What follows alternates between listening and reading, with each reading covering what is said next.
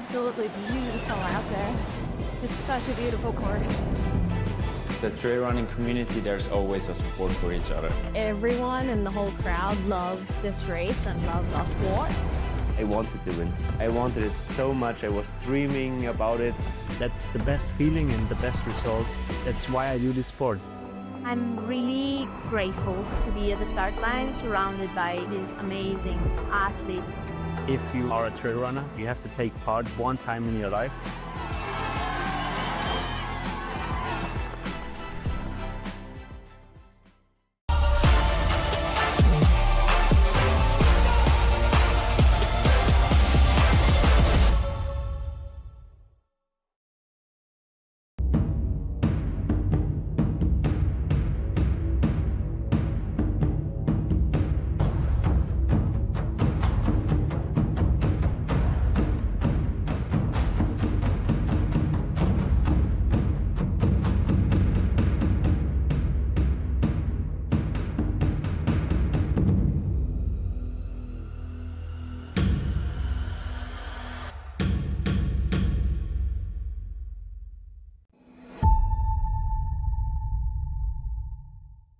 On the UTMB World Series.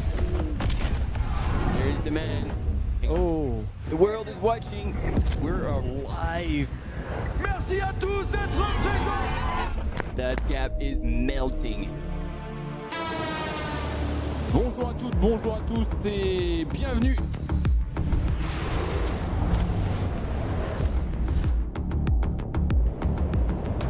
Allez, c'est parti. What a race. The mountains are calling now. Il y a de l'UTMB index au mètre carré. And it is not over. oh no. Insane. That was fast. Welcome our champion. Oh man. Wow. Oh, one of the big jobs. Yes! Good work, Rod. Good work.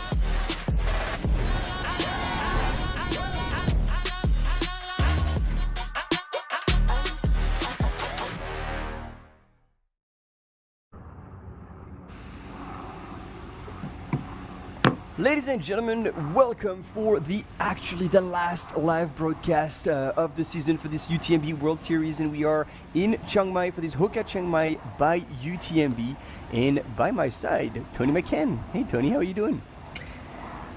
Good morning, good morning. I am great. Got my coffee in hand. I'm ready to watch some action unfold.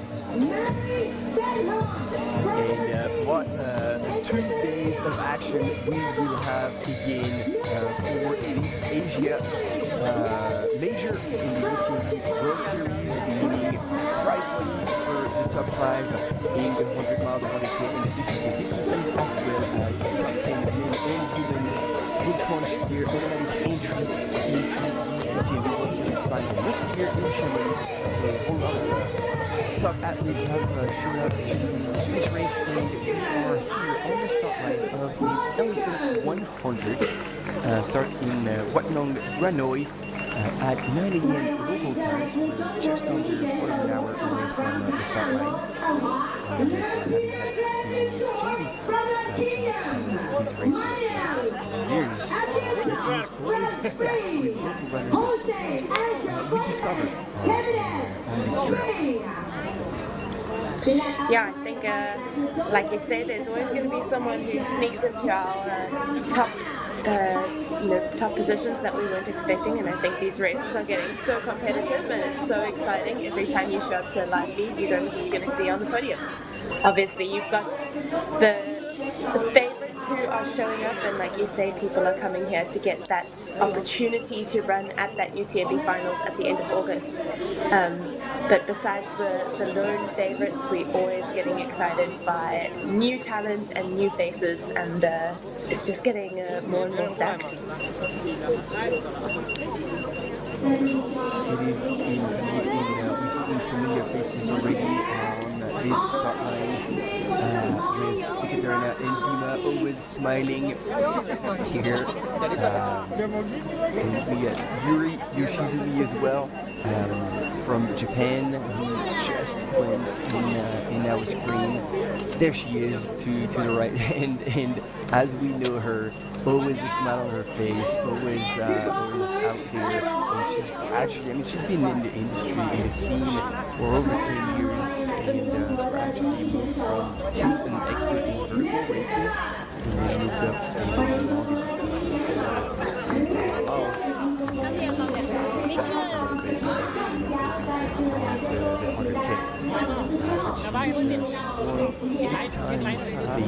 the longest is a fantastic representative of our sport. Oh, there we go. More familiar faces. Lots of familiar faces and lots of faces that I have just seen. Unfortunately, I am not in Chiang Mai, as much as I'd love to be there, but I am in sunny Cape Town, and I've just had the pleasure of welcoming some of these incredible athletes to the Ultra Trail Cape Town here. Sunmaya Buddha being the champion this year of the 100-kilometer race, absolutely putting on a masterclass. Quite a quick turnaround between these two races, but you know, I think Sunmaya has had one of those years where not everything has gone to plan, having had to miss the UTMB earlier in the year and then having an incredible world champs, but very excited to see her here and hopefully putting on a masterclass like she did before. All right, here we go. I'm gonna let you do this because you're more familiar with these names. So I won't name them all, but basically it's a long gradual climb up to this point right there. As you can see, it's most of it is forest trails, and by the look of the images that we've had already, it looks a bit overcast. But if the temperature is higher than 16-17 degrees, it can feel very, very moist and hard. So for all the runners that are not locals, it can be a challenge. And then this is the last gradual climb in kind of a 3 goes that I think all 3 races we're going to be commenting are sharing. And then down the last descent into the Chiang Mai Pao Park, which always seems to be longer than it is. The last, you come out on the road and you have a little bit of a section alongside a long road, then over the bridge and then into the park. And when you hear the finish line from there, you know that you can be relieved. I believe this is going to be a fast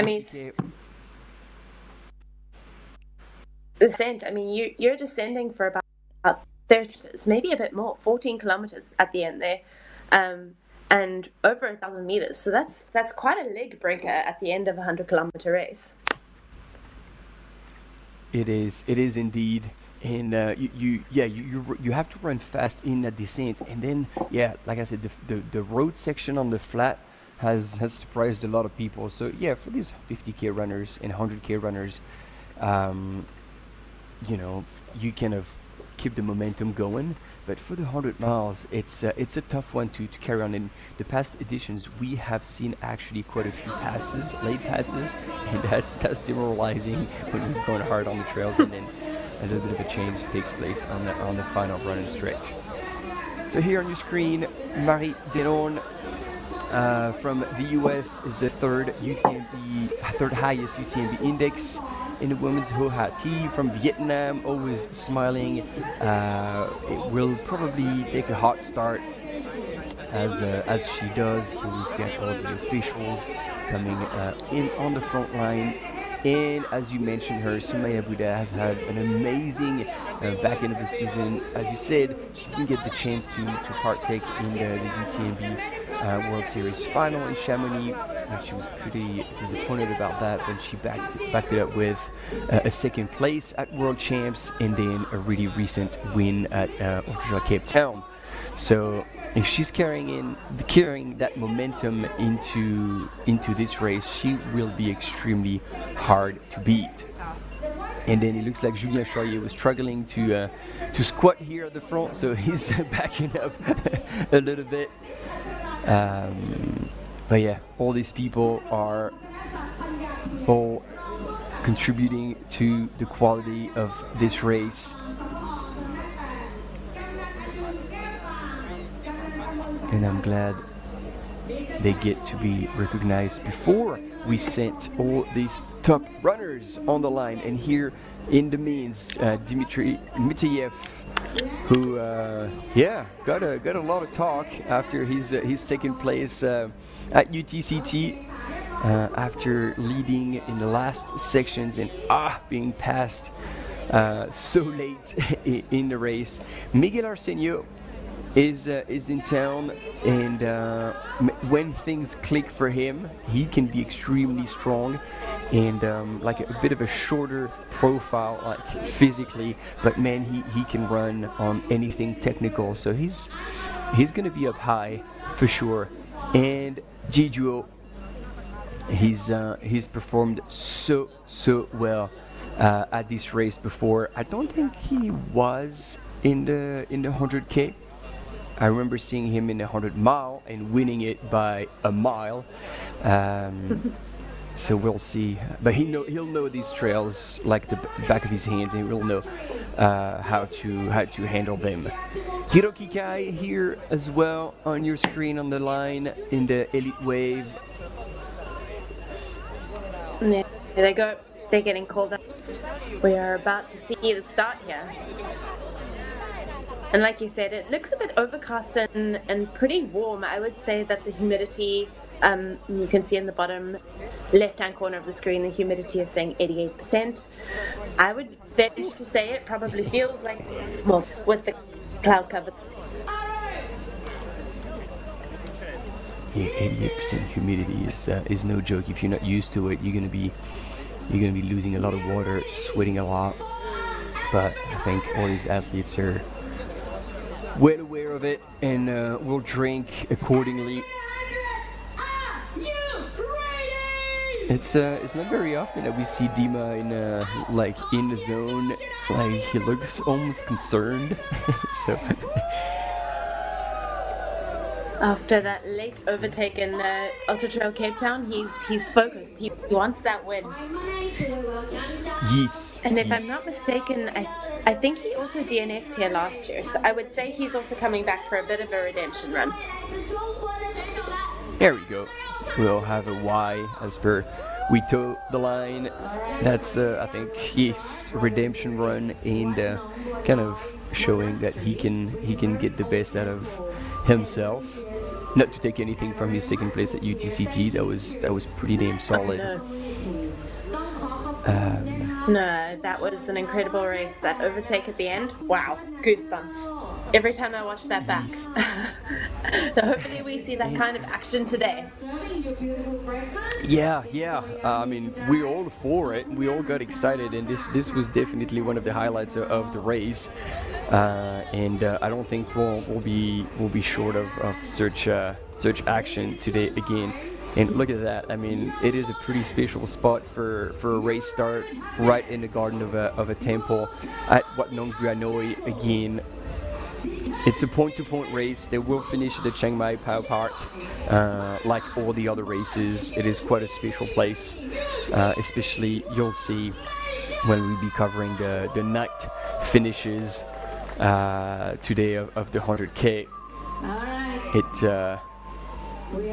With all the lights, it's a really cool place to finish.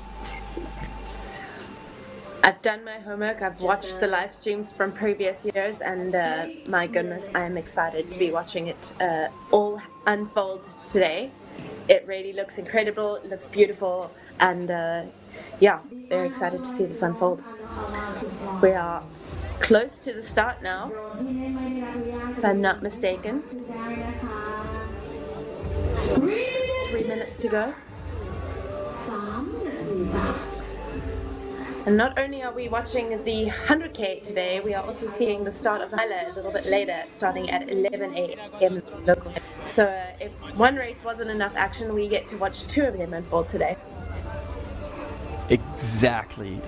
In 2 hours after the start of the 100K, we will have the Jiangdao 168 kilometers in 8,100 meters of elevation gain, and this miler will obviously follow it today, and tomorrow we'll be following the end of this 100-mile race as well as the 50K. So we have a pretty busy schedule for the next 2 days, and we're super excited to be sharing it with you all.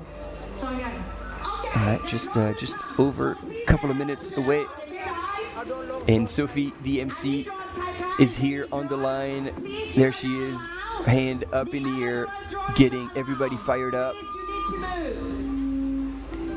She is the voice of trail running in Thailand and in full recovery, full cancer recovery, and it's awesome to see her out there still doing what she loves and sharing her stuff with all the participants.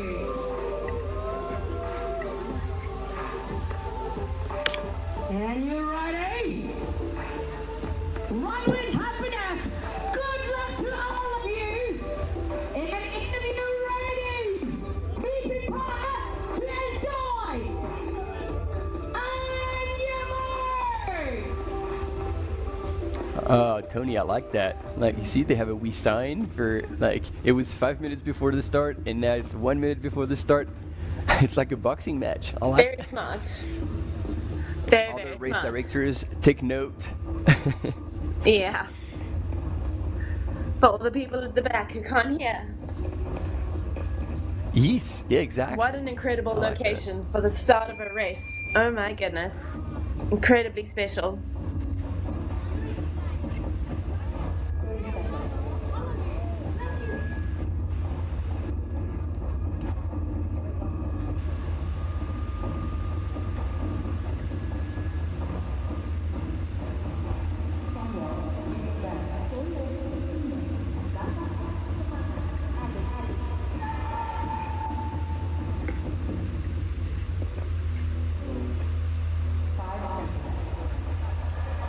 All right, this is it. Tony, the start of the Elephant 100K 2025 is on. Oh my goodness. And they're off. The tension at the start of their ball.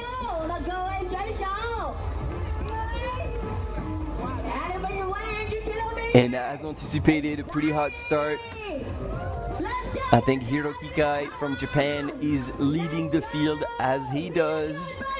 And hopefully no one tried to follow, because he's always going at suicidal pace for the first K and then eventually gets real lean and chills. But he's streaming with his Wii camera on his cap. HOKA Chiang Mai Thailand by UTMB World Major. We're gonna go to. And Sophie still has a lot of energy in her lungs to say that all these runners. I don't know if you can still hear her on the start line.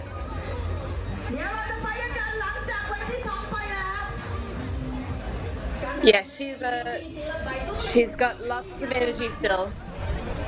Looks like we are here now with the leading woman of the pack. There's Sumaya Buddha on the bottom left-hand side of the screen, and Ekaterina with her signature red flaming up ahead. Ponytail. Yeah. In the wet and east.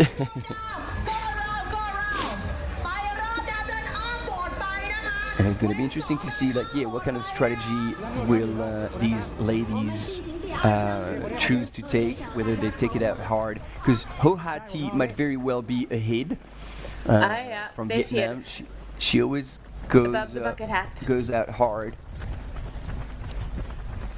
So actually, we do have another lady here. That is not her. We've got another two ladies up front there. Mm-hmm. So it looks like Ekaterina might be in third and Sunmaya in fourth position. And out with the lead men here. We've got someone right up ahead. Yeah, Yuri Yoshizumi was just there in Reed. And here we got Miguel Arsenio, Dmitry Mitayev. And already you see, as soon as they're going to get off the road, there's going to be a long, gradual climb. And I'm coming. so I don't know who this runner is. I hope he's not getting fooled by up ahead is from Japan, Hiroki Kai. And he knows that he's not going to hold on to this pace, but he's actually has a really decent road marathon time. So it's not like he's uber overreaching, but he always starts fast and then eventually gets reeled in. Sometimes he can keep up. Like I remember world champs, was it? Yeah, 2023 in Innsbruck on the long one, he managed to hold that lead position for about 10K, and then eventually blew up. Oh, I remember that. Yes, so that was I do him. remember that. That was wild. I mean, wow, that was him. Amazing. Well, there we go. He's already slowed down to a more moderate pace, being caught by this unknown runner. Let's see if we can get a number on there. But these guys have really taken it up pretty hot here. Pretty hard early, yes.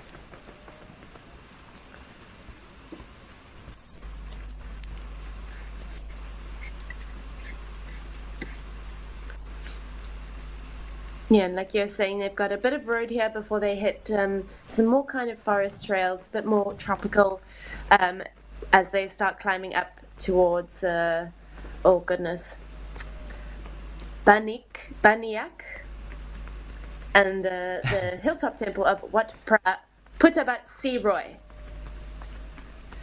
I think I'm getting that right, but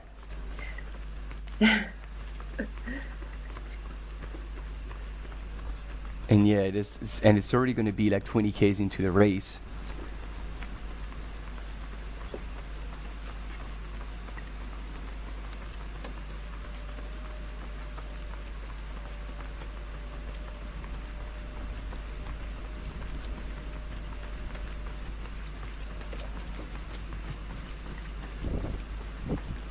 And they're moving up. I mean, there's not this is not entirely flat.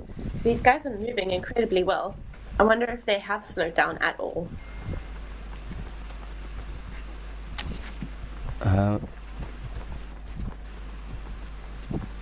Maybe they haven't. I mean, that's the interesting part here in Chiang Mai area, is that a lot of the trails are quite rolling, but when they're not, it's bam, straight up the hill. Whoa. and super steep, and you can see those dirt roads eventually get really damaged either by the heavy rain, and now we're good because we're on the back end of the rainy season, or with the little mopeds that they use to go from a village to the next. And so on the map, you see a four-wheel drive truck, you're like, oh yeah, I'm gonna be sweet. And then you see the state of the road, and it's very, very challenging to run on because it's always like a little bit inclined or cambered. Yeah.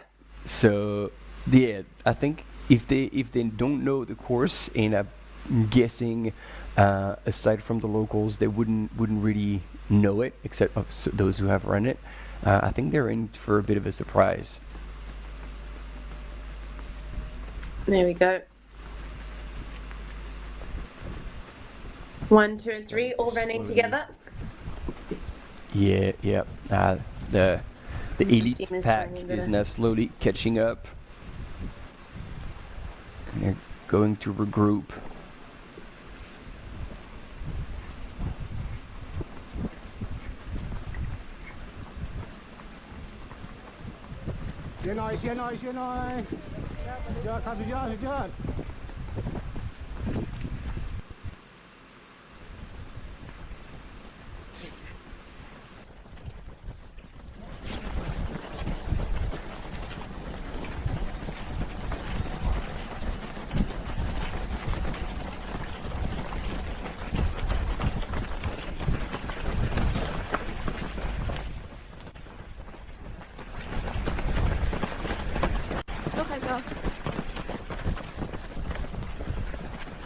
Alright, so we got a decent group here, and no sign of the woman just yet. I think last we saw it was in this order: Yuri Yoshizumi, from Japan. And then we had a couple of ladies that we couldn't quite identify, and then it was Ekaterina and Sunmaya. But again, they're in for 100K, so I think at this point they can all take a pretty chill start, and it doesn't mean at any point that they won't get the chance to move up in the rankings as the day progresses.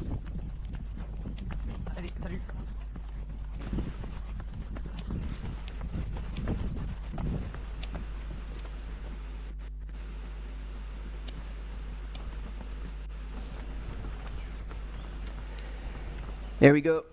And it's Ho Hati from Vietnam, who seems to be leading the pack now. No surprise here, as we discussed.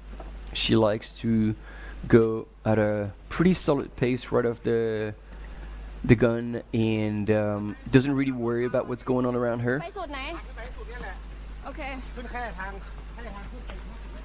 โอเค And I like to hear that we have a woman mountain biker to give us those images. I think Chiang Mai is one She of is the only races that's providing female mountain bikers and even runners to help collect all these images to do the live broadcast. Wow. Nice job. Yeah, it is pretty cool. Very. So here we Yeah, go. that's super cool. Yuri Yoshizumi here in raid, getting past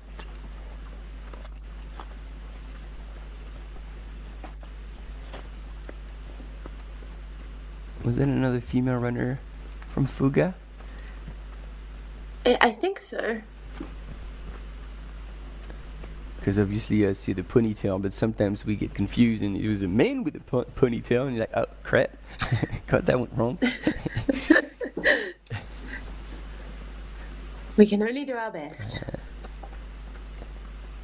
Exactly. She is making Speaking of that- light work of this.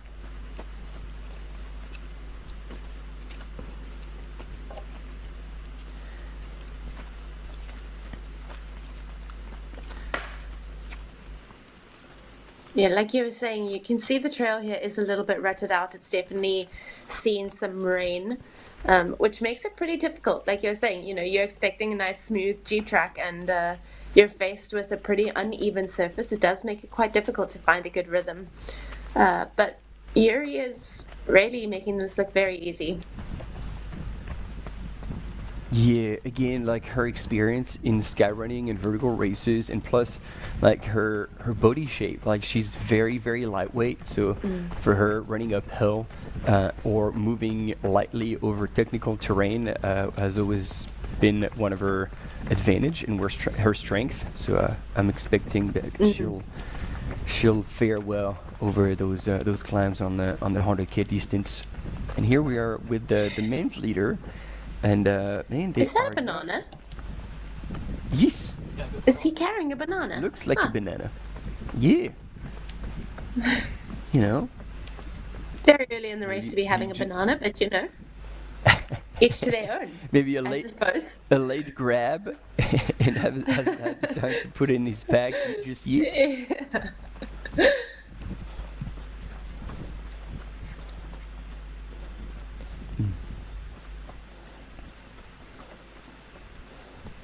Okay, and it looks a confirmation that we do have our women's leader here on screen, representing Team Fuga.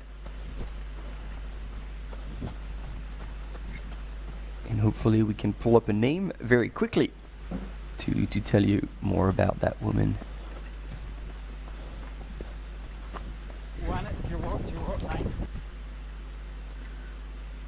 1009. Oh no, it is a yellow soft flask. He just drank out of it. Yeah, okay. That makes a lot more sense. We both got fooled pretty well. I like that. That keeps us on our toes. Fooled by the yellow liquid. Or the yellow, I don't know. Either way. Yeah, because it would be hard to squeeze some juice out of a banana, so I'm going for a yellow soft flask. Nice biscuits. Not normally the most juicy fruit out there. Nah. So it was that 1009, the head of the men's race. There we go. I was going to say Jose Angel Fernandez Jimenez would be our lead in the men's race at the moment.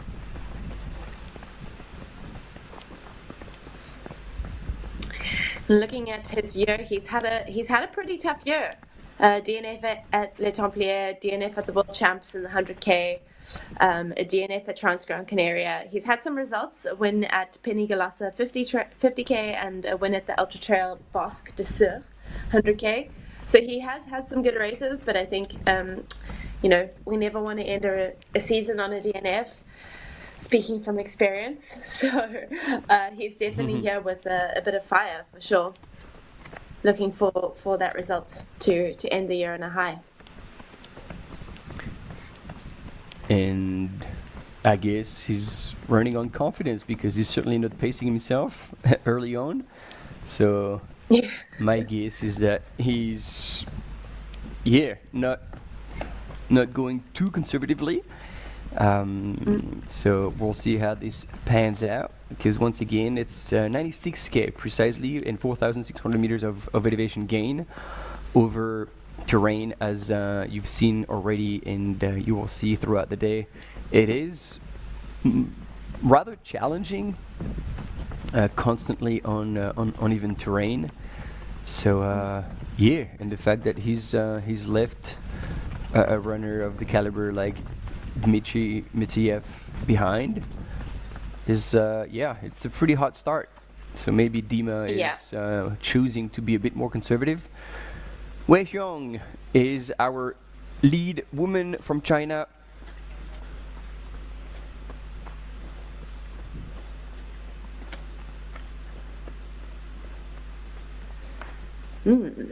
Interesting.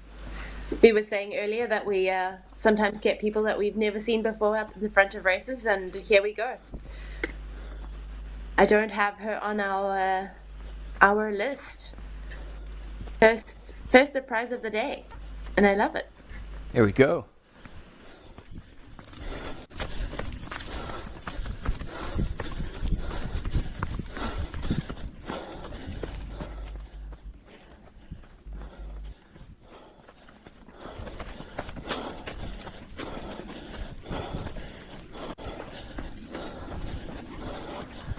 Oh, and as I'm doing a bit of research, Wei Hyung, did I misspell that? Wei Hyung. Because the Wei Hyung that I have are gentlemen. So, because, I can't find her.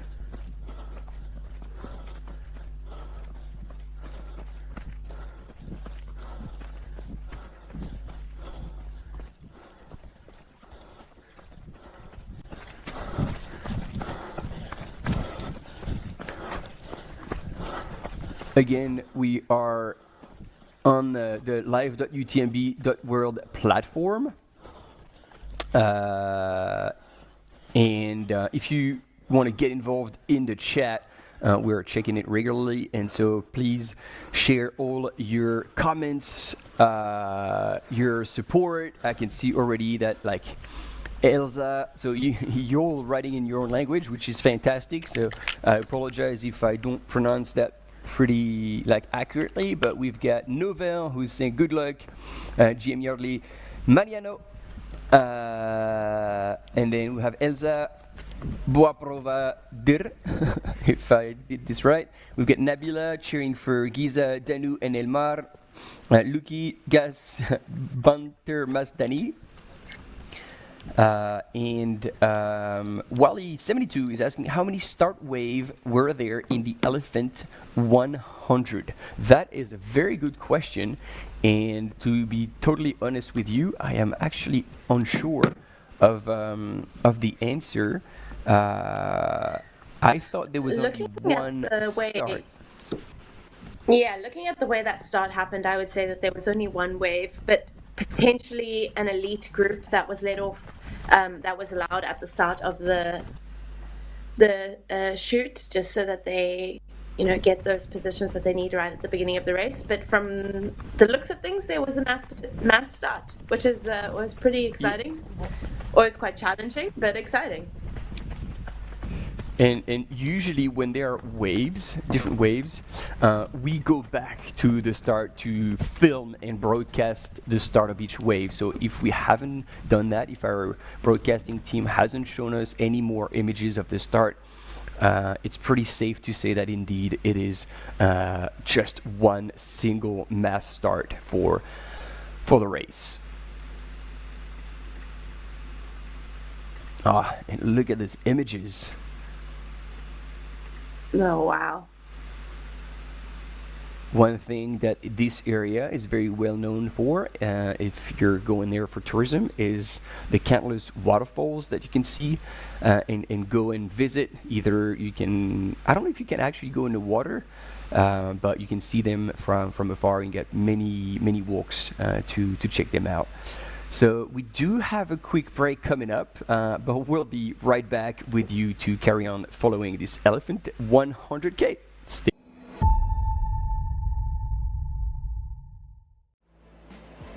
Absolutely beautiful out there. It's such a beautiful course. The trail running community, there's always a support for each other. Everyone in the whole crowd loves this race and loves our sport. I wanted to win. I wanted it so much. I was dreaming about it. That's the best feeling and the best result. That's why I do this sport. I'm really grateful to be at the start line surrounded by these amazing athletes. If you are a trail runner, you have to take part one time in your life.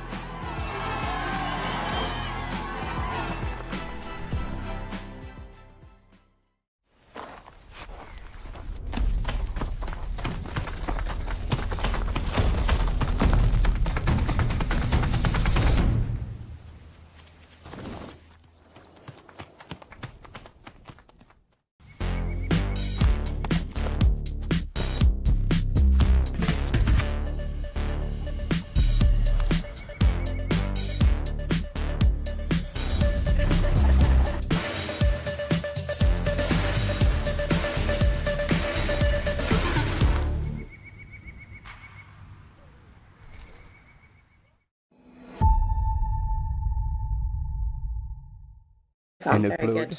Upload is 23. Oh wow, so you get a very good upload, because I'm 44 download and 18.8 upload. So my download speed's a bit slow. Do you think it's because I've got too many? Yeah, I mean, one option would be to disconnect like any other device from the Wi-Fi. And all right, we're back soon. All right, quick interview with. I could definitely see that keeping you warm.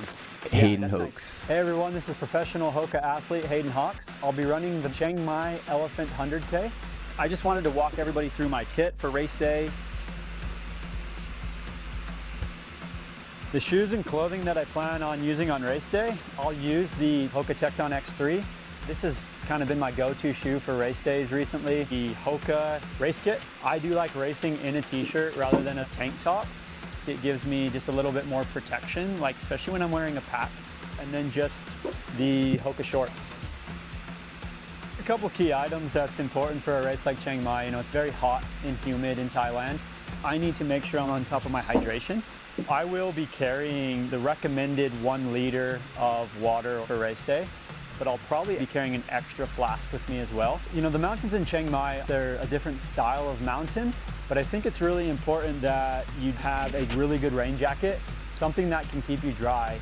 My race, the 100K, starts in the morning, so I plan to finish before dark. Hopefully I won't use them, but I will bring my good headlamp, because if I do have to use them, I want to make sure that I have enough light. An emergency first aid kit. You never know what's going to happen on the trails. I've actually tested this emergency blanket. It's supposed to go on my head like this. It actually keeps you very warm. I do think it's really important that you are on top of things with your gear. I'm going to be using poles for sure. I know I'm the guy who's like notoriously known as the not using poles. It's really important that you have a balanced pack. I do like to carry most of my weight kind of on my upper back. I do like to put all of my other mandatory kit into something that is going to keep it dry. But as you can see, I do have a little extra room up here. So this could be a good place to carry an extra flask of water if needs be. All right guys, it looks like I'm ready to go. I'll see you all at the start line of the HOKA Chiang Mai by UTMB. Know your gear, trust your gear. I hope this helps. I'll see you there.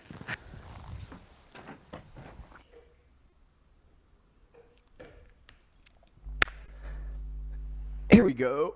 We had a quick interview with Hayden Hogues, who was talking about running the Elephant 100K, but I think he is not there because we haven't seen him on the start line, and usually he would be with the lead pack at this point. So once again, as the runners are heading deeper and deeper into the forest on that first climb to Ban Lac and then down to Wat Ban Lac to the village, which is going to be 8.8 Ks into the race. We're revisiting this entire point-to-point course. So we've been told, again, that what I have on paper is 96K and 4,600 meters of elevation gain. On your screen, you've been communicated shorter distances. I remember catching a glimpse, and I think he was talking about some 94. So we'll double check with that to let you know what is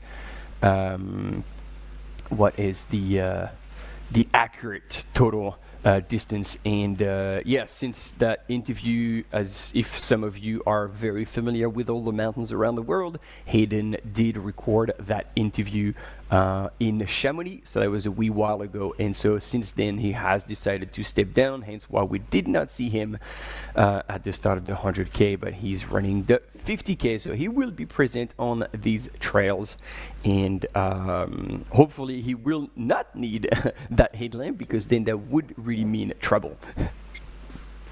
Oh yeah, he should definitely be finished that 50K and a little bit quicker than he, needing a headlamp.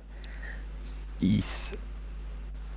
Yeah, so again, taking a close look at the whole race course, and you can see the alternate up and down, and going through deep jungle and then through villages, and it's always super cool to see all the people from the villages come out, all the kids running alongside the runners. Hopefully not too many wild dogs. We've seen that before. Interesting. Yeah.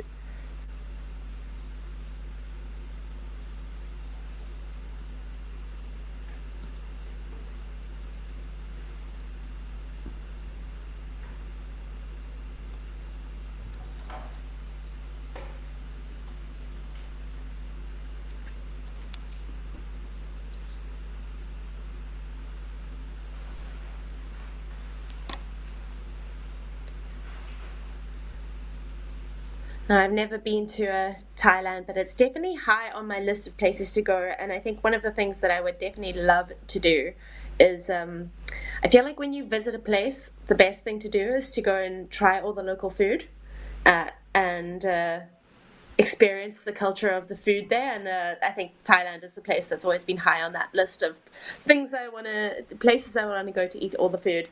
Maybe not advisable before a race, but after the race, there's always time. And speaking of, we are going to have a quick little video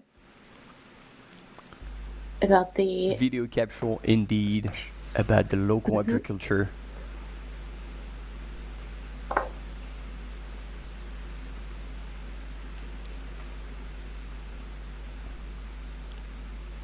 And yeah, actually, that's true. I forgot about that because I was at the first edition of the HOKA Chiang Mai by UTMB. It was starting and finishing in the Do Intiana National Park, and that's the Samoang Valley, which is famous for being the heart of the strawberry production in Thailand. So it's funny for us, like we see exotic fruits like mango, bananas, and all this stuff, but they actually are massive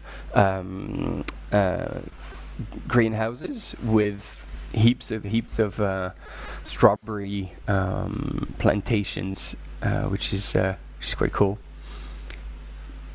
That is very cool. And we've also got the vegetables and aromatic herbs on very steep terraces that supplies the whole of Chiang Mai market directly to the end consumer, and it's the Hmong communities of the Hmong jam grow. It from what I'm seeing, it also is it's a pretty big epicenter of organic farming as well, which is really cool to see, being part of the Center for Research and Development of Organic Farming. So really great to see that in these areas, kind of maybe moving back more to traditional farming over the more conventional mass production type farming. And again, as you mentioned, Tony, like if you're coming to Thailand for this race, definitely stick around. There's plenty to do. I was telling you about many waterfalls to go and check out. There's obviously also a lot of elephant sanctuaries, those agricultural experiences that you can experience firsthand with some farm to table experiences, which you know, usually you are a runner, you like to eat a lot, and so if you can eat organic clean food and see how those are grown, and especially in an organic way, that's always a pretty good experience to replenish after participating in one of the races of this HOKA Chiang Mai by UTMB. So I didn't know this, but Chiang Mai is land, which was particularly famous for all of the mountains and the temples, and a really vibrant culture, which is awesome. I think, you know, as a runner who likes to go and experience different cultures and places, one of the things that you always want to go do is, you know, immerse yourself in a place, and that's sounds like it's going to be a great place for these runners to experience. Probably post race, I'm pretty sure not many people are going out and trying something they've never done before just before a race, but you never know. Yeah, if you're feeling lucky. Testing your luck, that's for sure.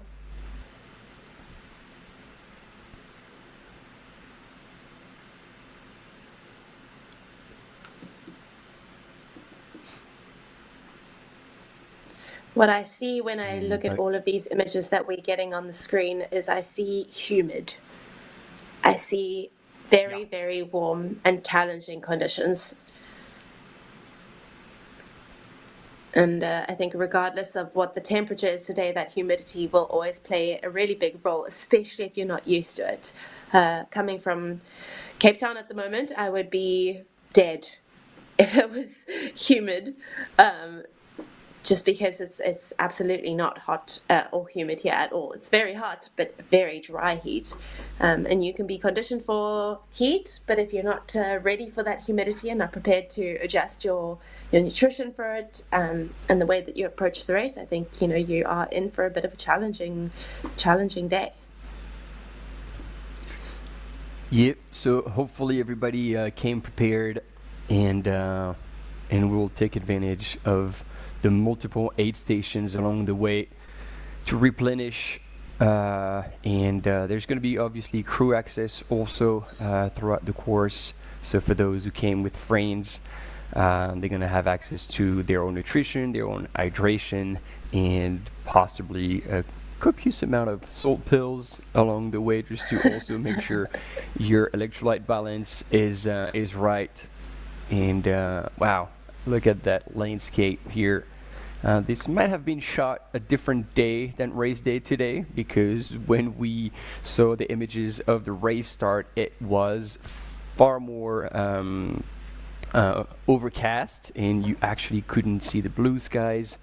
But those mountains are real. We haven't actually started creating beautiful landscape with AI for these live broadcasts. I don't know, this might come up eventually. But no, I hope we never have to do that. Yes, I mean, when you look at these landscapes, like, well, why bother? Like, look at these temples and these sections of wild jungles. It's it's phenomenal. And on the 100-mile, I don't know if the 100K runners go through it. They might towards the end. They go past like a beautiful, huge temple, and it's an immaculate white. And I just don't know how they can actually keep it that white. It looks like it's been painted the day before, and it's Wow. quite impressive what they managed to do, knowing that it is indeed so humid. And you'd expect all kind of moss to grow on these temples, but no, they figured something out. They know something we don't. Someone's working very hard to keep that in pristine condition. Yeah, every night scratching it with a little toothbrush. Yeah.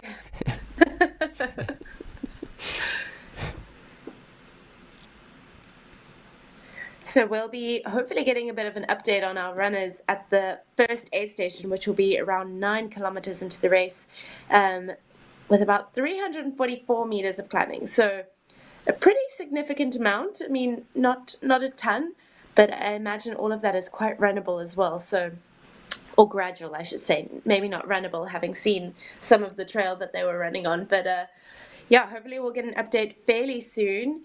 In the meantime, we're going to take a quick break, but stick around because we're going to have some amazing images for you coming up after that.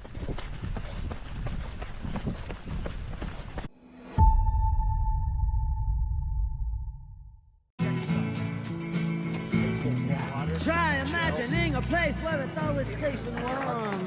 Come in, she said, I'll give you shelter from the storm.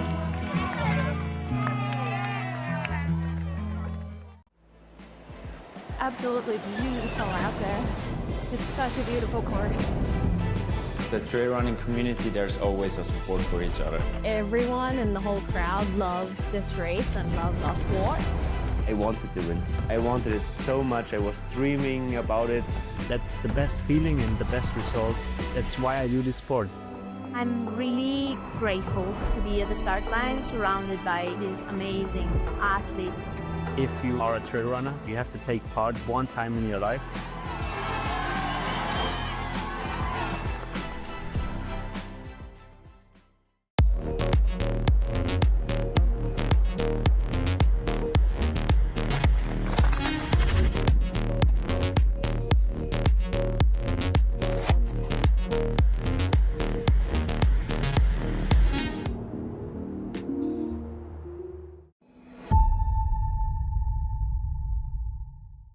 Beware.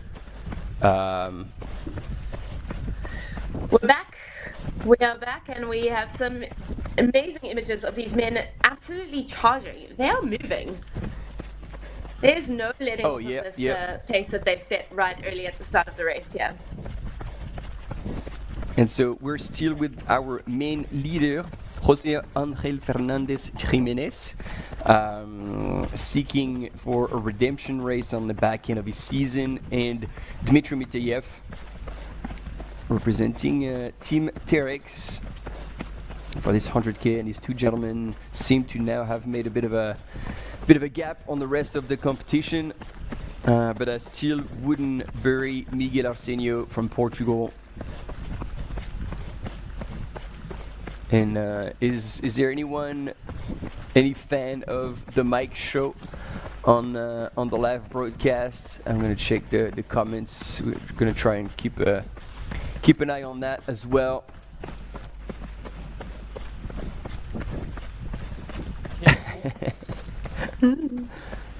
Yeah, I like the good banter for whatever I actually can understand. But yeah, KJ cheering for Sunmaya. Team Zoom In cheering for Yuri Yoshizumi.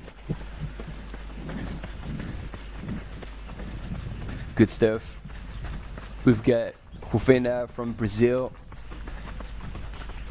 Love it.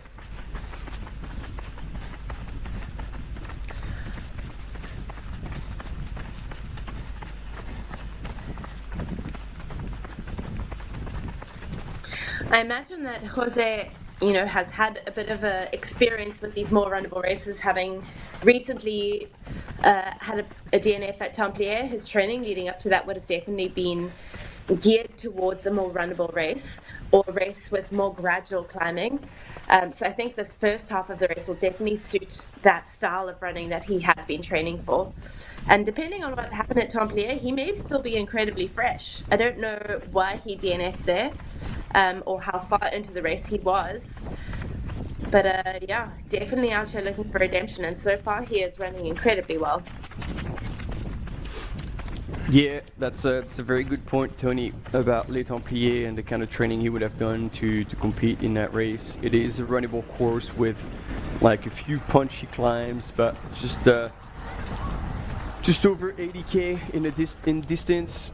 So here another 16k past that. So he'll have the speed in the legs.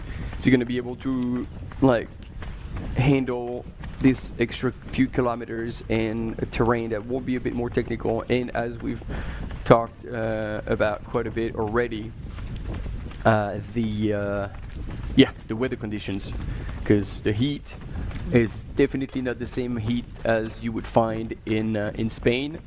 It's a far more mucky, humid heat that you experience here in this region of Thailand. And there we go, the infamous dogs that come out to say hi. They come in peace. Hopefully not too hungry. Yeah. And they're coming up rather shortly to that aid station. My goodness, I know you said there were some walls, but this is steep. Yes, yeah, and so it's funny because this one seems to be coming out of a village, maybe to go to another place. So yeah, like basically it seems that they looked at the map, or like it's like, okay, well there's one village here and one village there, and between the two there's a few mountains. Well, let's just go straight line, and it goes straight across, no zigzag, no switchbacks. It's like, well, no, they seem to value distance over elevation, so they will try to find the shortest distance possible from one point to the next, regardless of how steep things get. Which makes it for a very interesting course. Yeah, yeah. Here we go. So I don't know if you're going to see it well, but those water stations, like those little water jugs, they all have plenty of ice in them. So that water is going to be extremely nice and fresh. And there we go. So we do have all the runners. I like that Dima was looking over his shoulder. He's like, oh, hang on a sec, who's that? No. I mean, they stopped as well, just a little bit further along. Yes, so I think none of them has come out of the aid station just yet. So Dima's coming out in first. There we go, confirmation from our cam runner. He confirmed that Dima was the first to leave the aid station. So we have our new race leader. Jose Angel Fernandez Jimenez is still a little bit further back. And then... no. Okay, we do have one runner who actually did not stop at all at the aid station. Yeah. Brave call. But I wonder if this is therefore a legit move, because then that person would not have gone in and out of the aid station, but would have cut straight through. No, there were two people. There were two people who ran in through that aid station while Dima and Jose were filling up water. So it makes sense, because I'm not sure who this is, but there was one person that Dima passed coming out, And this guy must have just run straight through. I'm not sure who this is though. Miguel Oceania or... So this is Miguel Oceania. Miguel. Cheeky Miguel. A very brave call missing that first aid station there. Yeah, maybe he just like left the oh yeah, no, and I was just checking on the replay, and Miguel had gone around the aid station. He as you say, he just chose not to stop, and I like that because this is the kind of move that Miguel can pull off. I mean, Like, to you wait will have a until race the next aid station.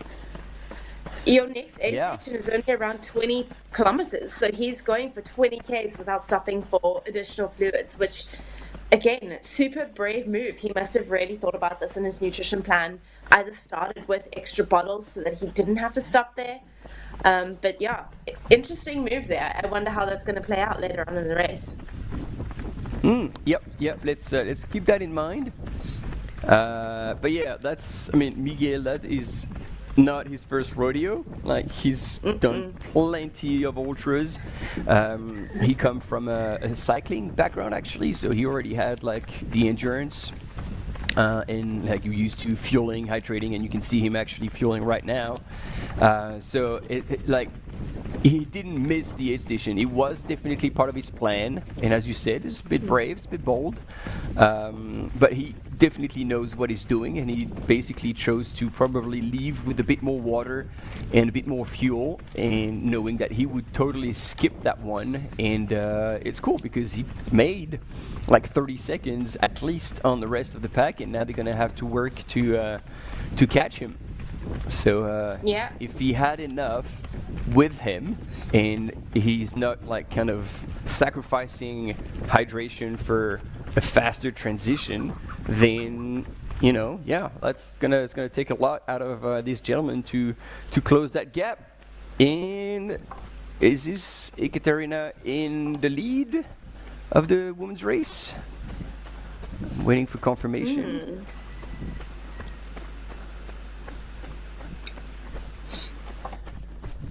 But it seems like she's the first one we have on camera. So. Anyone?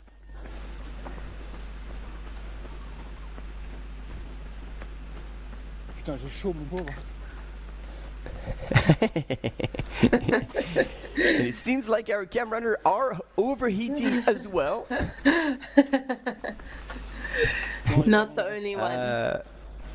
No, but it shows because these athletes are also, like they've been out there for a few days, checking out the course, doing the last checks, making sure they have reception everywhere the course is taking them.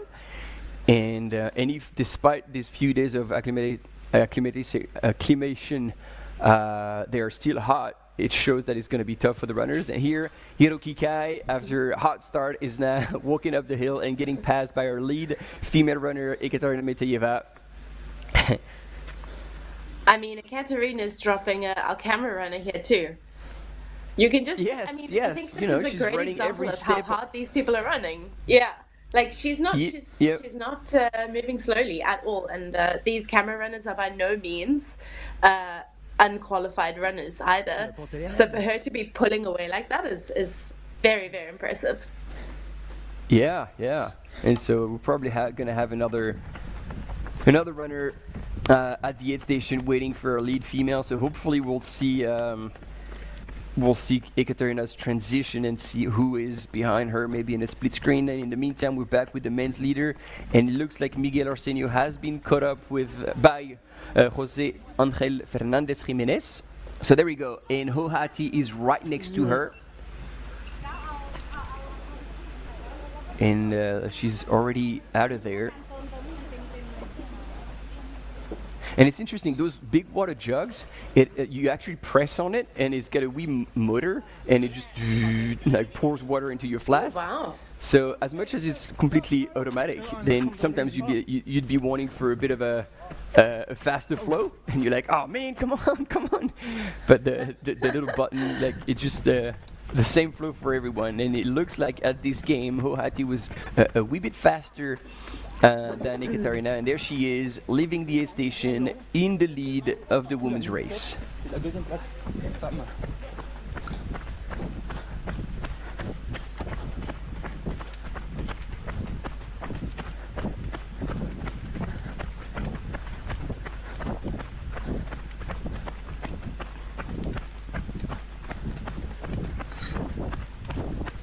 Ouais, ça descend, c'est en bas là.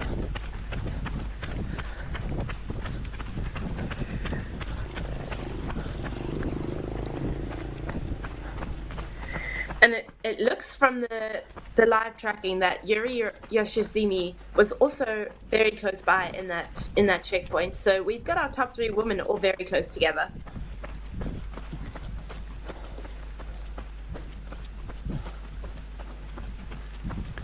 And as we have Hohati on the screen, we'll revisit her finish at last year's 50K at this event in Chiang Mai. Let's check it out.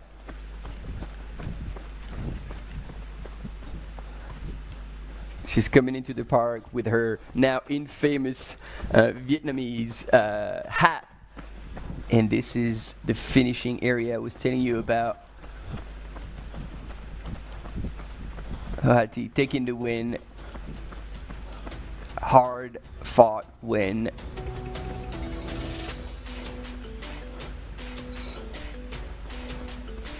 And we always have a big crowd from Vietnam cheering for Hoha. And she gives it back to them as well. Look at that energy. She's just run a 50K and she's dancing away on that finish line. That shows the kind of runner she is.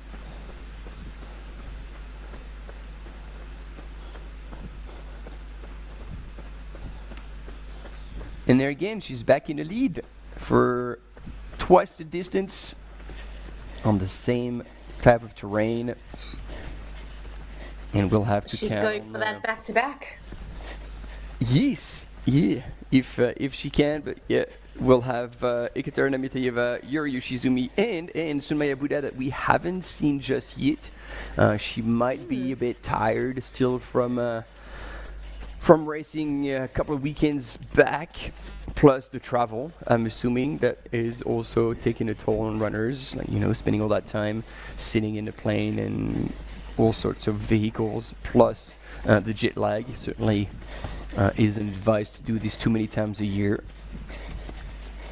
And we're back with our men's leader, and I wonder if but as we've seen of to close the gap.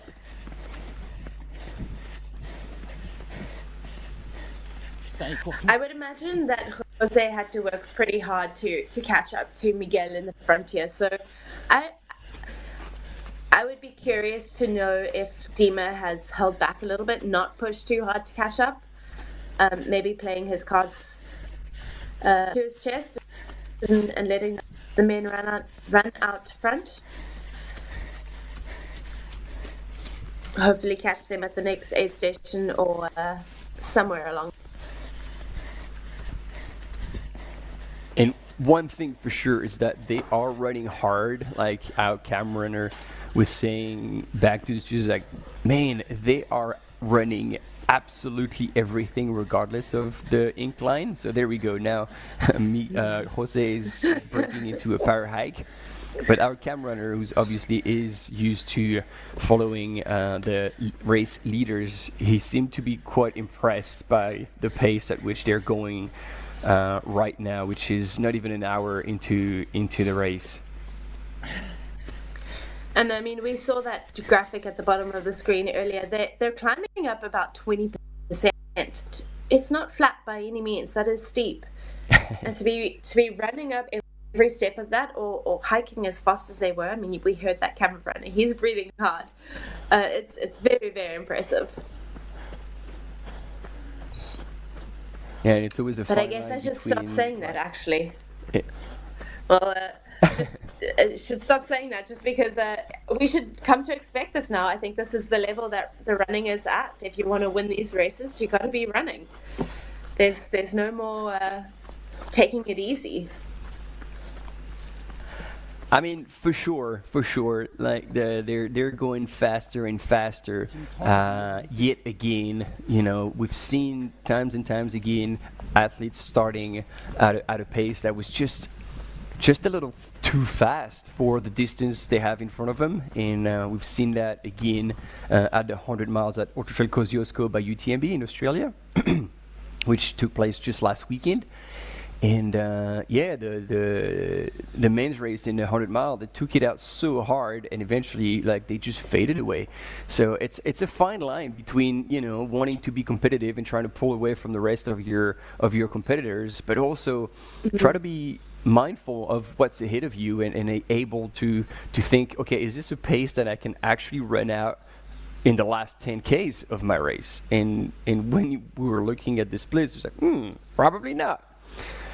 So unless you try to pull all your competitors with you and it becomes a race of attrition, so I don't know. We shall see.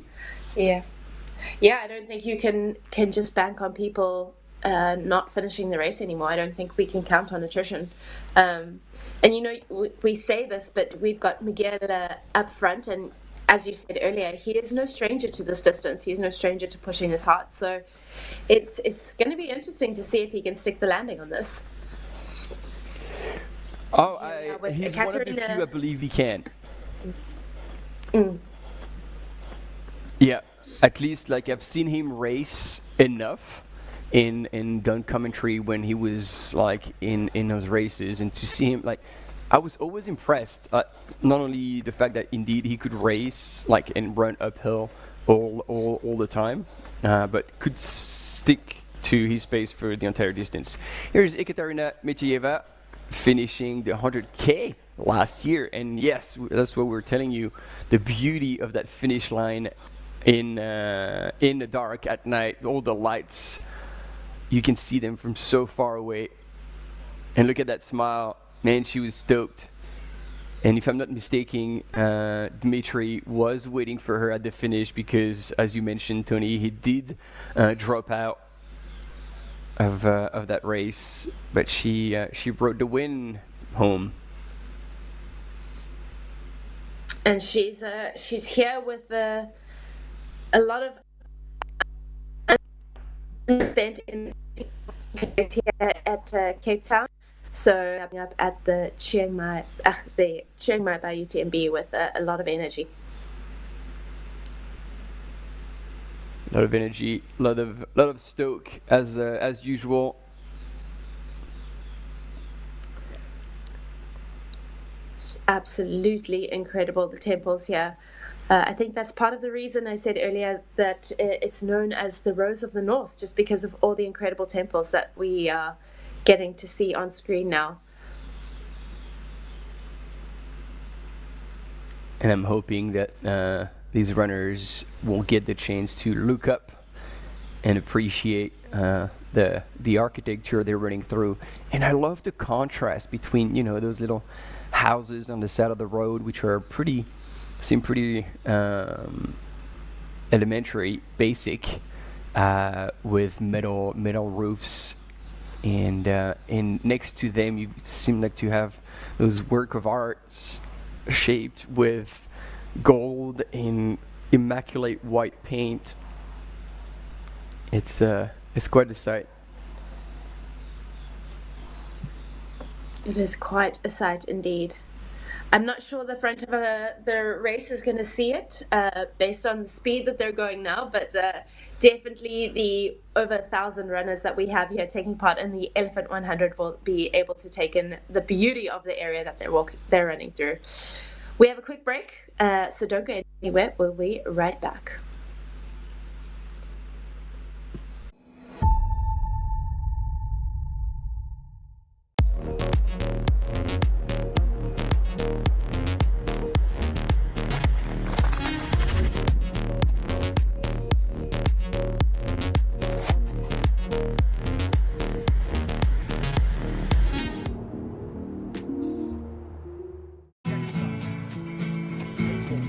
Try imagining a place where it's always safe and warm. Come in, she said, I'll give you shelter from the storm.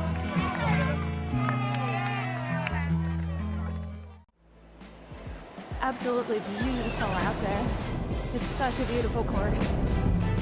The trail running community, there's always a support for each other. Everyone in the whole crowd loves this race and loves our sport. I wanted to win. I wanted it so much. I was dreaming about it. That's the best feeling and the best result. That's why I do this sport. I'm really grateful to be at the start line surrounded by these amazing athletes. If you are a trail runner, you have to take part one time in your life.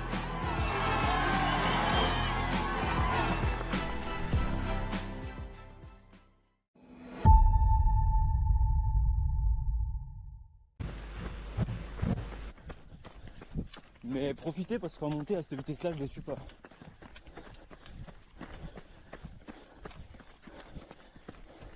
The lead woman. Oh no, this is Sunmaya Buddha. This is not our lead woman. So that was going to be my question, Tony. Here we go. Because we had on the screen the top 5 men, top 5 women, and her name was not in there. So I was a bit worried, to be fair, as per why we didn't see her in the top 5. So Our camera runner seems to think she's fourth. I'm pretty sure my French is good enough to know that I heard quatre, which is fourth. There So we go. I assume that she's fourth, unless our camera runner has missed someone along the way. But we said this time and time again about Sunmaya Buddha, you don't really want to be running in the front of her. She closes like a beast. Oh, so maybe she just She'll- had a bit of a she'll slower mow you start, kind of down. working into it. Yeah.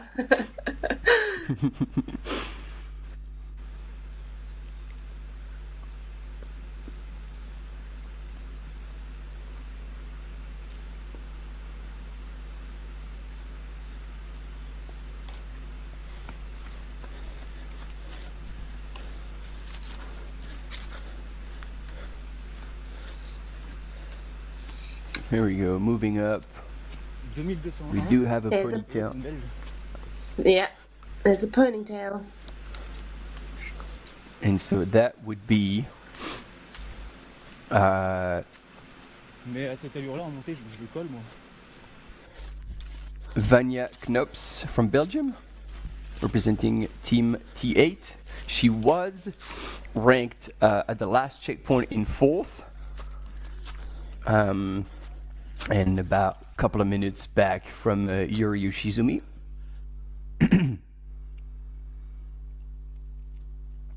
And just 13 seconds ahead of Sunmaya Buddha. So maybe Sunmaya came out faster from the aid station. I'm not too sure. Lots of speculations here, just based on the results. But basically, Sunmaya was almost 2.5 minutes back from the lead woman, Hohati, at that Mont-Blanc aid station. So 9 Ks into the race. I think the race is still open. The win up for grabs. And so, yeah, these are the strawberry fields that we were telling you about just earlier. And they go for miles and miles on these mountain slopes. And I wonder if they're gonna have them at the aid stations. Good handful of juicy strawberries. That could be good. I wouldn't mind a juicy strawberry at an aid station. Here we go. Team back in the One studio thing- whenever we are at an aid station. Just give us a rundown of what's available out there. And yeah, we might learn a thing or two as well. As you were saying, Tony, there's a wild variety of food offerings in this neck of the world. So we might actually find some interesting options. One of the things I noticed while doing my research about Chiang Mai is the flower production that happens there. I was blown away by how many flowers were shown on screen during the race, and looking at this now, it says that flowers are also celebrated during the period of growing the strawberries. Yeah, lilacs, roses, tulips. There's a huge production of flowers in this area, which is also very, very cool and quite surprising, honestly. I wouldn't have said that before, but yeah, lots of flowers. So if you like good food and flowers and strawberries, Chiang Mai is your place to go. Boom, there you go. Two very appealing things.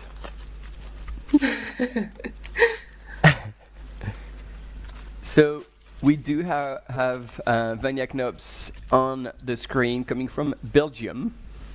And it's also good to point out that she is using poles, and I think this is a very smart move. As I was sharing, like those climbs can be punchy, can be steep, and over 100K, you'll definitely be saving your legs a whole lot by using poles on those climbs. So again, if you're comfortable using poles out there and you've practiced in training, it is advised that when you go usually even over the 50K distance, as soon as 50K, you could most certainly use poles. And here we go. Our Japanese friend getting dropped, getting chicked, as we say in the business. No shame, men. No shame in getting chicked. Let me tell you, it happens quite awesome. frequently these days. Yeah, boy. And each time you get a bit more airtime. True.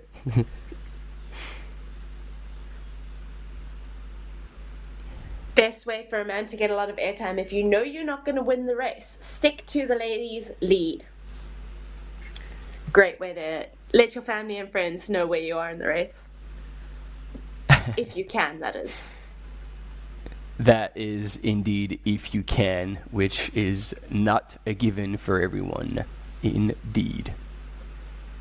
Because yeah, let's take a look at that as we're waiting for further images of our top runners.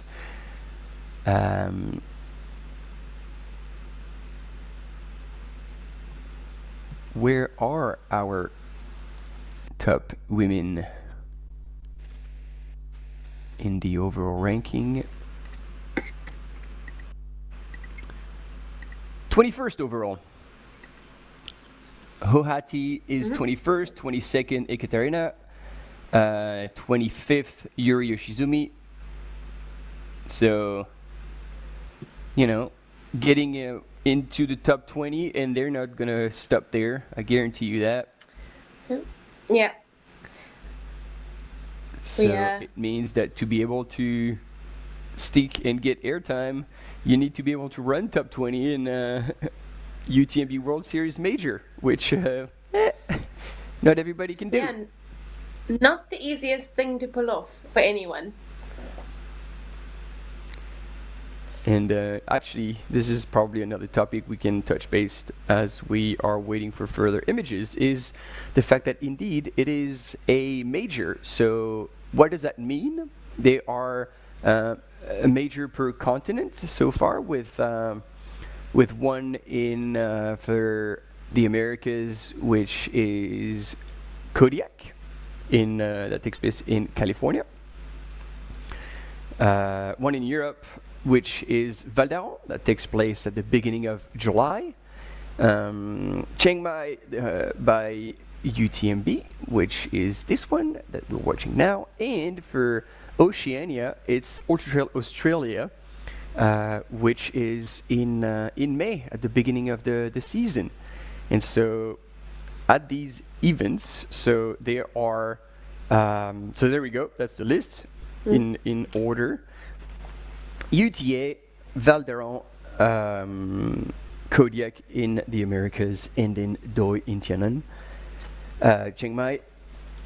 And all these majors, so as I was sharing, Tony, they are offering prize money of the top 5 in the 100 mile, 100K, and 50K distances. The top 10 are guaranteed entry 10 men and women of these 3 distances are guaranteed entry into the UTMB World Series finals in the corresponding distance for the following year.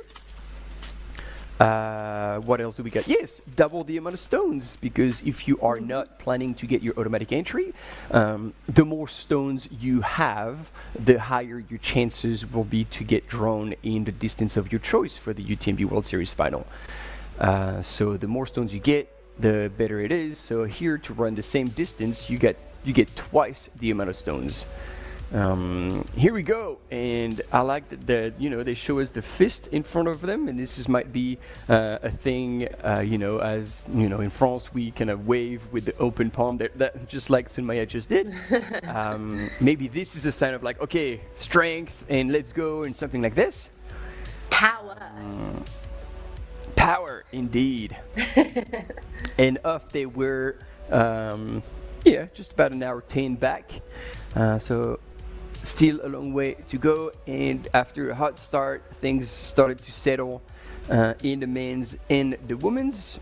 And here is Wei Huang from China passing Yuri Yoshizumi, and here who was at the front, Jose Angel Fernandez Jimenez in the men's, but after one aid station, Miguel Arsenio, aka Miguel Run from Portugal, managed to sneak past these 2 gentlemen and get in the lead, while Ekaterina Mitayeva was coming into the aid station first, but then Hohati came out just a tiny bit ahead of her. And according to what we've seen on the images, Tony, I reckon Sun Maya Buddha would be in 4th in the women's race. I think we can assume that, assuming that our camera runner didn't miss any of the women, we do think that Sun Maya is in that 4th position place. Even though on the rankings we have on the live.utmb.world, it showed other women's in the top 5. So we'll keep checking on that. And also a mention of the runner from Belgium, Vanja Knops, who is currently sitting, according to the rankings, also in 4th position. So we're not too sure, because that was at the aid station, but maybe coming out of the aid station, there's been a bit of a reshuffle of the cards when it came to the provisional ranking.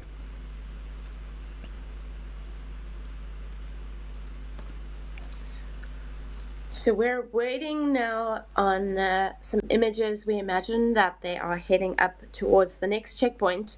Quite a big climb that they are doing now, probably around 800 meters, I would guess. And 11.2 Ks between the 2 aid stations that they're running now. So we do have a bit of a way to go before we get any more updates on official rankings at that checkpoint. But hopefully we will be able to get some images of them heading up towards that checkpoint. And this will be their first crewed aid station, if I'm not mistaken. And so that actually matters, because again, we saw Miguel Arsenio go through the first aid station without even stopping.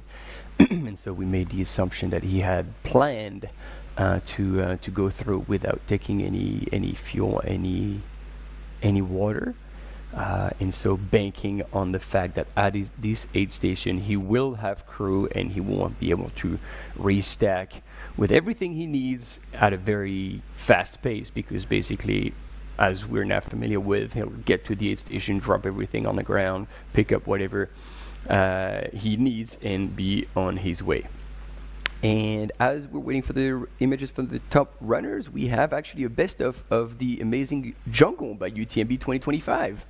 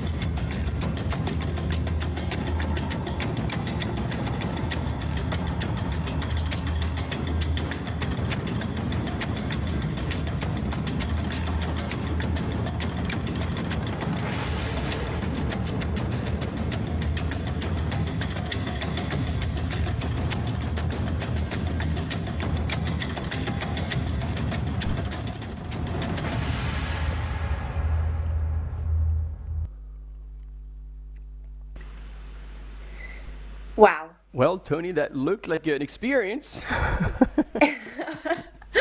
Yeah, I mean, absolutely incredible. Looked like an amazing race. That mud, though, I think that would destroy me. Yeah, no, It that takes was a very quite something. Yeah, very skilled runner to be able to run down mud like that, or slide down if that's your thing. But before we chat too much about that, we've got the best of the HOKA UTMB Mont-Blanc 2025. Là, à côté de l'autre, je vais vous demander de vous dire bonjour, tout simplement, de checker son voisin. If you don't run here, you don't run anything. 2025 edition of the OCC is on! First race, the 50-kilometer category race in the UTMB finals. Fantastic sea of runners. I am so excited. UTMB, let's go! Vous avez fait de votre rêve une réalité. Pas après pas.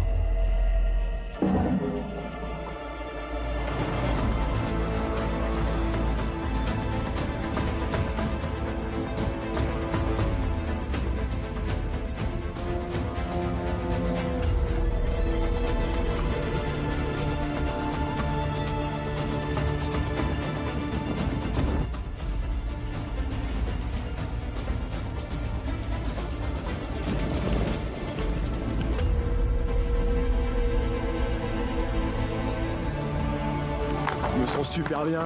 C'est pas beau ça, il y a le soleil, il y a les montagnes.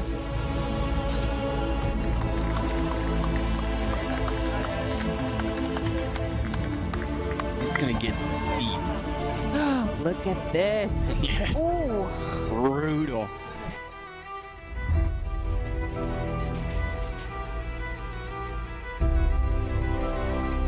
Une course mythique. It's the night start, which is always a bit tricky for the body. Départ de nuit, il n'y a rien de mieux selon moi.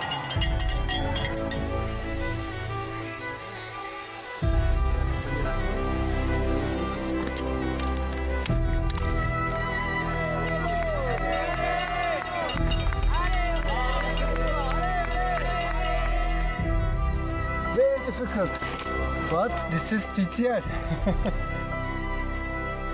Dans la fatigue et la douleur, on trouve le bonheur.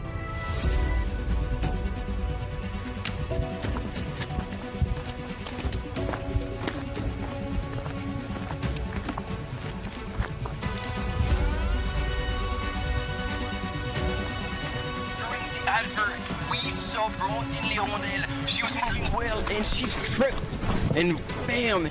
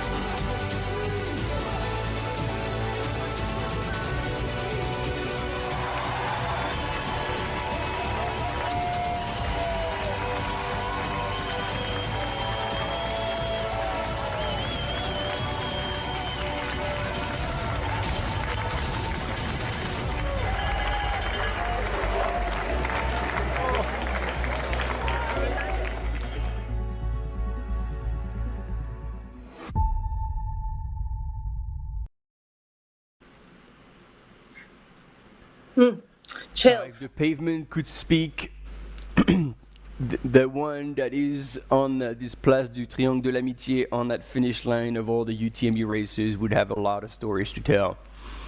Yeah. In addition, we had again this year with the conditions that were certainly subpar, forcing the OCC course to be altered, and obviously a very tough night during UTMB. But that's what it's about.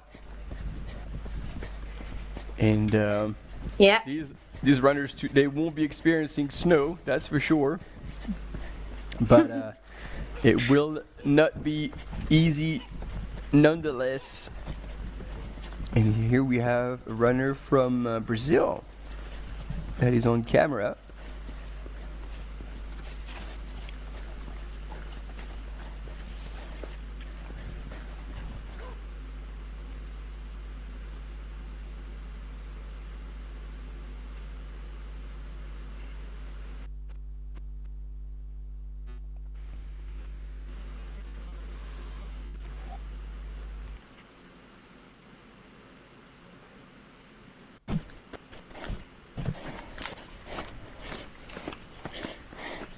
Good man, taking his fuel. Gotta stay on top of your nutrition, because yeah, if you bonk on one of those steep climbs, whew, that Oh yeah, wouldn't be and it too is good. steep.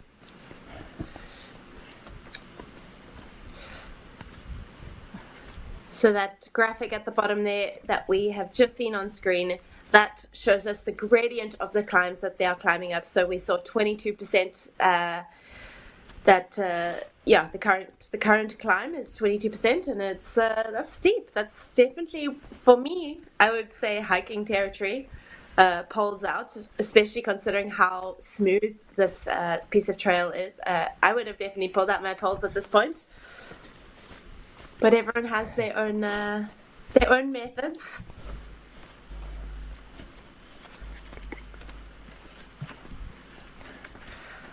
So on screen, our Brazilian is Jefferson Diaz. So any Jefferson Diaz fans, give us a shout out in the chat. Well, we had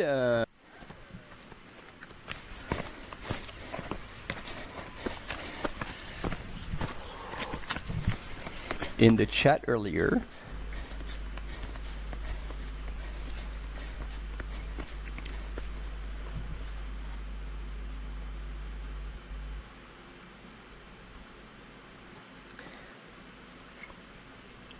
There we go. Oh, and they're gone. I missed all of those, unfortunately. But yeah, anyone a fan of Jefferson, give us a shout. I'm currently looking him up as we speak as well.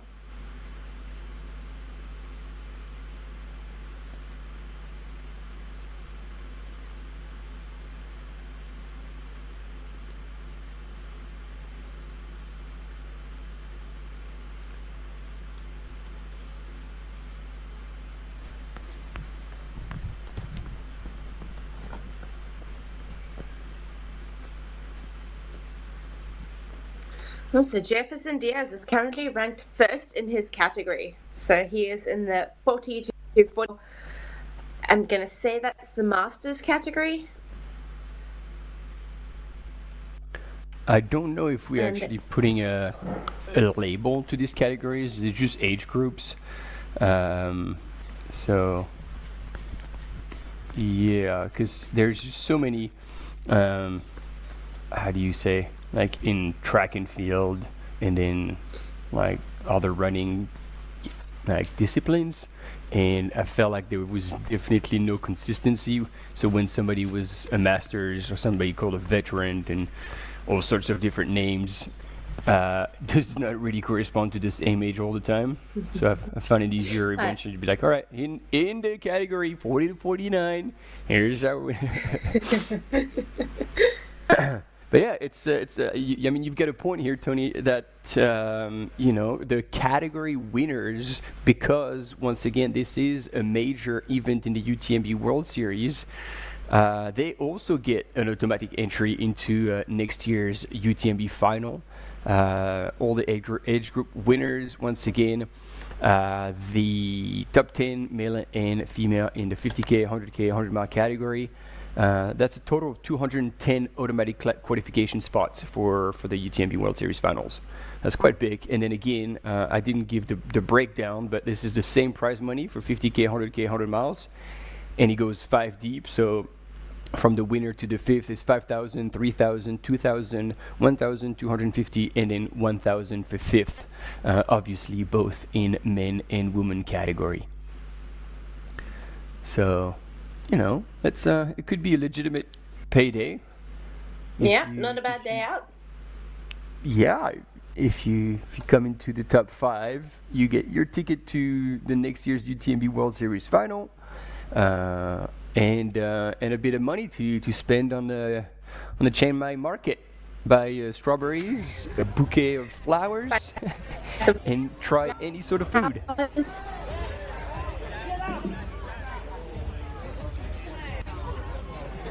Here we go. We're getting ready for the start of our 100-mile race here. So it looks like, yeah, we're running out of images in the Elephant 100 in the 100k, so we're transitioning to the Jiangdao 160, and as you can see on your screen is just under 35 minutes before the start. So Tony, we're gonna have plenty of things to try and say about the 100 miles, and they are in the Wat Tam Jiangdao area.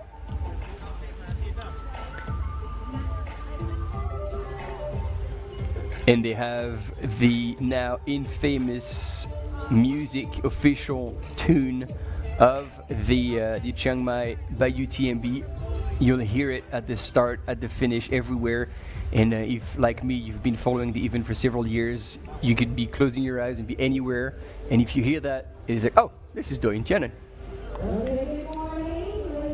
So I think we have a quick break coming up, but we'll be right back with you, either with images of the 100k or back here at the Jiangdao start line for.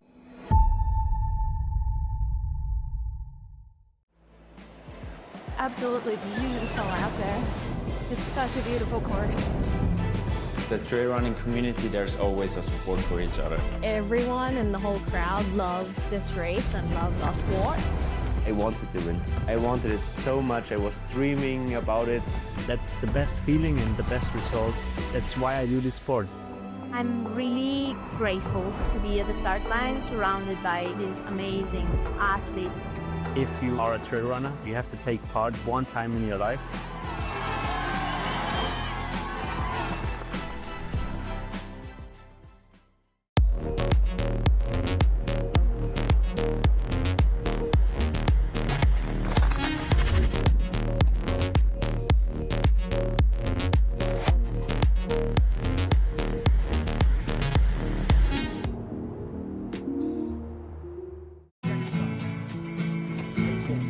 Try imagining a place where it's always safe and warm. Come in, she said, I'll give you shelter from the storm.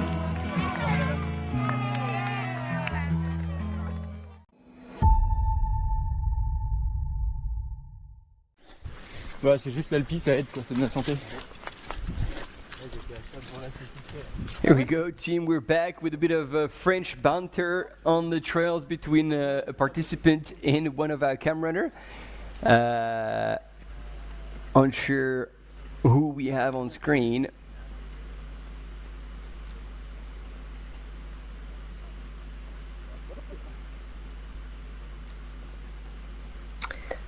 Can't tell. One thing that I've noticed on all of the packs, and I see that it's also at the on the mandatory kit list, is the orange, the reflective tape that is attached to each of the backpacks.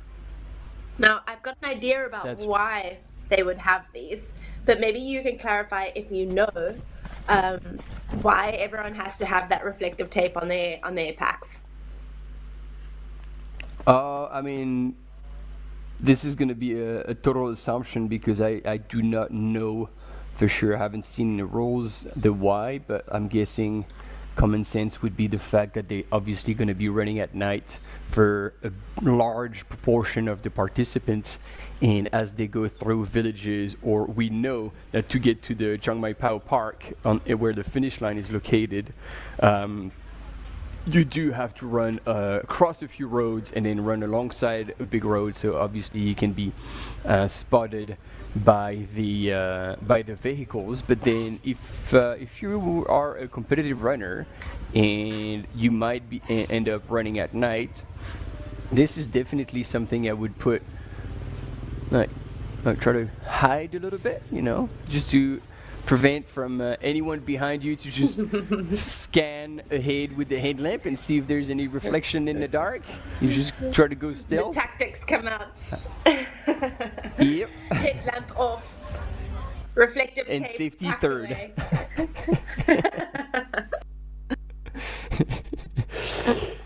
Yeah. I don't know what it's about safe. Yeah, it's overrated.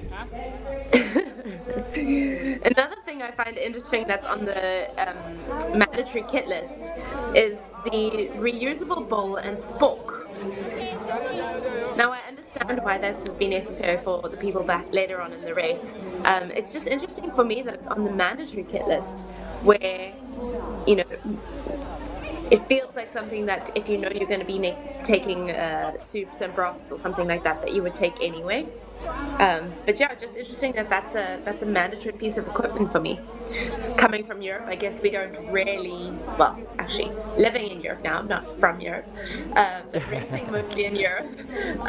Yeah, it's just not something that we see as a mandatory piece of equipment. It's often in the recommended kit list. But here it is a mandatory item, and I guess when you think about culturally what is going to be served at the aid stations, it makes sense that it's more soups or broths or noodles or things like that. So yeah, an interesting cultural difference, I think, for me. Yeah, and I hear you when, you know, you're like a foreign runner and you're like, oh, seriously, like, why do I need this? But then, yeah, you're just like, hey, you go to a race to experience the culture and you realize that, wow, like probably, I mean, when we have live broadcasts in countries all over Asia, like we see even the leaders, and we will see this today in 100K, I don't know, but definitely in 100 miles, like the front runners that are from, like we often see China, Malaysia, Thailand, probably, I don't know, we'll see. Yeah, they are not only having like noodles, but man, the skills they have and how quickly they can like go through a pack or whatever you call it, like a portion of noodles with broth is a performance in itself. It's quite impressive. The dexterity that you have, I've seen people using chopsticks midway through 100 miles or 100 Ks, and you're just, I mean, I struggle using chopsticks just normally. Now you're in halfway through a race and you're using chopsticks like the absolute pro that they are, I guess. Yeah, very, very impressive. Yeah, as opposed to, yeah, in Europe, we put like any type of food on trays, in plates on the station, and then we just go pick it up with our dirty hands. And it's like, yeah, there we go. Just grab, it's free for all. We try not to think about that too much when you're mid-race. It's not the most pleasant thought. Get a bit of extra salt in everything, or the entire selection. Gross. On that note, we are still in the Wat Tam Chang Dao Park for the Chang Dao 160, 168 kilometers, 8,100 meters of elevation gain. And again, you see that the clouds are still pretty low. It is overcast, which might, as we're assuming, will make the race conditions even harder. But I love the setup for these start line and finish line. And pretty colorful. Yeah, it looks like a pretty vibrant place. There's some food stalls. We've seen some art. It looks like there's been some little art stalls. So very, very cool to see that this is where the start line is. I hope if you're there crewing, you get some time to go and check all of that out.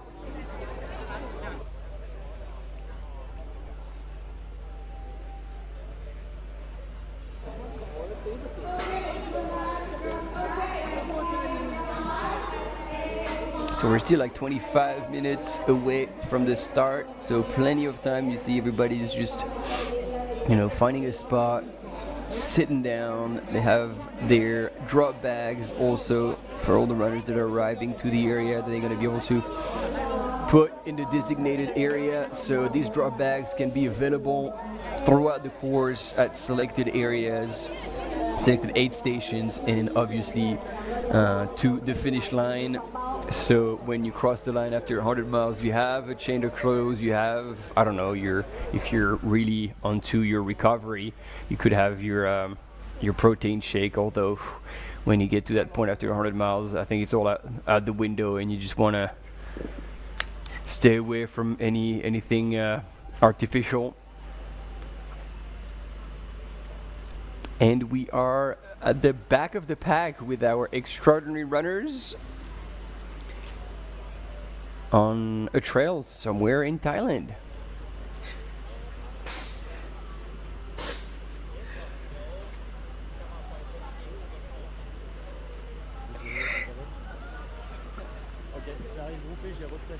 Here we go. We have I think we've got our men's leader. Yep. And a bike to follow them. So we should hopefully get some images of them for a little while as that bike follows them. Well, apparently not. We're back on the start line of the Cheongdao 160. They're dangling a carrot. There we go. There we go. So wow, we it's a big pack here. Yeah. So Miguel Arsenio, I think. Yeah, and it is. Oh no. Sorry, I take that back. I thought it was Jose Angel Fernandez Jimenez who was passing them, but no, it's a cam runner. So we've got Dima, Miguel. Oh, yeah, no, he is there. Jose Angel. He is still there. And do you have the name of the fourth runner that's in the mix? Because I do not. One more. He. Oh, good. I think that's Longfei Yan. So he went through that aid station at Wan Ban Iak with the group. So I assume that it's still him with them.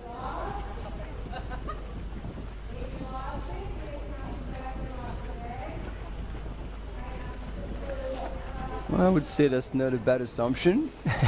I'm with you.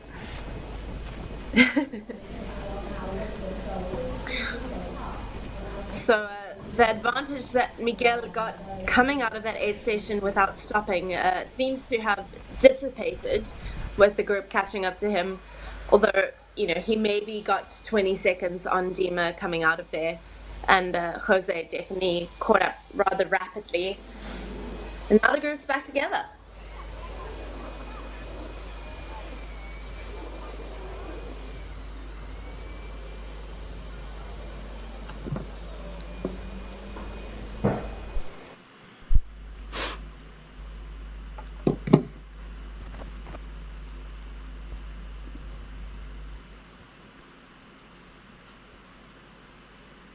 And you see they have to dodge the cars coming their way. Here's the yellow moped. Feeling tired, you can jump on it. Raise your arm. You get one bonus during the race. You can have it for a K at any point. That would be super fun to do that. That would be fun. It'd become very tactical then. When do you play your free pass? how quickly do you want to break the elastic? Yeah.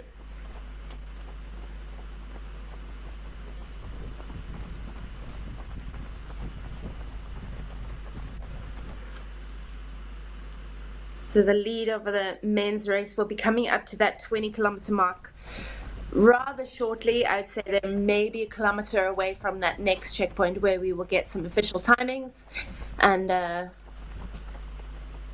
they will be seeing their crew for the first time. This will also be where the bowl comes in handy, because this is their first point where there will be a hot meal available. So those mandatory bowls and spokes that were needed in your race kit, maybe we'll see them getting pulled out. I might be a bit early, but yeah, I'm like you. I hope we can see some of that, because it's always such a display of, as you said, like dexterity, skill. You need to not choke on it, considering the amount that goes in your mouth straight in. Yeah, it's a part of a live broadcast. You know, when we get one of those, it's it's definitely a bonus. Oh wow, and so you do have also a carved wall coming into that village, and they're gonna go under that big temple, through the arch. That is pretty cool. I think this is the first time I'm seeing this, so I don't know if the course is slightly changed, or maybe we didn't have reception in the past and now we're getting to follow the runners in this area. It is super cool.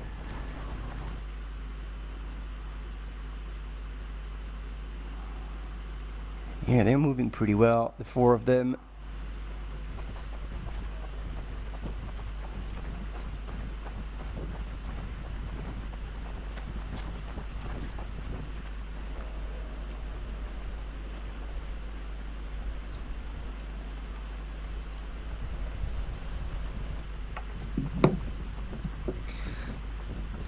Here we go, masterclass. You can see they know they're coming up to that aid station now, so they are pulling out their bottles in preparation for seeing their crew or getting some water or liquids on board there.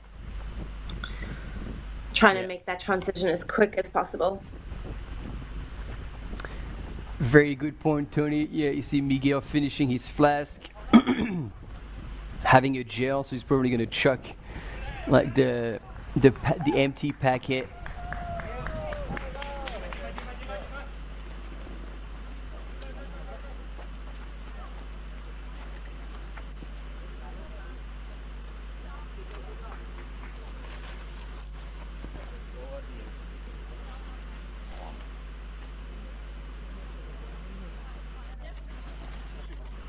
Is he picking up ice? Yeah. Wow.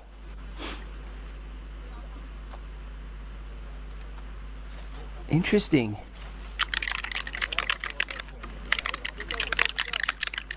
So there we go. Miguel Arsenio was out of there.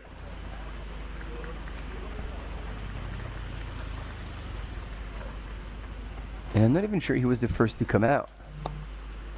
Here is Jose Angel, Dima, and yeah, I think Jan Longfei might be the last one of that top four to leave the aid station. Interesting then to see, I don't know about the other runners, but Dima taking ice with him. So it is indeed up to a temperature that requires the runner to cool themselves down. Oh, a bit of confusion here. And see, this is what a perfect crew would do. They would look around the aid station and be able to tell their runners as they're leaving the aid station, all right, this is what you're going to go through. And if there's any type of, you know, winding through and going in places that like might create a bit of confusion, you bring clarity to your runner. And in that case, you know, who have left quite a few seconds before Dima, Miguel and Jose, And both of them are now there after faffing around a little bit, and then all of a sudden losing those few seconds they had made at the aid station. So it was actually a perfect move for Dima, who took advantage of Miguel and Jose struggling a little bit to find their way, and he got back onto them, and there we go. And look at this. I mean, this is a steep as climb, and then not only Miguel Arsenio is like still running on it, but he has poles and he's still choosing not to take them out. I have been very interested to see that very few people are actually taking the poles out. There are a lot of people running with poles and not that many who are using them. Yeah.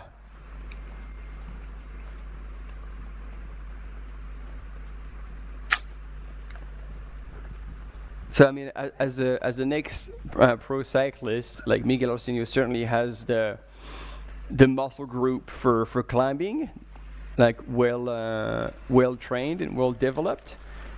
But still, you can see that even Miguel is breaking into a power hike there after running most of the way.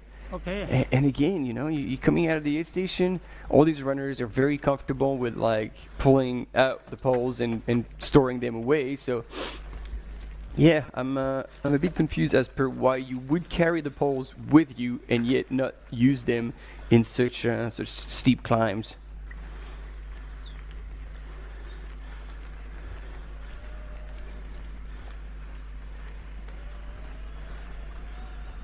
Yeah, because they're also coming up to an incredibly steep section of the race now. Coming out of that aid station, they kind of hit a bit of a wall before they have a long descent to that 28-kilometer mark. So it's very curious. Like, I mean, yeah.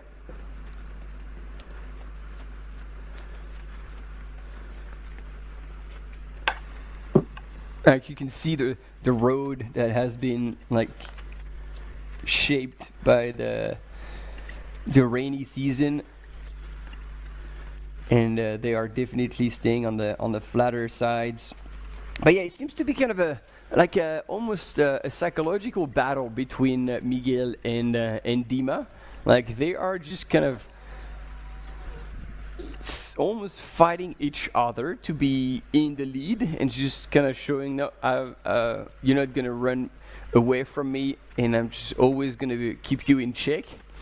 And so I wonder if the other two runners, Yan Longfei and Jose Fernandez, if they actually are gonna try and follow that, or just do their own thing and not step into the red zone. Again, we're just under 2 hours into the race and getting to one of the, let's say, big, top of one of the big climbs.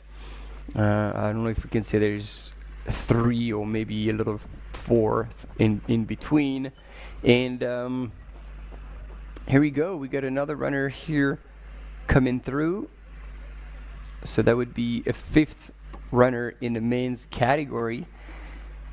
So that would be Zhu Kao, I reckon, representing Team Utopia.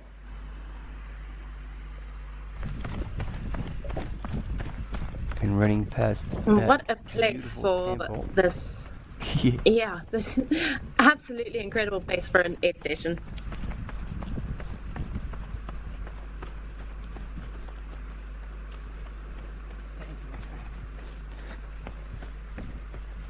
Here we go, Team Brazil coming into the aid station, a few hundred meters away.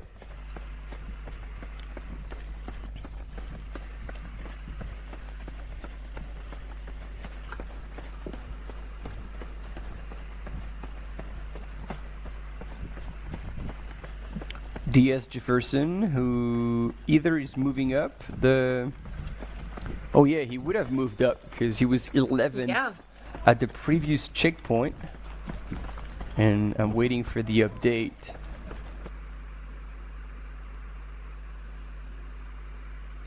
Right, 11 minutes to go before the start of this 100-mile race here in Chiang Mai, Thailand by UTMB. There's some serious looks here. Okay, last thing about the course, from A1 to A3. From A1 to A3 is a very strong uphill, so please use your energy wisely, okay? And then 13 to 15 also strong uphill. Again, you have to, make sure that manage your energy set wisely. On screen, that is Antonina Ushina. She was just in Cape Town running the 100-kilometer race here, and now is in Chiang Mai, ready to take on this 100-mile here. I think she must have used it as a prep race for this, as maybe the goal of the season. On screen there, number 5 is also Kareth Arnold. She was here last year as well, racing at the Chiang Mai Thailand by UTMB. So coming back again for another round. And yeah, Tony, it's interesting actually to see a lot of the runners who have been there seem to come back. So it's telling you something about this event, and how it probably suited a lot of these people, and realized that, yeah, at the back end of the season you can pull off a pretty good performance still. If you're in the top 5, you bring money home and you get your guaranteed entry into next year's UTMB. So, it's I'm actually surprised there's not even more people coming for it. And have we spotted Lin Chen just yet? I haven't seen her on screen yet, no.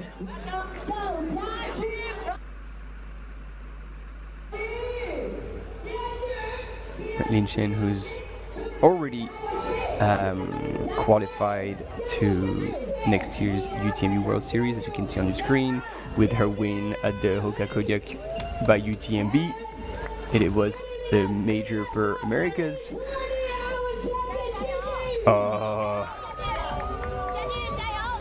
Yeah, we've got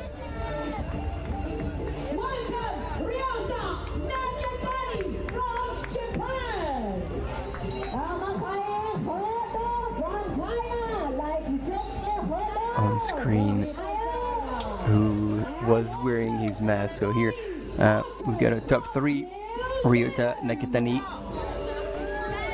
from Japan. Jediminas Green is here on the left side of your screen. He is ready to throw it down, and that man can race a lot in his season. Last time we saw him on screen was at the Transjeju by UTMB, where he took 3rd in the 100K category. And then on the far right of your side of your screen with the mask on is Cao Jiaju again. And if you were watching UTMB a couple of years ago, he was the one who had started with the rain jacket, and everybody was really wondering why he was wearing such a jacket, as the weather conditions were pretty hot.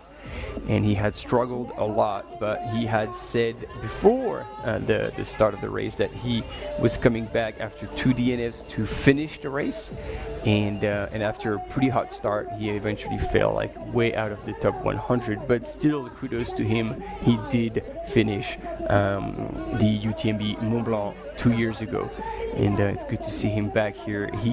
He has a whole lot of speed in his legs, so if he's in good shape, he could do extremely well.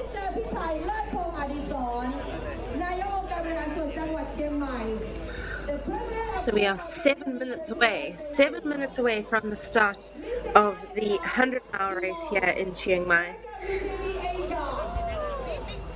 The elites are in their start crawl. I still haven't seen Shenlin. So either she is not starting, or she is just late to that starting block.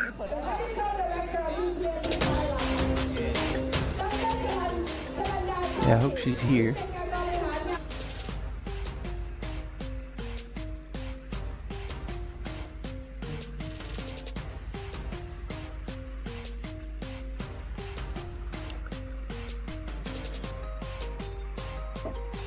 You can see the race profile here is pretty tough, I would say, just from consistently needing to adjust your stride to go up, to go down.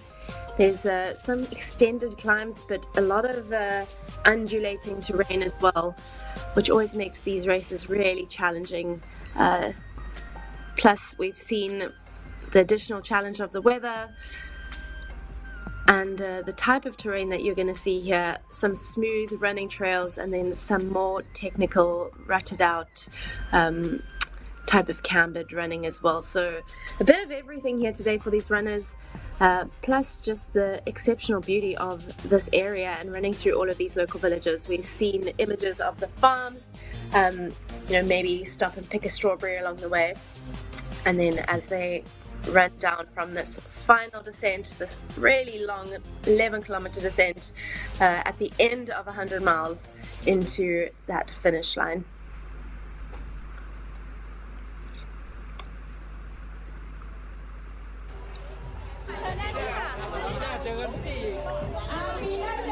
Hey Tony, it looks like we're... Oh, no, got confused after we were having an aerial shot of the 100k race. Here also representing Team KLS Fuga is Sanjay Sherpa with the white cap, smile on his face. Sanjay living in France and also is one of the runners we are used to seeing at 10 to 15 ultras per year. And yeah, they somehow still pulled it off. So impressive. And while we wait for that 100-mile to start, we have got our first woman, Ekaterina Mitieva, coming into the aid station, or the second aid station at 20 kilometers. You can see her pulling out her bottles, getting ready for that as she runs up towards that magnificent temple. What a place for an aid station.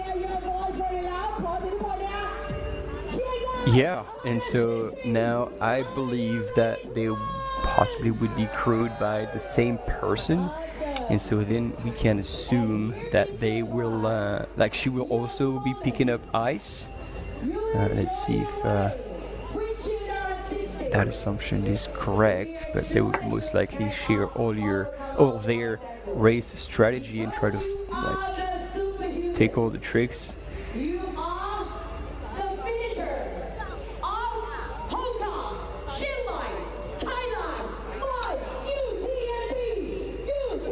And we are about 3 minutes before the start of the Jiangdao 160 on the right side of your screen.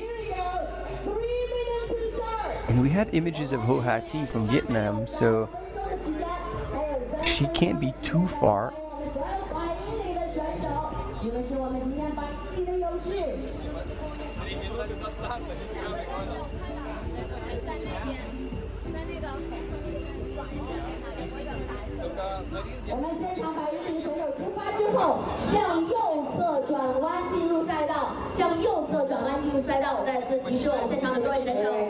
Once you run out, please turn right. Please turn right. วิ่งออกไปเลี้ยวขวานะคะสนามโฮก้าเชียงใหม่พาราเมวีต้องจารึกในประวัติศาสตร์เพราะเป็นสนามของโลกที่มีนักวิ่งต่างชาติถึง 73% ค่ะ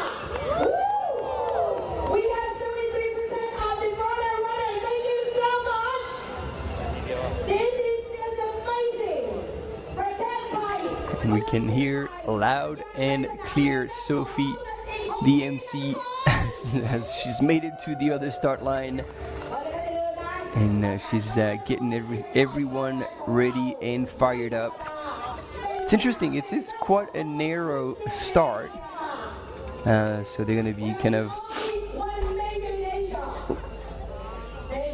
limiting the flow of runners through that gate, which is probably going to help avoiding congestion later as soon as they hit the trail.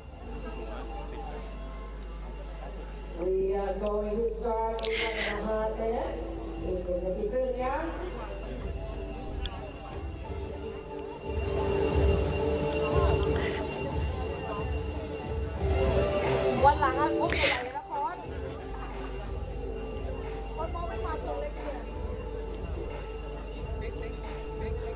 Your last minute to start. Let's focus. 1 minute to go before they set off on their 100-mile journey with 8,100 meters of elevation gain. So big challenge for all of these runners, and we will see them starting here at 11 a.m. Local time. And we'll catch you tomorrow as we set off with the 50K and welcome home our winners here. Yeah, imagine. And that's interesting because, you know, either we usually have starts that are around like early morning, or, you know, late afternoon, and they go like a few hours and straight into the night, but they're going to be running a solid 10 hours throughout their first day and then going into the night. Yeah, it's a challenging start time actually. You're running at the heat of the day as well. They've got 9 kilometers of... Oh, they're off! Here we go! Team, the Zhangdao 160 edition 2025 of the HOKA Chiang Mai by UTMB is on. And you can see them, so there we go. They were under a really tall tree cover and they're coming out of the park now onto the road. How cool. Looks like hundreds of little ants leaving the nest. They've got a pretty flat 9 kilometers ahead, 9.4 kilometers to that first checkpoint at Kiri Kiang Dao Garden Home, with only 153 meters of elevation gain. So a pretty fast, flat start at the start of 100 miles. Yeah, that'll be pretty cool actually, because you know you get to not only get to warm up properly without like destroying yourself too much, but also that'll spread the field quite a bit. And you know when things get real, you're looking back, it's like, oh, I almost have 10 Ks out of the way already. Yeah, exactly. I mean, I think it can be incredibly beneficial, like you say, to warm up really nicely before you hit the next climb, the next segment containing about 1,000 meters of climbing. So you hit a pretty steep climb straight after this 10Ks. But it could also not play in your favor if you do too hard and you burn a couple of matches on this first flatlet. Oh, so hopefully people run out a bit more conservatively and don't try and set a PR on the 10K this early in the race.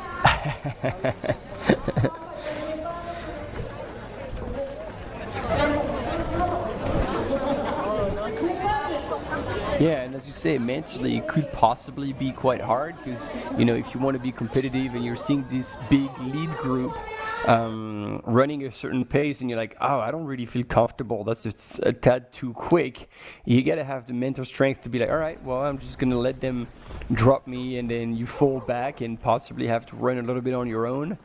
But you certainly do not want to race somebody else's race or like somebody else's pace, especially as you said, Tony, so early on, because you could feel fresh because you would have been tapering for quite a bit. So you'd be like, oh yeah, no, I'll be alright. And then unknowingly, as you said, you'll be burning a few matches that like will come and bite you 10 hours later. Well, but this so far looks respectable. No one's gone out too hot. Nice group here. Looks like they've settled into a nice pace pretty early on. So I think we're watching some smart running here.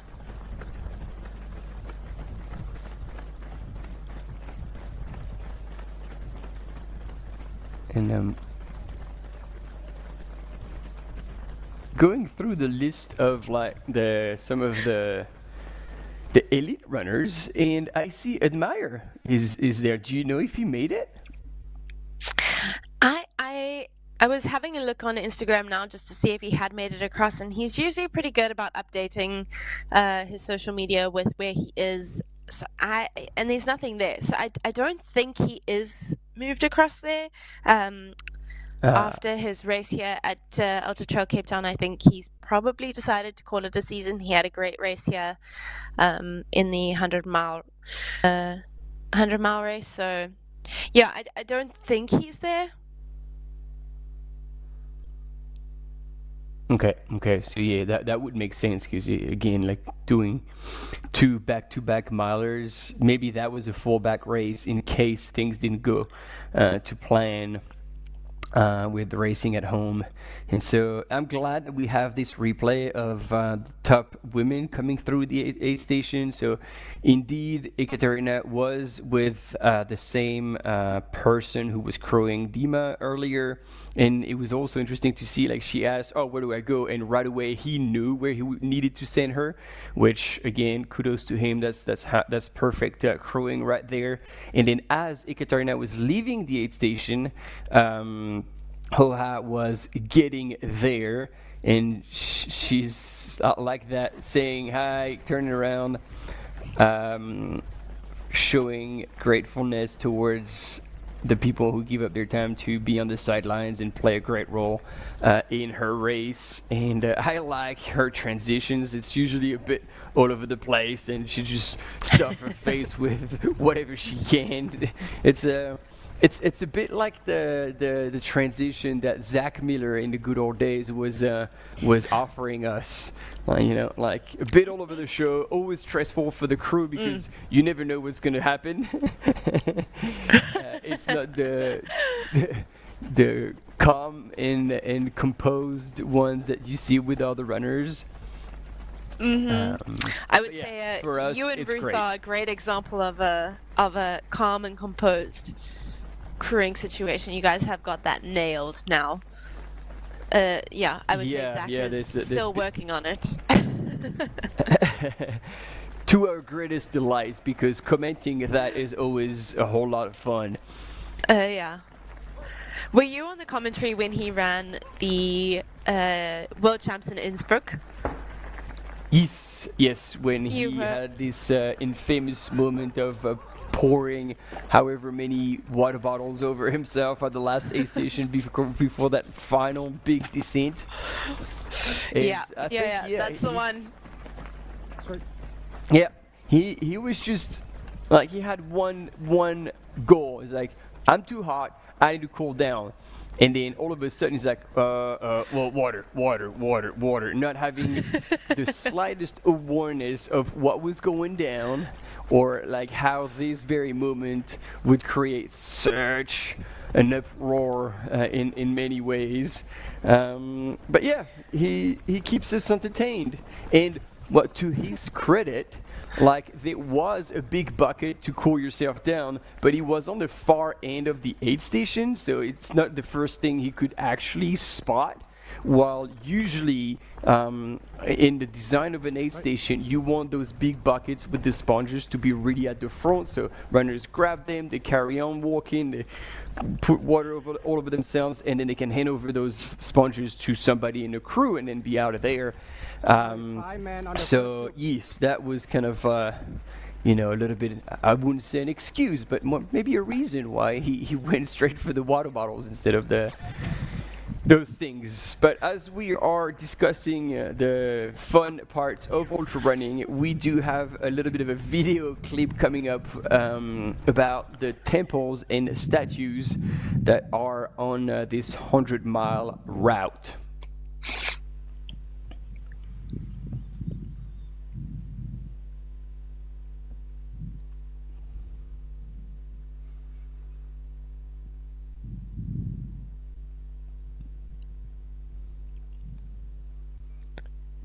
And so this is the Wat Tam Chiang Dao temple, and it's at the foot of the Doi Luang Chiang Dao mountain, and it is actually a cave temple, which means that it's built out of limestone and it's got cave systems stretching over 10 kilometers beneath the peak.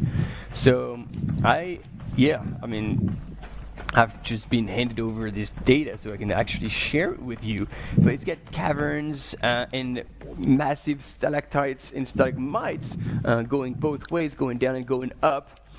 And also numerous gold Buddha statues inside this cave system, which would definitely be quite a sight. And outside you have crystal clear pond, home to sacred fish.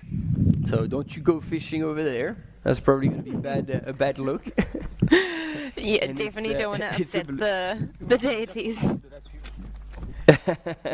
Nope. Yeah, you do outside as well have a large Buddha statues that greets the visitors with a serene calm. So it's a pretty good story here. And there we go. Currently in 5th is Nepalese runner representing Team Fuga, Sunmaya Buddha. And again, making great use of these poles on that steep section. I like seeing that early because that's going to pay off. Is going to pay off.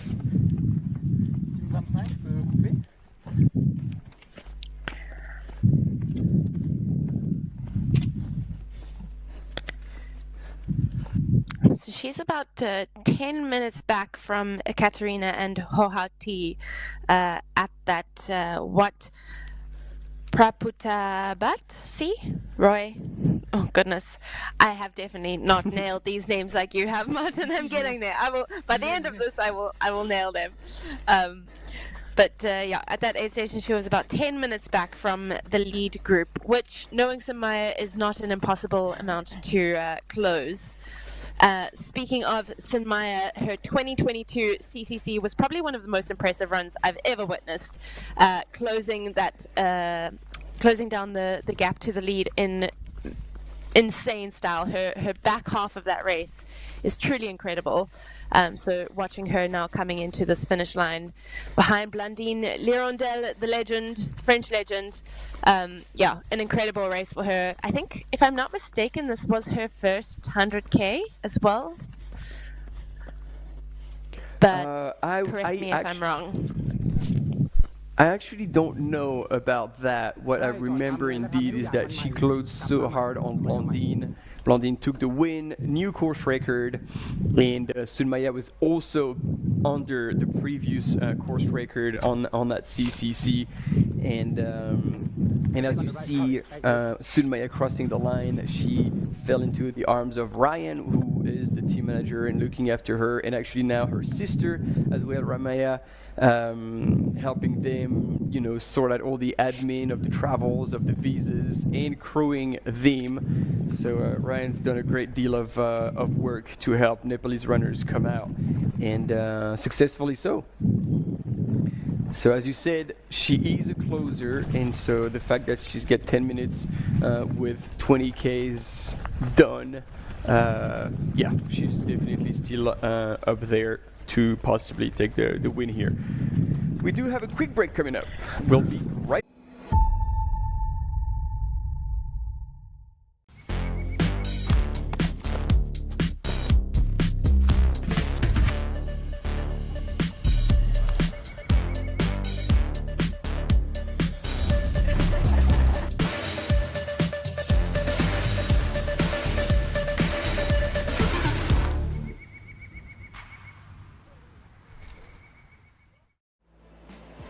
Absolutely beautiful out there.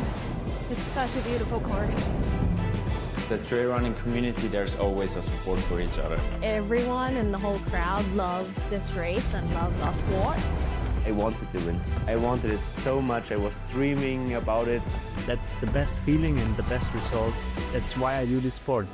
I'm really grateful to be at the start line surrounded by these amazing athletes. If you are a trail runner, you have to take part one time in your life.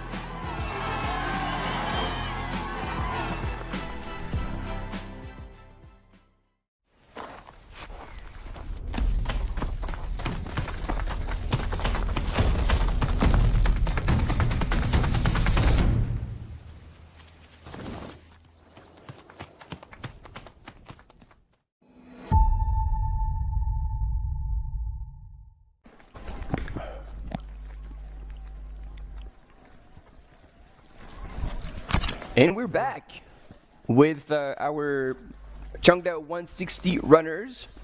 So again, now we're going to be going back and forth between the 100-mile runners and the 100K runners. And the best way to know which race we are covering is you look on the top left corner of your screen, and you'll have, it's color-coded. You'll have the 100M, 100 miles, as well as the little runner in the reed. And as soon as we are getting into the 100K race, all this reed is going to be in green. So the green is for the 100K, the red is for the 100 miles. How easy is that?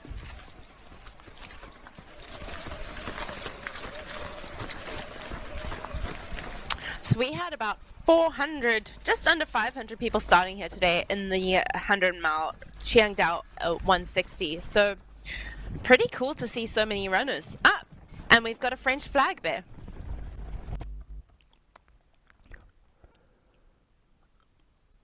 Short-lived, it just disappeared. Oh, yeah. I mean, 14 kilometers an hour. So on the top left-hand side of the top left-hand side of the screen, you can see the speed of the camera runner, and that then correlates to the speed of the lead pack here, and they are moving pretty quickly. Oh, bike in this case, I should say, because You are on the earth. The world seeing you, watching you. The world watching you, guys. The world is indeed watching you. Oh. Okay, okay.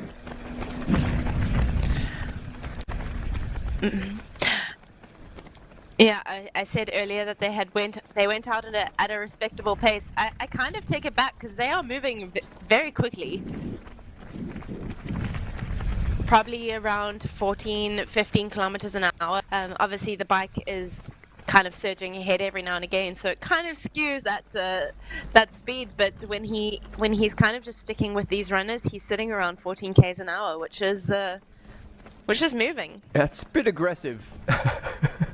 But it's aggressive for a 100-mile race, the start of 100 miles. But like we said earlier, it's a flat start, 9 k's, 150 meters of climbing. You can move, which is either gonna really play into some people's hands and really not play into others.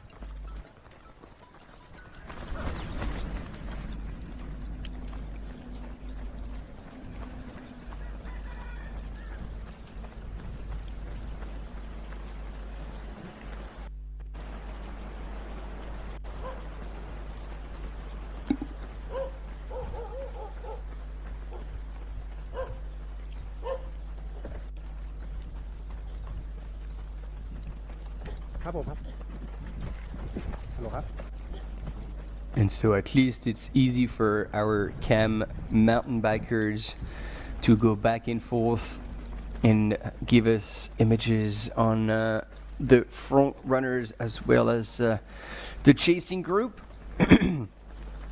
And I'm hoping that either this cam mountain biker or possibly another one can drop down so we can see who's in the lead in the women's race. And hopefully we can catch a glimpse of Lin Chen that so far we haven't quite seen. So I hope she's here, and if not, I actually feel like this would be Antonina Yushina, who could possibly be in the lead of the women's race for this 100-mile.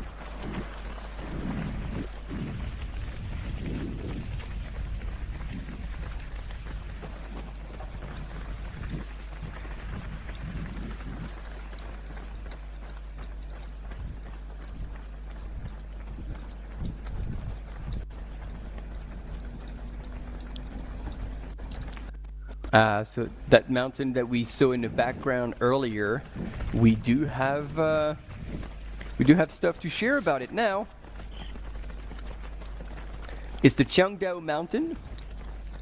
and is dominating the horizon with the massive limestone silhouette.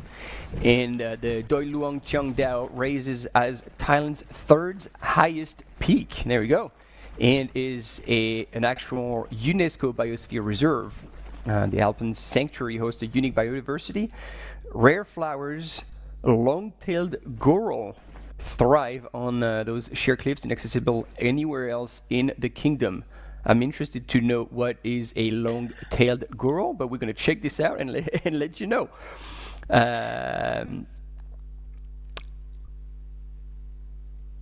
And if you want to go and check out this area, hikers are only allowed on these trails a few months a year in the winter to preserve the integrity of this fragile environment. And at the summit, the trekkers are rewarded with a spectacular sea of clouds and a 360-degree panorama that justify the effort of a trek often undertaken over 2 days. But all of you runners listening to that, I'm sure that can be done in a day. You're like, yeah, go light and bomb it. Yeah, no. When you're hiking and you see the time, or you see the time that it takes a hiker to get to the top of anywhere, you normally just like halve it and then take a little bit away. No, that's kind of the equation. Yeah, and I found that actually depends on the countries, because you'd see Switzerland, the hiking times are pretty aggressive. So yeah, if you have it while running, you're pretty good. And then you go to France, and sometimes you could almost like do a third of it if you're going hard. Nice. I'll keep that in mind next time I'm running in France. That's my goal now. Always a third of the hiking time. A third of the hiking time is, especially when it's going uphill. Usually you can do that. Well, fair enough. The hikers in France generally have giant backpacks that weigh a ton on their backs, so we'll cut them some slack. And they have saucisson and red wine and a big baguette sticking out. Every once in a while, it's stuff for a cigarette smoke too, so it takes a little bit more time. It does, yes, more leisurely pace. Which, saucisson, baguette, cheese, mountain vistas, doesn't sound like a bad life. Maybe I should take a leaf out of their book and do that every once in a while. Oh yeah. So it looks like Lin Shen did not start today. She has a did not start status on her page. So unfortunately, it seems like she is not going to be joining the race today. I'm not entirely sure why, but I'm sure there is a reason for that. And I mean, there's one thing I noticed with these top 3 runners is that gentleman in the black tank top is only carrying a belt.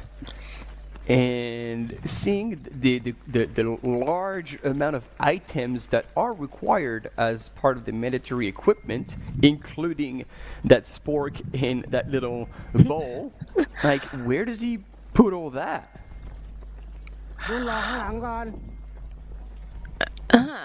Very interesting. Good point. I didn't notice that. But, I'm always amazed at how much people can fit into a belt. So maybe he's just got an incredibly well-packed and big belt. But over 100 miles, really, I can't imagine that being particularly comfortable. That would be my last resort if I ever had to do something like that. Wow, and he's got poles in there too. Yeah.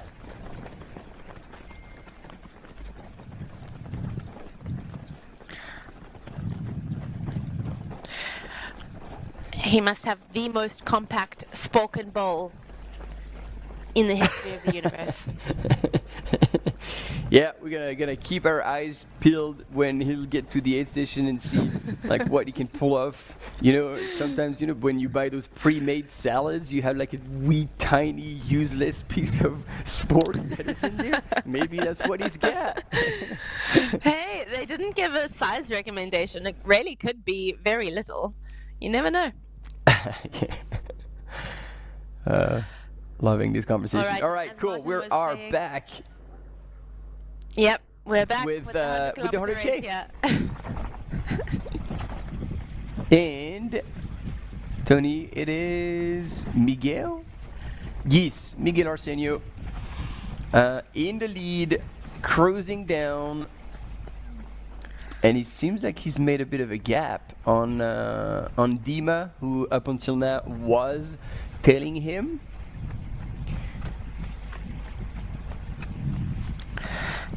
Yeah, so we'll see him. If he's at 27.3 kilometers, he is very close, about a kilometer away from the next aid station again. So hopefully, again, we'll get a bit more of an accurate insight into how far back Dima is, or how far back the rest of the pack is, and how much of a lead he has managed to pull away here. Right. Yeah, that will be a good indication indeed. And you can see our cat mountain biker switching gear as they're going into one more climb.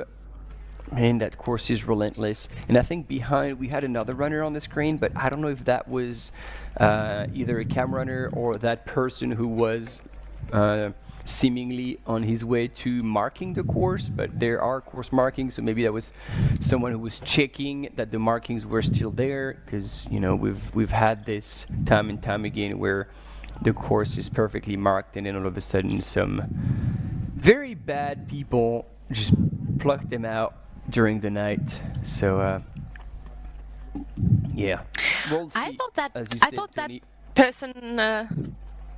thought that person moving behind Miguel here was moving pretty well. I'd be surprised if he was a route marker. Not just take anything away from the route markers, but I don't know. I assume that was. Oh no. I think you're right. I take it back. It might have been. Yeah, maybe he's like, oh crap, I was supposed to make it to the next aid station before the runners. So he was sprinting for his life and realized he could not make it.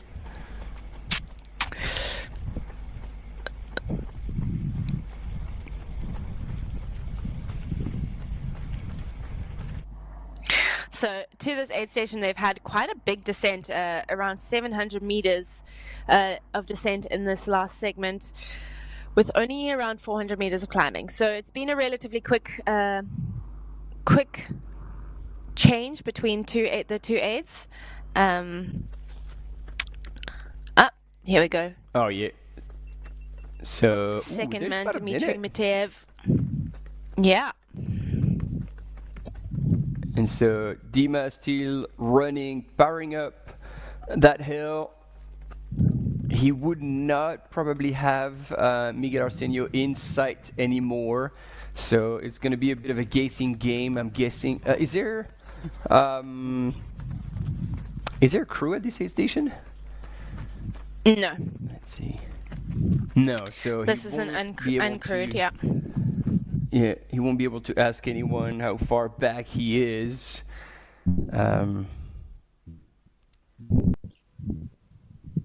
As you said, that section was a big descent, more than 10%.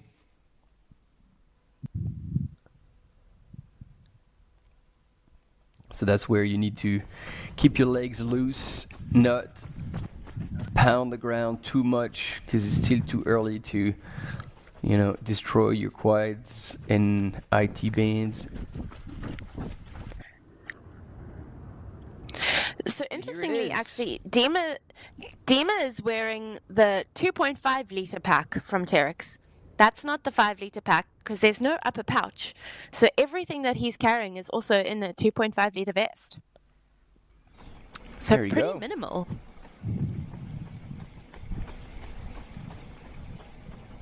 So have we missed Miguel going through that aid station then? I assume so, Yeah, I as think we he's have. already been in and out of there, and we'll see Demonel filling up his water.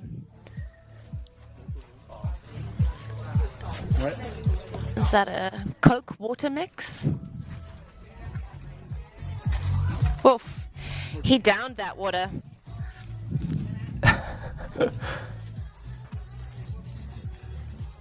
He's trying to find, because I remember that like at the last aid station, his crew had put a bottle of what seemed to be Coke in his pack, at the back of his pack. So maybe that's what he was after. And there he is out. They're going out to check out the next runner. And so, what was the split?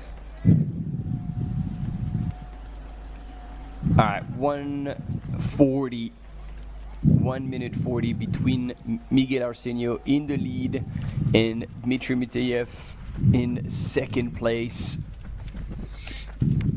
after almost 2.5 hours of racing. And next up is Yan Longfei, who is about another minute back.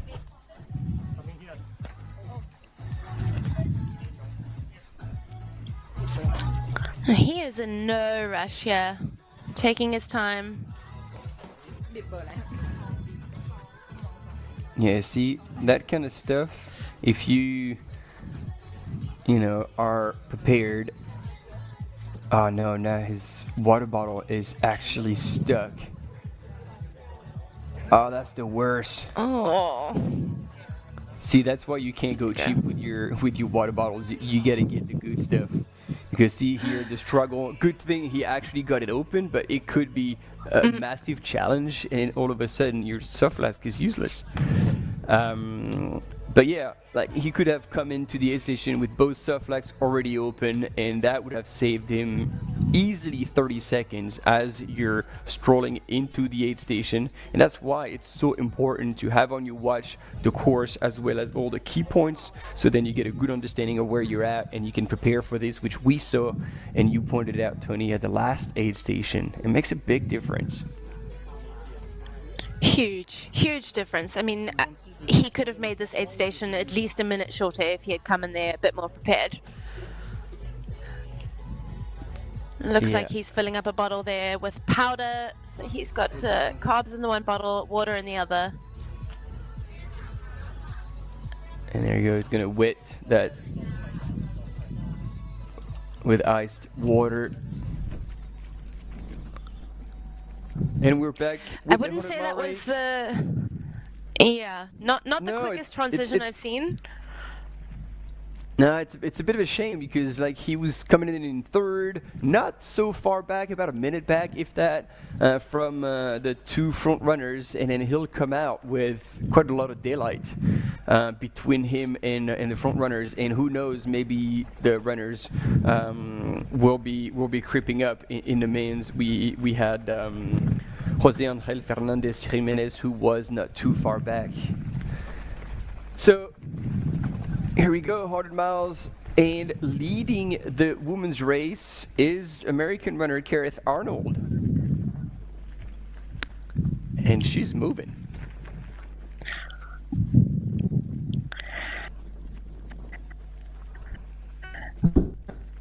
Really, 100 miles. So again, she's prepared for the more runnable races. I think this is going to play right into her alley. Not that this is runnable. 8,000 meters is absolutely a lot of climbing. But she is definitely prepared for the running that she will experience in this race. And as you can see at the moment, she is on quite a nice section of smooth trail. A lot of tree cover, so probably pretty humid. But again, she's prepared for at least the dry heat, so the heat won't be the problem. The humidity might pose a bit of a challenge, but she's on top of all of her cooling and nutrition strategies from preparing for that desert 100 miles. Yeah, and man, so far, like, I mean, it is downhill and it is early in a race, but man, she's moving. She's also no stranger to elevation. Let me say that, because she did actually win the TDS at the UTMB Mont-Blanc this year. So she is no stranger to technical and very mountainous terrain as well. So yeah, even the fact that she had Javelina Jandred on her race calendar just is a testament to her versatility. And then coming back here for the second time, I believe, running here in 2024 as well. Last year running the 100 kilometer and coming second. So she's back now for the 100 miles and looking for that top spot. Yeah.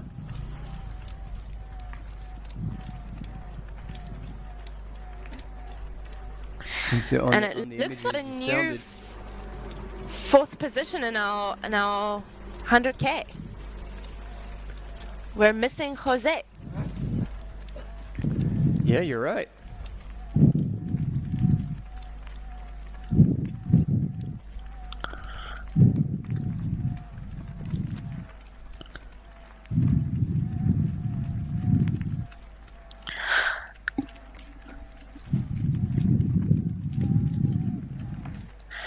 This might be, I can't get a grip, see that number, but this might be Kao Zhu.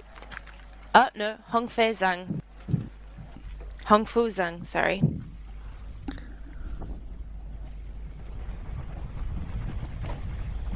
So he's moved up in the race. Yeah, and coming into the aid station now, let's see if he's gonna be faster at the transition. Yes, he had the flask already open. He knew exactly what he was going for. I don't know if he's gonna drink the flask and then refill. No, it looks like he was putting the lead back on it. And in the meantime, I think our 100-mile runners in the men's are being led by Zhao Jiaju.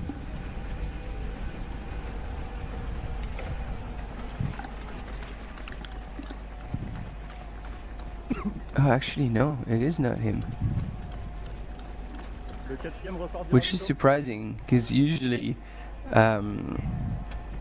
Jiaju takes really solid starts, so maybe he is becoming wiser and decided not to go hard too early, because I think in this race it will again play out in the night who can actually pull it off when they're running through the night in the dark on this kind of terrain.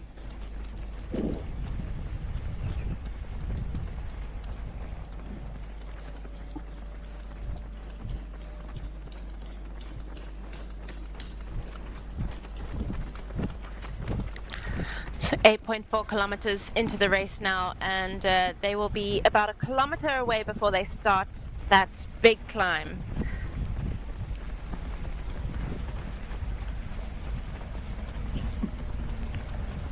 And so again, this is going to be me starting to make assumptions, but I have the feeling that, you know, these four runners, there won't be many left at the front when we'll be 10 Ks away from the finish tomorrow of this 100-mile. I have the feeling, as you were pointing out, Tony, that, you know, this fast start due to the lack of elevation might might have pushed these gentlemen into a pace that is slightly faster than they should. And yeah, our Frenchie is also still there, Michael Gasque from Team Tri Academy, and yeah, so far in fourth position. Fifth position. I was looking at the rankings, but clearly there's four gentlemen ahead of him.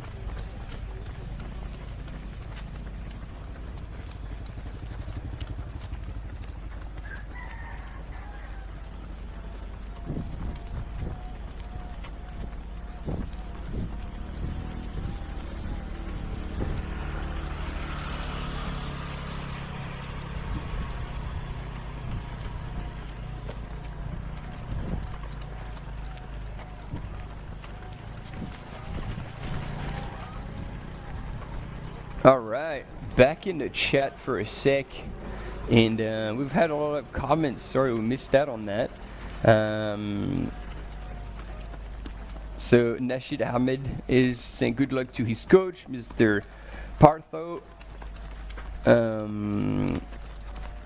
We've got Donald Ponchai Javong. You can do it. Let's go. You've got this Margie Pinel, Go athlete number 180 from Fan Antoine Nguyen, cheering for bib number 166. Shout out to Eric Pui Jiang Soon, Mr. Baker's Bake Shop. Always a good thing. And finally, the gifts are coming into play, which is why we have this chat. So thanks for bringing this to everyone's attention. You can play with gifts as much as you want, and this is always making this chat very entertaining. And Anne, good question. What happened to Jose Angel Fernandez Jimenez? Okay, are we ready for the station? We do not know at this point. And I hope that this is just a bit of a glimpse in the system, because right now he hasn't gone through that aid station, and so he's moving down the ranking. So we'll keep an eye out whenever he clocks through the 810 at the Maecapiang village, and yeah, hopefully not too late, but it sounded like he was on a redemption run, so hopefully he didn't take a suicidal hot start. There he is. And there you go.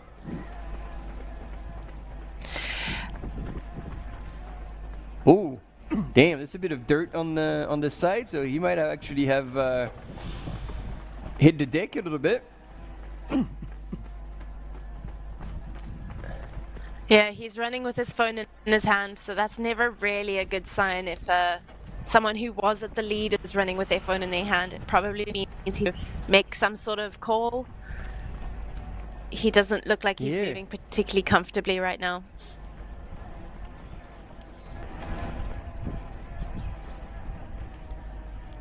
Or maybe since he put back his phone in his belt, and it looks clearly that he's fallen on his back, maybe he was assessing the damage and making sure the phone wasn't broken as well. Yeah, hard to tell, but oh, what a shame. So yeah, he's coming into the aid station, walking it in. I love to hear the roosters in the background.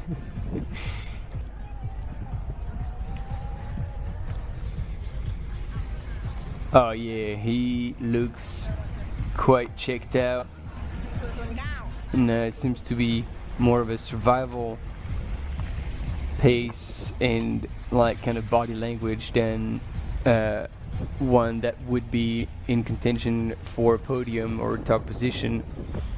He might have to, you know, reshuffle the cards a little bit and yeah, assess the damage, look after himself. But so far, you know, if he came for that automatic entry into the UTMB World Series final CCC, the 100K distance, corresponding to this one here, like he's still in the mix. It's the top 10 who will be able to claim that automatic entry, and then he is in the 35 to 39 category. So now he's long out of the. He's third in that category, so he won't be able to claim the top category. Oh. We're going out the wrong way?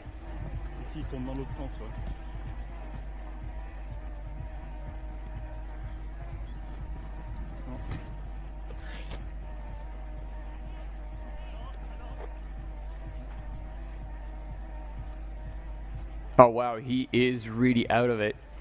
Far out.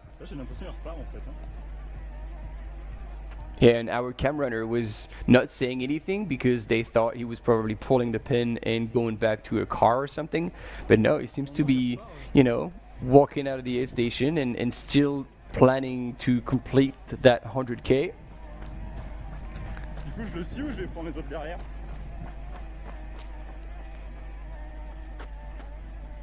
And yeah, hopefully go through that low patch and turn things around.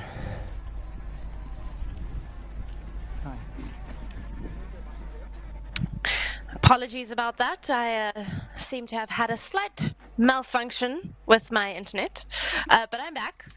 So, am I correct in assuming that Jose did indeed continue on out of that aid station, not stop there? Yes, he did. And then, yeah, it was a bit of confusion because he was going out the wrong way. So we thought, oh, maybe he's going back to his car or a car and it's going to be call a day. But then, yeah, he was just going the wrong way. So he went back on the course and carried on. Very happy to hear that whatever fall he had wasn't too serious and that he is able to keep going. And so the next sections, it's probably going to be poles out for everyone in that Zhengdao 160. Because with the 3.5K for almost 500 meters of climbing, that is going to be steep. And we have our race leader here on your screen. So it is a flat section, so he might just be coming out of it and then back into the forest and straight up.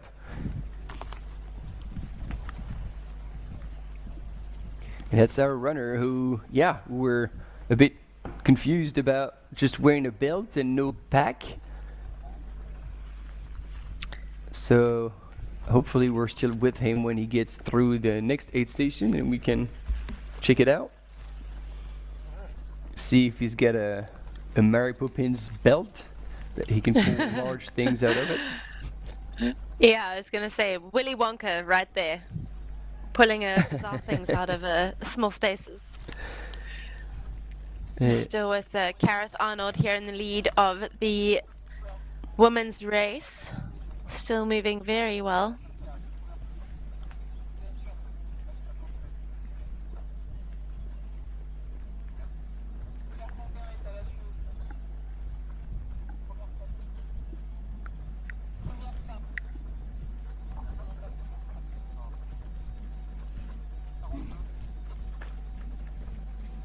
Yep, just cruising along.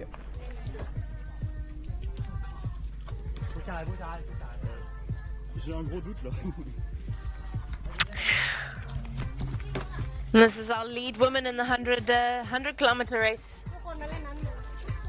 No. So that, I think this is no. That's a man, and that's why I couldn't find anything about him. And we got confused as well. But like in the yeah. Oh, that makes so much sense. So much sense.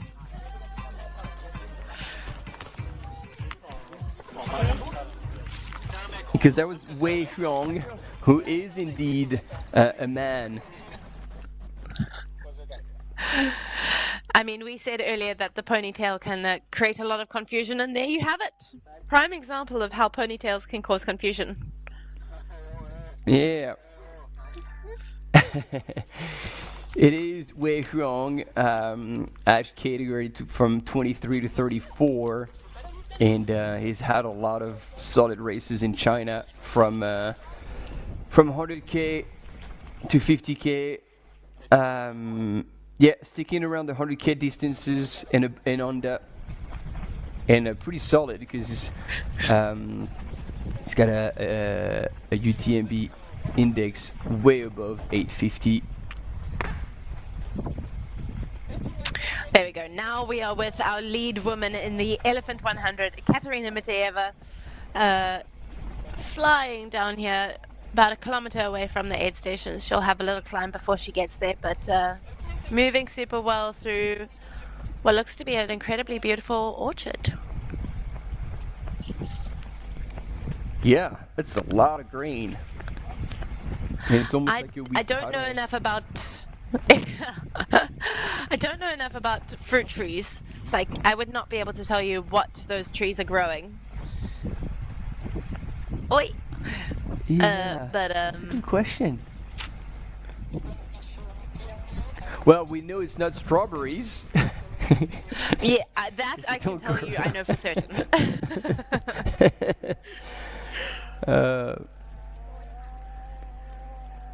So here we go, Ekaterina on that final big climb before a bit of a descent into the next aid station.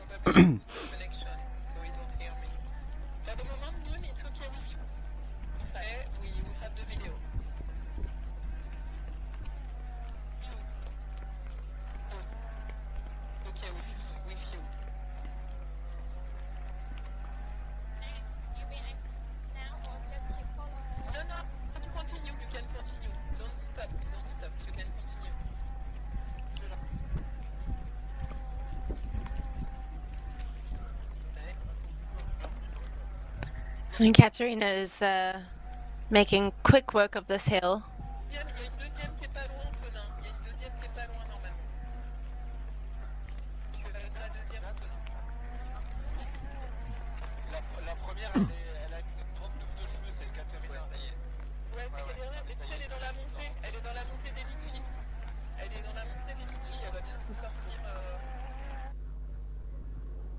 There we go, transition with our drone shot.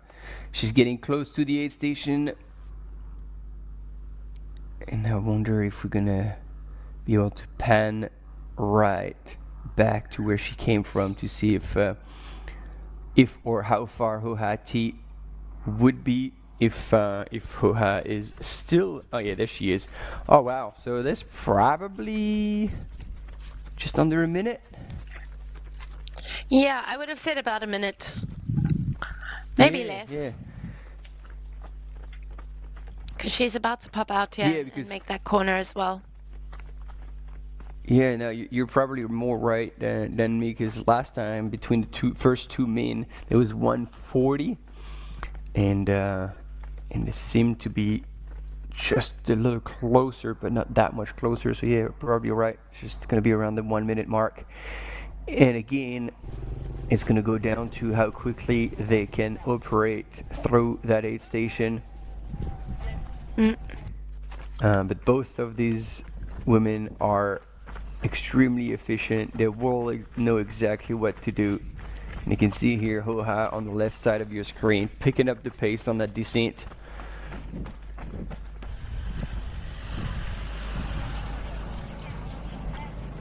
There we go, aid station.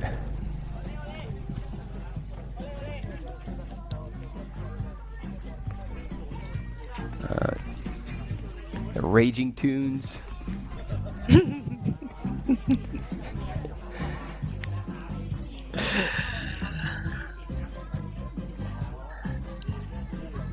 So just like Dima, she's filling a bottle and drinking and refilling. And Hohati's also got her bottle out in her hand, ready to come into that aid station as well. Oh yeah, they're gonna see each other.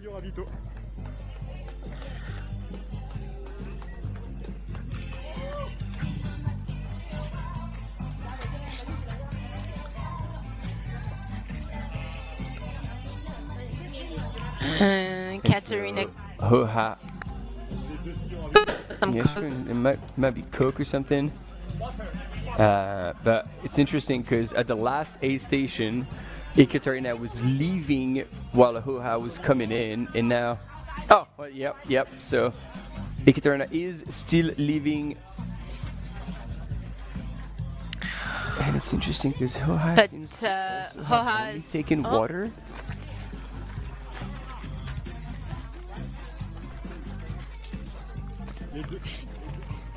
There we go. Hoha's definitely made up some time at that aid station. But she's speaking of food. No, yeah. Okay. But I think it is time well spent. You know, you're still early in a race, and you want to make sure you're fueling correctly. And so she took a piece of watermelon that she just chewed very quickly, and then she has a piece of banana that she knows she can eat on the go. So she doesn't, like, she starts running out of the aid station, and she'll just be, chipping away at it as she runs out. So it's about a 30 seconds tops time difference between these two ladies, and as we said, you don't want to be behind ahead of Hoha or Sunmaya in those races, because they can close pretty hard. Although Ekaterina knows that she has the pedigree and the level to keep them both at bay. Yeah, I mean, we were pretty spot on. It was roughly a minute between the two at that aid station upon entry, and I would say Hoha left with probably a minute in between the two. So she's made up a little bit of time, and she was moving well out that she kind of put on the gas as she came out of there. So yeah, very exciting race up front. 1-2, both of them looking good. And we're expecting Yuri Yoshizumi, coming into that aid station imminently. So we'll be interested to see what that time difference is there.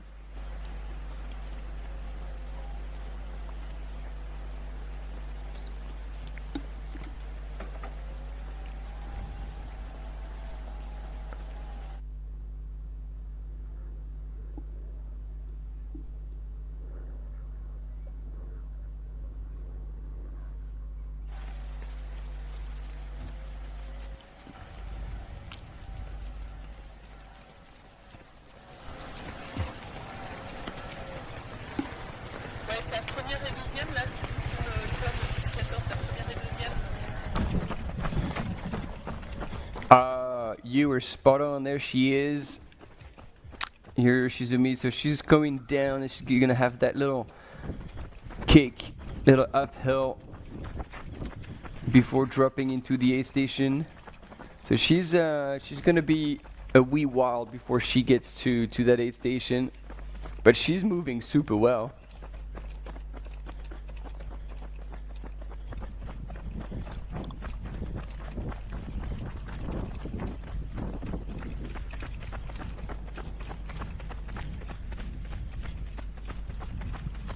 And yeah, I don't know if we're going to be able to see, since we have a cam runner with our women's leader in third. Sometimes they're able to pull up the distance between them two. And I've got the feeling that this is going to be quite a bit, like maybe up to a K, or possibly over a K. Yeah. Maybe a little bit over a K, but not that big a difference. Actually, I'm very because she hasn't gone through the aid station, has she? No. Maybe she has. Oh yeah, she has. My bad. She has, yeah. Because I was about to say this is definitely after. This is definitely the road before the aid station. So she snuck through that aid station real quick. Yeah. Cheeky. Oh yeah, only 2 minutes back, or 3 minutes back from Ekaterina, 2 minutes back from Hohauti. So she's still right up in the mix there. Oh yeah.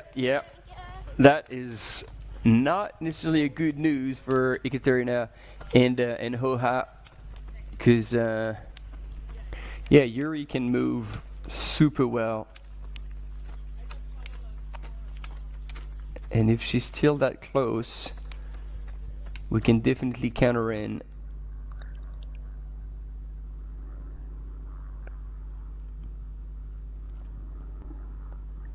So she's one thing I noticed, she's wearing shocks.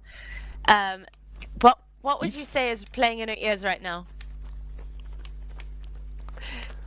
Well, how's your K-pop knowledge? Or J-pop, I should say. Zero? I'm below that. To be fair, though, I don't know any J-pop either, so we're in the same boat here. And for anyone who doesn't know what I'm talking about, K-pop, I think, is where it originated, so Korean pop. But J-pop, and now you get all sorts. You get C-pop for China, you get J-pop for Japan. It's all great. You should go and listen to some of it. It's great pump-up music, let me tell you. it will keep you going for sure. Well, it's certainly So- keeping Yuri going because she's moving really, really well. She's I would say she's moving faster than what Katerina was making, climbing. Yeah, it's interesting, you know, how she's propulsing herself forward like every third step with a bit of a bit of an extra push when the both poles are in action.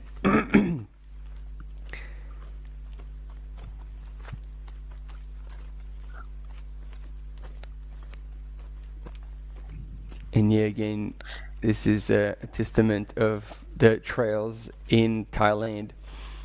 Very, very steep when they're going up a hill. There's no switchbacks. It's straight up, and therefore on trails that are usually a bit destroyed by the monsoon and the water that goes straight through it. So you gotta pick your line with the best possible footing. But yeah, Yuri is moving really well. She is composed and moving with purpose. Race is on. Yeah. Oh yeah. Her style of use is incredibly interesting to me. It doesn't seem like the most efficient way to do it, but she is moving so well, so it clearly works for her. But yeah, we're about to head into a quick break, so don't go anywhere. The action is happening, and we'll be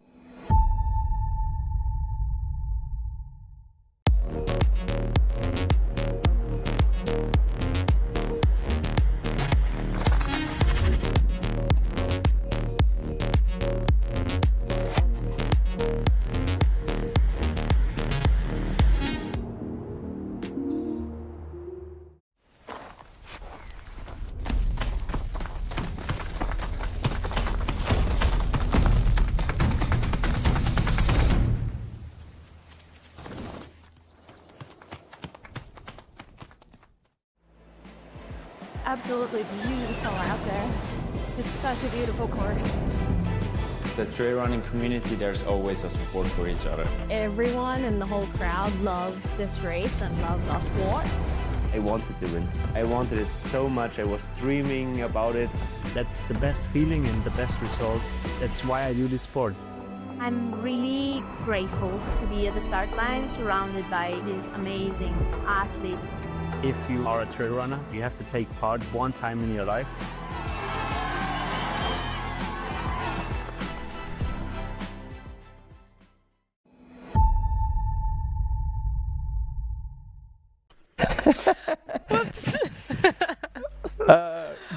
Good loves as we're back live with Yuri Yoshizumi.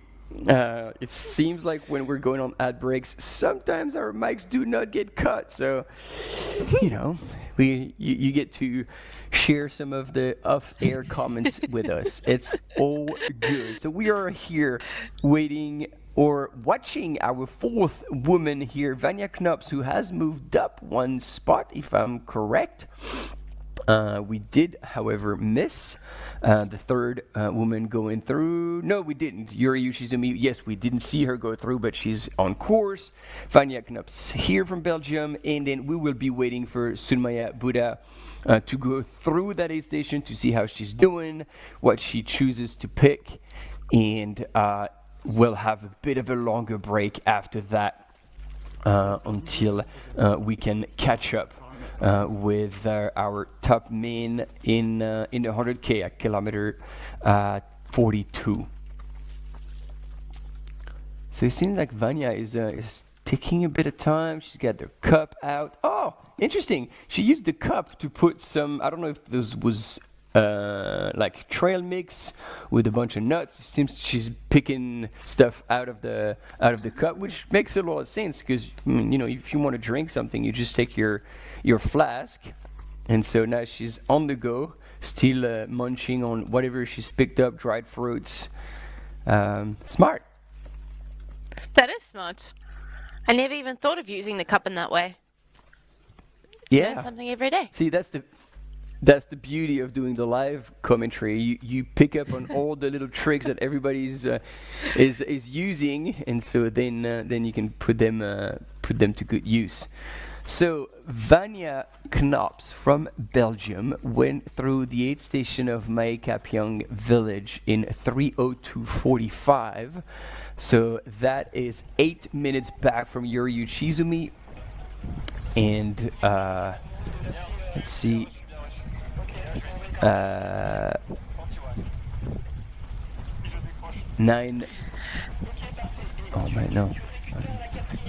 11 minutes. 11 minutes back from the lead.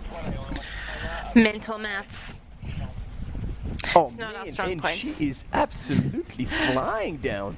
She is flying. Holy Dang. moly. That trail mix in the trail mix in her cup gave her a bit of a second wind. Yeah, dang. Maybe they were coffee beans.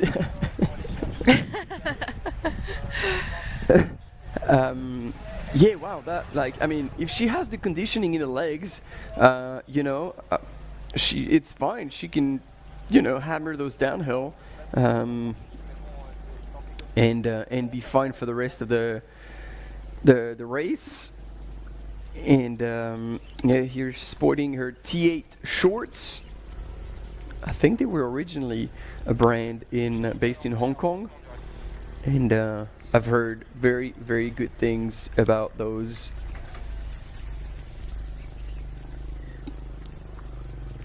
She's representing her club, the Singapore Shufflers, which after watching her run down that hill, I would say, I would say she's a bit more than a shuffler. Nice. And so, as opposed to Yuri Yoshizumi, she has made the option of not taking poles. So on these next sections, the steep sections, she will have to either keep running with very short steps or transition into power hiking.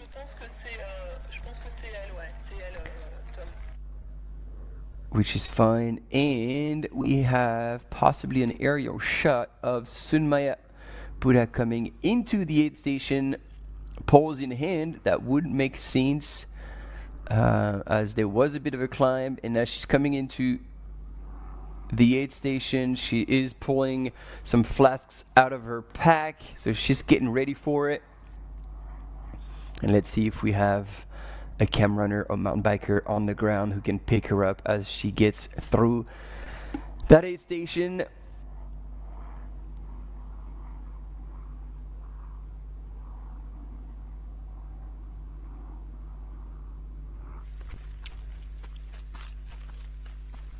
While Vanya Knops has made it to that steep section where we saw Yuri Yoshizumi earlier, kind of jogging up the hill with the help of her poles, but she is looking good. She's smiling back at her mountain biker.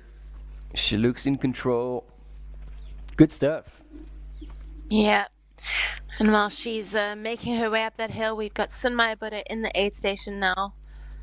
Looks like she's heading straight for the water.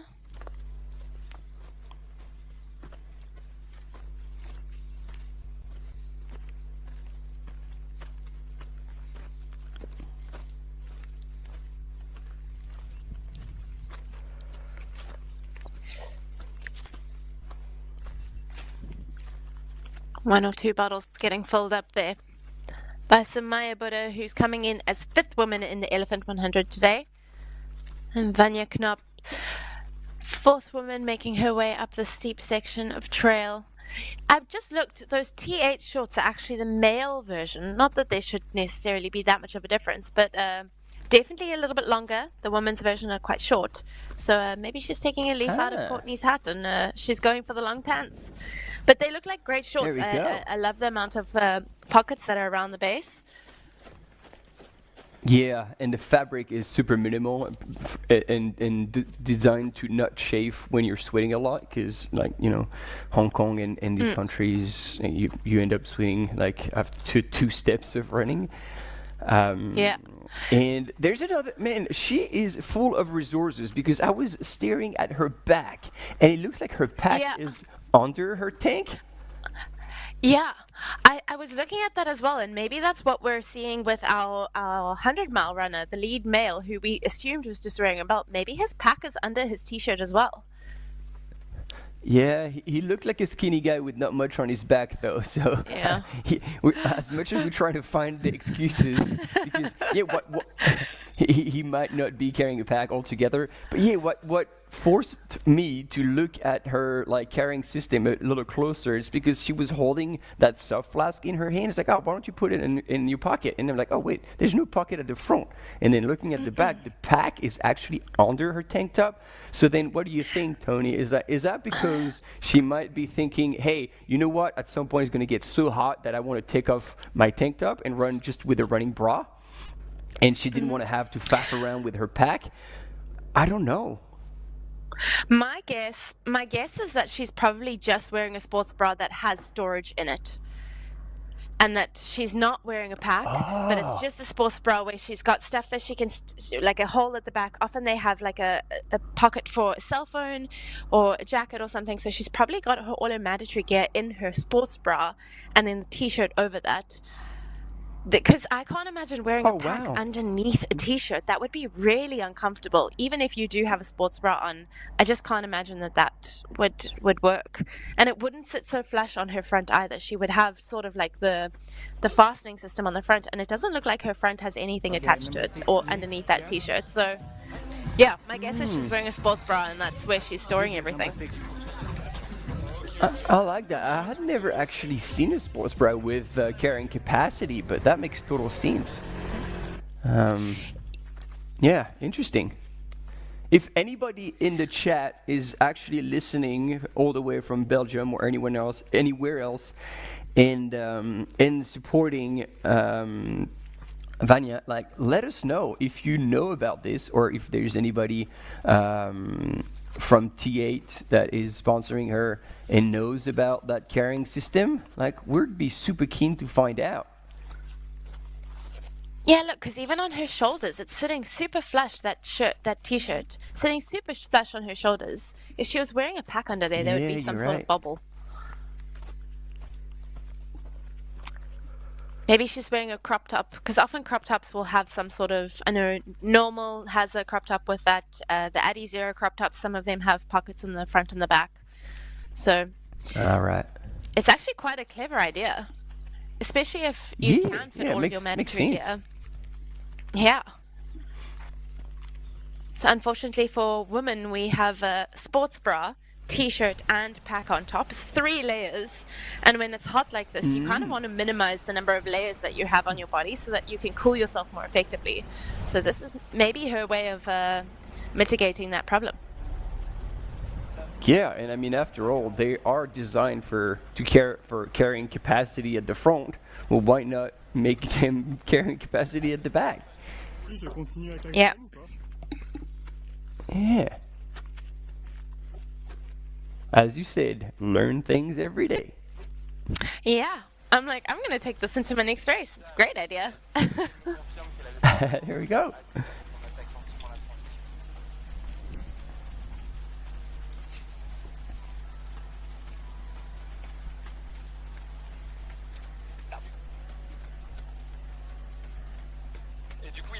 Question earlier that you had about the Chinese goral, or the long-tailed goral. Oh, you found it. I found it. So we were speaking about, and I'm going to double check this before I say it so that I don't mess up the name. But the Chiang Dao Mountain, and it is one of the homes of the long-tailed goral. And the goral is kind of like, it's almost like a little mini goat, deer type looking animal. It's very cute. Yeah, I'd say it's like a cross between a goat and a deer. Oh yeah, looks like a almost like a tar, Yeah, although maybe without maybe the people are not necessarily. horns and smaller. Yeah.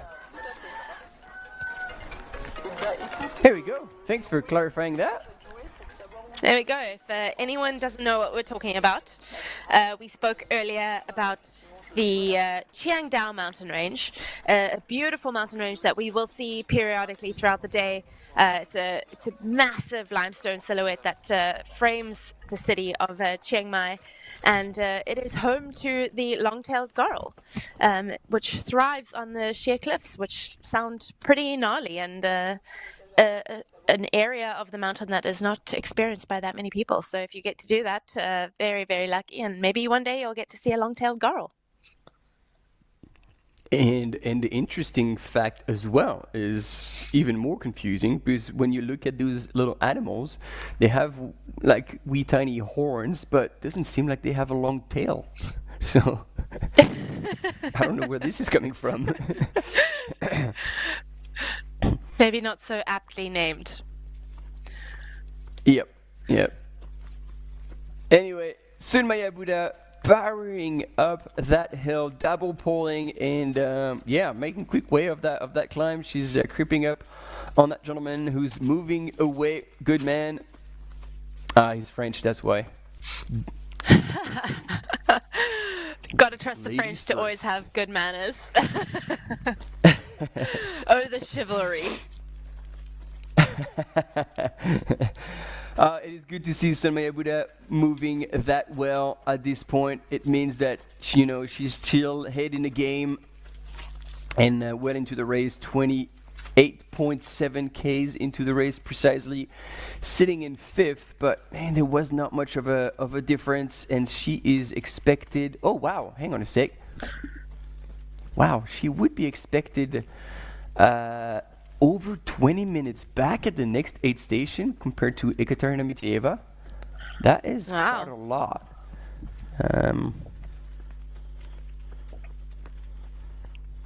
But I guess, yes, she was 17 minutes back. So she had lost some time at that aid station compared to the previous one where she was only 10 minutes back.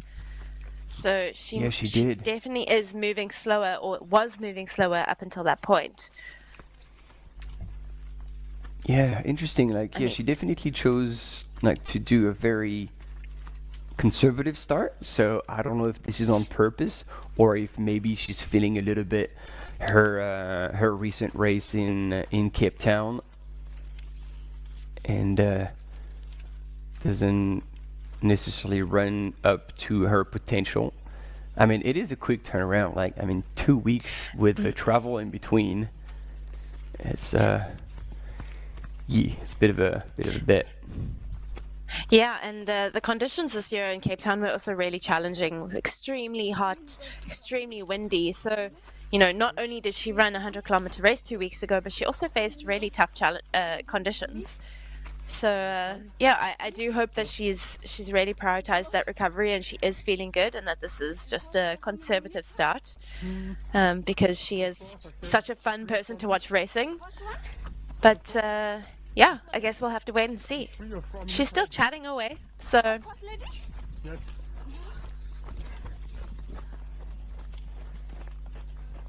She's getting an update from a cam runner. How far back she is and what's the time difference is with her and Ekaterina. And she seemed pleasantly surprised. So maybe she felt like that slow start would have kind of put her out of the game. But yeah, looked like she's gotten the second win from that news, and she's back on full race mode. Yeah, whatever the camera runner said to her, it really gave her a bit of an energy spike. Suddenly she's moving with quite a lot of intention and really well. Mm-hmm.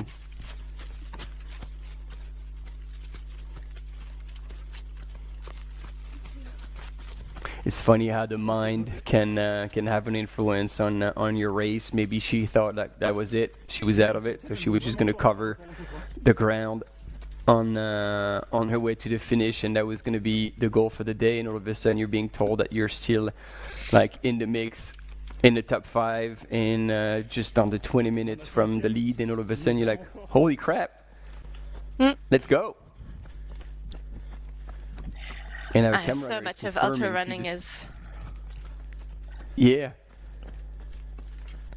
Yeah. So much of ultra running is all about how you can manage your headspace, and it just takes something as simple as someone saying, you know, you're still in it, for you to be able to change that around.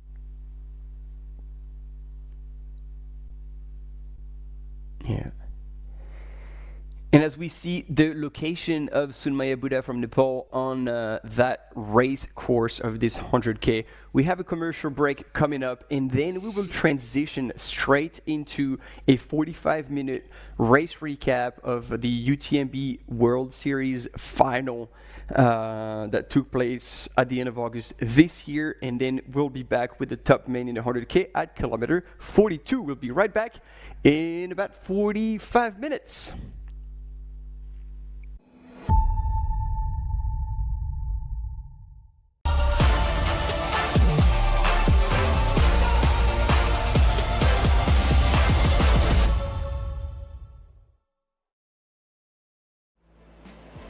Absolutely beautiful out there. It's such a beautiful course. The trail running community, there's always a support for each other. Everyone in the whole crowd loves this race and loves our sport. I wanted to win. I wanted it so much. I was dreaming about it. That's the best feeling and the best result. That's why I do this sport.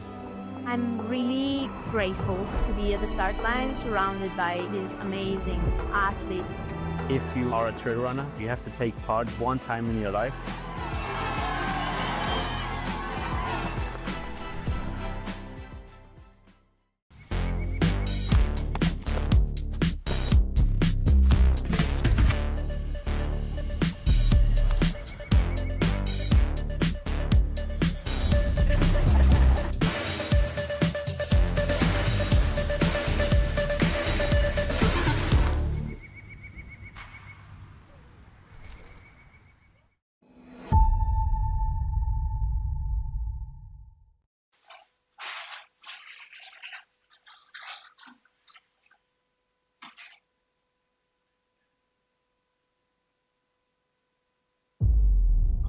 Chamonix, France, at the end of August.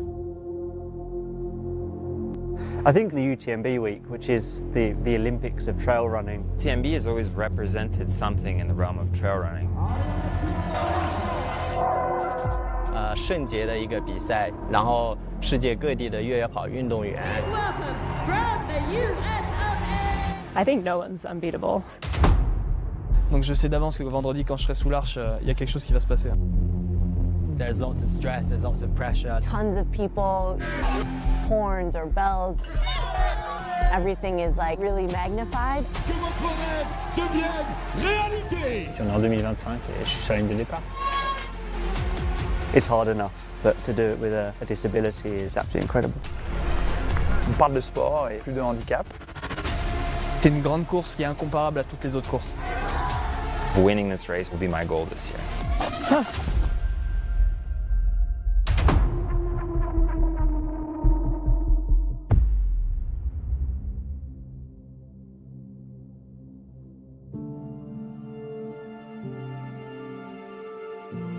Bonjour, je suis Isabelle Visepoletti, directrice du HOKA UTMB Mont-Blanc. Sur cette semaine d'événements HOKA UTMB Mont-Blanc, nous avons donc une semaine complète d'événements avec 8 courses, dont les 3 finales du circuit UTMB World Series, que sont l'OCC pour le 50K, la CCC pour le 100K et l'UTMB pour le 100 miles. C'est environ 10 000 coureurs répartis sur les 8 courses, et ces personnes venant en famille, puisqu'on est sur des publics qui ne viennent pas juste pour courir, ils viennent vraiment pour découvrir le territoire, vivre une aventure au-delà de la course, et on a en moyenne 20 000, peut-être 25 000 personnes qui viennent passer la semaine sur les vallées autour du Mont-Blanc.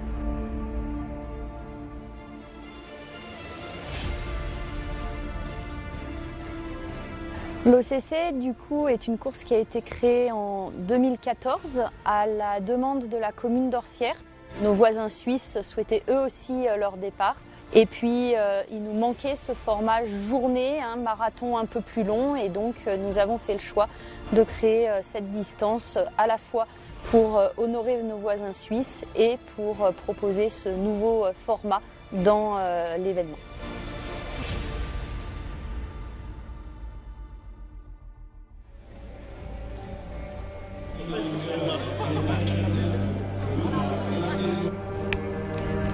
Bonjour, je m'appelle Claire Verzeau, j'ai 38 ans, je suis maman de 3 filles et je me suis mise au trail, je dirais, il y a 4 ans.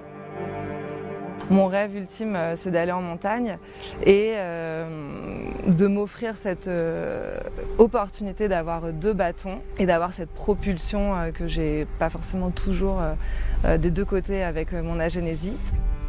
Et la vie a fait que j'ai croisé la route de Boris Gérardi, qui a été amputé de la jambe et qui a pu avoir une lame développée. Et il cherchait quelqu'un pour intégrer la team adaptive qui avait une différence au bras. Donc naturellement, en quelques mois, il m'a proposé d'intégrer son équipe pour courir la MCC en 2024. Boris Gérardi, 53 ans, et je suis manager de la team adaptive à l'HOKA UTMB Mont-Blanc. Alors, comment c'est né? C'est né tout simplement, le groupe UTMB me contacte pour développer la politique inclusion auquel je collabore. Et c'est là où je propose de créer une équipe composée d'athlètes en situation de handicap, avec différents handicaps, différentes nationalités, des hommes, des femmes. Boris is kind of the reference in like adaptive sport, and I do the link with the UTMB group. So we work together on the different profiles, on who wanted to join, which reasons, etc. Notre postulat de base, c'était de dire on veut que le trail running soit un sport le plus inclusif possible et qui représente les sociétés, enfin nos sociétés. One day we just hope that everyone that sees this just says even if they have a disability, they're not scared of coming, they're not worried, and they can just come and find it as a safe place for them to run. Dans cette mission, dans cet objectif que l'on a de rendre le handicap non exclusif et non exceptionnel. Et on se sent inclus dans cette course au même titre que tous les autres sportifs. L'athlète court dans les mêmes conditions que l'athlète valide. Donc c'est les mêmes horaires de départ, les mêmes barrières horaires, les mêmes ravitaillements et le même accomplissement au final. On parle de sport et plus de handicap. C'est vraiment le mot à retenir, c'est inclusion. Ça va provoquer, j'espère, une émotion positive ou en tout cas une inspiration positive.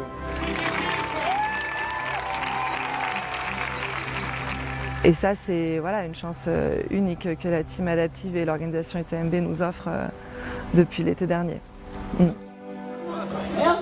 J'ai pas trop de mots pour expliquer, c'est tellement de délivrance d'être au départ que c'est toujours une émotion particulière. Vraiment super rapide avec la voiture de l'État libanais avec Christophe Darbonet, alors un bon message rapide.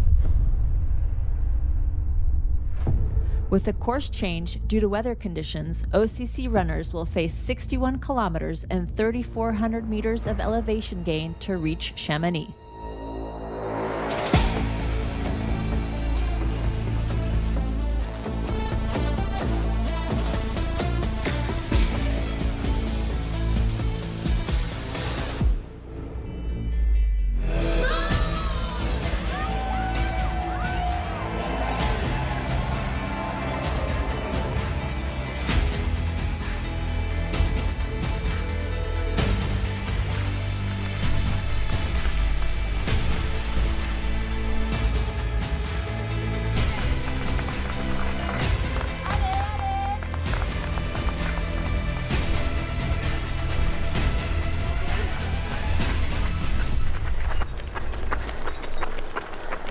Ready?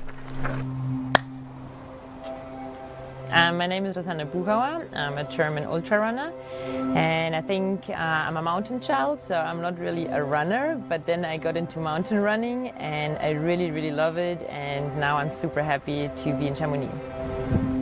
Sports and mountains in general were always a huge part of my life. My grandpa was a mountain guide, and my parents, they always took me and my brothers to the mountains, or we stayed in a hut, or we went hiking or climbing.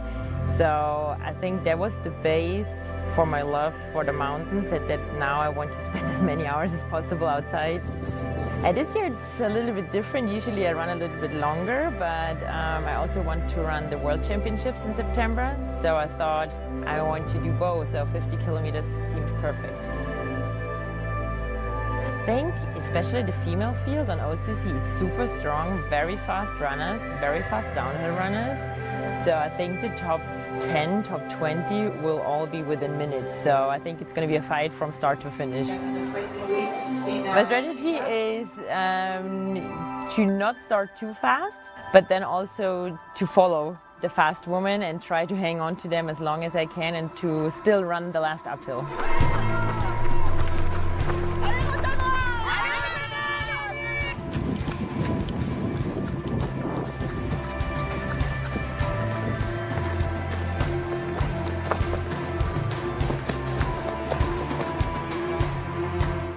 Première expérience grâce à mon guide avec un bâton.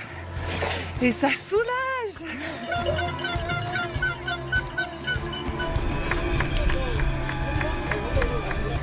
Allez Boris! Allez! Faut pas que j'arrive trop tard! Super! C'est une belle course, bravo Franck! So to see people with disabilities completing the race, it's absolutely mind-blowing. It's already hard enough to do as an able-bodied person, and there are people who are so ambitious and so hungry to do such a great task is amazing, and I'm in awe.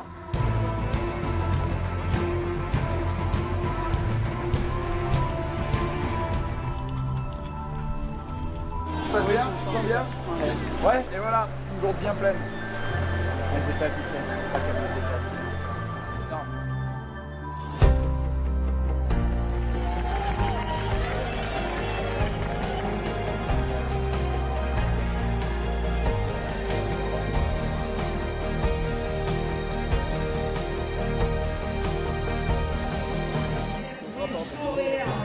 It was a really good race, and I was really fast on the downhills. It was fun. I was feeling like flying downhill, and the last 10 were a big fight, but I finished strong.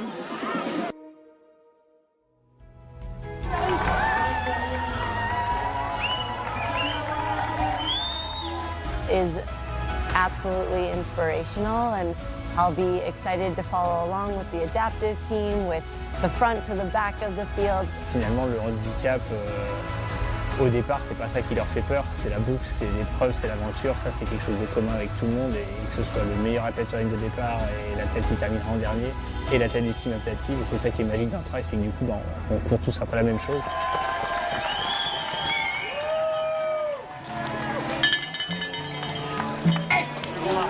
Bravo, félicitations.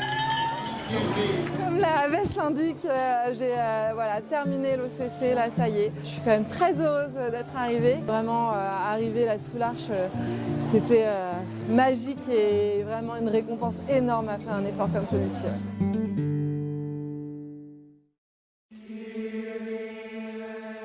The highlight race of the week, the UTMB, brings together the biggest stars of the sport alongside trail runner enthusiasts.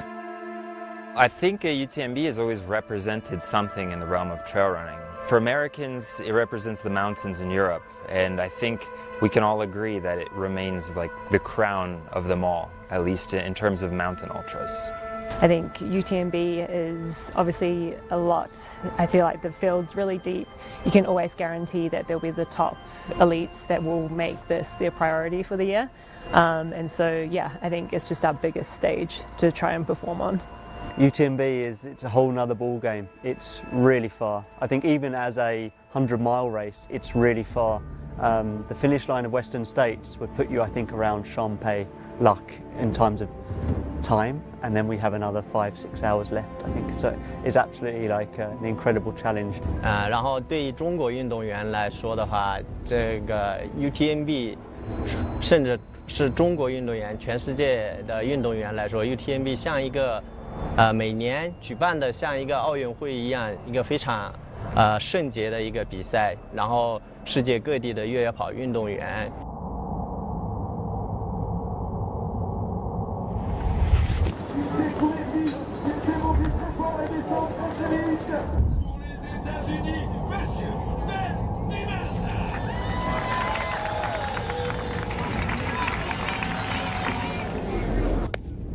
Hi, I'm Ben Dieman. I'm a professional trail runner for ASICS, 33 years old, originally from America, living in France. My best result would have to be Lavaredo 2025 this year, where I won the race and broke the record in under 12 hours. My name is Jonathan Albon. I'm a professional trail runner, 36 years old. I race for the North Face. Hi, my name is Emily Holgood. I am from Zimbabwe. I'm 31 years old. Hi, my name is Tom Evans. I'm a 33-year-old trail runner based in the UK. I race for Adidas Terrex, and my best result this year was the Canyons 100K, where I managed to win. I am running for Team ASICS, and this year I became a father to my beautiful daughter Phoebe. Hello， 大家好，我叫斯兰多吉，来自中国，我来自中国HOKA团队，然后我今年是33岁，然后我这次参加的是 UTMB。 So my name is Ruth Croft. I'm 36 years old. I run for Adidas Terrex and I'm from the west coast of the South Island in New Zealand. Je m'appelle Théo Détienne, j'ai 26 ans, je suis trailer pour le team New Balance Running. Ma dernière grosse course de préparation et dernière grosse course de l'année, c'est le 90 km du Mont-Blanc que j'ai gagné donc ici à Chamonix. Maintenant, ça va être l'objectif de saison ici pour l'UTMB. I am motivated. Obviously, I do want to do the best, and to win would be amazing. But I think the main driver was last year was my first year here, and then experiencing it for the first time, I think you get a better understanding of the race, and so you kind of think of areas or places where you could improve on. So that is my main motivator, is to come back and see if I can do it better than last year. I think within the UTMB week, which is the Olympics of trail running, I've already won OCC, which is the shortest distance, CCC, which is the middle distance, and I'm yet to attempt UTMB. So I'm really excited to see how I can go in UTMB. I've imagined myself winning this race before, and that will be my goal this year.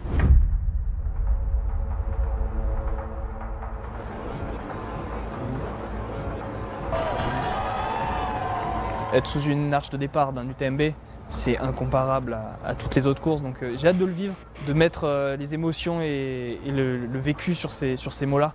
Donc je sais d'avance que vendredi, quand je serai sous l'arche, il y a quelque chose qui va se passer.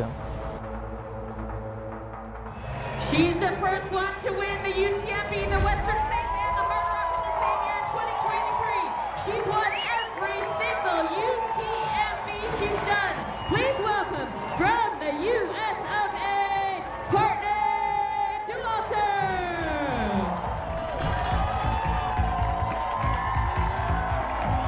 For sure, Courtney, she's the GOAT. Like, she's had an amazing, but I think no one, no matter who you are, is unbeatable. And anything can happen on race day.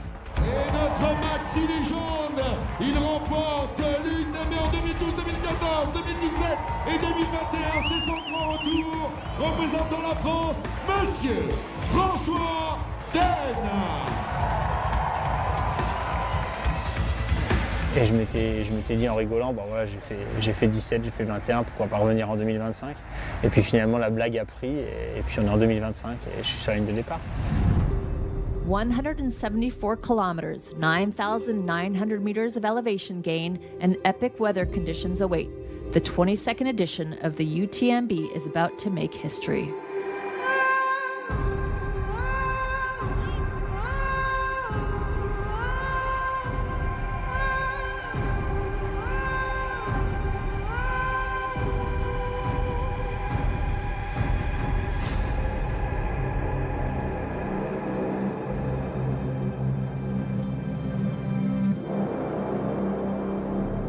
Go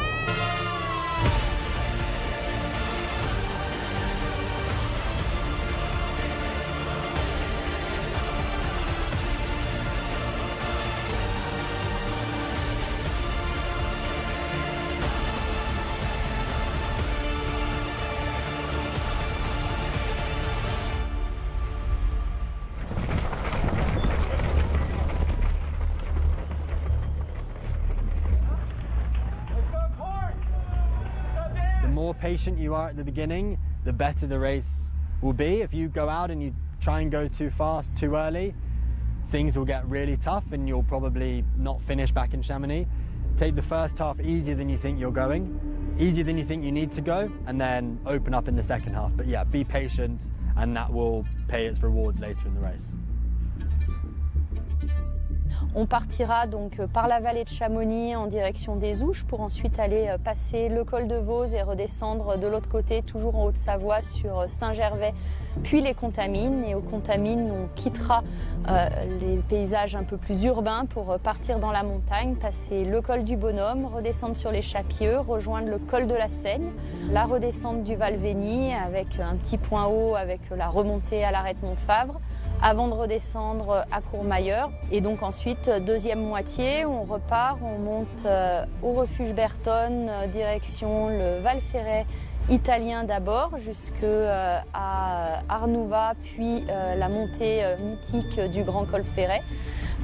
Grand Col Ferret, passage en Suisse, redescendre vers les villages de La Foulie, puis ensuite Champais et la Giette, puis ensuite traverser sur le village de Trien pour repasser la frontière Suisse-France, ce coup-là, redescendre sur le village de Valorcine et ensuite finir le parcours en redescendant la vallée de Chamonix avec un petit passage à nouveau sur les hauteurs par la Flégère et descente finale sur Chamonix.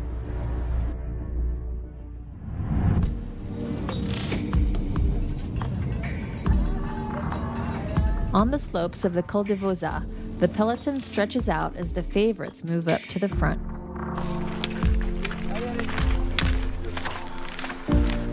Going up the first climb, I passed Courtney just at the top, but that was never kind of the plan to be leading the race. I had like a pacing plan going into UTMB, and so I was just sticking to my splits, and so I was on them at Les Ouches and then also Saint-Gervais. I was right on my target time.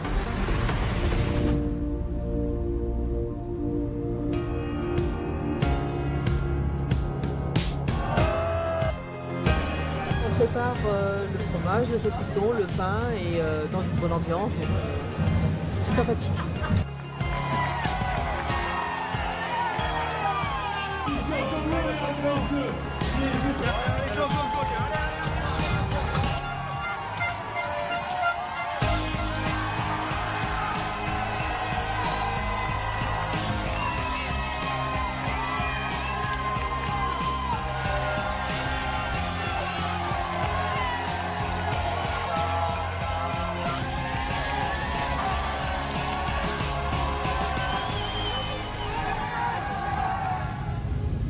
As night falls, the runners reach Le Contamine, the last aid station with crew support before heading into the high mountains.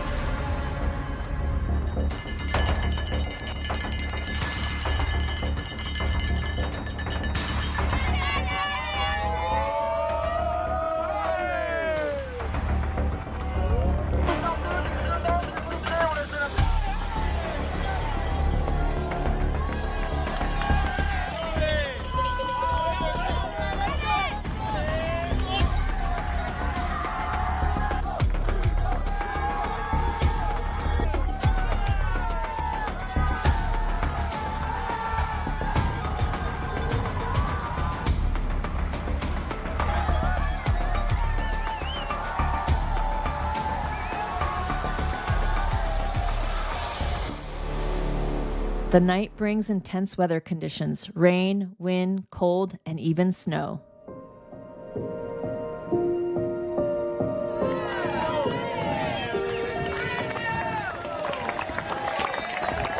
Courmayeur, located nearly at the halfway point of the race, is a crucial aid station where many runners adjust their strategies.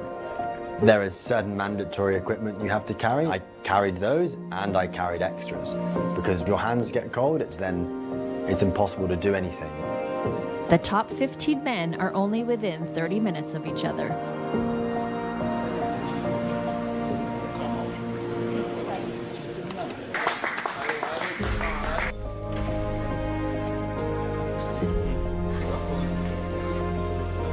I'm Josh Wade, ultra runner for the North Face. I live in Kendal in the Lake District. I'm 30 years old and I work part-time as a gardener. Just making sure that I'm not going to miss nutrition and I need to look after myself because it's such a long race.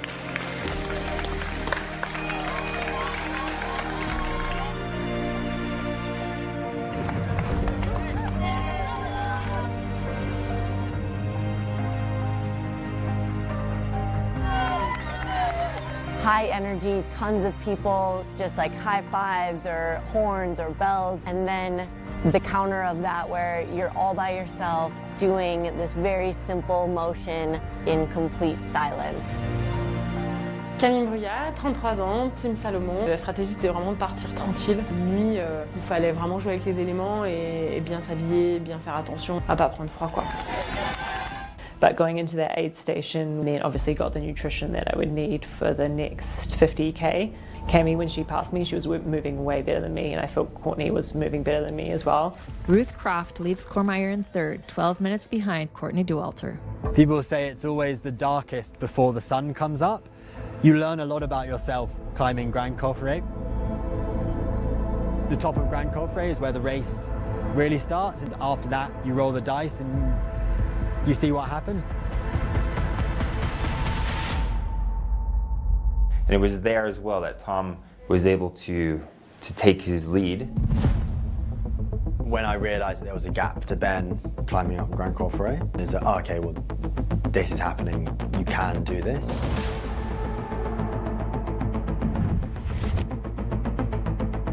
So Foray was a bit of suffering because even on the other side, we had very thick fog. We could barely see the track, so it was quite tricky.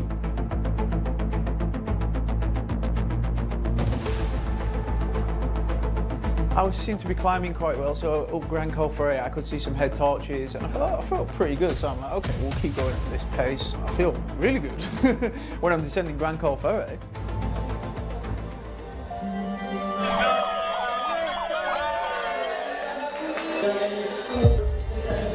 I am excited for the sun to...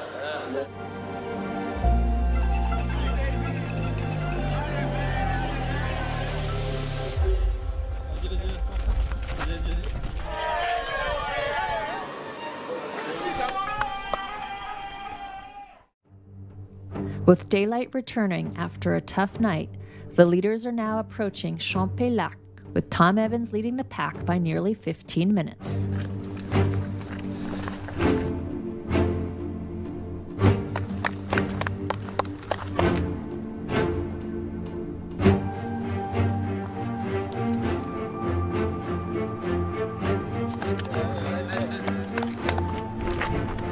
And then just before you start the climb with Champs-Lac, someone was like, third place is just there. I'm like, oh, right, okay. So I'm like running the uphill a bit. Still felt really strong. I just wanted to keep pushing.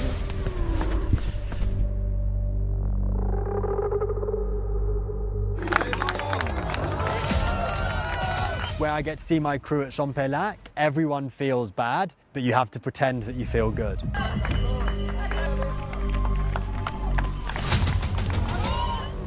Seeing Phoebe at Champs-Lac is a real landmark moment.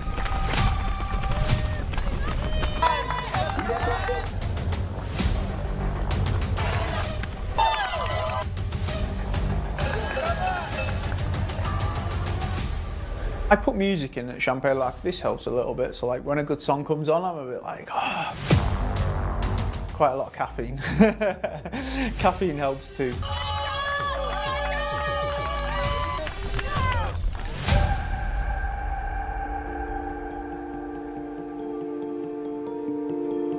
Emotions do run quite highly for me. That's great when it helps you push, but then it's also really tough when things aren't going your way. It's not just a 100-mile race. I mean, it's 175 kilometers with 10,000 climb, going through the night where we're running with snow, sideways, rain. You use the emotions to drive you forwards, but then also you need to deal with them when they're on the other end of the spectrum.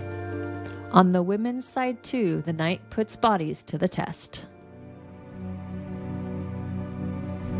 Talking with my partner Martin the day before, we were like, it's not just going to be a race about who's the fastest, it's going to be about who looks after themselves the best in the conditions. And when we headed into the night, it was like, it's about surviving. Monter le Grand Col Ferret, il commence à faire jour, mais il fait quand même encore très froid, beaucoup de vent. Là, je suis bien, globalement, je fais une belle montée au Grand Col Ferret comme j'avais prévu.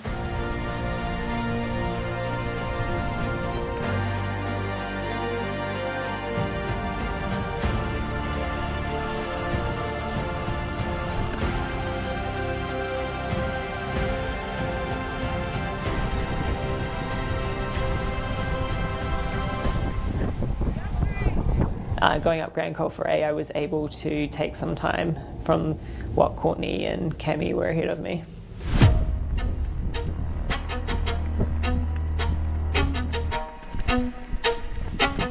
And then I got a bit more into race mode.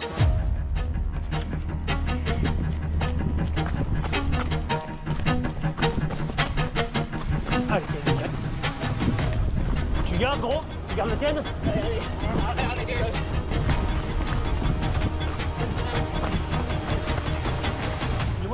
Moi j'aime bien aussi ce genre de course et ce genre de jeu, donc ouais, là franchement c'était trop le fun à ce moment-là.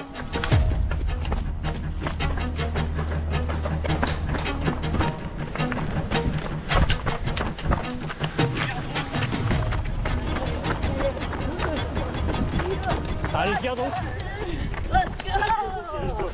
So coming into Champé, I just passed like Courtney and Cami in the climb. We used to climb up to Champé.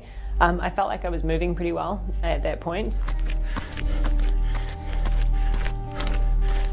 En fait, la course, nous, elle était vraiment intéressante là chez les filles, donc entre la Foulie et Champé, donc j'arrivais à Champé en fait avec Courtenay et les routes qui est 5 minutes avant.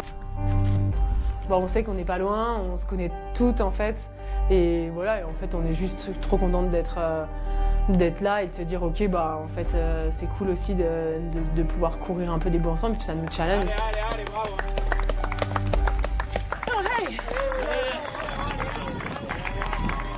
And then at Champé, it was kind of like, okay, we just got 50k to go. I was feeling good. Yeah, obviously the weather was definitely better, so I could switch into like a singlet.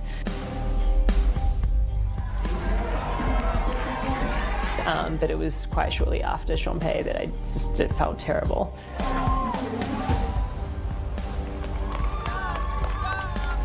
And then my kind of goals was like, okay, I just got to get to Trion, and then just break the race down like that, because thinking of getting to Chamonix from Champé just felt like nearly impossible.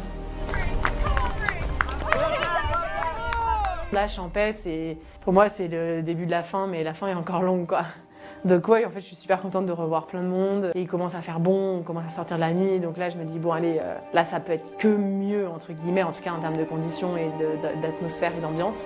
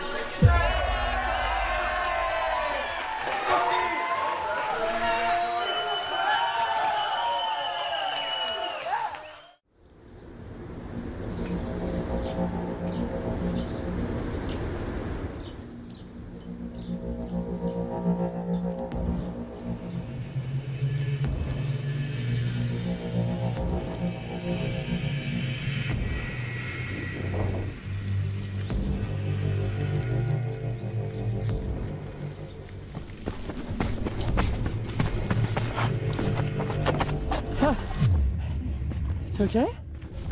Good?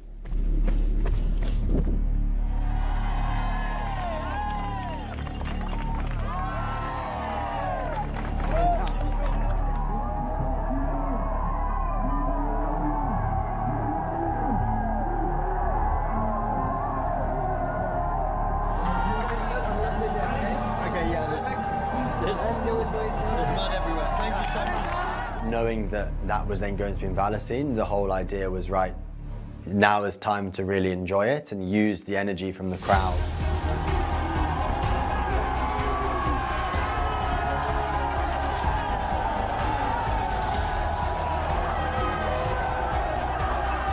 Actually, like the people gave me energy, and when I was coming to Valacine, I could see all the heads.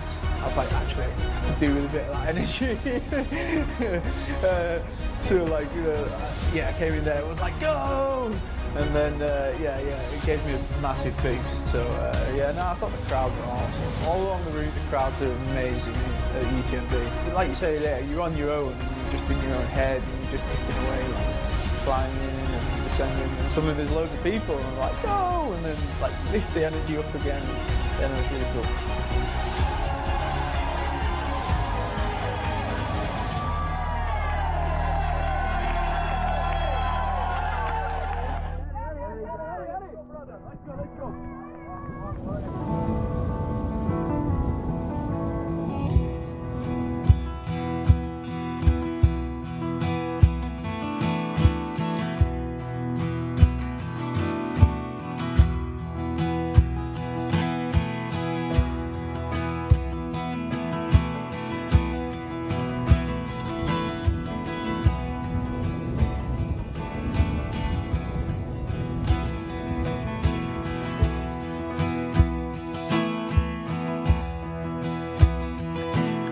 En fait, il y a quand même beaucoup de monde sur les sentiers là.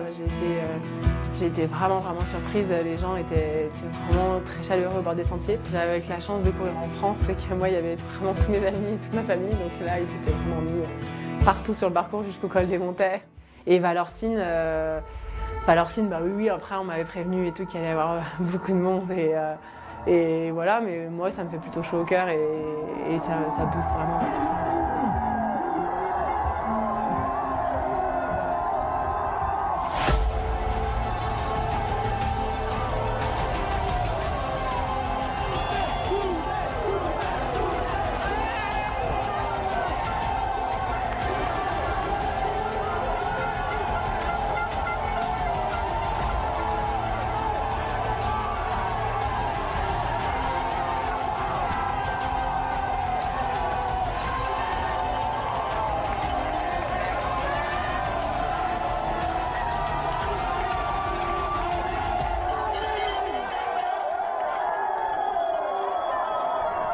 Yeah, then after Trio, I met a few people on the trail and they were like, Courtney is not far ahead and she's struggling. And I was like, oh, I didn't think that would be an option, you know, to catch her actually.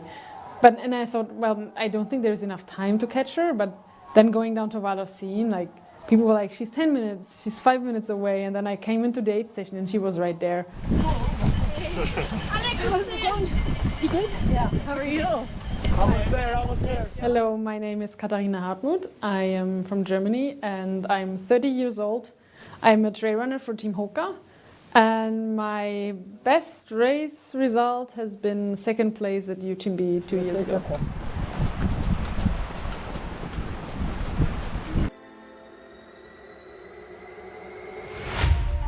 I think just everything, knowing that all of that hard work that I've been doing, not even just in the last year, but since my first time I came to Chamonix in 2017. These things don't happen overnight. They take a very long time and you need the experience, you need the training, you need the fitness and everything that comes with it.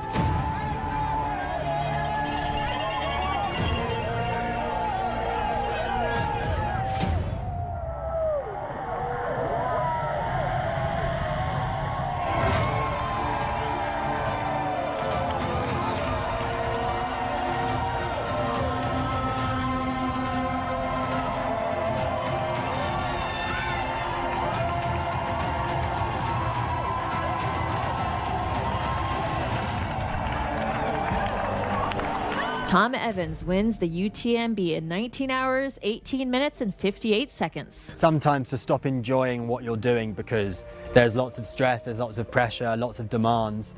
And having Phoebe, what that's done to me is it's just really relaxed, and I know that when I go home, my daughter and my wife will be there, and it's just really special, and every day just gets better and better. So yes, I want to be a really good athlete, but more importantly, I want to be a really good father. And for me, being the best version of myself, being a father, makes me an even better athlete, which I think is really exciting.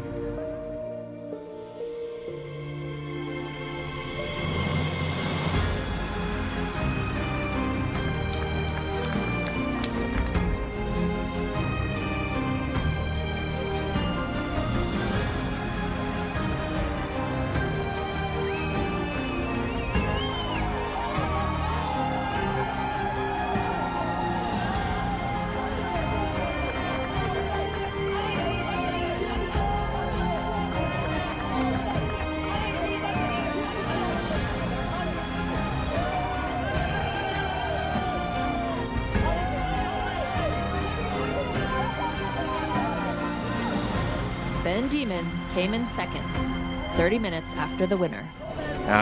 Finally, that's a day I'm never gonna forget. To me, you either win the UTMB, you complete the UTMB, or you don't complete it. There's really only three things, like you win, you finish, or you don't finish.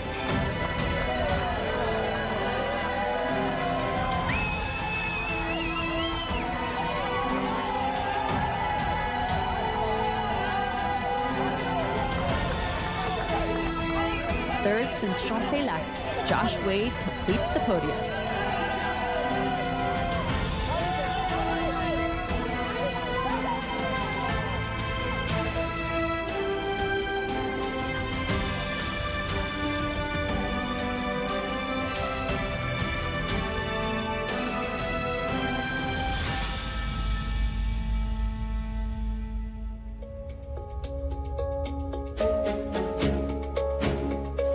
Well, it's like never over. Like you could easily do an ankle or anything.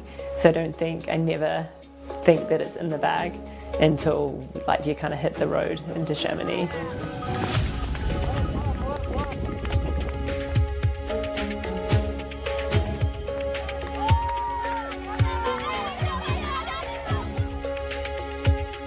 Well, I passed Courtney and then I thought, I don't know if she comes back and if she wants to catch me again, so I better run fast away from her. It was really hard. I forced myself to run all the way to Col de Montet.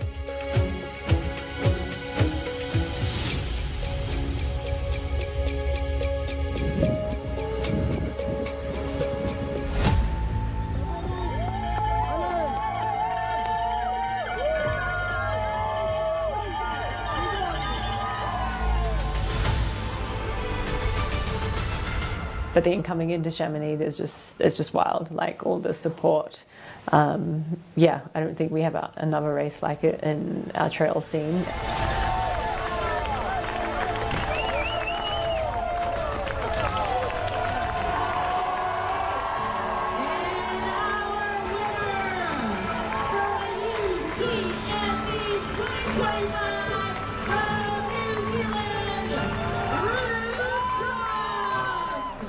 After winning the OCC and CCC, Ruth Croft becomes the first woman to claim the 3 UTMB World Series finals. I've always dreamed of winning UTMB when I first came here in 2015 when I did CCC, but it's just taken 10 years to get to this point, and yeah, it was just special. Like I think I've said in other interviews, it's just like sharing it with friends and family and getting to see them at the finish line. It was just, yeah, really special.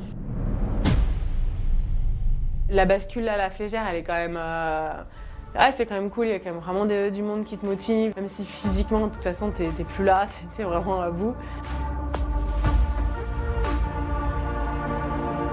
Mais en fait, les gens font que tu te retrouves des ressources insoupçonnées.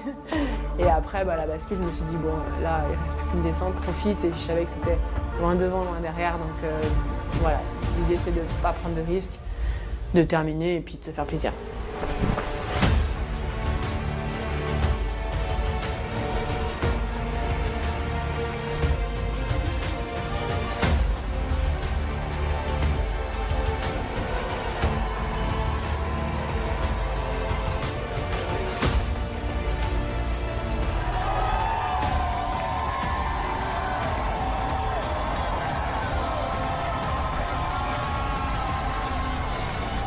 4 years later, Camille Brouillard finished second again on the UTMB. Beaucoup de fierté et puis vraiment j'étais très étonnée du nombre de gens en fait qui me soutenaient, qui connaissaient mon prénom, ouais, franchement je n'avais aucune espèce d'idée de cette ferveur là en fait, donc c'était assez exceptionnel. Ça m'a, ouais, je me disais ouais, les gens sont complètement fous là et ouais, bon, c'est génial quand tu peux profiter en plus comme ça. J'avais personne derrière là qui allait fallait pas que je sprinte, donc ouais, non, vraiment chouette.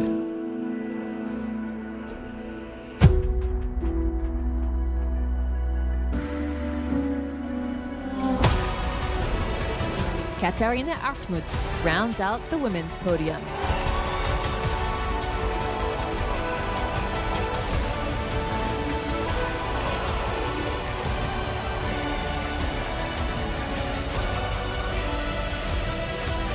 The Queen, Courtney Dauwalter, finishes 10th.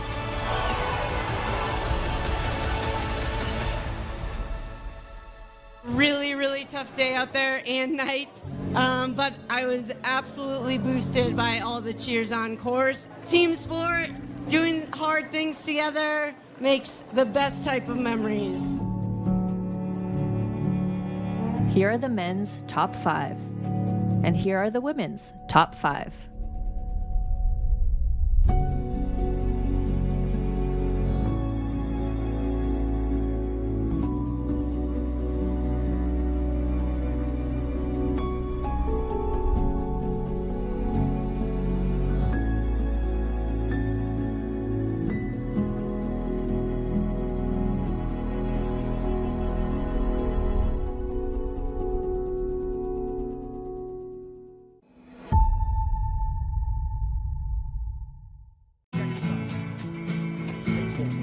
Try imagining a place where it's always safe and warm. Come in, she said, I'll give you shelter from the storm.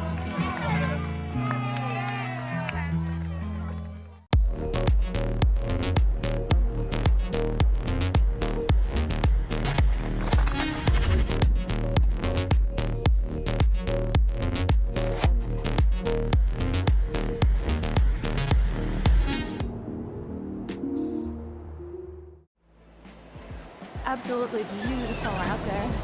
It's such a beautiful course. The trail running community, there's always a support for each other. Everyone in the whole crowd loves this race and loves our sport. I wanted to win. I wanted it so much. I was dreaming about it. That's the best feeling and the best result. That's why I do this sport. I'm really grateful to be at the start line surrounded by these amazing athletes. If you are a trail runner, you have to take part one time in your life.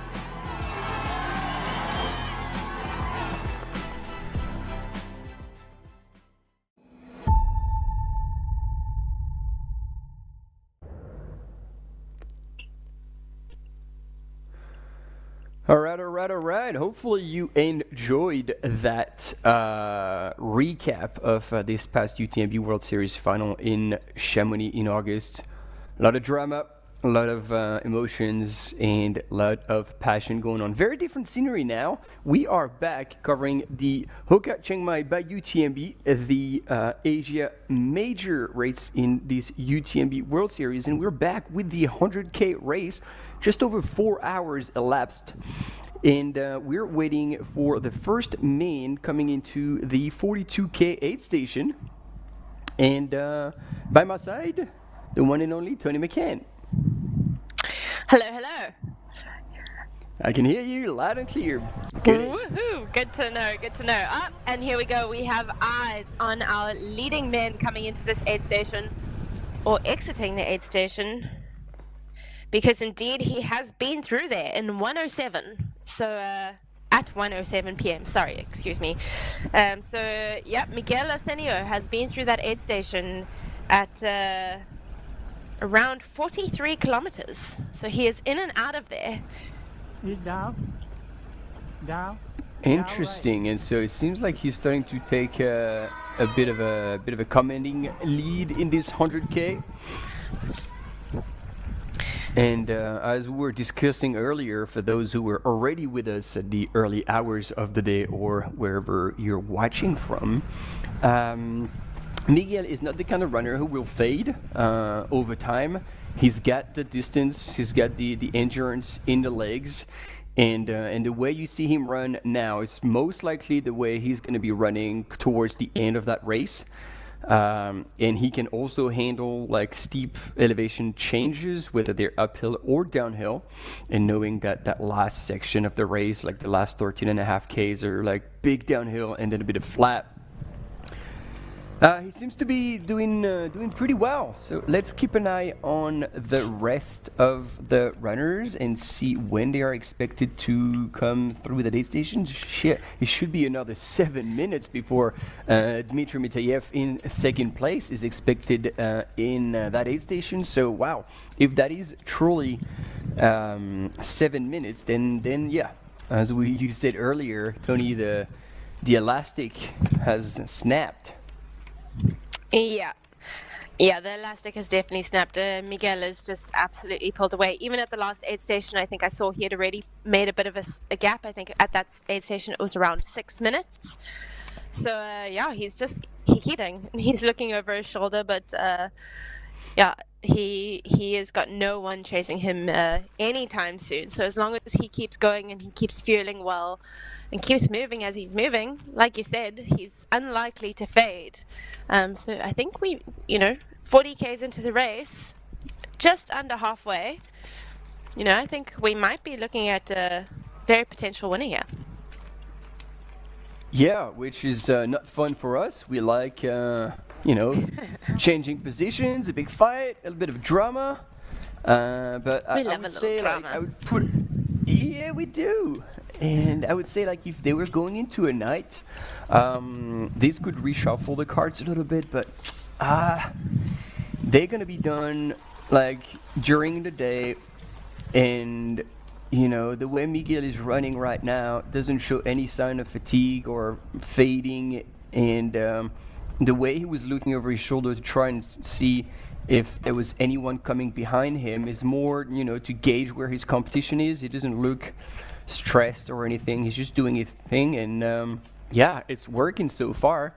I'm just trying to take a quick look at there we go. Thank you for being here with us, team, because I was expecting to see finally in the chat like the mic show, and we have Amaral and Virgilio Cardoso, who are backing up Miguel Arsenio, the Mike Show, as they call him. And yeah, doing pretty damn well.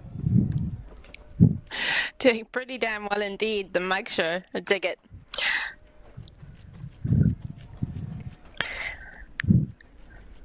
So while Taylor Swift has her Swifties, Miguel Arsenio has his Mike Show.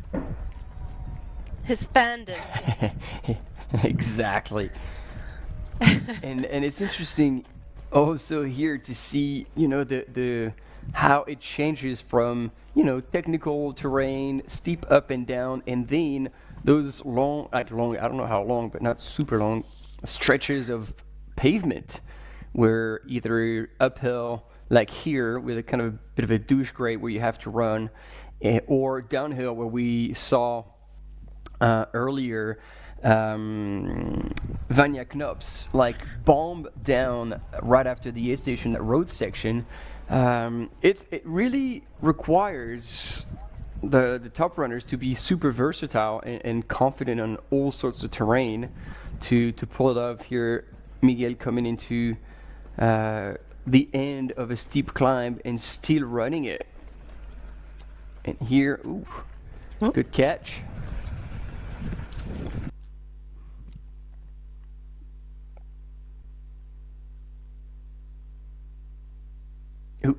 We lost images here for a second. We might transition into the 100 miles. Nope, second place in the 100K, I believe.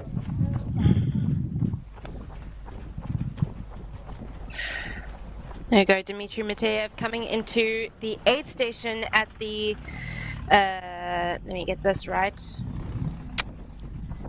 Chiang Mai Luang Up Upatam School.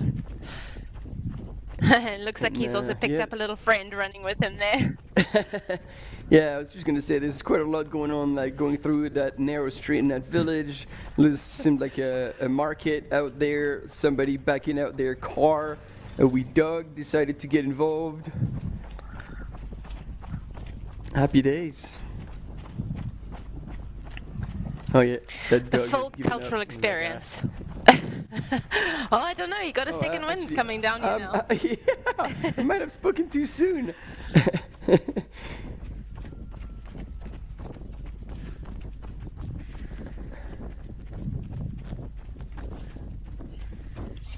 So he is expected in that aid station in around 2 minutes. So Miguel definitely having opened up that gap quite a bit. But Dimitri is still moving incredibly well, and like I said, it is still only halfway through the race. So you never know.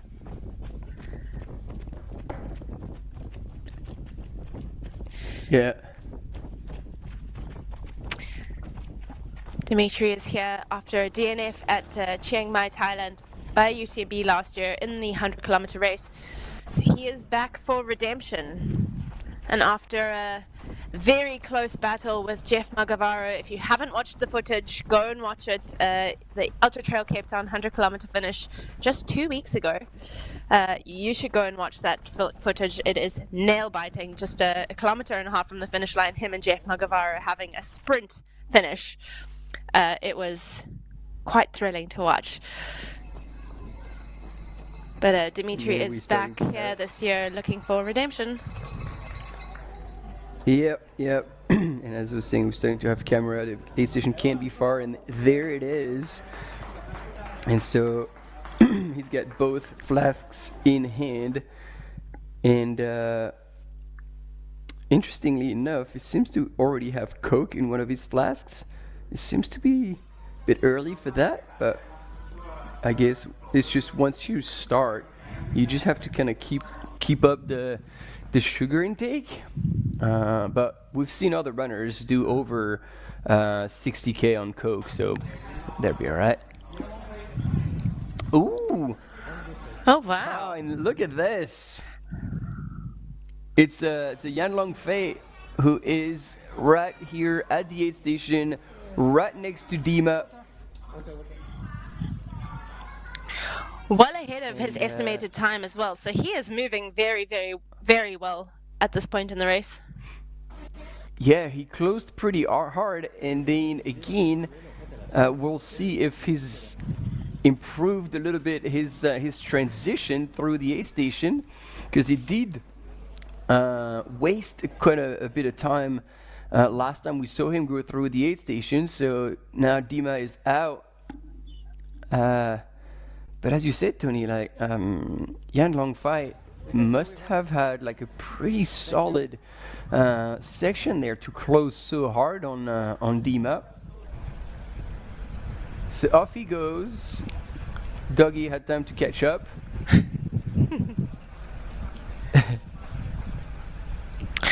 Looking at the way Dima's running now, I'm gonna say he's not moving with as much vigor as he usually does. He does look like he's kind of just coasting there and not running with so much purpose. So I don't know if he's just taking a bit of a breather after going through that aid station, kind of recuperating before he puts the pedal on again, or the foot on the pedal. But yeah, he looks like he's hurting to me.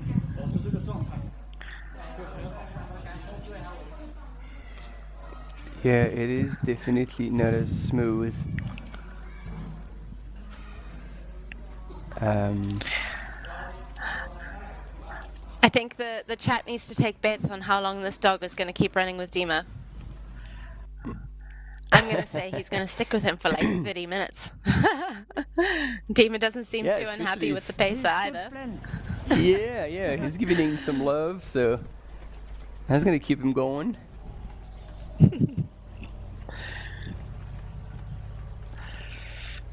But see, like again, Dima's been going now for at least a minute, and then it looked like Yan Longfei was still at the aid station trying to fill a second soft flask, and that's so unfortunate for Yan, because there's so much time wasted here just for free, just for a lack of better organization. Yeah. So hopefully he can rewatch that and onboard what we're talking about, and hopefully improve those transitions that are costing him so much. And so Yan Longfei is representing Colon Sport. I've never seen that brand before, but the design of the outfit was pretty cool. South Korean premium outdoor lifestyle brand, and pretty old actually. There you go. 1973 was when it was founded. So blending trendy fashion with functional outdoor gear. No wonder it looked so good. There we go. When are we gonna have to comment on runners sponsored by Chanel or and other European fashion brands? This is a shout out. Come on, get involved.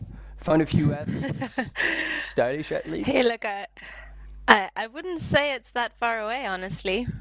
I mean, we see athletes who are with I've forgotten the name now. It'll come to me, but I think it's a German online store. German online store? Does that ring a bell? Ooh. German store. Is that sports? Anyway, sports. Yeah. Anyway, while we're puzzling over this name that I can't remember, we're just having a look at our 100K race recap here at the Chiang Mai World Series, UTMB World Series. The race started out hot. Jose took it out really hot, and we had a big group of men all together up until about 30Ks. And then we got a bit confused with Wei Huang from China, who was on the screen with a ponytail, and we thought he was in the women's category, but no, this is a gentleman. So it's just so happened that we had him on the screen with a ponytail when he passed Yuri Yoshizumi. But this mysterious ponytail has been identified and indeed belongs to the men's category. In the meantime, those gentlemen kept duking it out up at the front, and at that point, we still had Spanish runner Jose Angel Fernandez Jimenez up in the mix, but eventually he started to fade a little bit, and it looked like he had taken a big fall on his back, which might have been the reason why he was falling back. But here on your screen, Yan Longfei was, here we go, yep, that's the Spanish here on your screen, walking. Yan Longfei was doing good, but having pretty slow transition, and then the battle is definitely on in the women's race between Ekaterina Mitieva and Ho Ha Thi from Ho Ha Thi. Thank you very much, from Vietnam. Fuga. Brain fart here. All good. I still can't think of the name that I'm trying to remember, so we're in the same place. But the good news is that the dog is still running with Dimitri. He still has his little furry friend pacing him through the section. And Dimitri, I commented that he wasn't necessarily moving with as much determination that he usually runs with, but he is still moving incredibly well. I've learned anything from ultra running is that you don't have to look good to be running well.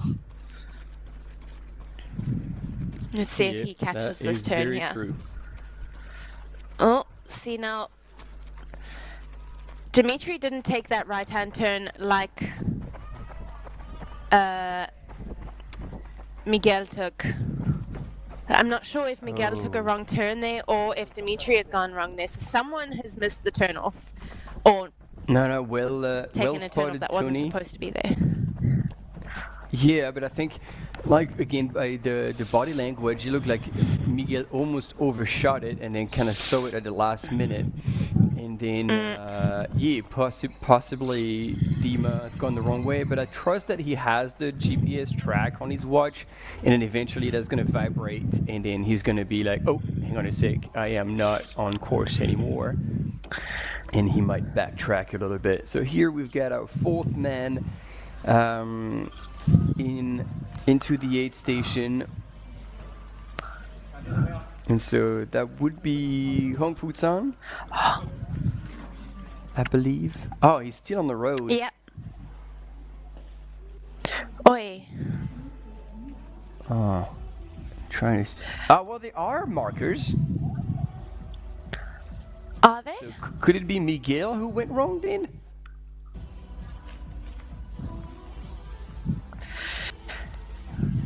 Oh, big question mark here. Yeah. If the studio or the organization is hearing us, and you guys can check in with whoever is on the ground or the cam runners if that are with Miguel Arsenio, if they are still seeing flags on the course, because there's definitely now two gentlemen on two different routes. And again, looking at where Dima is, like, here we go. Here's another flag, another marker. There's a flag. So, So, we might have seen Miguel Arsenio take a wrong turn there. Unless he pulled off to go and pee. But then I guess he would have given our cam runner a bit of a wave, or just like, yep, I got business to attend. Let's see next time we have eyes on Miguel Arsenio, where he stands.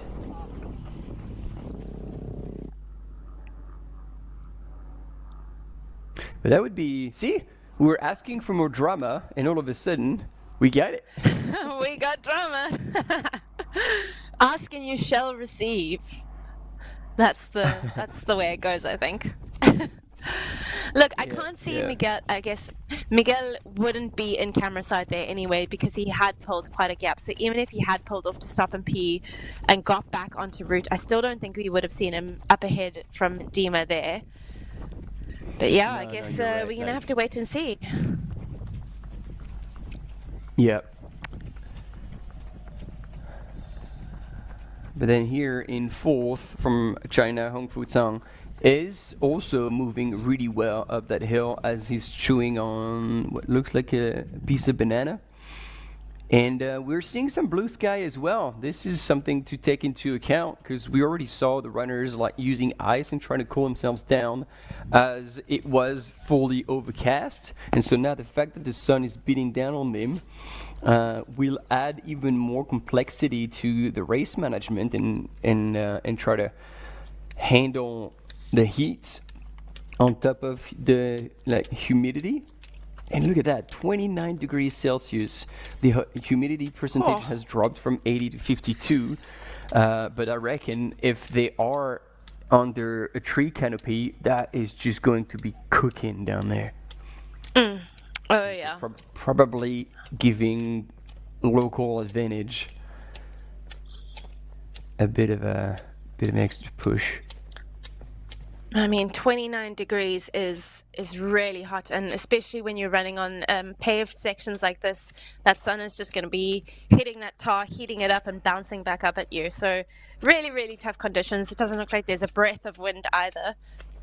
So all of these runners today are going to be experiencing quite challenging conditions. And like you say, as soon as you hit any sort of tree cover, all of that moisture that's in the ground is just going to come back up and create so much humidity. So really, really challenging. As you say, like with the heat being reflected on the tar on the ground, like they're gonna be toasted on both sides. Yeah.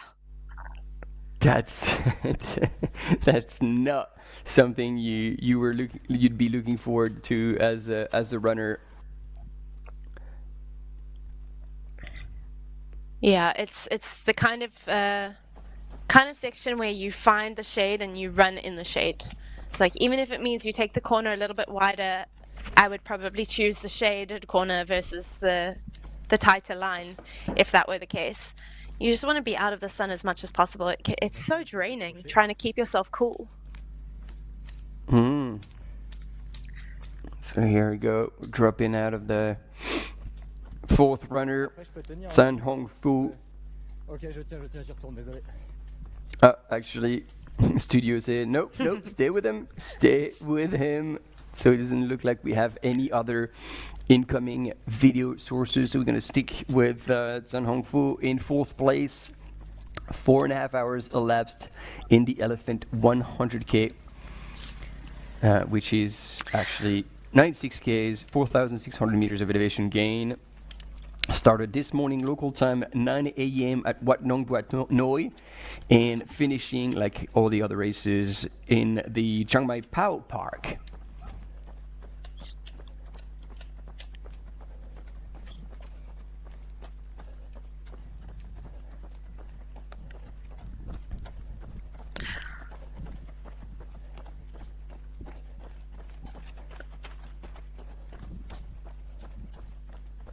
Very nice slow motion movement there. Everyone loves a slow-mo. And while we watch the Baywatch-esque trail runner, we also are waiting for our leading women who are going to be coming into this next aid station at Chiang Mai Luang Uptam School in around 18 minutes for Ekaterina Mateyeva. It does look like she's made a bit of a gap just based on the estimated time into that aid station. So it looks like she's pulled away maybe 2-minute gap on Hoha T, who's currently in second position. And then Yuri Yoshizumi is actually estimated there around the same house. So Yuri seems to have made up a bit of time on there, if these estimations are correct. Ah, interesting fact. So while Ekaterina would be having a bit more of a comfortable blanket on her way to possibly winning the Elephant 100 2 years in a row, it sounds like the battle for second could be on. And actually, you know, not to say we're good, but didn't we call it? Did we? Yeah, it was very early so this Yuri morning for me. coming out with the polls on like clams, like, oh, she looks like she's doing pretty well, and she could very well creep up on the higher spot of the podium. Let's see again, indeed, you if the prediction from Life Trail is accurate. And again, some really cool aerial shot of the local forests on the hillside.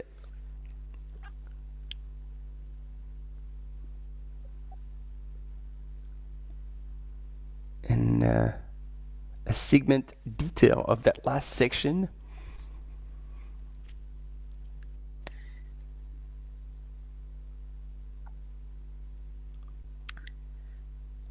Oh yeah, that is almost the longest downhill. Yeah, it's a long one, and that's currently where our leaders are. It does seem on the tracker, it does seem like Miguel Oceania is still moving on the right path. He is moving down that hill toward Mesa Elephant Camp. So he still seems to be on the right track. Maybe he did just pull off to pee. We hope that's the case. But I guess we'll see. And we have a break coming up, so you're going to have to stick around to see if Miguel is indeed still en route, and we'll catch you on the other side.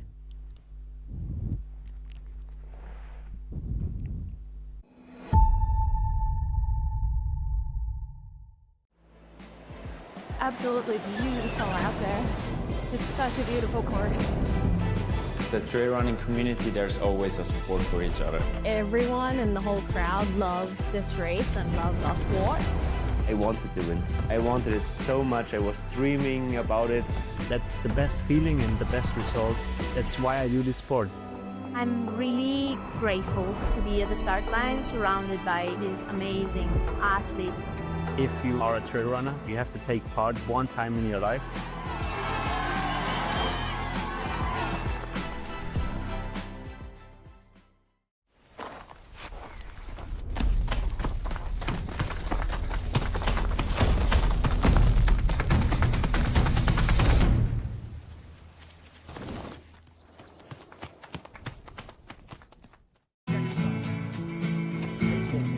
Try imagining a place where it's always safe and warm. Come in, she said, I'll give you shelter from the storm.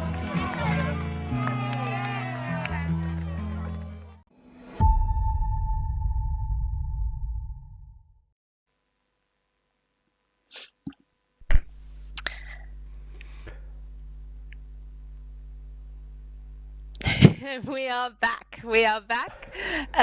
We are now waiting for images of our lead men in the Elephant 100 coming down towards that next aid station at the, let me get the name right, the Mesa Elephant Camp. And we are also waiting for the women to come into that aid station at around 43 kilometers. They are estimated there in around 15 to 20 minutes. So keep with us. We will bring you some images of that soon.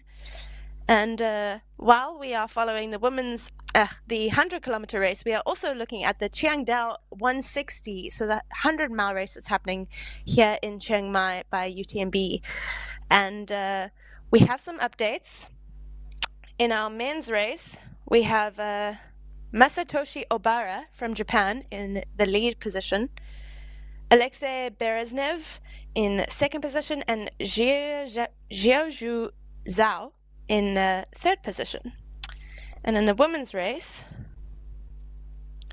we still have Kareth Arnold leading out in the front, the US ultra athlete Antonina Lushina coming in second position, and Kumi Kinochita in third position from Japan.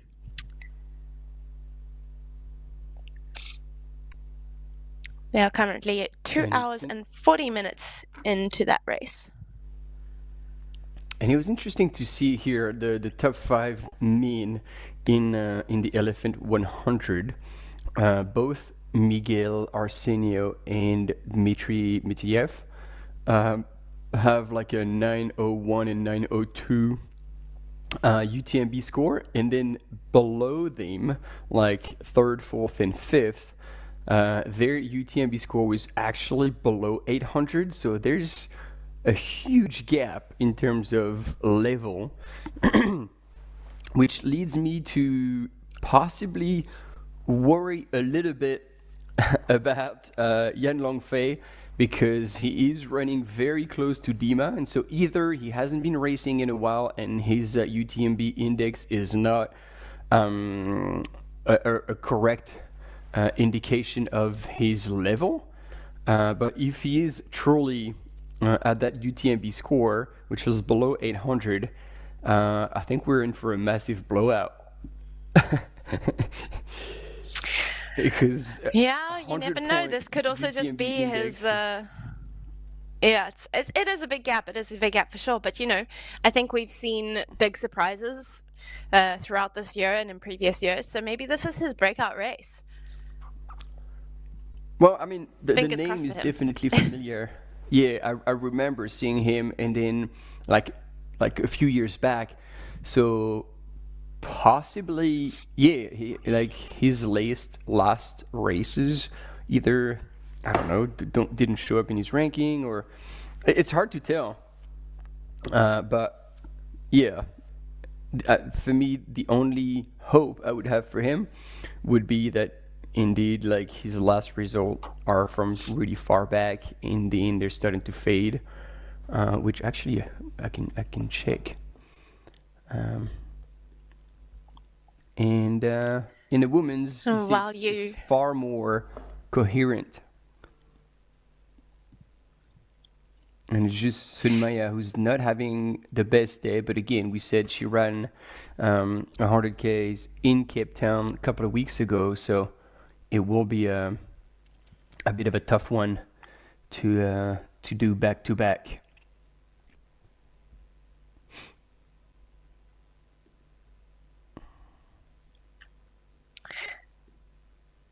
And on screen now, we're also looking at the Mae Teng River, the epicenter of adventure tourism in Chiang Mai. Really, I think a river is such a great place to go and visit when you're traveling, especially something like this where you can go whitewater rafting, really something for the more adventurous of us, I think. Whitewater rafting's not for everyone, that is for sure. I've done my fair share of it, and it is quite frightening if you're not super comfortable in the water. So definitely something fun to do if you are comfortable in the water. And this Mae Teng River travels through the dense tropical jungle, and it serves as a spectacular backdrop for trekking and encounters with local elephants, which is pretty cool. It is pretty cool indeed, and look at the views and the little buildings on alongside that river. It looks absolutely fantastic. So we're back with our the man who is not a woman, who is not the lead woman. This is the man who gave us a lot of confusion earlier in the day, but he is having a great race. Probably coming in around 6th or 7th or 8th in the men's race, I think.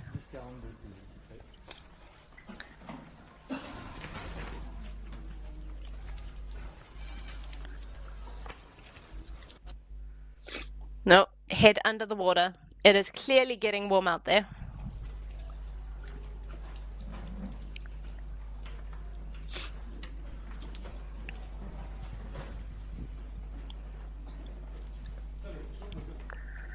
And the good old watermelon is the go-to food for hot conditions. Nice and refreshing, brings a lot of fluids as you're chewing away. And there you go. He's definitely in racing mode. Wei Huang. Yeah. He was in and out of there really quickly as well. No messing around.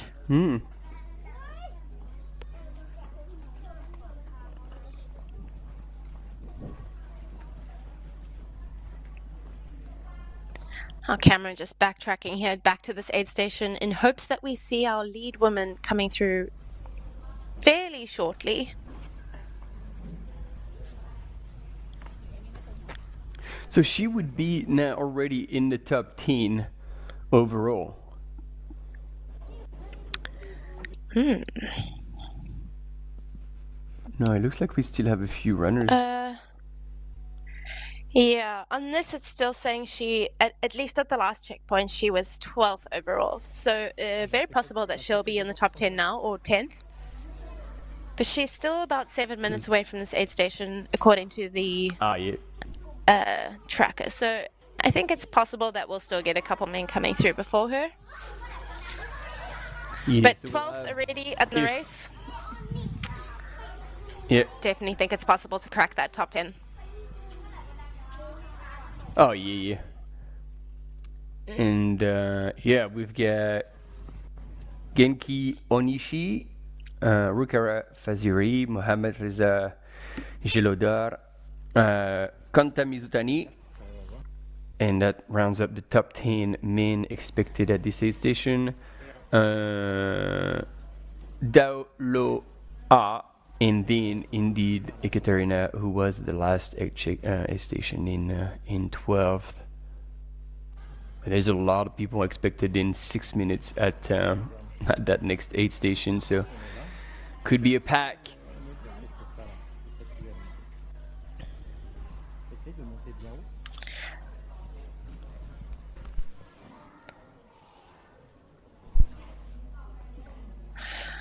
Just a little information on where this aid station is located. I mean, look at that aid station. Pretty cool, actually.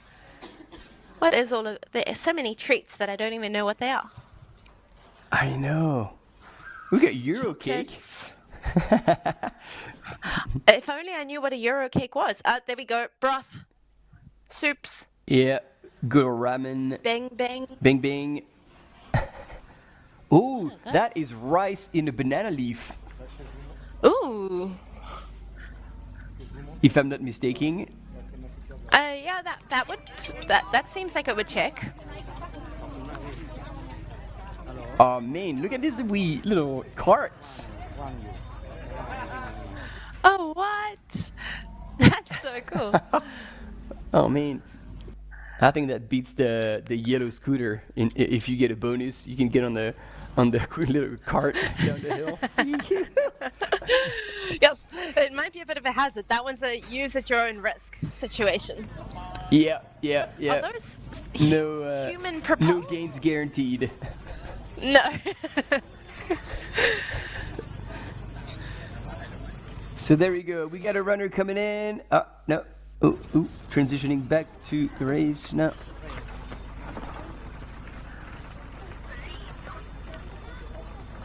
I assume this camera is now waiting for our lead woman to follow her into that aid station. Located at the Chiang Mai Luang Uptam School, Upatam, sorry. And this school is a lot like other schools in the area, or in more remote areas, and they're government schools often established with royal patronage that support education in these areas. There we go. Our lead woman, Katerina Mateyeva. I didn't want to cut you off so you could drop that knowledge about the local school. And we are indeed with our women's leader in this Elephant 100, Katerina Mateyeva, who has won here last year and is well on her way to possibly a second win. This is also where her husband Dmitry picked up that little dog. So first come, first served. Now you're just gonna have to, possibly go with no other companion.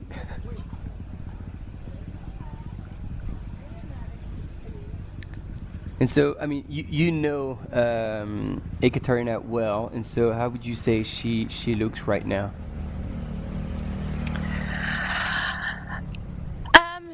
Yeah, I think she's still moving well. It's hard to say. I do think the travel has probably affected her and Dimitri a little bit. But they're also used to this, right? They do tend to race and travel quite a lot. So I don't think that's necessarily a factor that's going to play too much today, especially because she didn't have the chance to race in Cape Town. So she should still be fresh. I think she's still moving well. She's moving efficiently. Her arms are... she's loose. Let's put it that way. Yeah. There's very little tension in her upper body. That is accurate. Yeah. It looks like she's trying to relax her upper body and Yeah. make good use of gravity to make her way to the aid station. Yeah, I don't think that's a bad thing to do at this point. As soon as the terrain changes, she gets a bit more tension in her upper body. She really is just trying to relax down that hill, which might mean she's in a little bit of pain. And just trying to work through that, but I think she's still moving well. Yeah. Or maybe she just knows what's ahead, and she's just trying to relax and look after herself. She might have had a bit of an update on how much of a lead she has, and she's staying in control. Yeah, and like we were saying earlier, the temperatures are rising, and she is currently running through. Todd village. The heat is probably getting quite intense down there.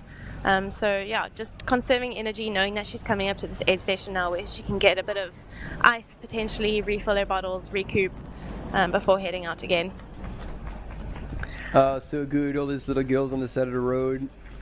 And she takes on that cheer and gives them a bit of a wave. That's the attitude. And this is also what makes this kind of racing special, getting to see the local people and getting to interact with them, especially being at a school here. I think a lot of the school kids are probably at school today and coming out of class to see the runners coming out and hopefully getting inspired by them too, which is really, really cool. Yeah, it is indeed. Here we go. Ekaterina Mateyeva at the aid station in the lead.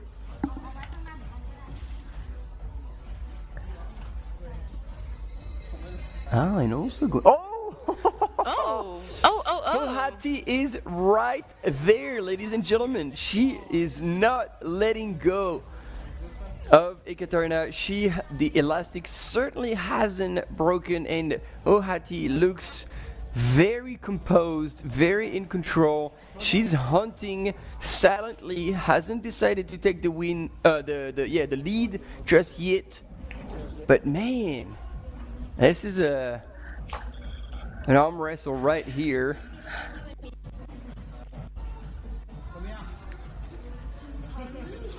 Well, she looks like she's in very good spirits still.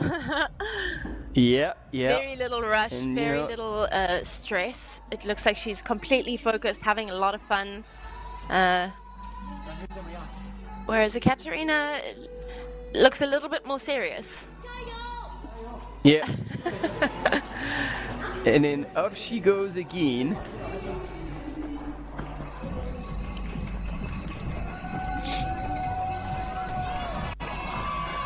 And Yeah, so from leaves for the first time. Yuri Yoshizumi is right there as well. The top 3 ladies in 100K in a nutshell. Wow. I mean, yeah, you had pointed it out actually that Yuri Yoshizumi was going to be very, very close to Hoha coming into that aid station, but it was actually Hoha who also made a move and pulled a little bit further away from Yuri to get very close to Ekaterina, and there we go. I think this is the first time, at least in a while, that Hohati is now leading the women's race in this Elephant 100. I mean, we asked for drama, and here it is on your screen. We're delivering high today at this HOKA Chiang Mai by UTMB. Dang. Yeah, wow. And she's moving so well. Look, I think Katerina, while still moving, Hohati is just on another level at the moment. Her energy level is way higher. Just seeing her interact with the community there, seeing Yuri coming in and giving her a cheer, having the capacity to do that halfway through a 100K race, I think is very impressive and bodes well for the rest of the race. I think she's in a really good place right now. And looking back, you can't see anyone yet. Katerina still hasn't come into view at the back there, so she seems to have broken the elastic a little. Yeah, like you're absolutely right. Like having such high spirits translate definitely into a bit more energy, and then you just carry on. You click through the case with the positive attitude. She knows and she's familiar with racing in this environment as well, like meaning these hot and humid conditions, so that is not going to affect her. And I think Ekaterina is now at the bottom. We see a silhouette of her. I think that's her. Let's see if we can hear something. Yeah, I think it is Ekaterina and the other cam runner. So Ekaterina hasn't given up the fight.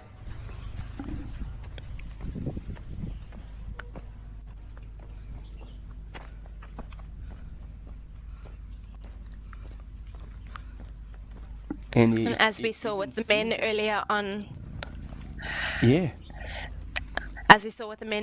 there is a little bit of a stretch of road here, quite exposed. So I think, it was important to make sure that you were sufficiently cooled heading out onto the section, as both of them would most likely know, having run here before. Katerina on the 100K, Hoha I think on the 50K only, so I'm not sure if she actually knows this course in its entirety. But Katerina knows what was coming, so maybe that plays in her favor. Maybe she was just taking her time on the section, knowing that she had a pretty hot section of road coming up. Yeah, and she's even closing on Hoha, because just when we had images from... that's Yuri! No, it's Yuri Yoshizumi, ladies and gentlemen, with her poles ticking up the hill. Oh, shit. Oh, sorry about the language. Was Hoha throwing up? No, I think she was just washing her hands. I think she was washing her hands in a little stream there. Oh my gosh, they're all together.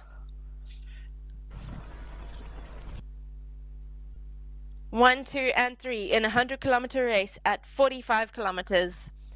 It's not often that you get to see this.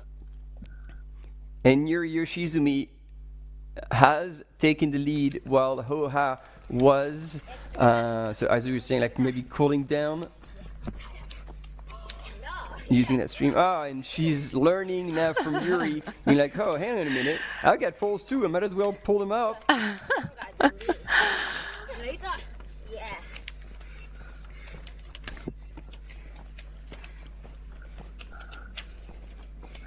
I'm loving the camaraderie of these two women and Katerina in the back. You know, they really are, you know, as much as they're racing, you can see that they're also still supporting one another and like, yeah, just general good sportsmanship. It's always great to see that. Yeah, and you know, as much as Hoha was, you know, looking almost ecstatic coming out of the aid station, saying hi to everyone, it looks like she might be just leaving a little bit of extra energy out on the trail with all these cheers and stuff, because now she seems to be paying the price while Yuri Yoshizumi is moving really, really well, and Hoha cannot respond. Maybe that was a tactic, you know. Sometimes when you know you're going to be in an aid station with other competitors, you want to seem like you're really good, right? You don't want to seem like you're hurting. So maybe that was her putting on a bit of a show, making her competitors think that she was cruising. So you never know. It's all tactics out here.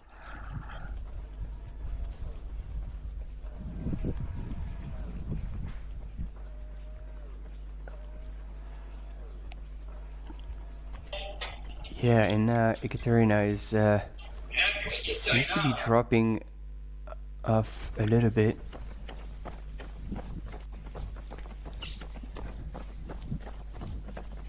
Wow, Yuri really has made a big gap.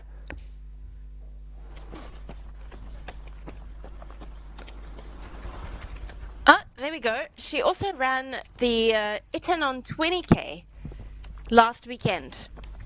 That was popped up on her results. So the Chiang Mai by UTMB had two races last weekend. The Festival of Running started at the end of November, and then the main race is happening this weekend. There was a 20-kilometer and a 50-kilometer, and Yuri ran the 20K, and it looks like she won it. So that was just like her little priming race for this 100-kilometer here.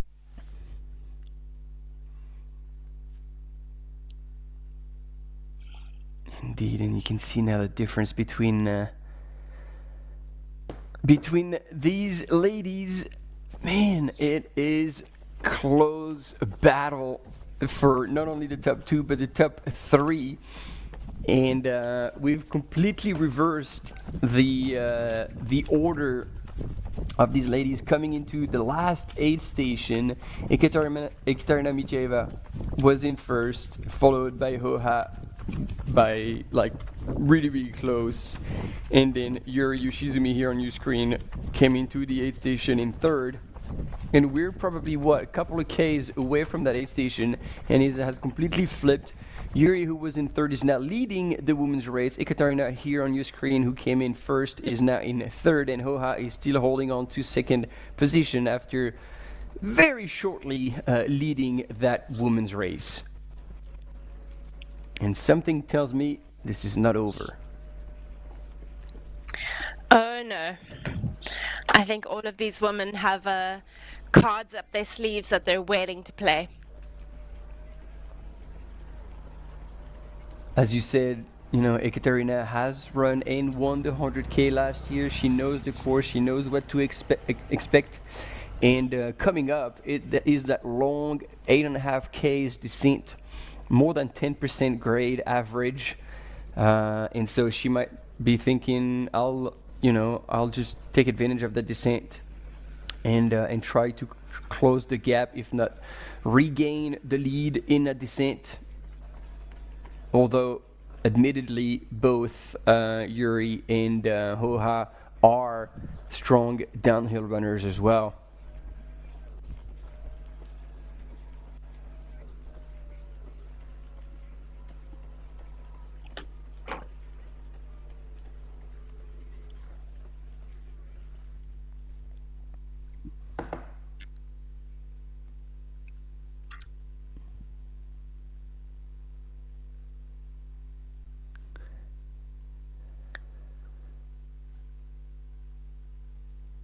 it seems like we have a bit of a connection issue on our top female runners.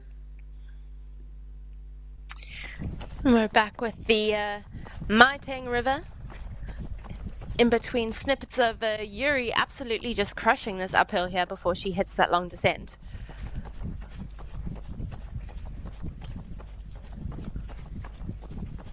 Yeah, she is.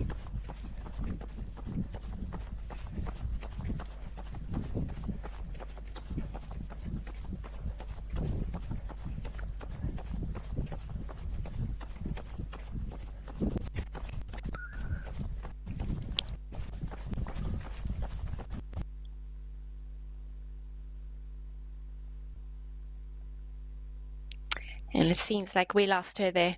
You know who else ran that 20-kilometer race last weekend? Hiroki Kai. It seems like it was the pre-race to this 100-kilometer race here at the Elephant 100 at Chiang Mai, Thailand by UTMB. Maybe that's the goal. Maybe that's the trick. You need to go and run the 20K as a little primer before a 100K race. Exactly. And then you got a week to recover, to chill, to acclimatize before the big day.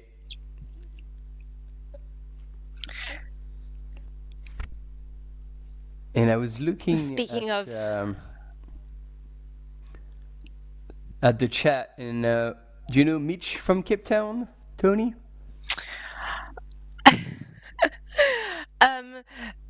Potentially, but Mitch is a little bit vague. I'd need a surname. Mitch, know, if you feel brave enough to put a surname in there.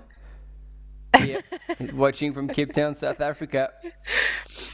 We've got May from Indonesia, Virgilio cheering for Miguel Arsenio, Camille who's supporting Titi.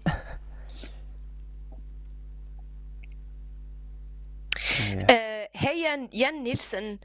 Is Jan Nielsen Ida Nielsen's brother? Oh, that's a very good question. I know she's got siblings.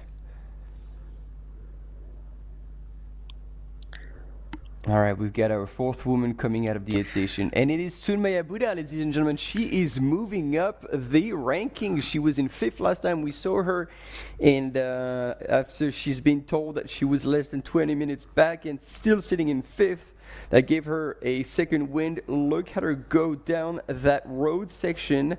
She is absolutely flying, and it leads me to believe that she is still chasing hard.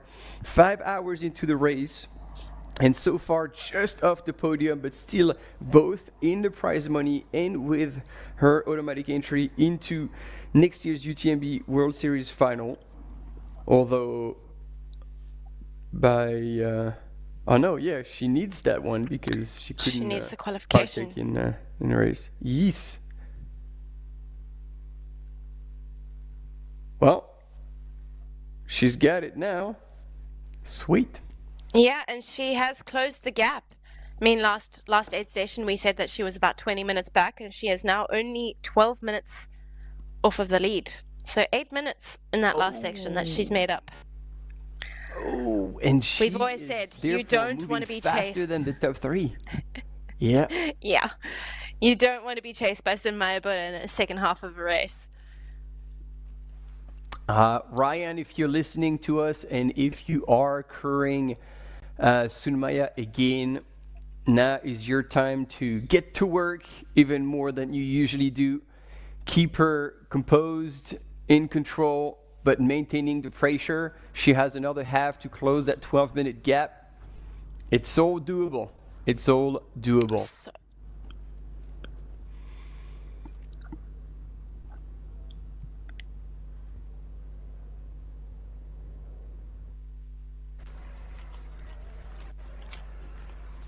Here she is on that road section. Also moving well.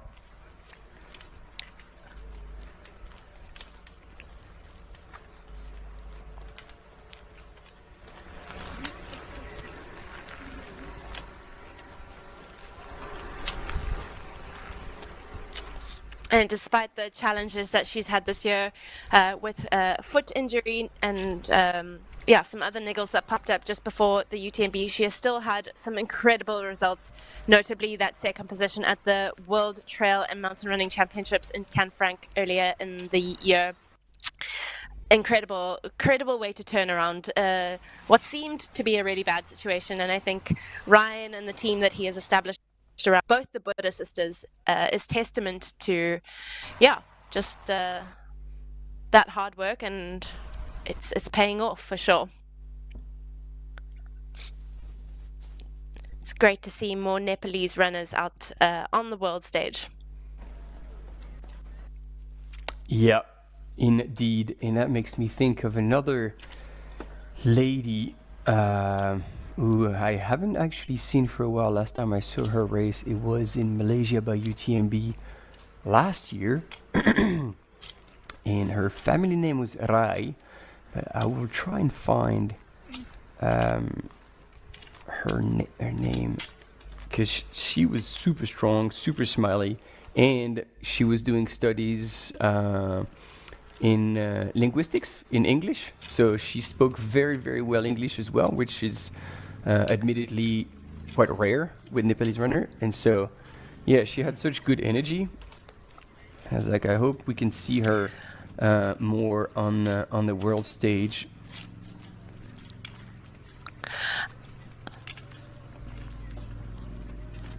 Priya Rai, there we go. Priya, Priya Rai. Yeah, okay. I feel like was Holly Page working with her in helping her with her English? I have no idea. Okay. Maybe. I might be making that up, but I believe that she was helping one of the Nepalese runners with her English and getting her to some of the more international or European type races. Okay, so this might not be Priya, because, like I said, Priya was doing studies at university in English specifically. So she would already be pretty good. So it might be another athlete. So our camera runner said 2 minutes. 2 minutes for what? Now, is that another 2 minutes of seeing Sunmaya Buddha on the screen? Is that the gap between the first and the second woman?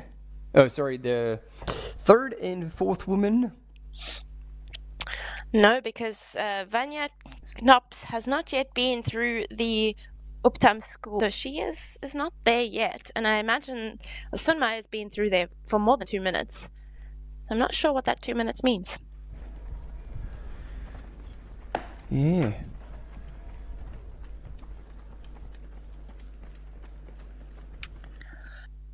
But heading into a quick ad break, so stay tuned for all the action and more.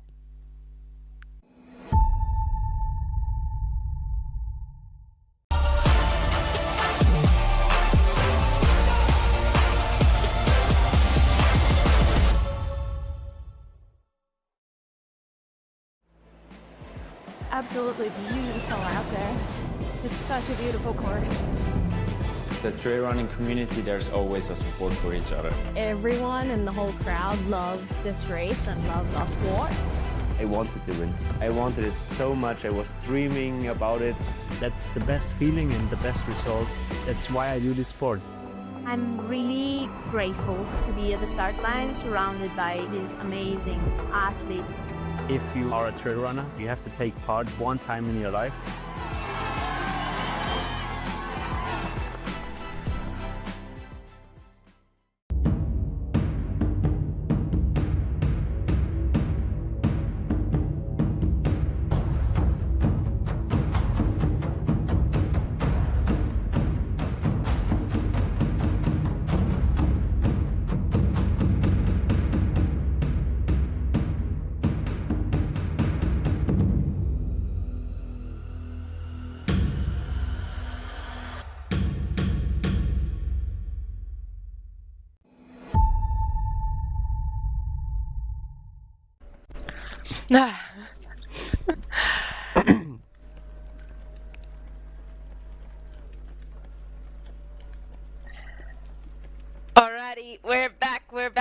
Sunmaya Buddha, our fourth woman here at the Elephant 100 at the HOKA Chiang Mai Thailand by UTMB.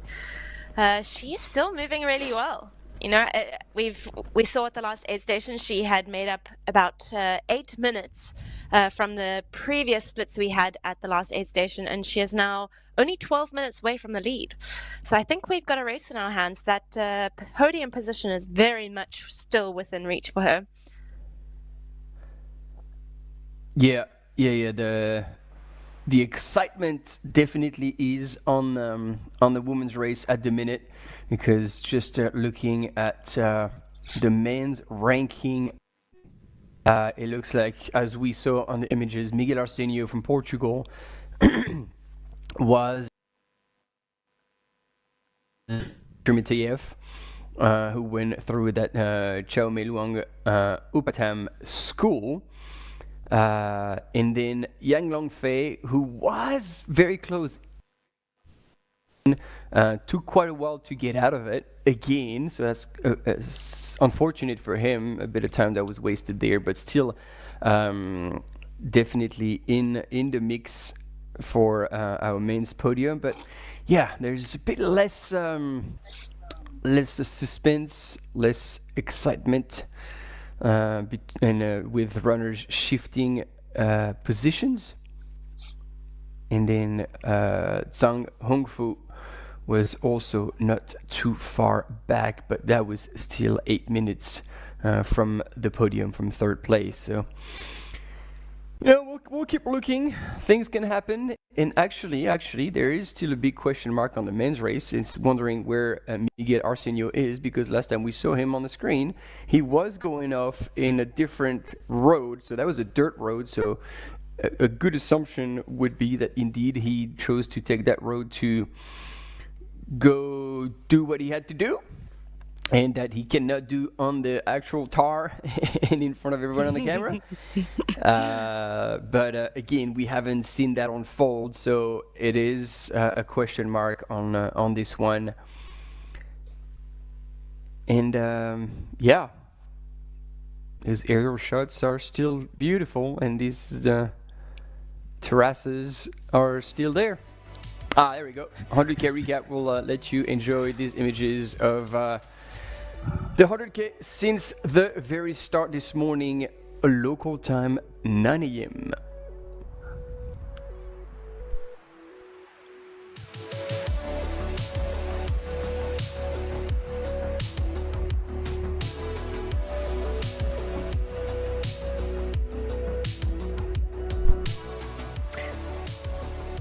Lots of energy at the start here as they left on this point-to-point race at the Chiang Mai Thailand by UTMB. Jose took it out incredibly fast with what was not a banana in his hand. It was indeed a bottle, but he had us confused for a while.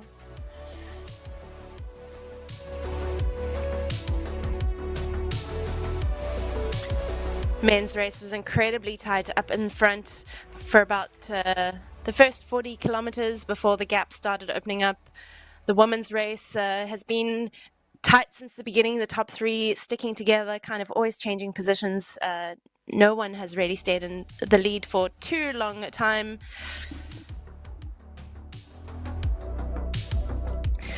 And this is where we started seeing Miguel taking a charge up front. Again, Ho Hao Ti and Katerina Miteyeva in that aid station together, and it has seemed that they have stayed together since the start of the race. Unfortunately, Jose had a bit of a fall, and it seems he has still continued on, but unfortunately is not with that lead group anymore.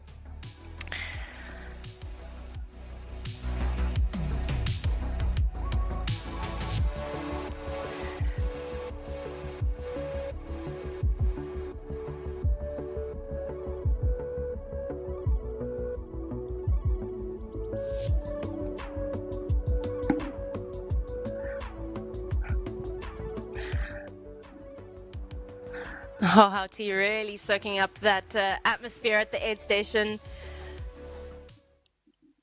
And then Yuri seemed to take a pretty commanding lead from that point on. So we've got a pretty clear leader in the men's. Miguel out front with a pretty commanding time between second position. And Yuri has seemed to pull away. But we don't know how long that lead is just yet. Yeah. And as we seen on the 3D map, the next section of the course is a long downhill.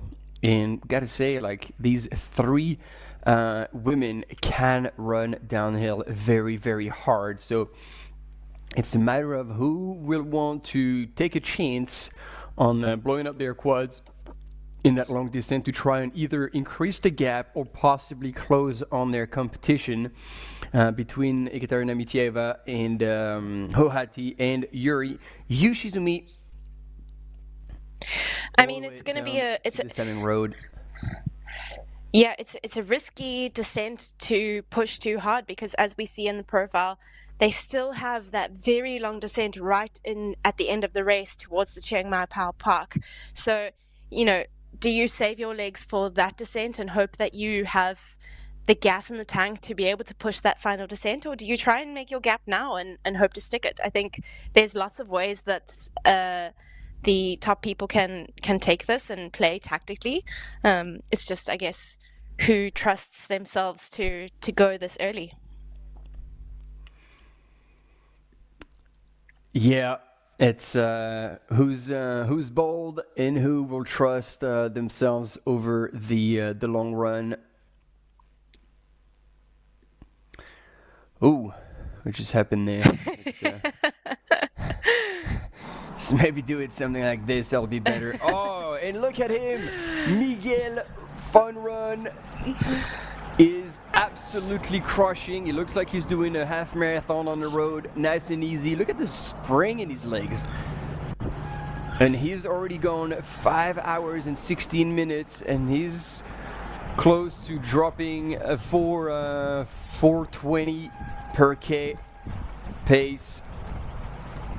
Solid Miguel. Can we also just take a moment to appreciate the fact that he's coming up on 57 kilometers at the Mesa Elephant Camp?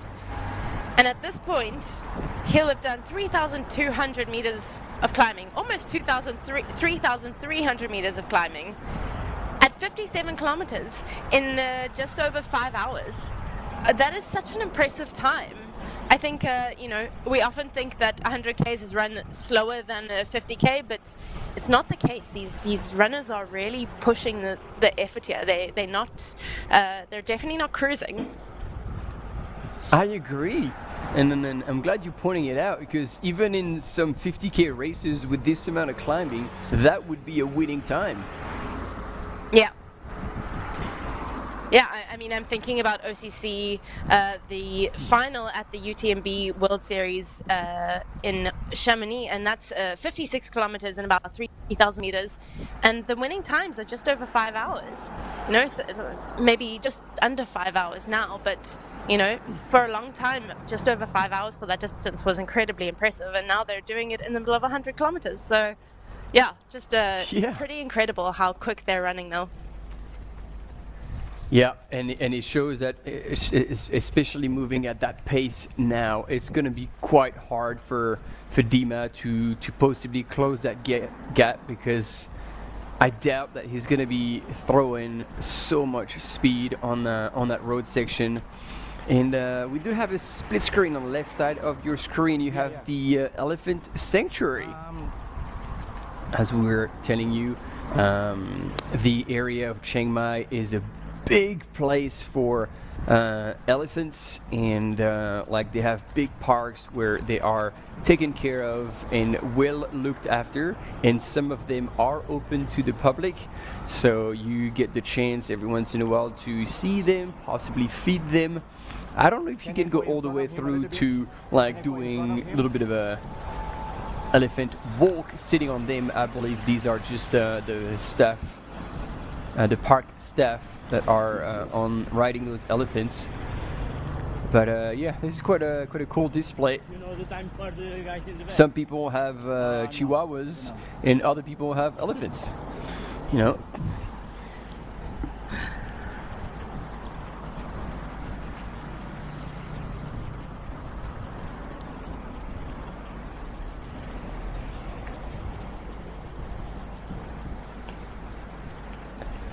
And I like how curious they can be.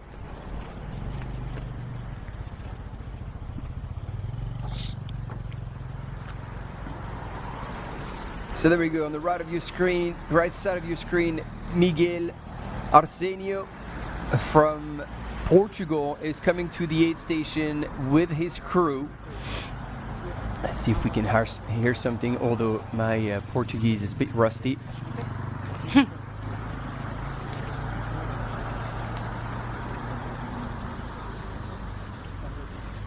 Okay, going back now.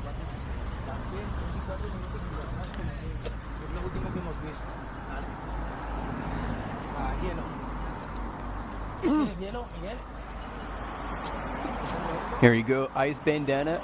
So it confirms that the temperature, yeah, it's still hot. It shows 29 degrees Celsius in Chiang Mai.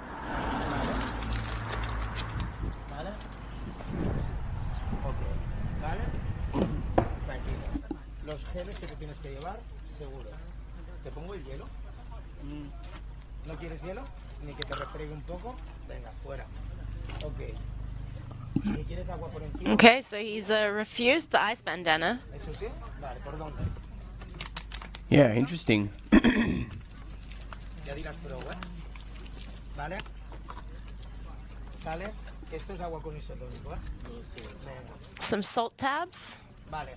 Esto no te lo llevaste en el otro avituallamiento.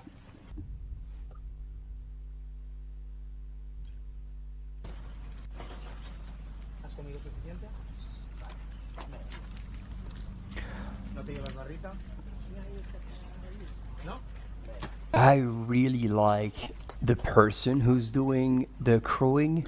He's extremely calm, bringing up options, just you know, your runner is going to take in whichever vibes you are sharing. So if you get excited or stressed, they're going to get excited or stressed. If you remain calm and in control, they're going to be remaining calm, in control, and that is very, very good. I am impressed because I was going to say, like, Miguel has some very good shoulder flexibility to be able to reach the back of his pack and present that kit for the military equipment check. And yep, I'm impressed. I got some work to do. I also think it's good planning on his behalf to have all of the items that might be checked at a reachable distance. You know, you don't want to be standing there trying to fiddle and take your backpack off to try and reach things that you've got stacked underneath, you know, at the bottom of your pack. So definitely something to think about when you're packing your vest, making sure that any items that might be called up, headlamp is a common one, windproof jacket's a common one, any sort of emergency blanket's also a common one. So just making sure that those items are easily accessible within that pack is going to save you a bunch of time and, you know, effort at that point in the race.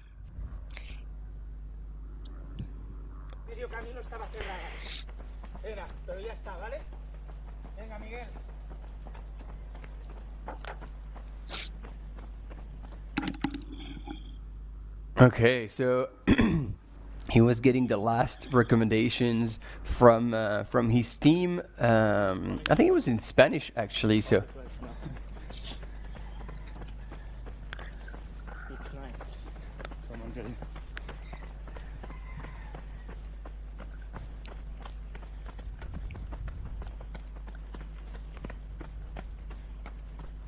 Yeah, man, he's motoring up that hill. Yeah. He paced himself well and then eventually played his card at the right time, leaving Dima behind, and now we'll be all eyes on the live tracking to see when Dmitry Mateyev will be coming through that aid station and see if that gap is still 7 minutes, or if it has increased. But when we saw Miguel's pace on that road section, when he was alongside the cars, I got to say he was moving really well. So Dima might have lost a little bit of time on that section as well. So it might be a gap now that is bigger than 7 minutes.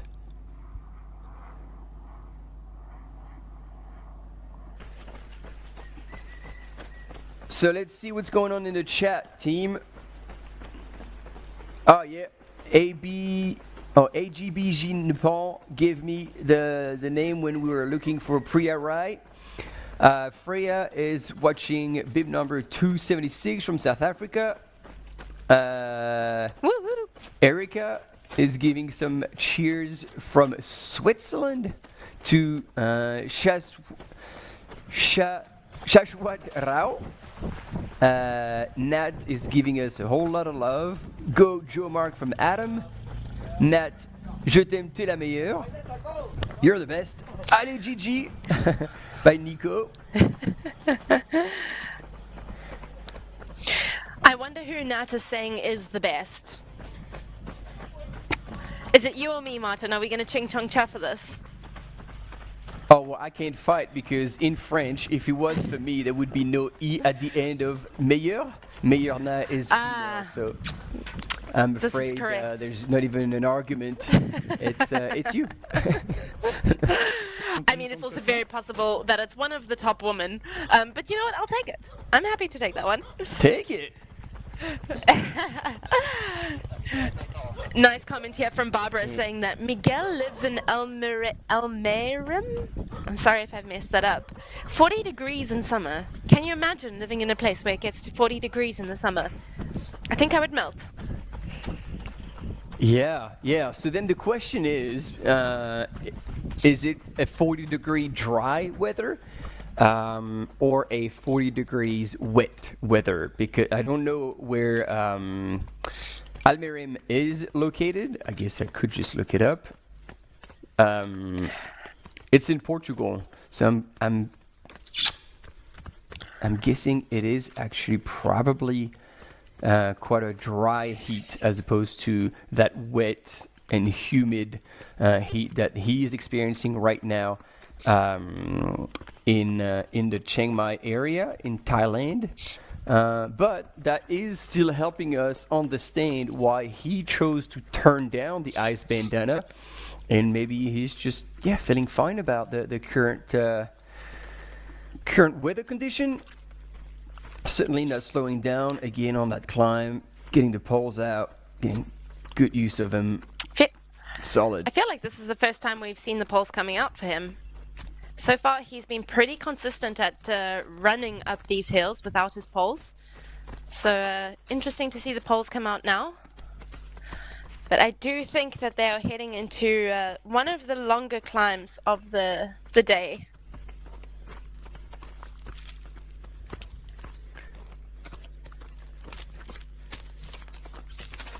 Yeah, it's going to be broken down into like 3 consecutive climbs.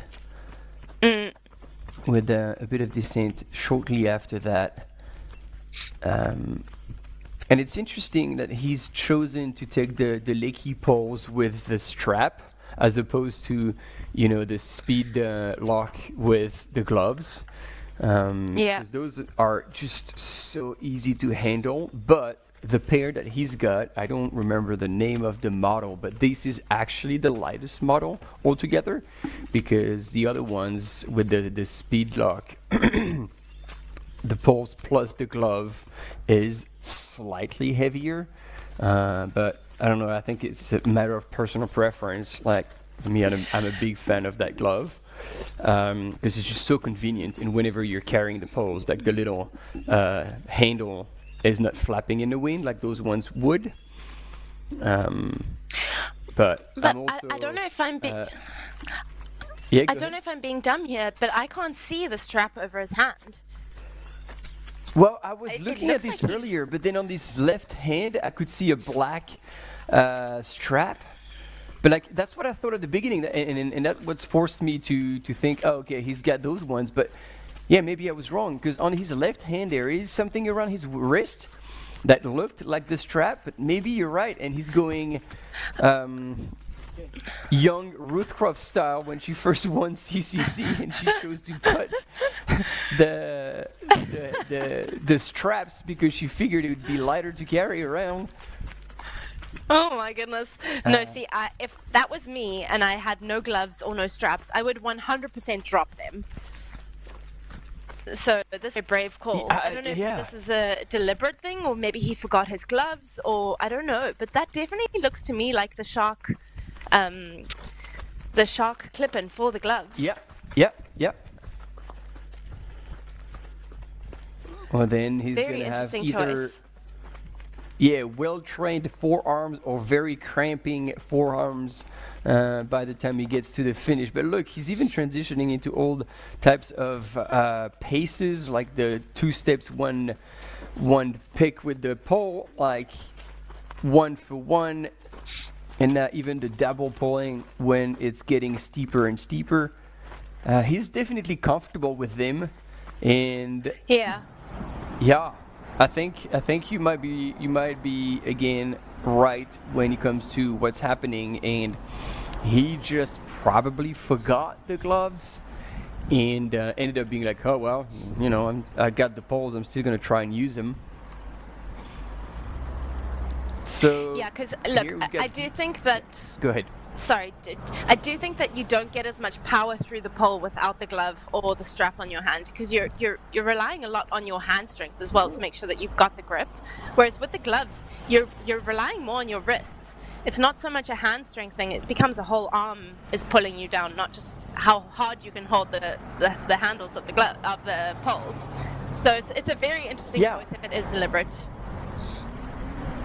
I don't think it is, and I think you were right. He would have forgotten or lost his gloves, and that would be why. Because you're right, like either you've got those gloves, and then it's as you say, like you don't even need to hold the poles. You just go with your full arm strength. While there, if you have nothing, it's just grip strength, and this is far more taxing than having the gloves. So we see here Miguel Arsenio in the lead of the men's race in this Elephant 100 on the right side of your screen, and on the left side, running on the road, is Dmitry Mitiev, who is in second place. And wow, there is quite a big gap. There's a lot of daylight between these two gentlemen, because Dima is probably still 2-3 minutes away from that A13 aid station, while Miguel has gone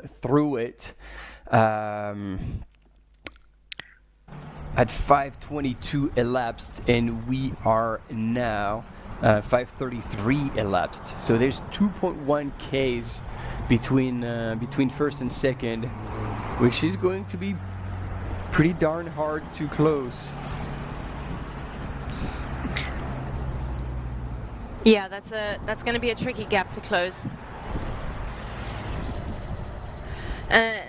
Just in the chat, Barbara giving us a little bit more insight. Miguel has actually been in Thailand now for 2 months, or China, I should say. Sorry, for 2 months. So you know, as much as he's maybe not used to the humid heat of China and Thailand, he's been there. He's been training in this, so he does know what he's in for here.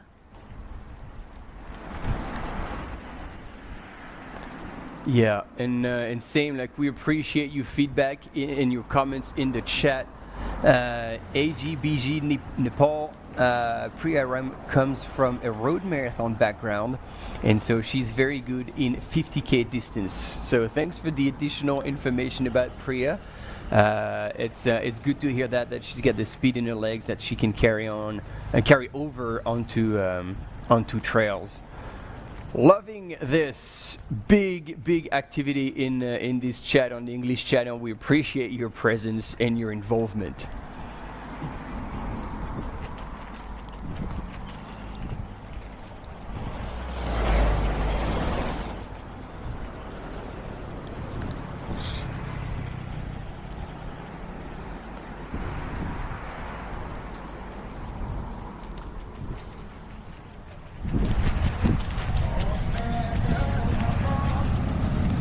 The powerhouse Dimitri is coming up to this Mesa Elephant Park aid station now, where he will most likely be greeted by his crew again.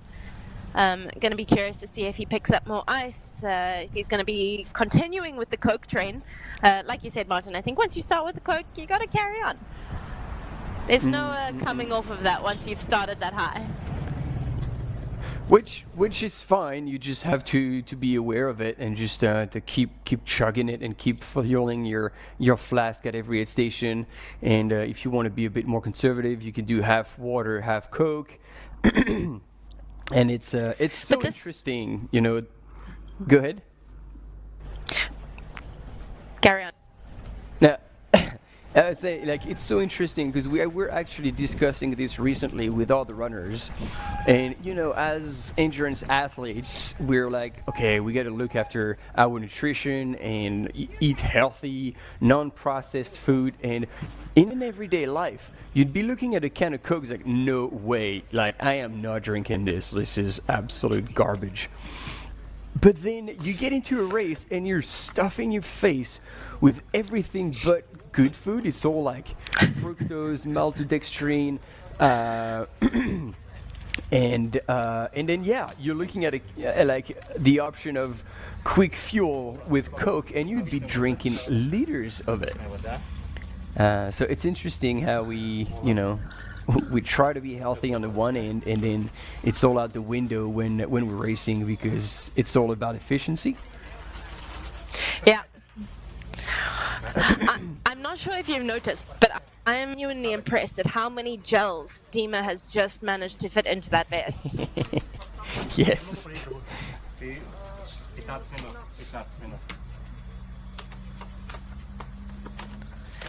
Looked like there was a bottle of Coke that went in the back again. And I'm assuming water in the front there. Oh no, he's got 2 bottles of Coke.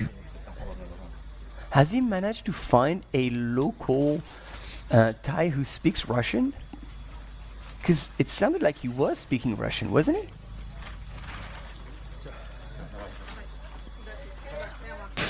That would be very, very impressive if that were the case.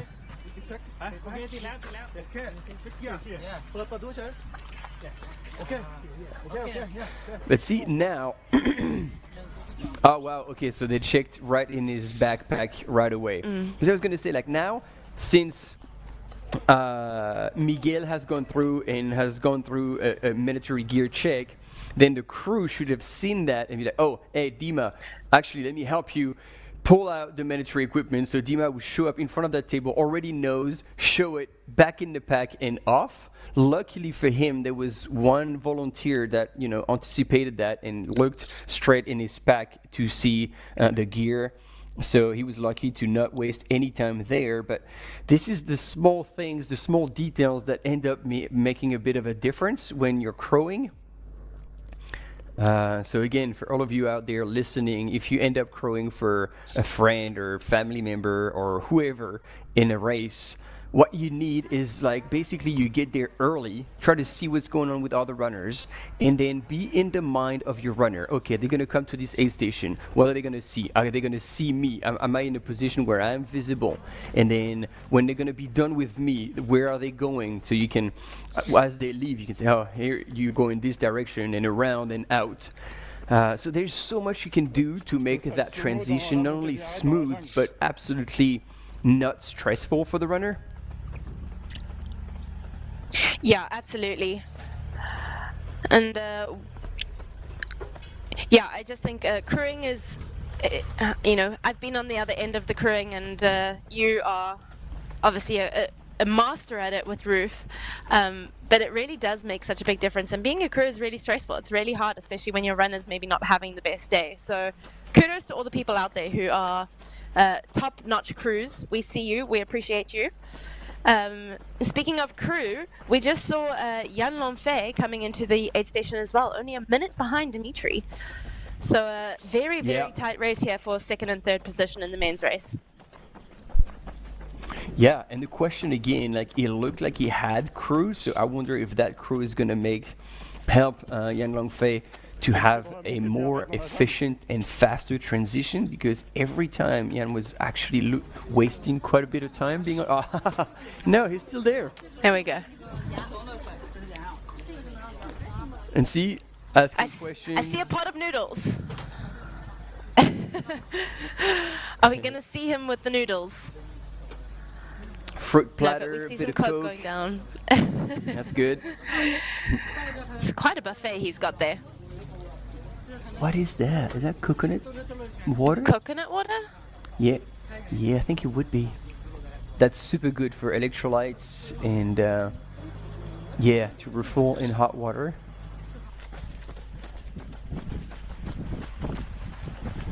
Yeah, so once again, I think we can agree that Dimitri's transition through this aid station was potentially a little bit quicker, but not much. Oh, yeah. He didn't waste that much time there, actually. Yeah, but Dima was in and out in 90 seconds, I reckon. But see, however, crew is saying, no, keep your pack on, and I'm going to take it out for you. So that is very, very well done. Yeah. From the crew, exactly what we were telling you or describing. You know ahead of time what's going to happen to your runner, and you're there to help them out and save as much time as you can.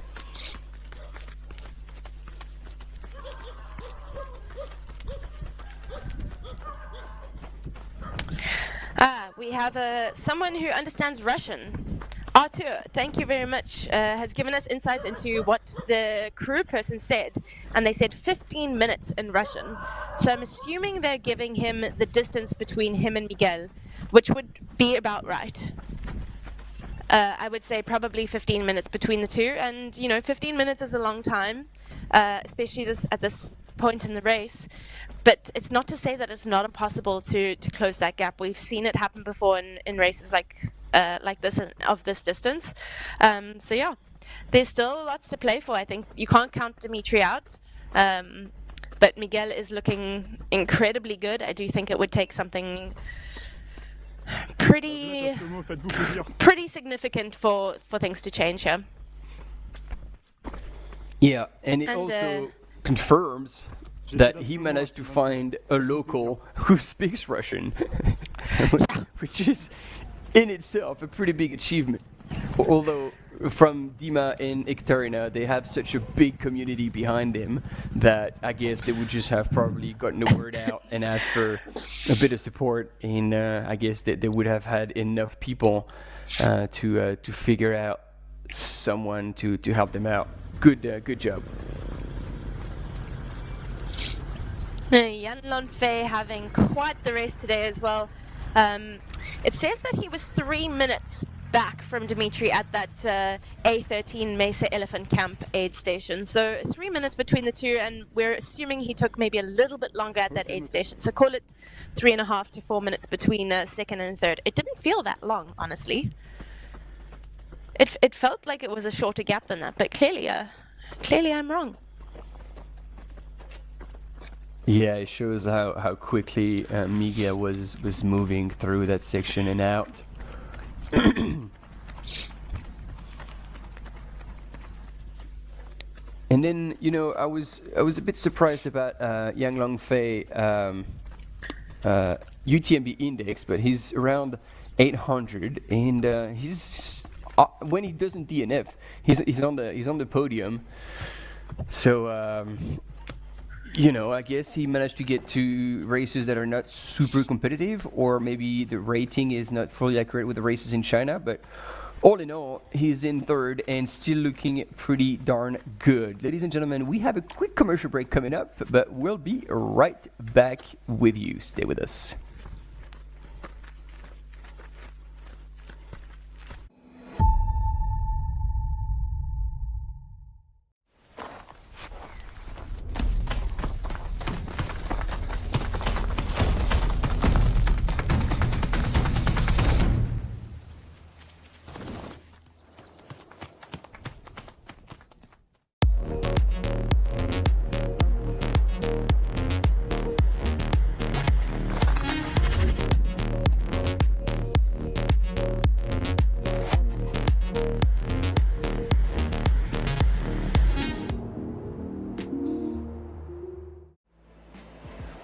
absolutely beautiful out there.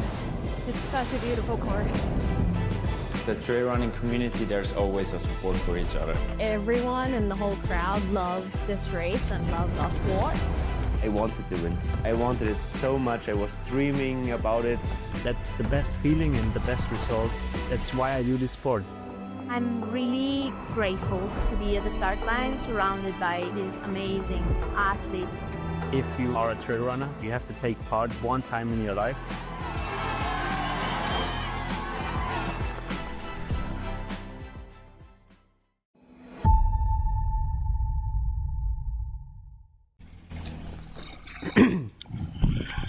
And once again, we are back.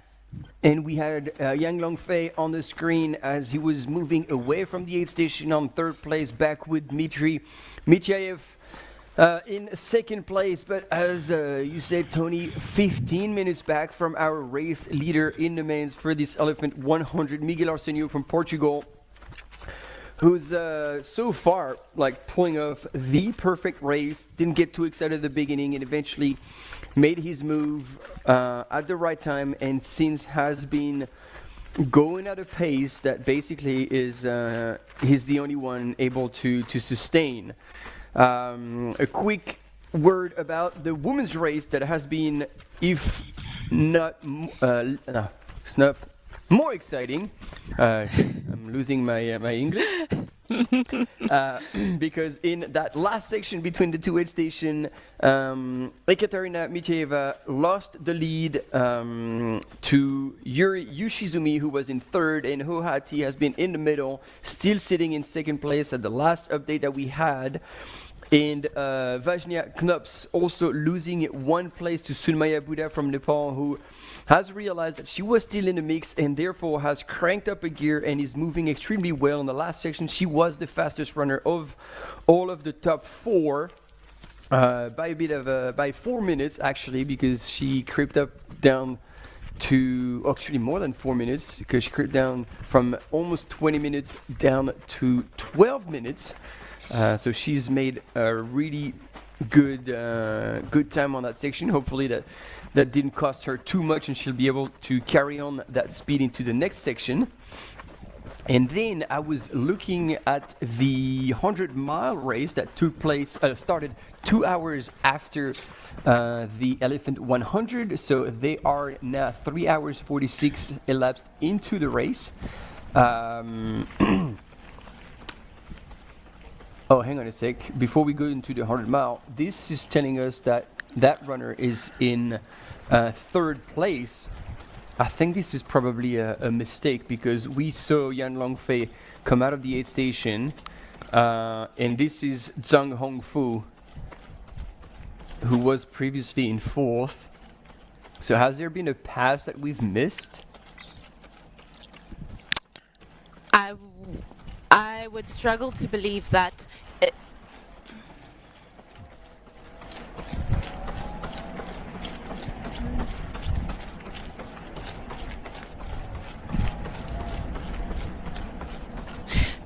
One 1015.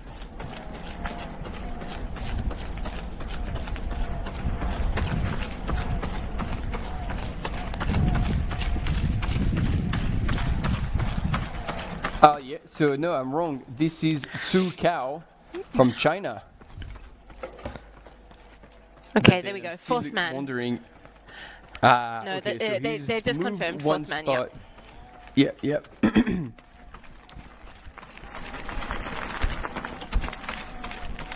So yeah, he has moved up ahead of Zhang Hongfu, who was our previous fourth position at the last aid station. Although Zhang has gone through the Mesa Elephant Camp as well, just 2 minutes back from Zhu Cao. So yeah, these guys are all pretty close together. Between Dimitri and Zhang Hongfu, all of them have been through the Mesa Elephant Park in just under 9 minutes apart. So there's still quite a race on our hands between second and fifth position. Yeah, and there I was saying that the men's race was a bit less exciting. Well, when you've got 3 women all running literally together, I think it's fair to say that the women's race currently is a little bit more exciting, just because that entire podium is completely up for grabs still. We still don't know, any one of those women could take that top podium spot, and that's always very exciting. I agree. You give you that.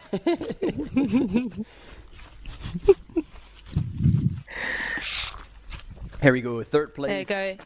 Yann Longfei. Ouais, pas de souci. J'ai fait une slow-mo aussi qui m'a passé. With, I've already forgotten the name. Colon Sport, his fashion brand from 1973. Rocking what seems to be like some kind of camo pattern on his top.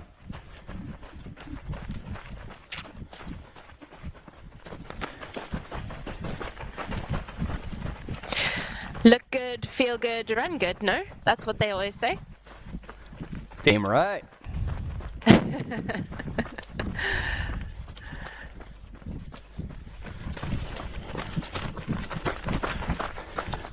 So then that's the trick that I need, actually. I need to start getting someone like Dior to give me some glitz and glam so that I look good and therefore feel better and therefore run better. It's a simple equation, really. I just need Dior to get on board.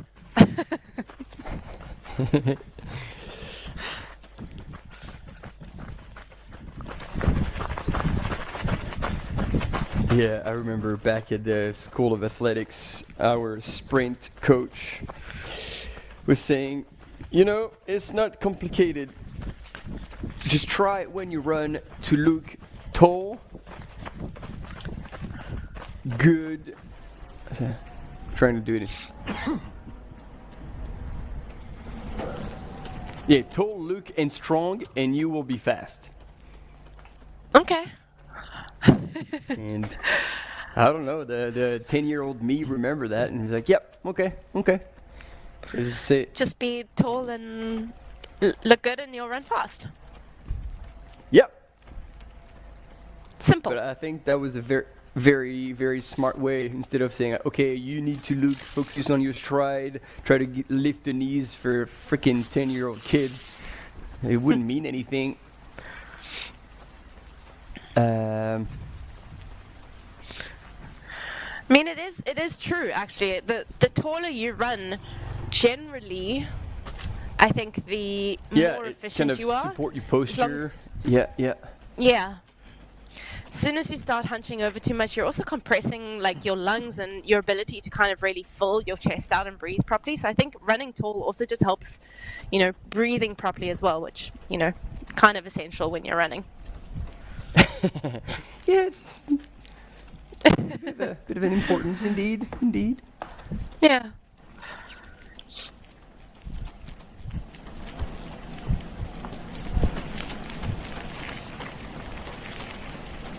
So, okay, now we have our top 5 men, and not that I want to take anything away from Tsang Hong Fu. I wanted to look into the 100-mile race because we're just not going to have images of them until tomorrow when we pick up the back end of the race. And it is Mankumaroka Magar from Nepal, Team Kailas, who is in the lead of the 100 miles in the men, followed by Alexei Bereznev and Masatoshi Obara from Japan. Rounding up the top 3, and the 2 leaders, like first and second, are within 3 seconds of each other, so they're running together. And then another 3 minutes back is Masatoshi Obara from Japan. And in the women's race, it is still Gareth Arnold from the USA representing Team Ultra, who is in the lead through kilometer 23. She was just a minute ahead of Antonina Yushina. And then there was a massive gap because in 3rd place from China, Fu Huarong came through in 2:51.55. So that is 18 minutes.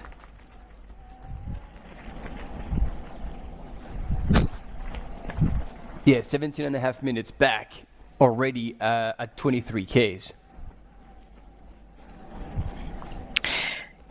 Yeah, that is quite a gap already. But again, Gareth Arnold and Antonina Ushina, I don't know Hua Rongfu, so I don't know what her credentials are, but she's racing against two incredibly strong women who have also raced here before. So, you know, I don't think you can discredit how valuable it is to have this race before either.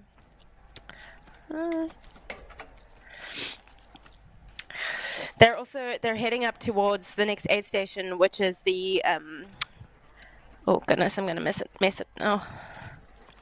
The Paiga Highland Research Station. So the men have been through there. Oh, sorry, I think they've actually been through there already.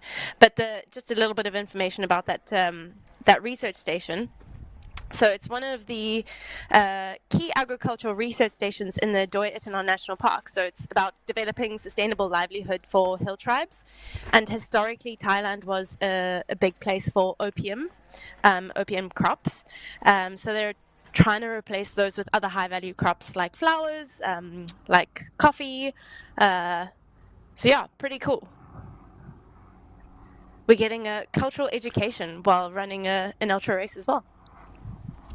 Yeah, and so no more poppy flowers. As pretty as they are. And as pretty as they are, and changing that with different flowers. You were saying lilies and tulips. So amongst other they've ones. got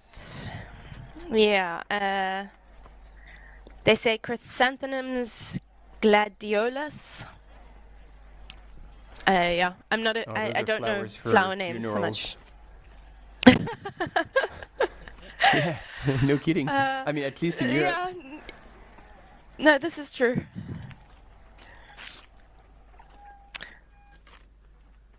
But yeah, all sorts of research focuses like animal husbandry, forestry, watershed management. So very cool to see that this kind of research is happening, and they're trying to uplift the local communities through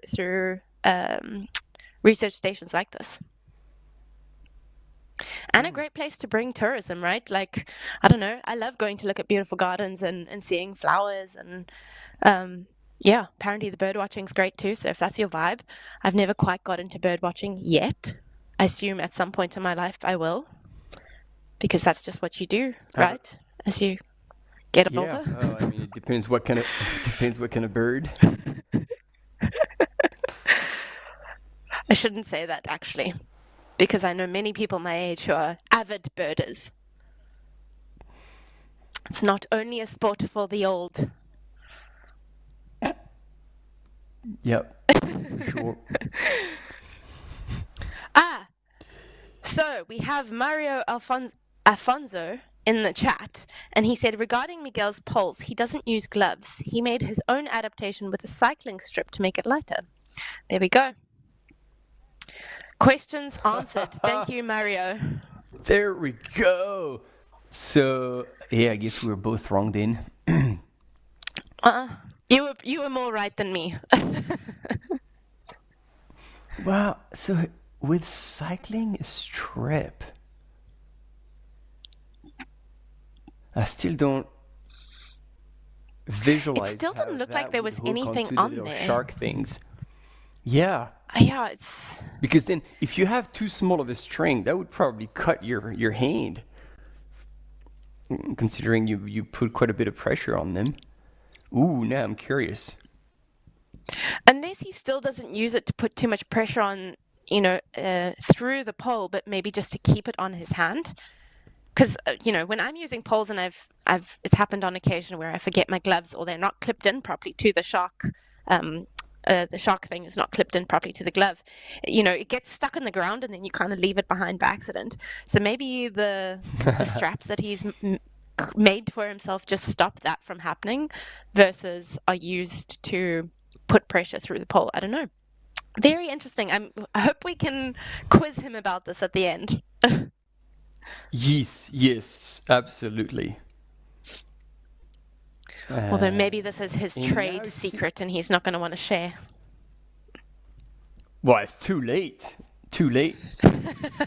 Now, our friend Mario has spilled the beans, so now we're going to be poking until we find out what the secret is.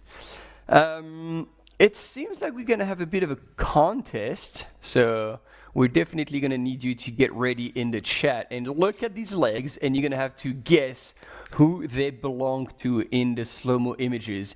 This one is extremely easy.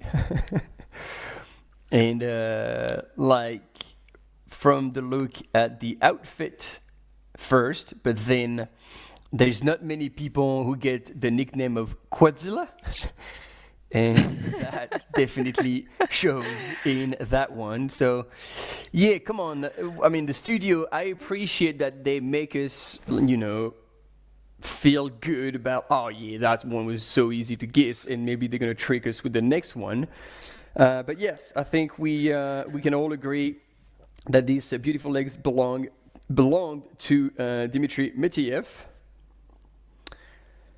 Now, A little bit harder, but I still think I know who we're looking at here. Yes, I do know as well, especially because we were talking about poles. And there is quite a lot of bounce in that stride. And so that would be our first place male in the 100K in the name of Miguel Arsenio. Come on, studio, you can do better than that. It's too easy. Yeah, too easy, guys. Come on. We've got this. 2 out of 2. See how far we can keep up.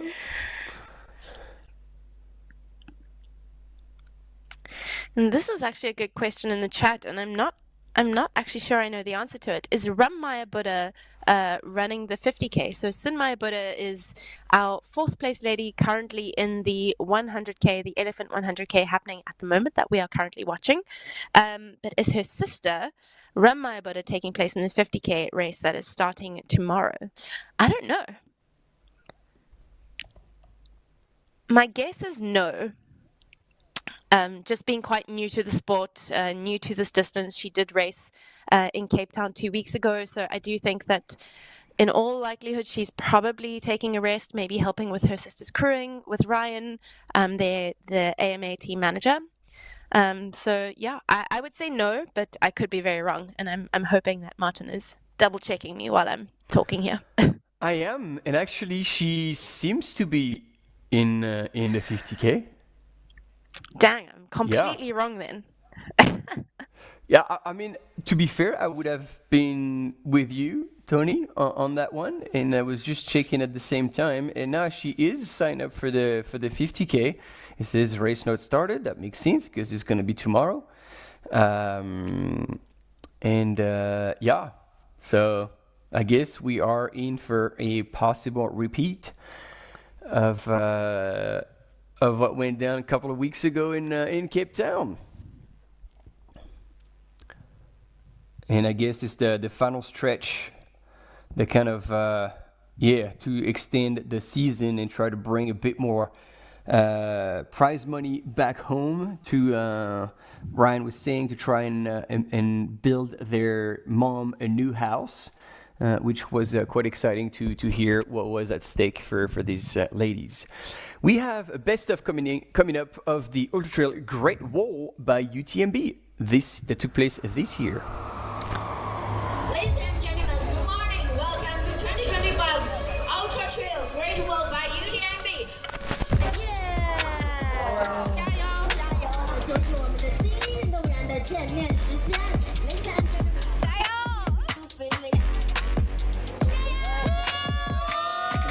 我们好在踏进我们的赛道，感受到了运动员的女激情，相信自己。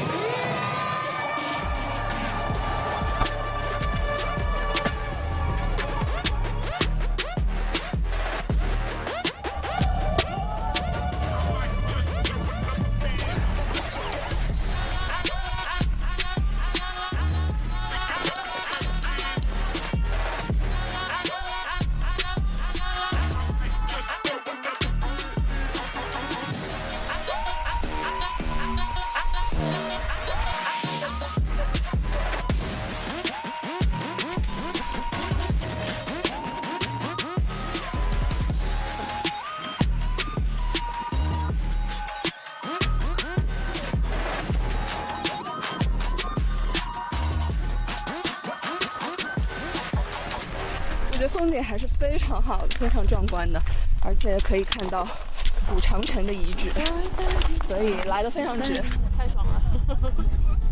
摔了一跤。我觉得这是我来说气候最多变的一次越野赛，不容易啊！哎，从瑞士来的，爽，特别的爽。慢慢跑是全新的体验，南方选手表示很开心。风好大呀，感受大景们的强风吹拂。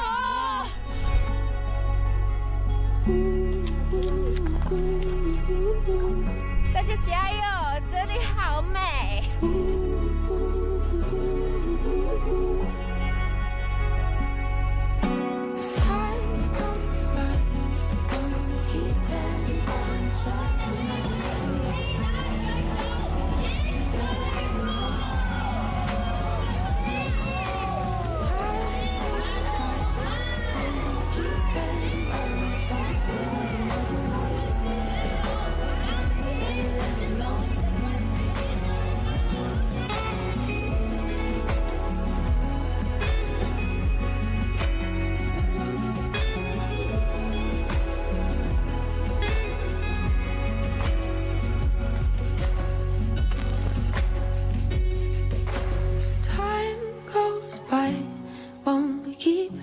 Round in circles, never letting go,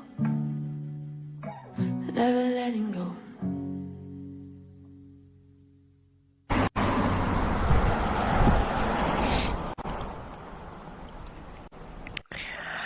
Well, if there's one thing that I can say about the races that are put on in Asia is that they are always quite the spectacle in the best kind of way. It makes me very excited to race there one day, honestly. And I'm sure everyone watching feels the same way. It just looks like such a great community, and yeah, the race really knows how to put on a bit of a party. So yeah, get yourself to the Ultra Trail Great Wall by UTMB for 2026. Or if you are inspired by what you see on the screen today, get yourself to Chiang Mai, Thailand by UTMB in December next year. Great way to round off a year. Yeah, and get twice the amount of running stones if you want to participate in the UTMB World Series final the next year. Or if you're a competitive athlete and you are keen to get a bit of green back home, if you go top 5, you get prize money, as well as an easier way directly into the UTMB World Series final with a top 10 automatic entries, as well as all the category age group winners. And it looks like on that downhill, on that section, excuse me, HOKA has reclaimed the lead and is back in first position. I'm not sure exactly where that would have happened, but she passed Yuri Yoshizumi. And I don't know if this is Yuri who faded a little bit, or if it's HOKA who's put on a bit of a surge to regain the win on that descent. We knew that she was a very strong downhill runner, and luckily she's coming eventually to the next aid station, where we'll have a split and therefore an indication of how far these top 3 women are from each other. And hopefully they stay very close to the rail, because those cars are driving pretty fast. Yeah, they're not slowing down.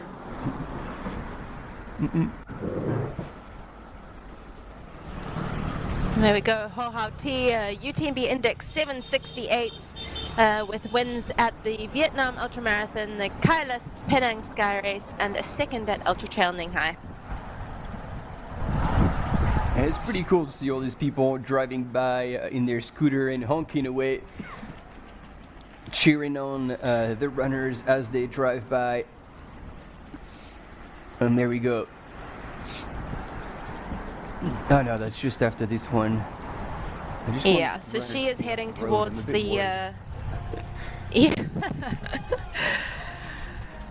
She's heading to the elephant camp aid station now, where she will see her crew again. There we go. So we've had confirmation in the chat, as well as Ryan messaging and saying that Ramai is indeed racing tomorrow in the 50K. Great. Because we will be there as well. Tomorrow we will share with you the back end of the 100-mile race, as well as the full coverage of the 50K. So plenty of action left to be had. And, high five to somebody on the team Fuga who was there to celebrate Hohati back in the lead. There she is coming into the aid station. We'll see if her crew have done their homework, and we'll get her ready for the gear check.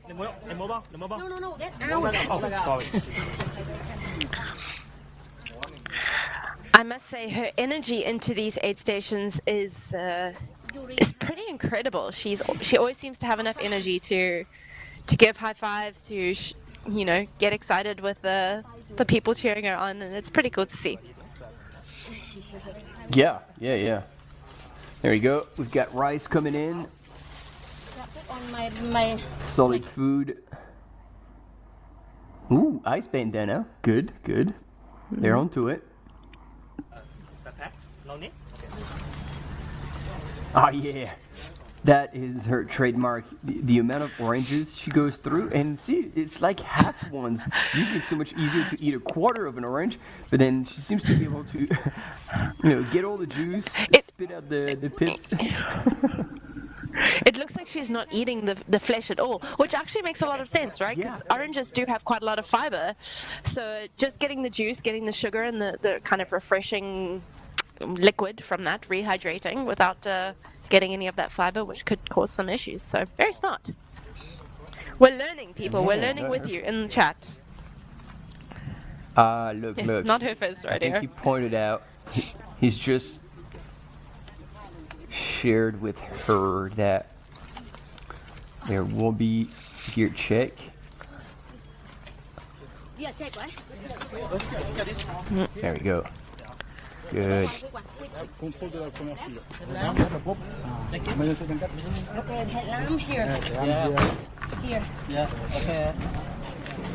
In the meantime, Yuri Yoshizumi is getting close to the aid station as well, probably a minute away.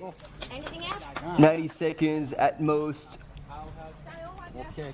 Good luck. Yeah. But the way it's going, it seems like Hohati will be out of there before she can cross path with Yuri Yoshizumi. And you know what we say? Out of sight, out of mind. Yuri will not get to see her competition. Come on, Hoha, walk away. I love. No, you're going the wrong way. It's like, hey, team, I know what I'm doing. Give me a freaking break here. I want one more orange. She must have known that she does indeed have a bit of a gap, because Yuri has still got quite a way. I'd say she's maybe a minute still, minimum, away from this aid station. So I think, Hohati knew that she had put in a bit of time over Yuri at this point. She didn't look like she was in too much of a rush. Yeah, and to be fair, like, she didn't spend any time doing nothing or doing something that was not necessary. Like, she did quite a bit, refilled. Some athletes choose to sit down, some athletes choose not to, and she's the kind of athlete who just gets there, sits down, gets off her legs. But still doesn't spend that much time at the aid station. Maybe her crew could have taken the monetary equipment out of the pack, and so she wouldn't have had to take it off. But we're talking 30 seconds tops that is spent in addition to whatever she needed to do. So yeah, I still think it's a pretty well executed aid station. And again, when you see your crew, you want to be efficient but not rushed. And I think this is exactly what she pulled off here. Yuri Yoshizumi, just over 300 meters away from Hoha. at this very moment. Coming into the aid station, it's going to be good to see like how her crew handles her.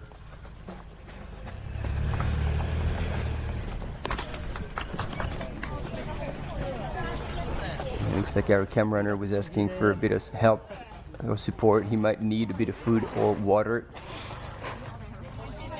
So Yuri Yoshizumi, 39 years of age and over 15 years of racing. She would know exactly what to do. And oh, I don't know if this is relaxing cream or if it is actually sunscreen. Bit of a massage to the legs.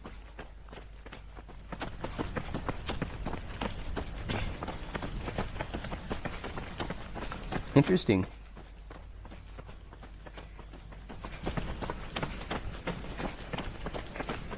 Alright, the pack's coming back on. Man, this is probably like a size extra small pack and it still looks like a rucksack. It does. Is this the pack that she was wearing? I don't remember it seeming so big on her. Crazy. What?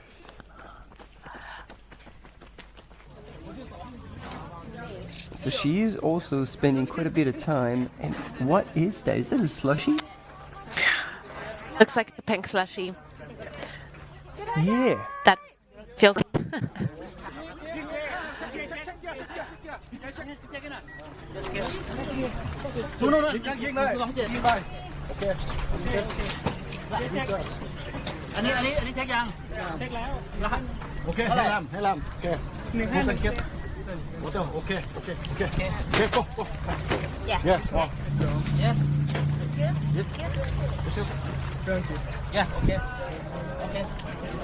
You would have thought that her crew might have alerted her and put the things that she needed quite close to the top, because it feels like that took longer than it needed to take.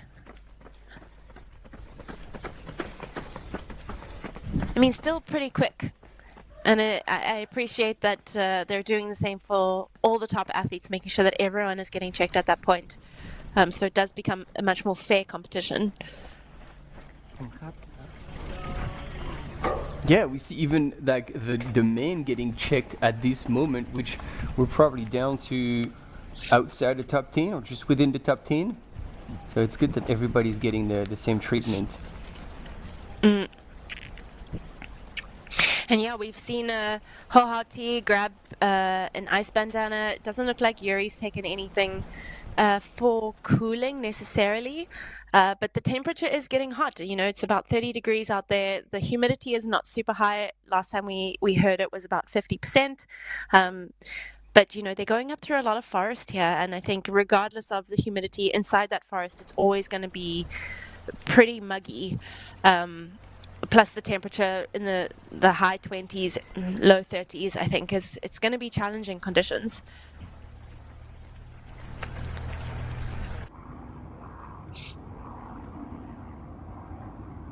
Yeah, and I'm trying to do the math here. I'm struggling a bit, but they started at 9 a.m. and it is 6 hours elapsed, so it's like 3 p.m. in the afternoon. So it's probably the hottest that it's gonna get at this point. And so you see Hoha now taking out the poles on what looks like an absolute wall on that course, and Yuri Yoshizumi was still running quite well at this stage. I think the fight is not over.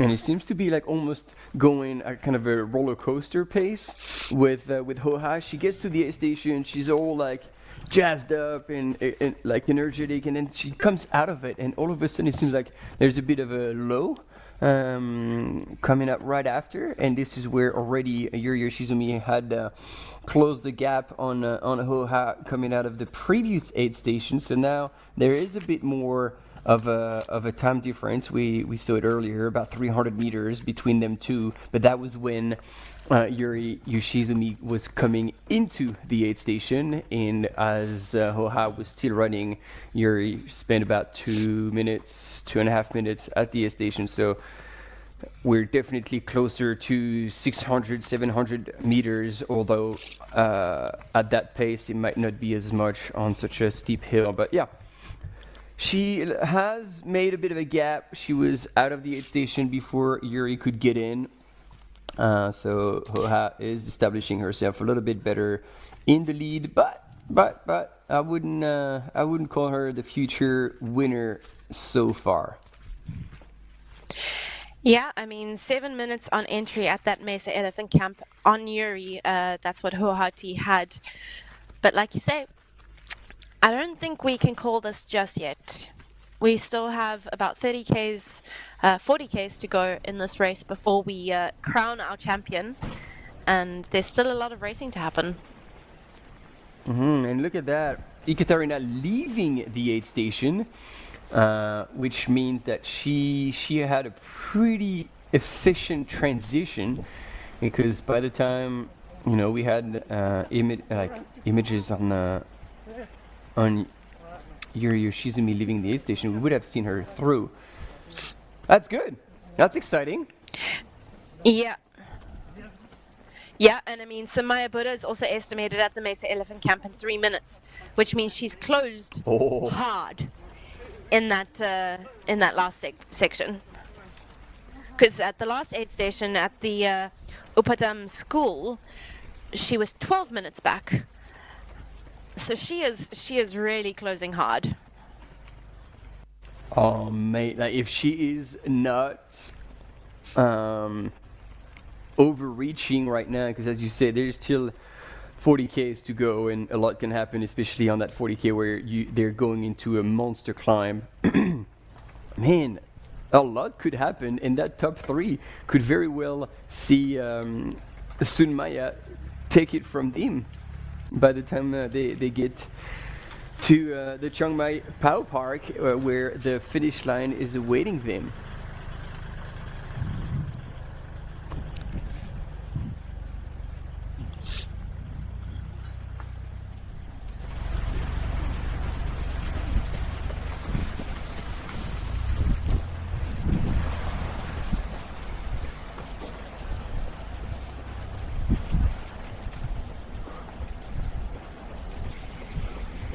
Any more comments in the chat that we could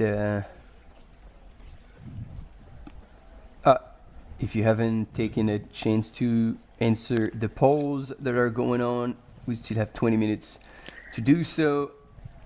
And thank you, Daniel, saying great coverage of the race today. We absolutely agree with that. Our team on the ground is fantastic, doing a great job. And actually, as we are on these images of Ekaterina Mitieva, we have a quick break coming up, but we'll be right back with you. So stay with us.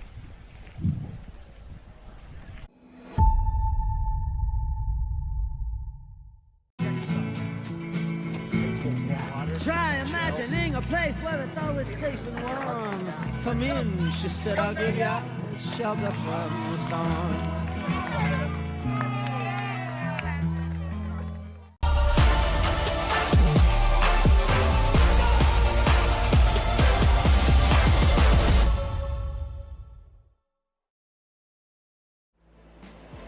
Absolutely beautiful out there. It's such a beautiful course. The trail running community, there's always a support for each other. Everyone in the whole crowd loves this race and loves our sport. I wanted to win. I wanted it so much. I was dreaming about it. That's the best feeling and the best result. That's why I do this sport. I'm really grateful to be at the start line surrounded by these amazing athletes. If you are a trail runner, you have to take part one time in your life.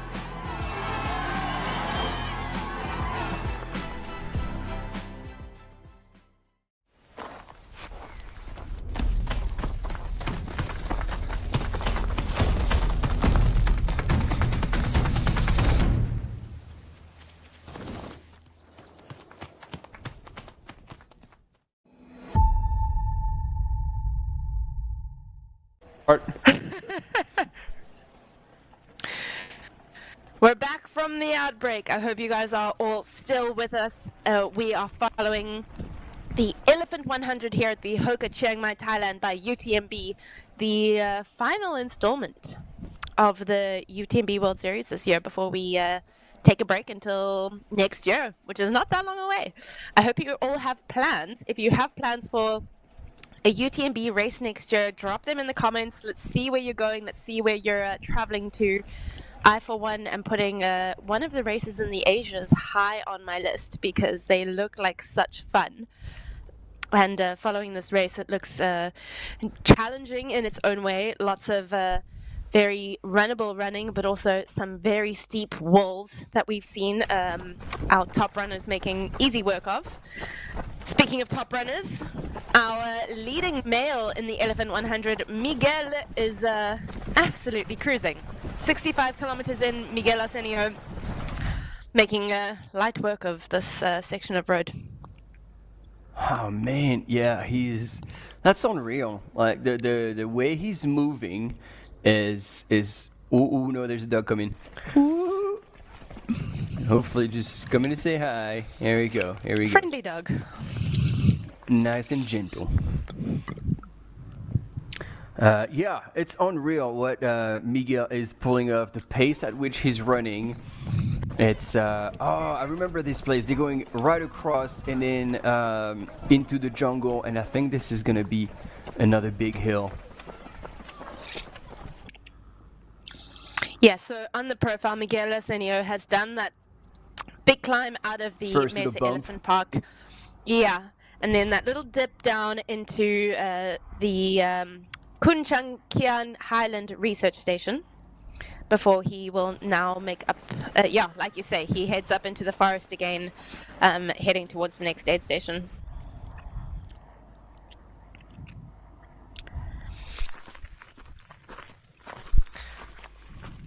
And first woman.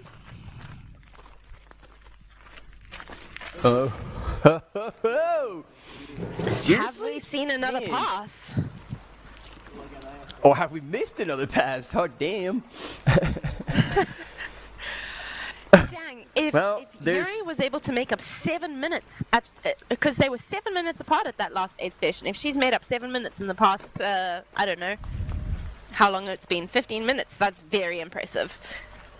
That is very impressive. So maybe that 7 minutes was coming into the aid station, and HOHA has spent a bit more time there than Yuri, which would mean already a couple of minutes gain. So we'd be down to 5 minutes, but still closing a 5-minute gap so quick would be impressive. But Yuri Yoshizumi is nothing short of impressive. So yeah, it's all in the cards. I think. Yeah, I mean, Yuri is, she is an incredibly strong uphill runner. I think that's shown in the Mount Fuji climbing race that she's done. It's 21 kilometers, 3,000 meters up, and she is the 8-time winner of that race. So she has proven her caliber in uphill running, and coming out of that aid station, heading into that climb, you know, maybe this is where she's making her moves, knowing that she potentially can't keep up as much on the descents, so pushing hard on the climbing, so that she has a bit of a gap going into the descending.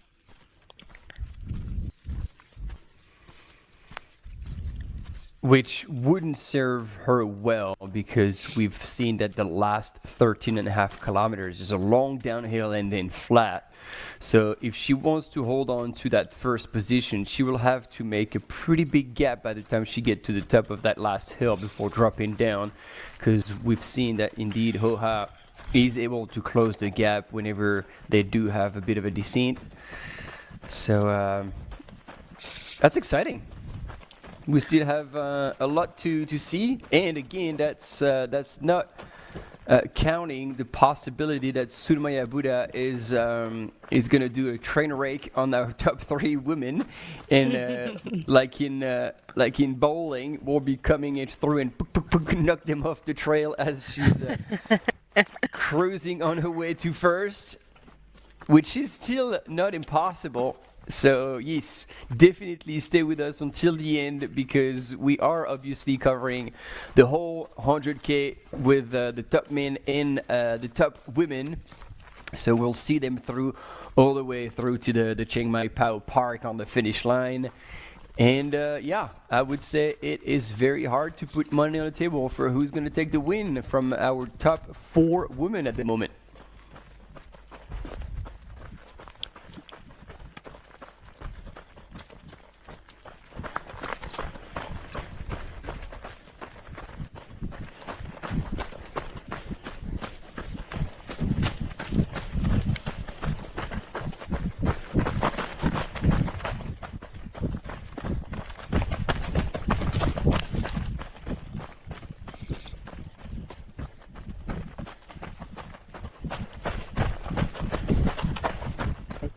Team 26, je vais aller chercher la 3e.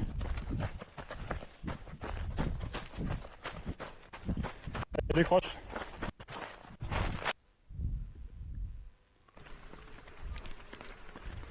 Our leader, our cameraman just dropping back to go and catch the third woman who is still Ekaterina Mateyeva, as we think, at least, unless Maya Buddha has already pulled her move already, which is not an impossibility.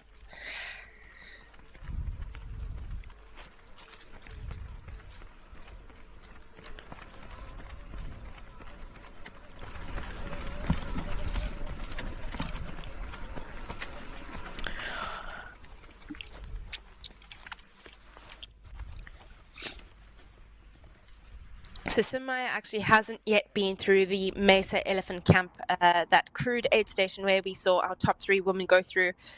Oh, okay, so we're still waiting for her there. So I think, yeah, there's a bit more of a gap than I think the tracker was letting on. Or maybe she's just paying the price for going so hard in that previous section because she did close quite a lot. So it was 6:10 and 6:20. Yeah, but again, if we're trying to guess whose legs they belong to, I mean, there's even the okay, it is folded, but the bib number, we see the flag from Japan. We see the flag. Well, they can't make it too difficult, you know. Well, and then it's too quick. Like, is there even a poll in the chat to give people a chance to vote?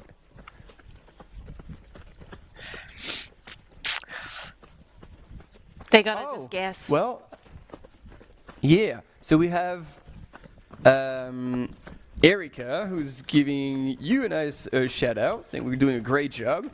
Well, we certainly appreciate that, and hope the people in the live broadcast will take that into account while they do an end of the year review. Thank you from Switzerland. Well, even more of a bonus. And then we have an update from Andy, who is Sunmaya's coach. So thanks, Andy, for looking after Sunmaya. She's doing fantastic, and indeed is reminding us that she ran Cape Town 2 weeks ago. So it remains to be seen how much she will have left for that last half. Yep, couldn't agree more, and it's refreshing to know that, you know, as her coach, you are well aware of how taxing like doing a 100K race is, and that added to the travel, it is indeed quite a quick turnaround for 2 weeks. So yeah, basically appreciate the feedback and the insight, and also maybe manage our expectations and excitement about Sunmaya possibly creeping up on everyone on that second half, as she usually does. But yes, it is a good reminder.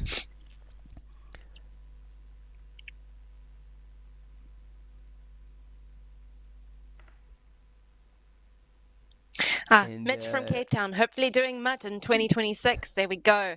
So if you are planning your 2026 year, definitely check out the UTMB World Series page. They've got so many races. I actually don't know how many races anymore, but at one stage, I think it was around 50 something.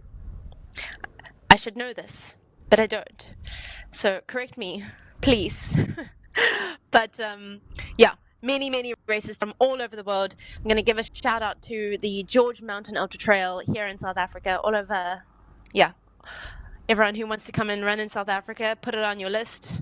If you don't want to come to South Africa, there's races in South America, there's races in Asia, there's races in Oceania. So you've got a ton of races to choose from, all of which are going to get you that running stone to hopefully get your name into the lottery for that coveted spot at the UTMB World Series final in Chamonix come the end of August.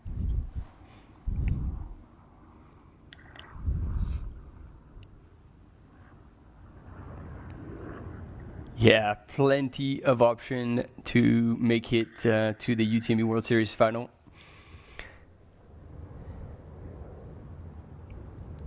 And yeah, as we see more and more races in that UTMB World Series, it also means you don't have to travel as much to do one of these races. And it's right, as Mitch saying, like the Mountain Ultra Trail is how far is it from Cape Town? Can you drive there? It's about you can drive there. It's about a 5-hour drive, and it's a beautiful drive. Like if you are in Cape Town, awesome. You definitely do the drive. You can fly there.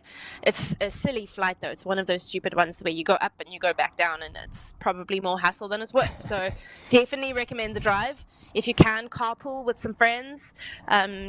Less cars that we have at race villages is always better. And Georgia's a pretty small town, so there's always going to be someone that you can catch a lift with as well when you're there. So great race.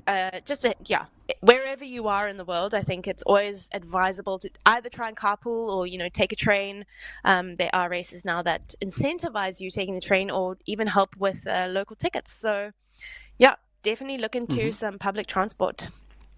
It's always the best way to travel around if you can avoid a flight. How good is a road trip with friends on the way to a race? Build up the stoke, the excitement, and always good banter going on. Who's gonna beat who? My favorite are always the car snacks. People always bring the most intriguing things in the car. What are your experiences, Tony? Do you have anything you can share with us? Well, the last road trip that I went on was this past weekend. And I'm gonna quick somebody on the screen because this is our fourth woman coming into the Mesa Elephant Park. She is a little bit further back than I think we both anticipated. Wow, yes, after having closed so hard at the previous aid station, I do think she's probably lost a lot of that gap that she's created, or that closing of the gap that she had created. So it'll be interesting to see where she comes in at this aid station and how far back she is. Because the women's leader went through at 16, and then third place went through at 6:20. So that's already 17 minutes back, 18 minutes back now from third place. So she has indeed lost quite a bit of time. And we're gonna rewatch Sunmaya's finish at the 2022 CCC, where she took second place. There she was, absolutely full throttle until the end.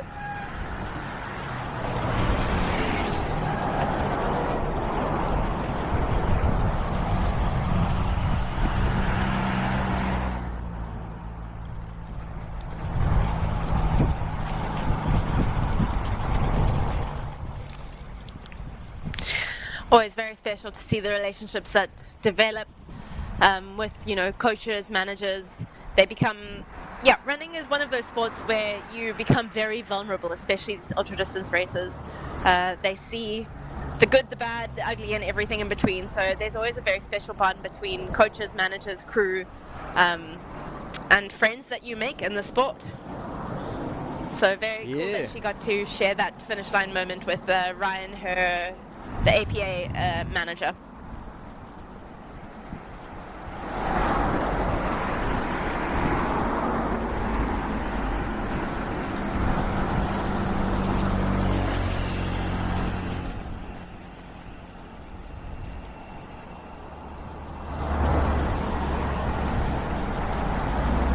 And so here she was shown on the course profile as past that little climb, but no, she's at the bottom of that like first of the last 3 climbs, if whatever I say makes sense. She's just in that dip, and if you look up on the top left corner of your screen where you see the race profile, that shows where our main leader is, and actually he's probably already well into the second climb, second to last climb, and Sunmaya is at the bottom of that dip, so before that last big climb. Yeah, and I do think at this point our leading ladies, our top 3 ladies are probably a little bit out of reach now, even for Sunmaya, who is historically an incredible closer. I just think that at this point it might be a little bit too far, too long a gap in between them. But those are also the famous last words, so I'm not going to say that outright. Yeah, and as much as we appreciate and we're certainly cheer on Sunmaya, and we absolutely love her story, it is true that backing out like another 100K after doing one, and it wasn't an easy 100K either. Like, we're not talking a flat, done and dusted, not too much effort. Like, it's super technical, a lot of elevation. The wind was definitely an element that added a whole lot of challenge for all these runners. And so backing it up today, she's moving super well, but basically playing with the hand that she had for today, and it might not be her best game, but A for effort and good intention. Let's see who's there for her at the aid station. My leg is so painful, but I'm not stop. You want to race? You want to stop? Sit down first. I have no idea. My leg is too painful, but I finished 56, and how can I do? It's up to you. Ryan said that because you know your body the best. So you think you can go, you go. If you want to stop, you can just tell me now. And you want some painkiller? I did. Okay. This water is Coke and you want some noodles?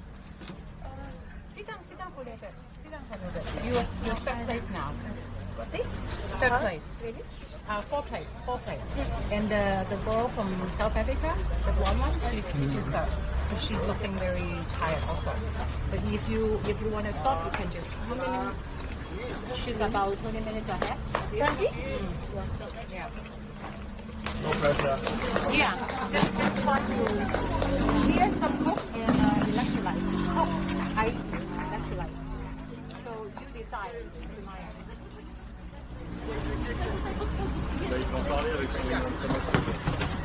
Here, some gel.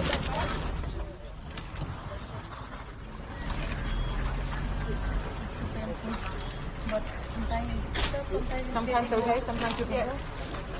Just take your time. And if you, yeah.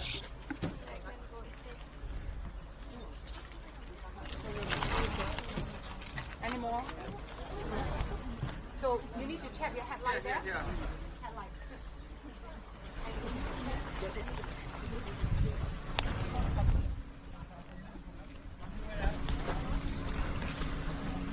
That was very, very interesting as Sunmaya is getting her mandatory equipment checked.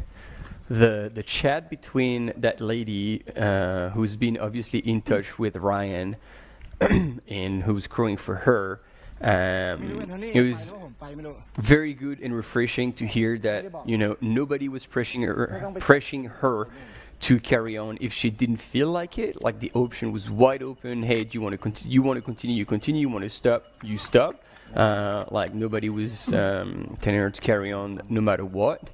But I almost want to say she was opening the door a bit too much. I'd love to have your opinion on that. She's like, take it easy, sit down. Like, the role of the crew is also to gauge, like, okay, you're injured, okay, you stop. You're not injured, okay, how you feeling, kind of gauge. So you give the options, but then as soon as she, like, if she was absolutely destroyed, she would have taken the option right away. She's like, oh yeah, okay, I'm out. Now she just listened, but she kept doing her thing, kept putting bottles in her pack, and so kind of reiterating, but you can stop, you can chill. No. At this point, you're like, okay, she's still standing. Now let's get her out, let's get her pumped up. Avoid any doubt in her head, and then push her through. I don't know. That's just how I read it. Yeah, no, I would agree that I felt that was an interesting strategy from a crew. Being too kind doesn't do your crew any favors unless they are injured. And I think there's a big difference. And Samaya said that she had some pain in her legs, but she is running an ultra only 2 weeks after her last ultra, so it's understandable that there is pain in her legs. And once Samaya kind of dismissed the idea of stopping, she should have stopped giving her the option to stop. It should have been okay, you're not stopping, we're going now. And like you say, then it's your job as a crew to kind of pump her up. Yeah. So good job for Samaya, actually. I think it shows incredible mental strength to kind of keep going even when your crew is going, you just take it easy, it's okay, like you can stop if you want, you sure you want to carry on. Like, it becomes very hard to stay motivated in that situation. So yeah, I think she's an incredible athlete, and huge props to her for keeping going, running an ultra 2 weeks ago. And then I think we must also not forget that she did also do the World Champs in September, and that wasn't that long ago either. So to do a really technical long trail, come second there, and then to turn around again after that to come to UTCT with huge, it's big travel days as well, right? It's like, it's not short travel for someone from Nepal to come to South Africa and then to go back to Thailand. So it's been an incredibly busy and quite packed, and I would say even stressful last half of the year for her. So even if she comes in fourth now, I think, she's had such a great year, and yeah, I just think her carrying on here is like, it's very, very impressive, and I hope that her crew can keep her going, because unless she's injured, I don't know, it's very inspiring. Yeah, it is. It is a stacked back end of the season for sure, and I'm glad you mentioned that, because she didn't only do World Champs, she absolutely crushed and finished second to take bronze, and that was the first ever medal for Nepal at a trail or mountain running World Champ, which it means a lot, and. And as you say, even if she wraps up her season with a fourth place here, it's fantastic, super strong. And then she punched her ticket to UTMB World Series final in Chamonix next year, so that's in the bag. She brings just over 1,200 euros home, which again in Nepal will go a very long way. So it would probably still be a massive win from their perspective. So as long as she stays not injured and kind of looks after herself, and we've seen obviously that the crew is taking very good care of her, she's got to carry on. She's doing really good. So we have... Yeah, there's always a fine line. Sorry. There's always a fine line between running injured and just being sore. And I think, Samaya is not new to this game. She does know the difference between pain from an injury and pain from just being tired and fatigued. So I trust her to make that call with her body's best interest at heart as well. Because I do think that sometimes ultra runners tend to run through things where they maybe shouldn't. But yeah, I think Samaya has... Oh, yeah. No, I was being sarcastic. I agree with you a lot. We're big softies. Yeah.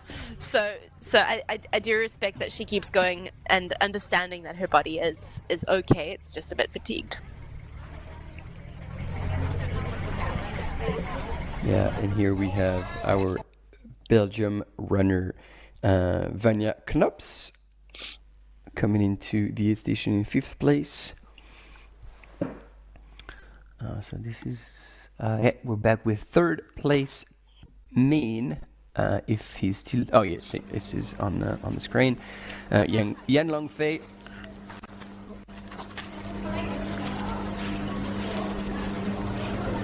Who's just taking his sweet time at the station again.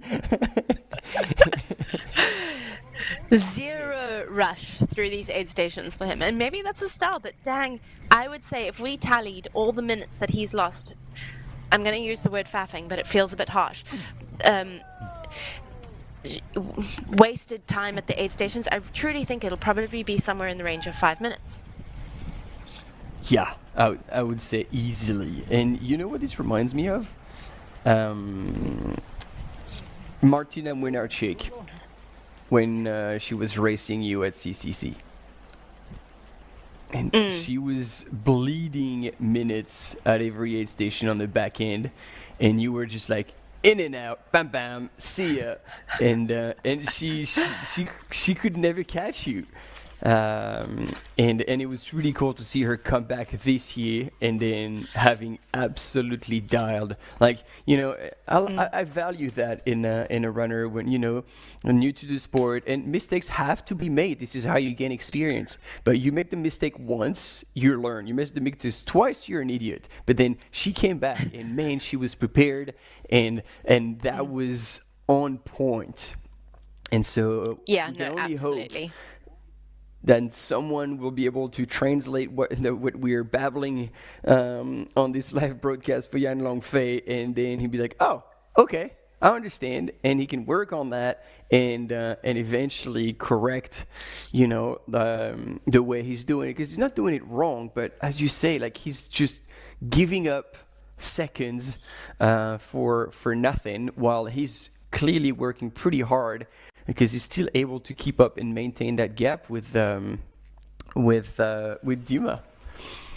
So, yeah, plenty to be learned here, and yeah, I wonder who's there running with Dima. I don't think we can hear much. Someone just having a casual stroll in the forest. Oh, there you go. Here's Buddy the Doug. He's having a jolly day. Yeah, spending a few kilometers with every runner.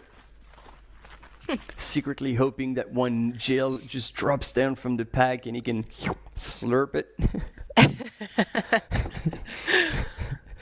Hopefully there's no caffeine in there, because then that dog is... Oh! He'll be doing backflips on that trail. So here, Yan Longfei, guided by the cam runner, because he needs to keep his head up and know like where he's going, because he could definitely cut across that soccer field and onto the track and into that second to last climb already. Yeah.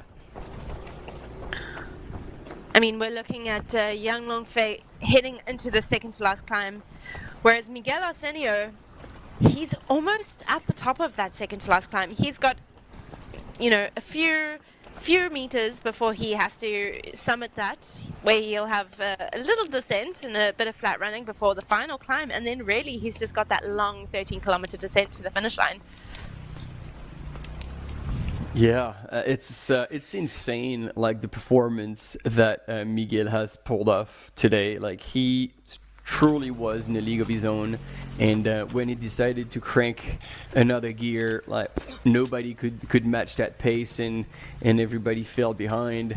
And crap, I didn't catch the distance that was going on between Dima and Yan Longfei, but it didn't look like it was much. Let's see if I can catch that again.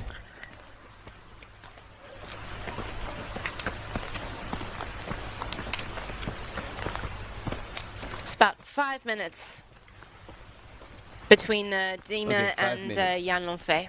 Yeah. And actually, Zhu Kao is only 2 minutes back from that. So our fourth male is not far behind. Yeah. Our fourth male is not far behind Yan Longfei. So really, those minutes that he's losing in that aid station are costing him dearly. Yeah, yeah.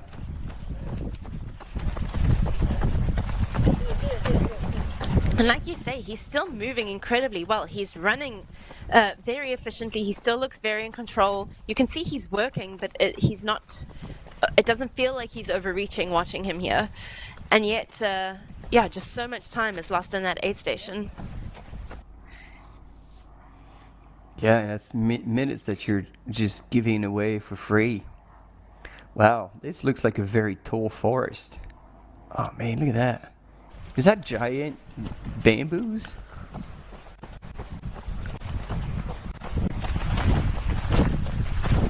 Big fan.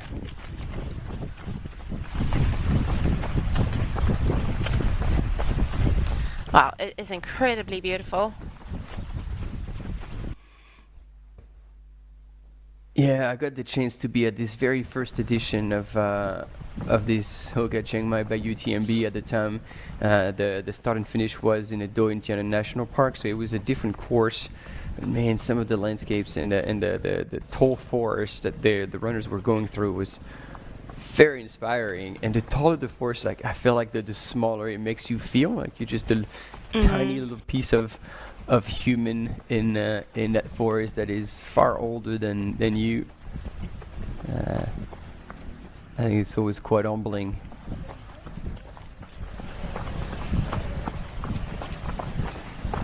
And just so different from anything that I've experienced so far in Europe or in America. In those races, it's so different. It's the jungle side of it is just incredible. In these old forests, like you say, with these big trees. Yeah, it feels very humbling. Like when you're running in the mountains, you feel like you're surrounded by quite majestic. It's just a very majestic energy, and this is similar. But instead of being surrounded by mountains, you're just surrounded by old, magnificent forests.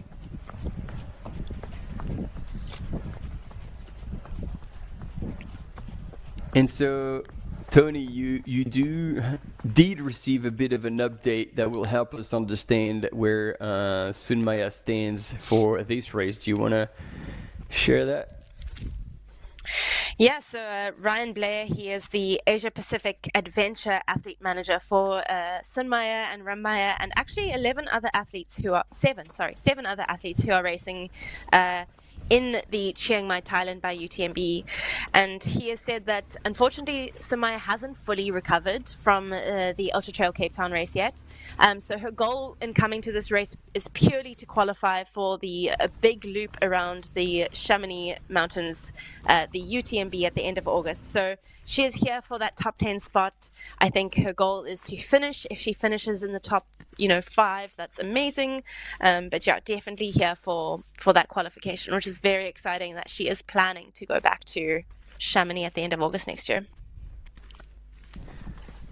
And just to help our audience understand, because we keep saying that when you go top 3 in a UTMB World Series race, you get your qualification in the corresponding distance at the final. So in which case here it is the 100K. Therefore, she would qualify for the CCC, which is the 100K UTMB World Series final. But you can ask, and you need to write to the Sports Commission to be upgraded one level. So if you run a 50K, you could ask to be bumped up in the 100K. If you run the 100K, you could ask to be bumped up in the 100 miles. In that case, as you said, she seems to be shooting for UTMB, hence the 100-mile distance. So it is not a given, and the Sports Commission will review your request. But in the case of Sun Maya, like considering her level, the fact that she was already second here at CCC in her UTMB index, if she goes top 10 here and does qualify for what would be CCC directly, I think she will just need to ask, and she will be indeed upgraded to the 100-mile distance, and therefore would take on the big loop, UTMB.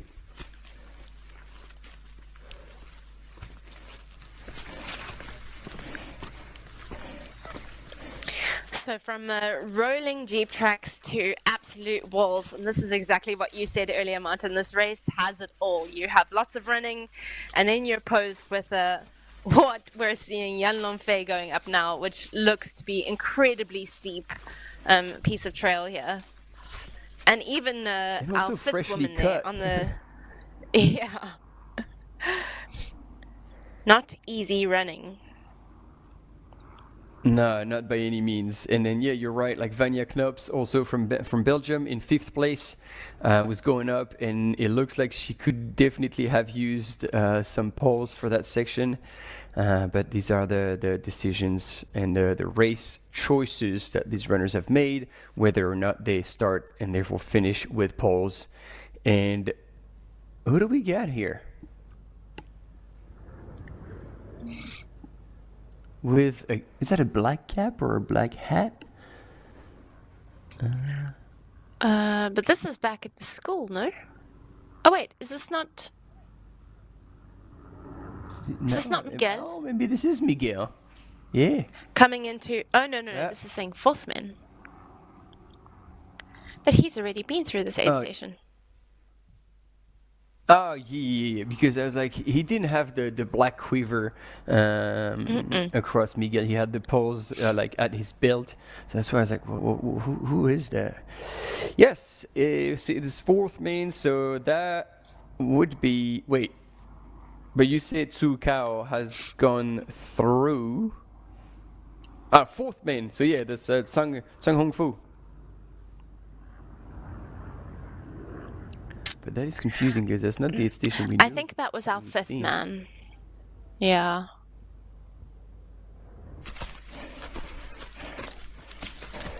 Interesting. A little bit of interesting information for you. Miguel Oceania, who, if anyone is just tuning in now, will know that, well, I will tell you that he is our current male race leader. Oh my goodness. Look at what Yan Long Fei is going up now. That is gnarly. But back to Miguel. So he went through the A14 Chaupo Luang Upatam aid station 40 minutes ahead of the predicted time. 40 minutes. Wait, that's pretty mind-blowing. 4-0. Yep, 4-0. So the expected time. So all of our men actually... Our top 3 men are all through that aid station faster than the predicted time. Wow. So I hope Very they're going to be ready on the finish line, because clearly there's going to be a new course record. 40 minutes ahead of predicted time. That is insane. Yeah, and that is insane considering this race, it's not the first time this race has been run, right? You expect that kind of... difference in race prediction when it's a race that hasn't been run that many times, but this race has history. It's had pretty impressive athletes running here before, so I think it just puts into perspective what Miguel Oceania is doing here today. He's absolutely crushing. But you were saying like top 3, so that also includes Dmitry Mityaev and Yan Long Fei, but clearly not to the same extent. Far out. And he does deliver. It took him about a year to get adjusted to ultra running, coming from biking, and then there were a lot of like pretty cheap talks about like some association with doping, and then as soon as he managed to figure out his own racing and started to win big races, when he was crossing the line, Miguel Arsenio was crossing the line with a finger over his lip to just say, everybody, guys, shut up, you get nothing to say, I've earned this fair and square. And in the last 2 years, like, he's been doing extremely well. Some of the races, like, he completely blew out. But man, when things align for Miguel, he's untouchable. I'm actually, if he keeps it up at this pace, this is gonna be above 900 score, like in the UTMB score. Which, again, some people would say, like, well, that's not surprising because his UTMB index is 902, but still, to pull this off, it is impressive. Yes, Tony. I mean, what's he's happening? he's around 70 Ks now at 7 hours. So I'm gonna say that we're gonna see like just over 9 hour finish here. That's my prediction. Especially with this long descent coming, I even like high 8 hours, I really think he's going to be going under, somewhere around 9, high 8 hours, which will be so impressive. But while we speculate the finishing time of our leading man, Miguel, we're going to take a quick break and we will see you on the other side. Stay tuned.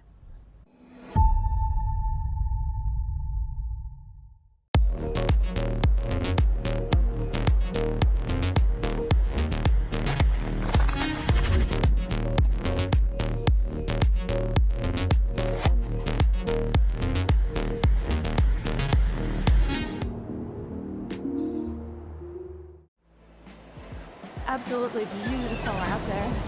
It's such a beautiful course. The trail running community, there's always a support for each other. Everyone in the whole crowd loves this race and loves our sport. I wanted to win. I wanted it so much. I was dreaming about it. That's the best feeling and the best result. That's why I do this sport.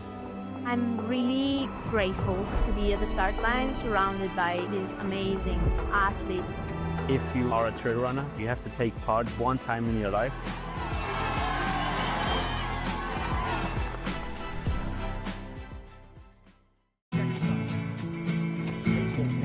Try imagining a place where it's always safe and warm. Come in, she said, I'll give you shelter from the storm.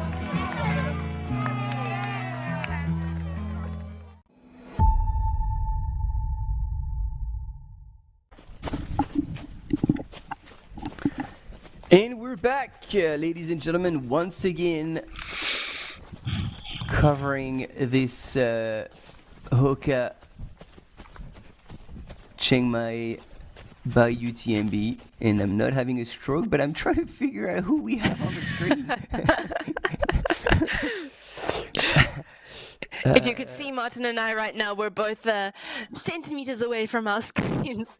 Can basically see up our noses as we try and figure out who. Lucky you can't see that. Yep.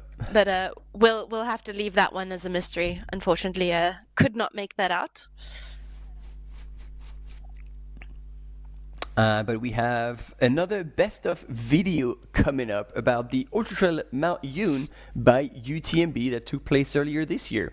Let's check it out and see again, to back up what Tony was saying, how beautiful those races by UTMB are in Asia.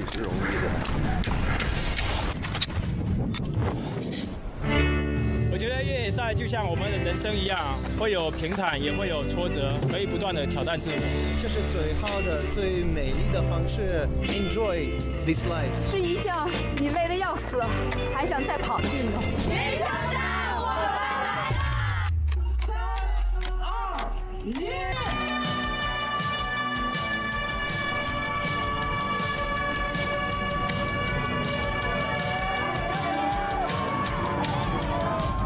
Try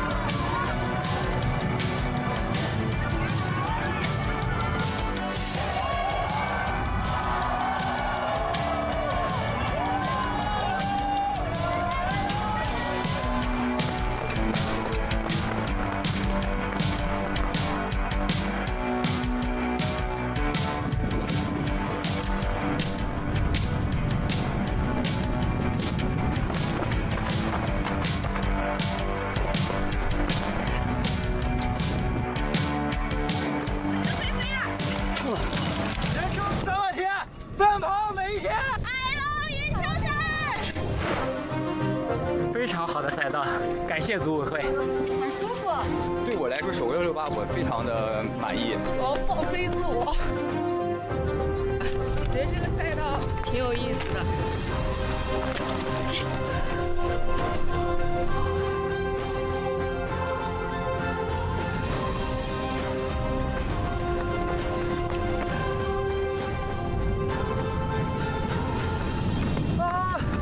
好，回家睡觉。好累，明年再来。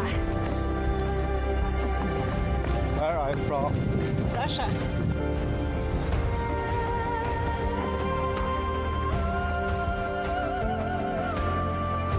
流水不真心，真的是滔滔不绝。我要笑在最后。分奖金。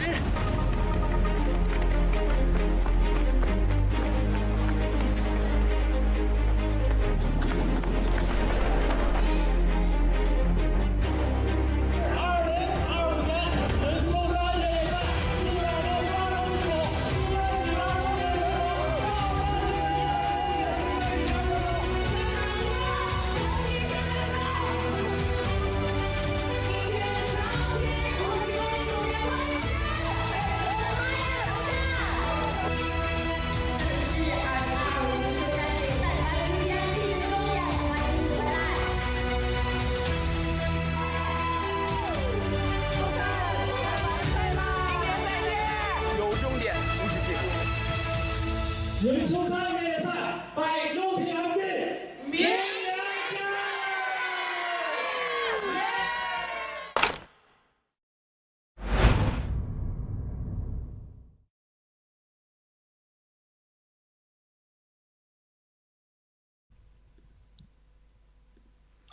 Man, you So can feel the cool. excitement. Yeah. Damn, that's amazing. Yeah, that is something else, eh? Woo. Yeah, that is a Sprenton Bridge. Holy smokes, don't go there if you've got a fear of heights, because crossing that thing if you're afraid of heights or get any kind of vertigo might be quite challenging. you get stuck, you're like, Ugh. Get to the start of that and, well, my race is over. Can't carry on from here. Okay, see ya. So while we are looking at the incredible mountain range in the background here on screen, we should have a look at our Chiang Dao 160 because there's been some shaking up in our top positions there. Let's see. So our women's race, we previously had Kareth Arnold from the USA in the lead, but Antonina Lushina, who also was in Cape Town 2 weeks ago running the 100-kilometer race, is now in first position. So we've got Antonina Lushina, Kareth Arnold, and then Hua Rongfu from China rounding out that podium. All But three of is those she women still have like been miles through away in third place? I'm gonna double check that for you right now. Yeah, she's about 30 minutes back. 29 minutes back.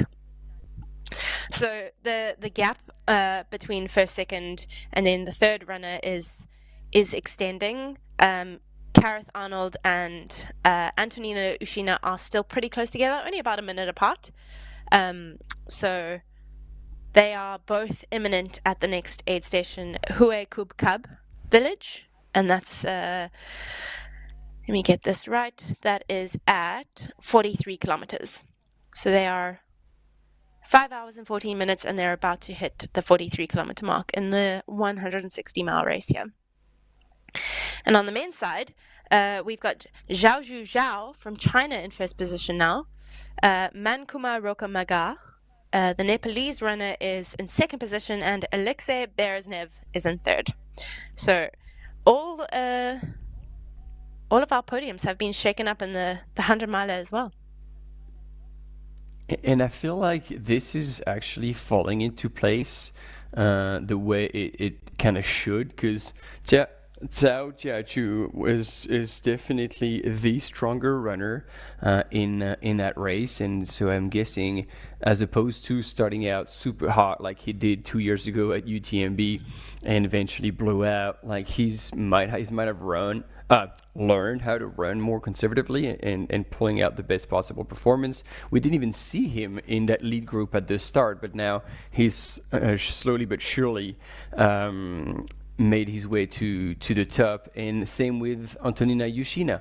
She has plenty of experience, and it was like, okay, I'm not gonna go too crazy. She was never too far from Gareth Arnold, and now she seems like she's made a bit of a move, but she's only a minute ahead, so nothing is done between Antonina and Gareth.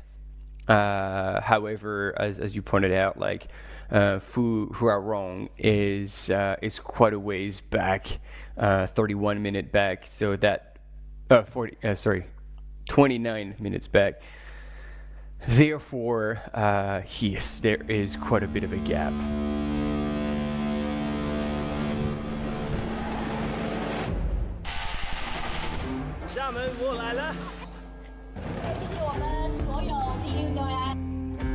And yeah, just like that, we do have a best of Ultra Trail Chiang Mai by UTMB.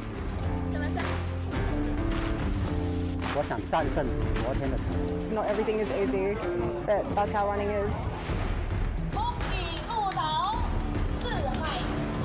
Let's go!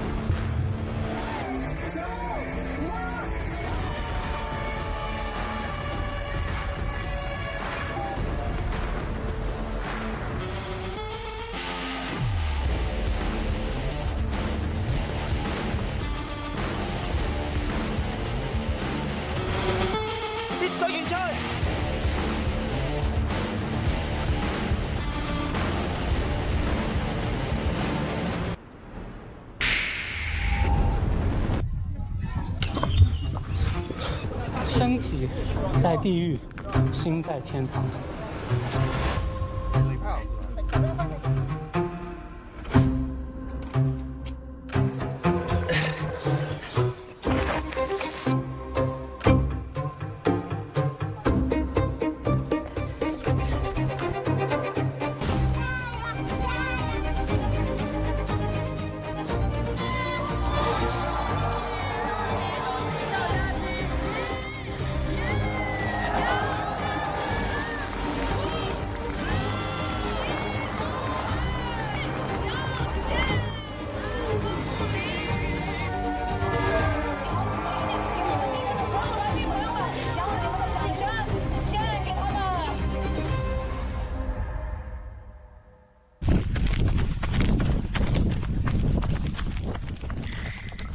You gotta love the emotions of a finish line.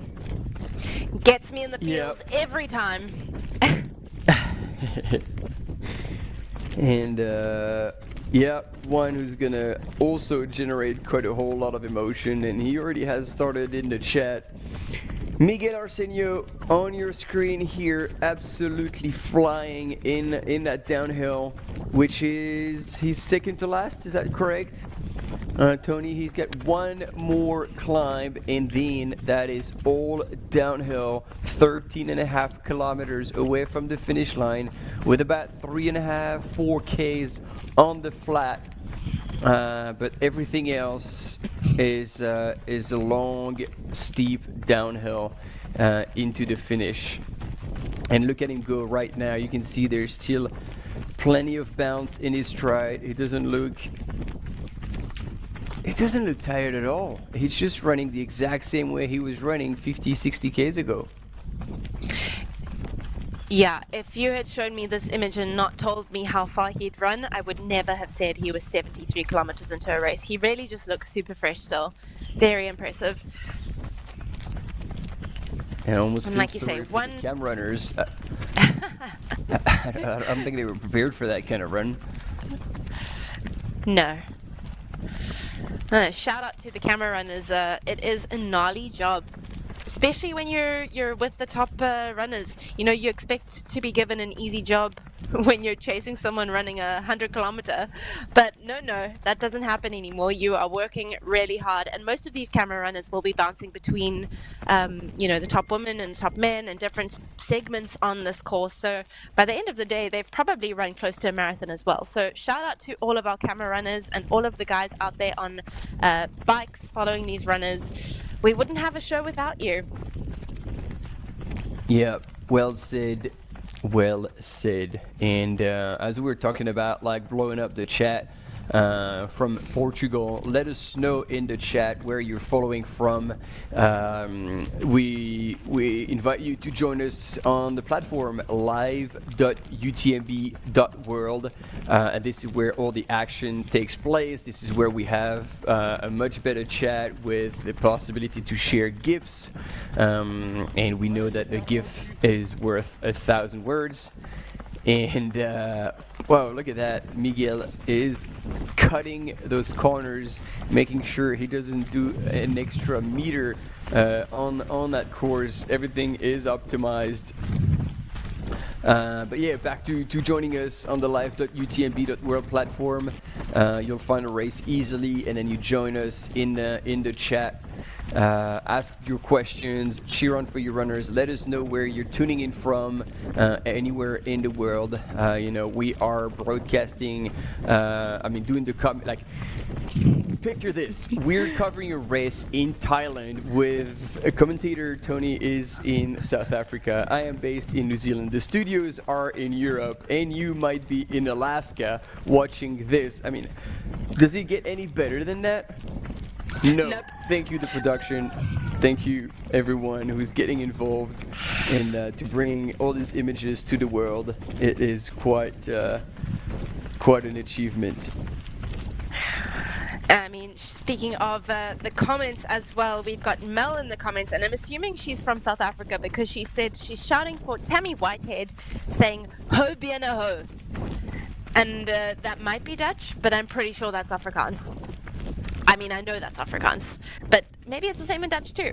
But ho bien a ho, for anyone who doesn't know what that means, it basically just means go legs go, I guess.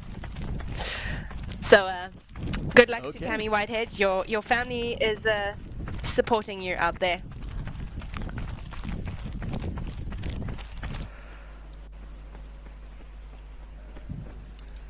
Love the support. And we are back with Ho Ha-Thi, and she is indicated as the lead woman. So was the previous information that we were given that Yuri Yoshizumi was in first, was it a mistake, or have they switched places again in that Elephant 100? What a race is going on between these top ladies, between Ho Ha-Thi from Vietnam, Yuri Yoshizumi from Japan, and Ekaterina Miteva, and in fourth Sunmaya Buddha as well, a bit further back, but still about most likely to go home, ticking the box that she wanted to tick, taking her selection into next year's UTMB to give a crack at the big loop around Mont-Blanc. And we couldn't be more excited about that.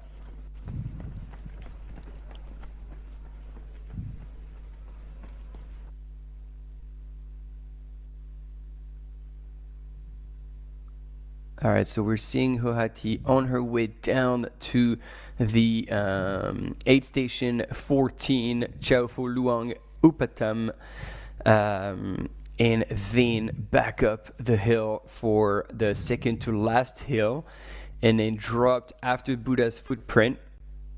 And this is where Miguel Arsenio is now. He is done with that downhill. He will get into the aid station, and then that is the final kick to get to the top of the last descent, and then he will drop for one final big descent into Chiang Mai.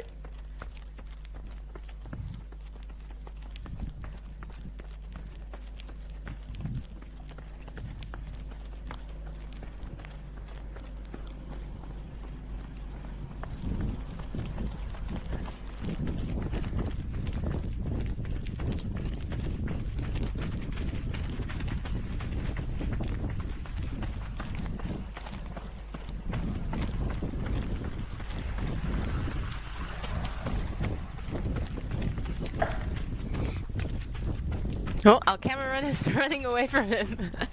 Lost him. Miguel just stopping, looking like he went to stop and get some water. There we go. Caught back up. Yeah, I don't think it's that easy to drop Miguel Arsenio, even if you're a camera. So Miguel is coming up to the Wat Doi Pui aid station now, and this is another temple on the Doi Pui mountain, part of the larger Doi Pui now. Chiang Mai. So another beautiful get to run through.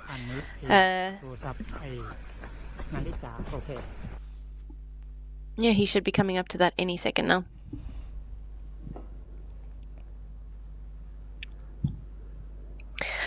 I feel like I'm learning so much this live broadcast. What I think that's how you say it, is a temple. So anything with the word what in front of it is going to be a temple. Which then makes sense. The temple of Doi Pui. There we go.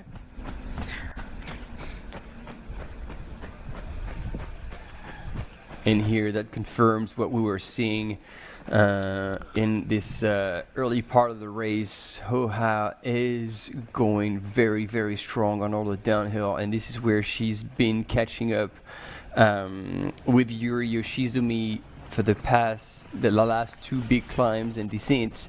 Yuri was passing her on the ups, and it looks like again on that descent Hohati has made a move and is now possibly pulling away once and for all. As here back to the men's leader Miguel Arsenio from Portugal in what seems to be a pretty damn long flight of stairs. And as he's looking back, he's still putting on a bit of an effort and trying to run some of those steps, transitioning from power hiking to running. He might be coming to a point where he's starting to get tired, and that would make sense. That would make him yeah. I think steps always expose you when you're tired, though. It becomes, like when you're running uphill, you can kind of fall into a bit of a groove even if you're tired. It's almost just like you've just got to almost get your legs swinging. Whereas when it's stairs, it really requires you to be, it's powerful. It's much more powerful than just running uphill on something that's quite smooth where you're not having to lift your legs. So as soon as there's stairs or any sort of really technical terrain, I really think it exposes any sort of fatigue that you have in your legs. And I think that's probably what we're seeing here. I'm pretty sure as soon as it flattens out again or stops being stairs, we'll see him moving much more comfortably again. But yeah, that's why any sort of technical race, it's so much more draining because it requires so much more muscle activation versus just pure aerobic engine. Yeah, and also to your point, in those stairs, trying to run them, you will go maybe slightly faster than walking, but the gains versus what it costs you is really not worth it. So I guess it's also like choosing to kind of surrender to the steps and accepting that, hiking them is not going to do too much damage, and you're just going to look after yourself, get over that section, and as you said, as soon as you're out of them, start moving it again at a faster pace. So here, Hohati about to cross that soccer field and go on to that second to last climb. Du coup, moi je fais vivre le ravito et après je retourne chercher le troisième. We've got a comment here in the chat, and Martin, this is for you and I because we need to fix our pronunciation. Instead of saying ho how ha ho, no, this is interesting because we've been saying ho how ti, but apparently it's ha ti how. So apparently that's her name sequence of her Vietnamese name. Her name in Vietnamese, apologies. So ha ti how, and maybe we can just get a... which one is the first name and which one is the last name there? then? Maybe if the person who made this comment can just clarify for us, because I'm actually not sure. But yeah, they just said, could the commentators change Ho Ha Ti to Ha Ti Ho? Because that's her name in Vietnamese. Sweet. Easy as. Again, learning things every day. Yeah. So we needed to here. So Ha Ti Ho. So you reckon Ha Ti would be the first name? Oof. Let's Google this.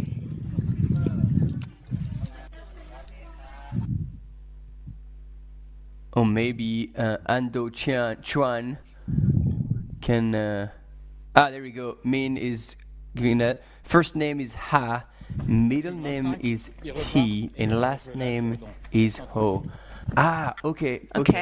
So technically, and so do you normally in everyday life pronounce at all the middle name, or would it just be Ha Ho?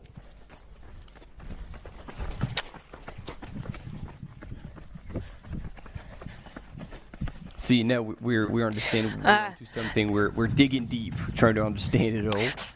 So according to Google, T is often the indicating middle name for gen. So T being for the female and Van, V-A-N for the male. Now I'm not sure if this is just a given for everyone, but there we go. That could explain the T in the middle there. Ha Ti Ho. Okay. We'll see in the chat if we have a bit more information about that. But thanks a lot for sharing. This is okay. So we have different input there from Kelvin. It says like first name is Ho, and Ha is last name. Okay, so that would be Ho Ha then. Can you confirm? Or do we absolutely need to say the T as well in the middle?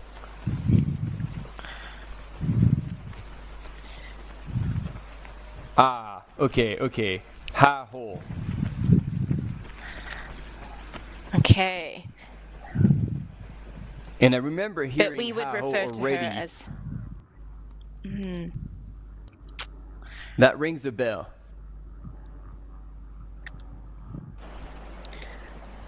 Well, thank you everyone in the chat for educating us. We now know that it's Ha Ti Ho and not Ho Ha Ti.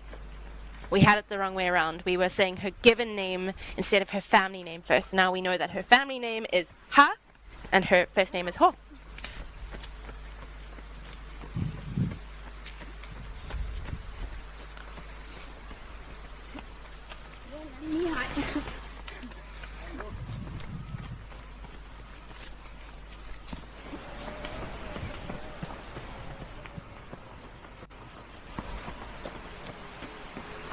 Writing this down so we have it in the books for the next ones.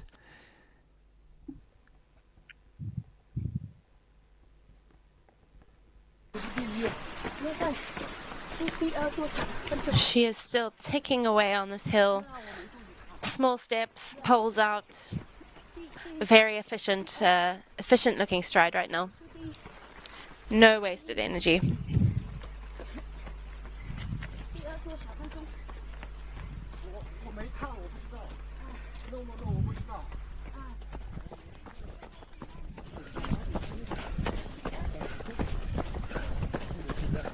Ooh!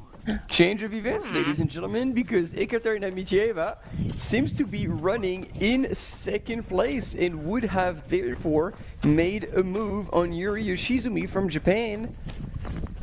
And perhaps Yuri is fading a little bit at this point, or again is not as strong of a downhill runner as Haho or Ekaterina. Very interesting. And I think the rooster agrees. Well, they will be coming into the A14 aid station at the Chaupo Luang Upatam school very shortly. So Hati Ho has been through that aid station already at 4:27 local time. So probably just over 7 hours and 30-ish minutes. So I guess we'll see rather shortly who comes through that A14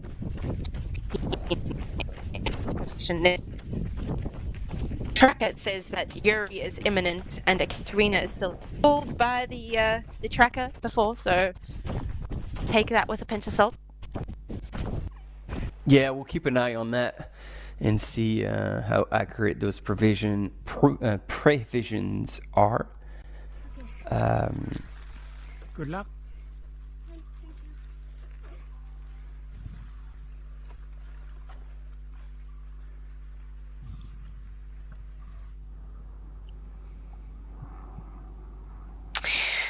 And if this tracker is correct, then it looks like Miguel Oceania, our lead man in the Elephant 100 here today, is summited that final climb, and he is on his way down to the Chiang Mai Power Park to that finish line.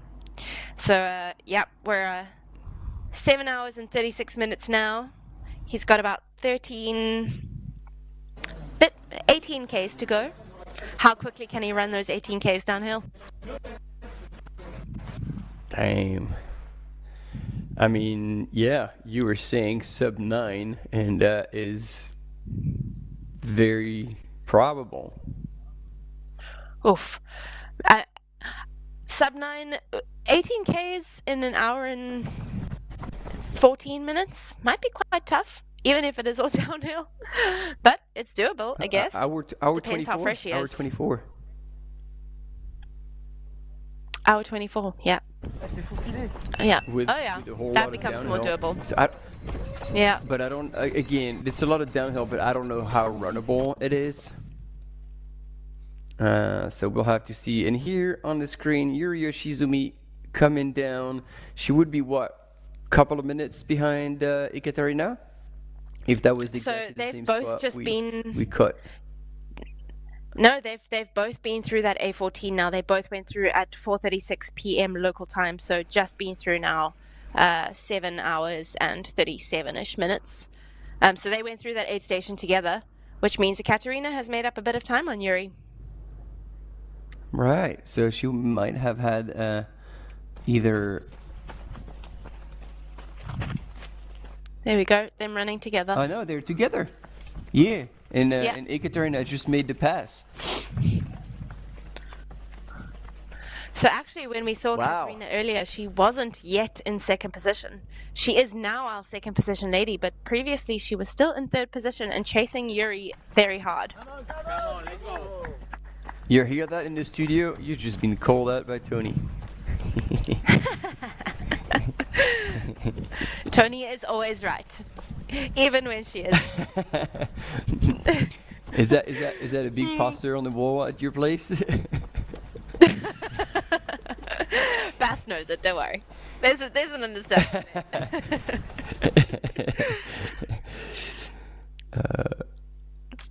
So yeah, there's also now Ha Ti Ho has also increased her lead, coming through 9 minutes ahead of both Yuri and Ekaterina. So we've got a 9-minute lead for our Vietnamese Kailas Fuga and Sunto runner.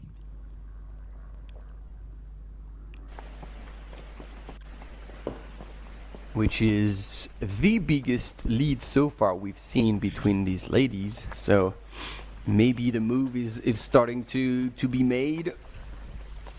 Ekaterina is still running up that super steep first section of that long climb. It is a long climb, so I don't remember. Does she have pole? No. I don't think so. She's not wearing gloves. I don't think so and either. she would definitely be wearing gloves. Yeah. Yeah, so there we go, breaking into a power hike while Yuri Yoshizumi will have the poles out. Yeah, there we go, we see her at the very bottom of your screen, also making her way up that hill. But it is one of the monster climbs of this race, and so it will take them quite a while to get it done. So it's time to get into a rhythm. Hopefully they looked after themselves at the aid station, took whatever they needed to take.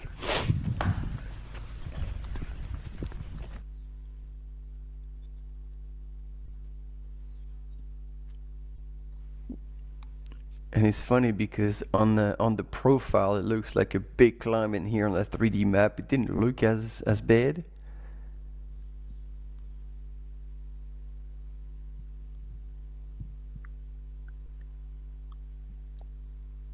Oof, that profile doesn't look great though. That's over 10% the entire way, which yeah, at this point in the race is in a training run, it's the kind of gradient where you think to yourself that you should be able to run the entire thing, right? 10% should be very runnable. Yep. But yeah, this far in the race, I think, like you say, you've got to weigh up how much you gain by running versus how much you also lose in expending energy, and whether that is a beneficial compromise. If you expend the energy knowing that you may be couple minutes faster, or you reserve a bit of energy knowing that you might need that later on in the race. So I think these are all things that you're thinking about as a runner at this point in the race. You know, do I not? Should I take that risk? Should I hold on to a bit more energy? And even you see on that section, like Ekaterina was on the downhill section, she's on the flat, which means that 10% is not like it's an average. So some of the sections that we just seen like are flat or downhill, which means that whichever one they are, like whichever section is climbing, it's actually climbing far more than the 10% average over this section. And we saw actually on the flyover map that, you know, the second part of that climb was kind of on the ridge and a bit of downhill as well. So yeah, that 480 meter, that climb is actually quite possibly much more than 10% in the climbing sections.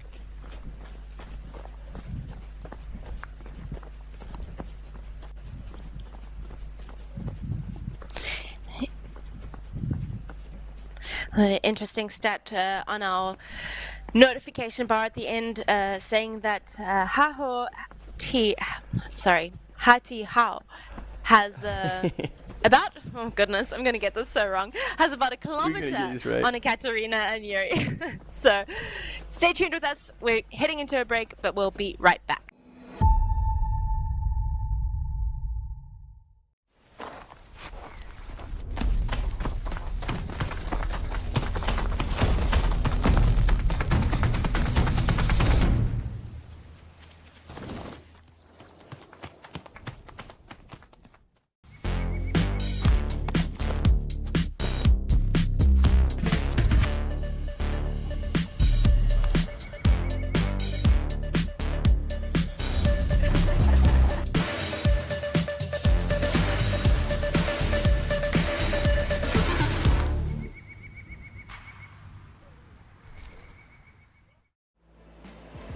Absolutely beautiful out there.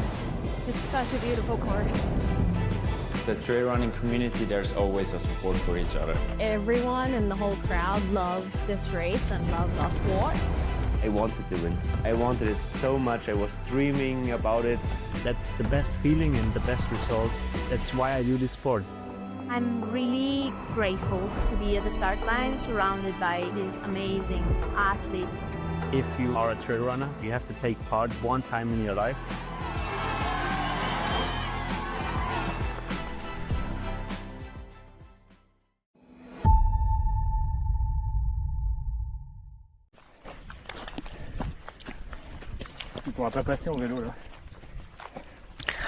So we are back and we are still running with Ekaterina Mateyeva our second woman in the Elephant 100 here at the HOKA Chiang Mai Thailand by UTMB.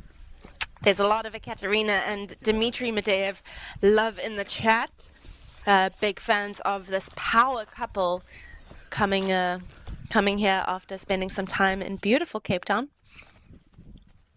And speaking of power couple, I think this is Dmitry, if I can identify the blurry image.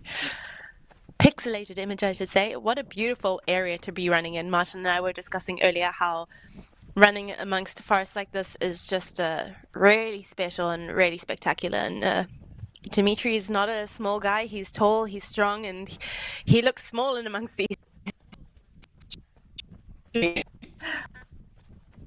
What this is.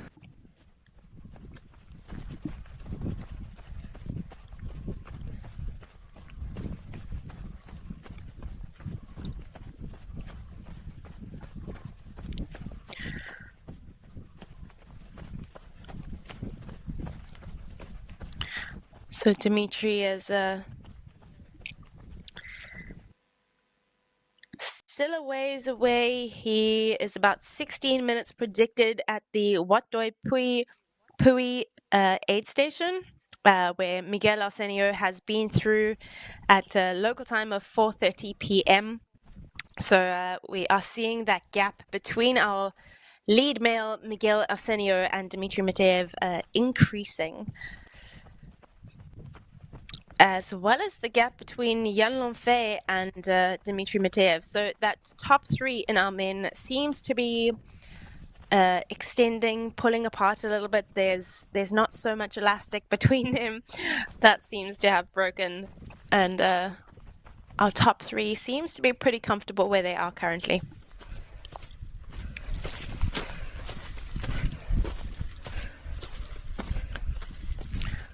So cool to see the splits, the jump between second woman and second man, and it being the husband-wife duo, Katerina Mateyeva and Dmitry Medvedev.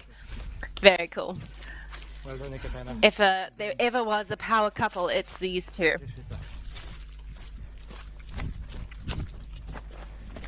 Yep, that is for sure. I cannot live up to that standard. And hey, you and Bastien are not too bad. If he would put a bib on his, he's pretty fast. Yeah.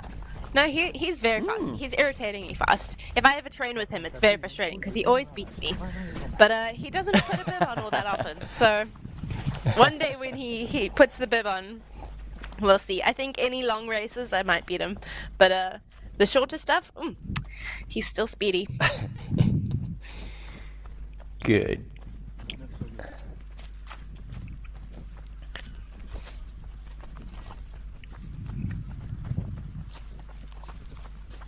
This incredible light coming through the forest here. My goodness, magical. Oh yeah. And then we're starting to see the afternoon lights coming across those trees and those banana trees. It's quite special. It's 5 p.m. local time almost. And oh hey, we got our drone pilot who's found a friend. And Yuri Yoshizumi moving across the jungle, still in third place.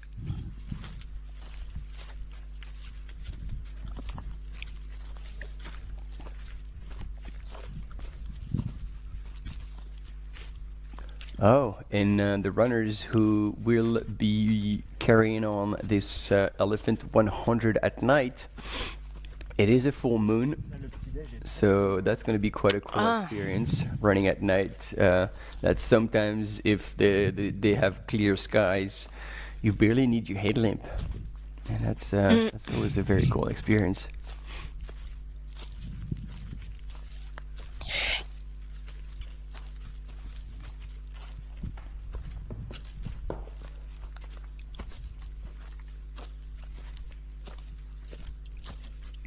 We've got a prediction in the chat from Marco saying that Miguel is going to finish between 8:50 and 8:57. I'm going to say that's quite, I think you need to narrow that down. 8:50 and 8:57 is quite a wide range. Come on, Marco, give us something a bit more specific here. Where are we going? Yeah, and I think there might be a poll that's going to take place in the chat eventually to predict Miguel's finishing time. How long would it take him to make it all the way down that hill and into the Chiang Mai Pow Park?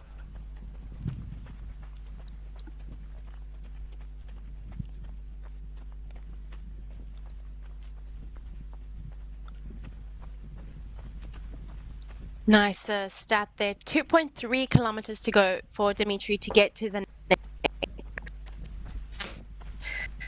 Like I said earlier, we have seen Miguel.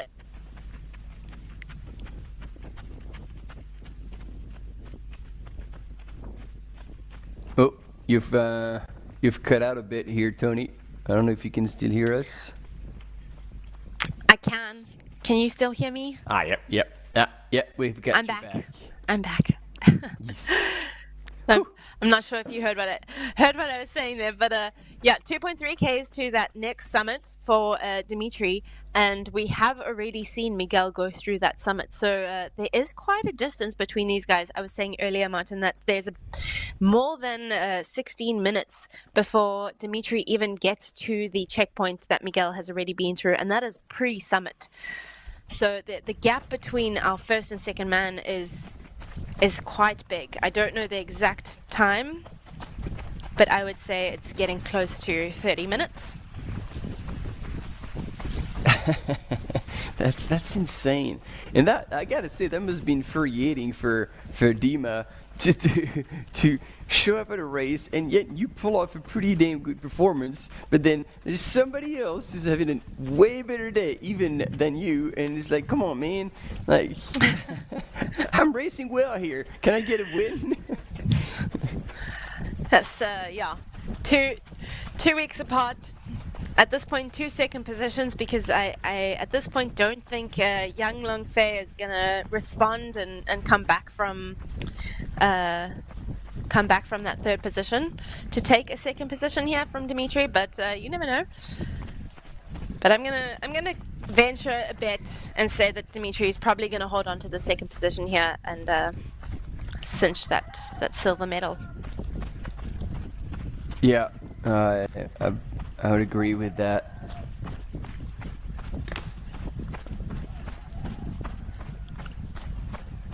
Yeah, because ultimately he's still moving super well for like almost 8 hours of racing.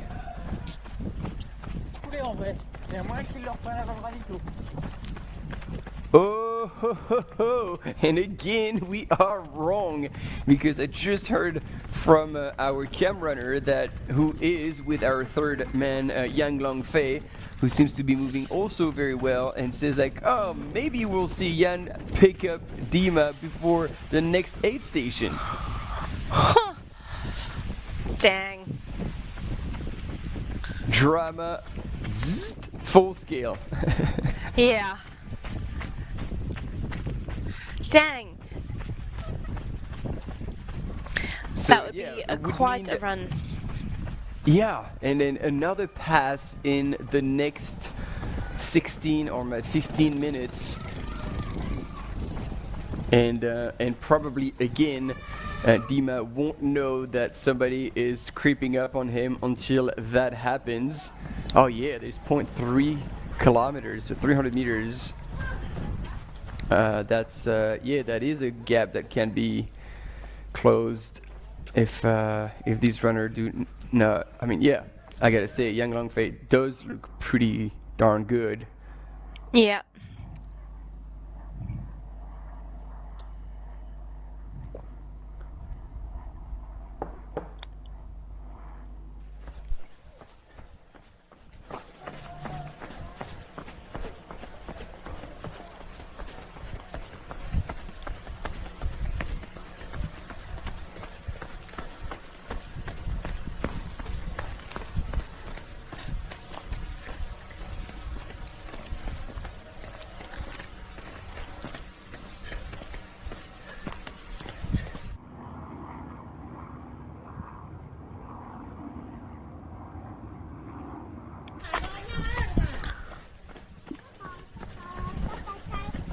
that distance is closing. Yan Longfei is definitely pushing hard here. 150 meters almost between the two now. So Yan Longfei is definitely running faster than Dimitri at the moment. He is pushing hard. And I believe our camera runner might be correct in saying that we might see a pass happening. That is insane how he's picked up the pace. I don't know if he's been told where Dimitri was, and then he's wanting to make an effort to close that gap, because if he's just running on pace right now, not worrying about what's happening ahead of him, and just so happens that he's creeping up on Dima quite quickly, man, that would be impressive.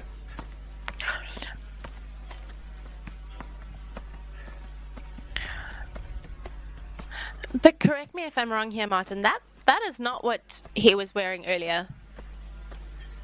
Was it? No, no. We're wrong. That's not, Zhu yeah, Cao. That's not Yan Longfei. So we've got Zhu Cao coming up, jumping at the moment, jumping from 4th position and pushing hard for the 2nd position.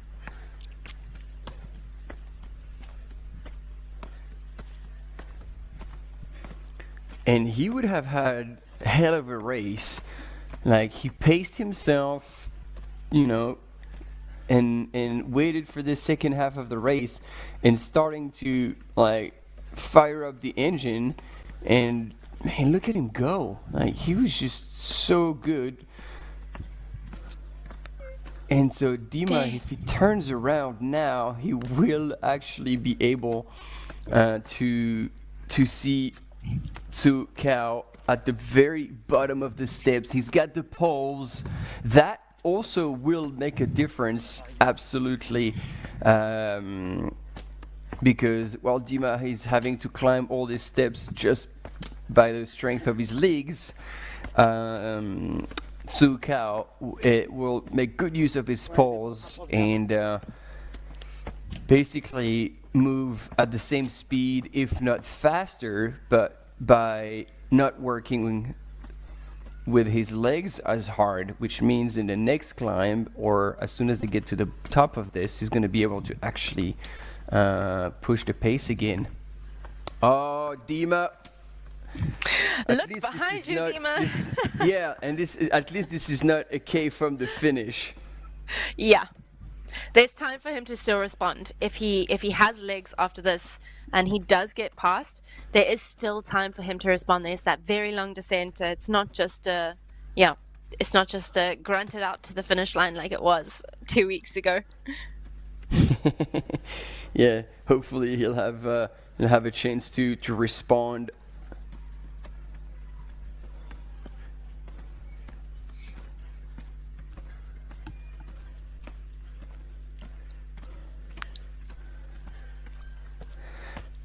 But again, like, you know, it is a pretty good performance on Dima, which means again that Zhu Cao, having such a UTMB index, like, he's having the race of his life.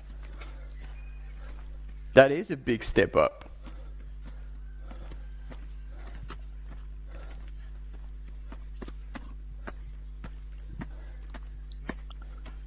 Oh wow! There we go. He seems to be losing. He's looked over his shoulder. Bit, eh? Oh, has he? I think he looked over his shoulder and saw that there was, or was asking the question if it was the third man. Yeah. Nearly fell over in the nearly process. Tripped. He says, "Oh no! Is this really happening again?" Can't happen It's like again. a bad nightmare that just happens over and over again. Yeah. There you go. Dima has made his way to this aid station, I think. Edouard, fais gaffe, il y a un serpent dans les escaliers. What?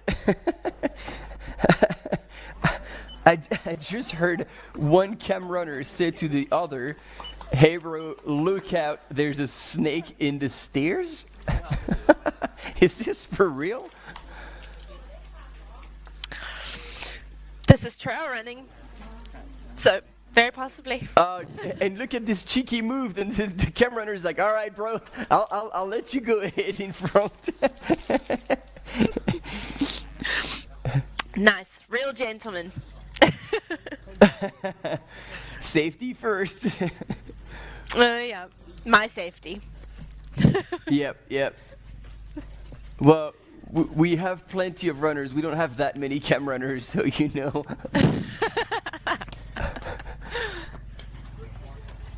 So I tried to look at the stairs, but I didn't see any snakes. So I don't know if they were joking or if that snake got spooked. But here we go, coming into the aid station at the top of the stairs, ladies and gentlemen. We have Tzu Cao, who has just made it into the aid station, and is definitely creeping up on Dima at a very fast pace. Dima has seen him, has replenished, and is now on his way out, and he's gonna have to push hard. But it looks like Tzu Cao knows what he needs to do, and it's like he's putting a bit of ether in the engine and is starting to absolutely crank it up another notch with a flask full of Coca-Cola. Whew! Yeah. We are on for a hell of a fight in that top 3 in the men's race as well.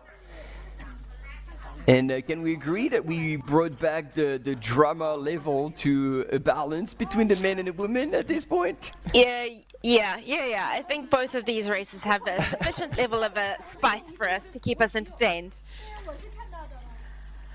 I would say that at the moment, Dima is not climbing as well as Zhang Hongfu, but there's still a long descent to come. So, you know, I think the question is not who's climbing better at this point, but who's going to be able to descend better. That's who's going to win this race between these two. Yeah, and it was also interesting because up until then, we never had a massive close-up on him, but it seemed like Tzu Cao was just running his own race. Oh, was he going the right way? I don't know. No. I don't have the... No.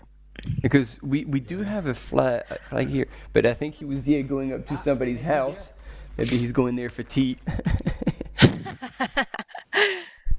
Yeah, that's definitely leading up to someone's home. And so that's interesting because that's exactly what I was going to say. Like up until now, we've seen Tzu Cao kind of composed and just doing his thing, but then we saw him at the aid station. As soon as he caught a glimpse of Dima being there, we could see almost like rushing himself and dropping the lid of his soft flask as he was filling the second one with water, and now making a mistake. Like that's about like a 45-second mistake, plus going up and down stairs. So this might give Dima a bit of a chance to actually catch a bit of a breather and reopen the gap between them two, which is what we want. We want a fight all the way to the finish.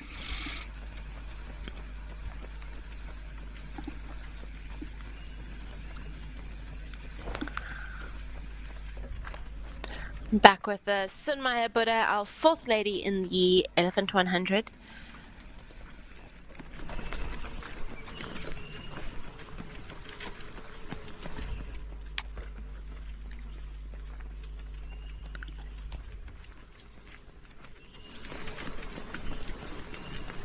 Still moving, despite her previous aid station.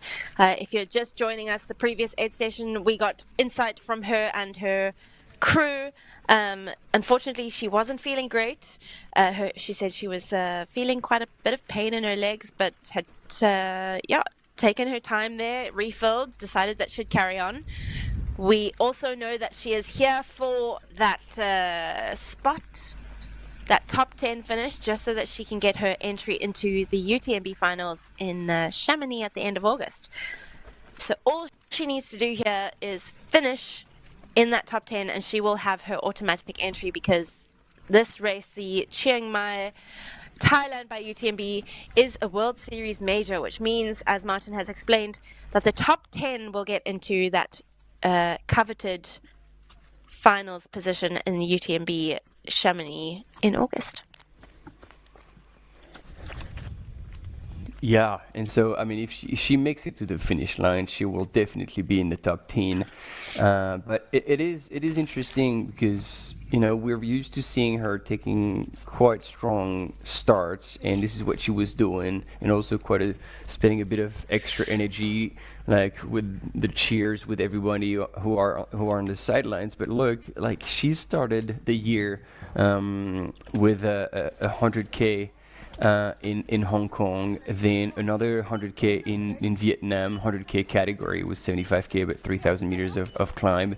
Then she ran another 50K in Malaysia. Then she ran Western States and finished 6th there. Then she ran CCC. Then she ran the Ultra Trail Ninghai by UTMB 60K.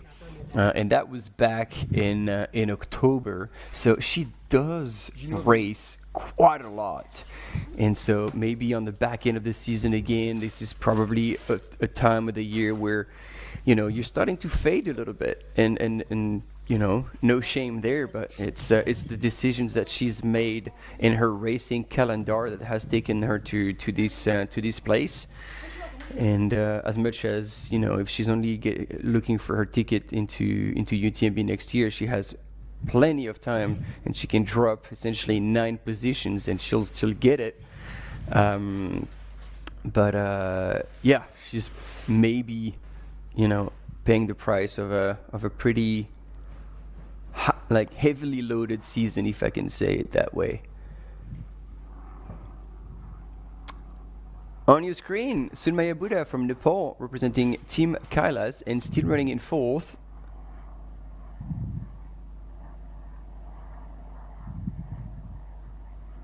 And again, if you can hear the background noise, it is a fake plane noise. We are making all our aerial shots with the drones.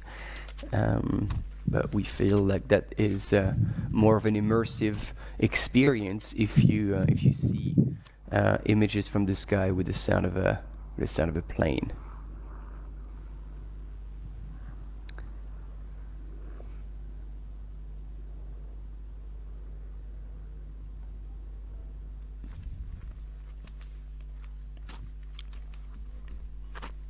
So here we go. We got Yan Longfei, who has gone through the aid station and has come out. So he didn't take a tiki tour to that little house on the side. So he has saved his time there coming out of the aid station. Very impressive run from Zhu Kao, though.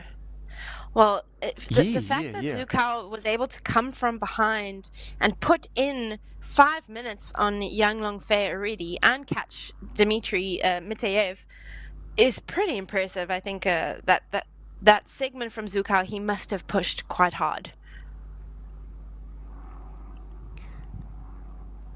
And if he hasn't blown all his matches to close that gap, and he still has some in the tank, that is going to be a very strong finish, and it's going to be hard for Dima to actually hold him off in these last 18 Ks after the summit.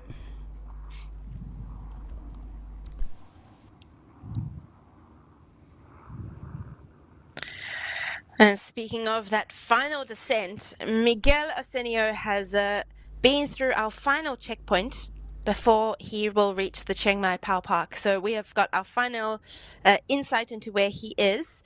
And from now on, he's got 13.8 kilometers and only 194 meters of climbing to do with a bunch of descending. So he is well on his way to absolutely crushing this race. And at 8 hours and 9 minutes, I definitely think a sub 9 is very much on the cards for him today.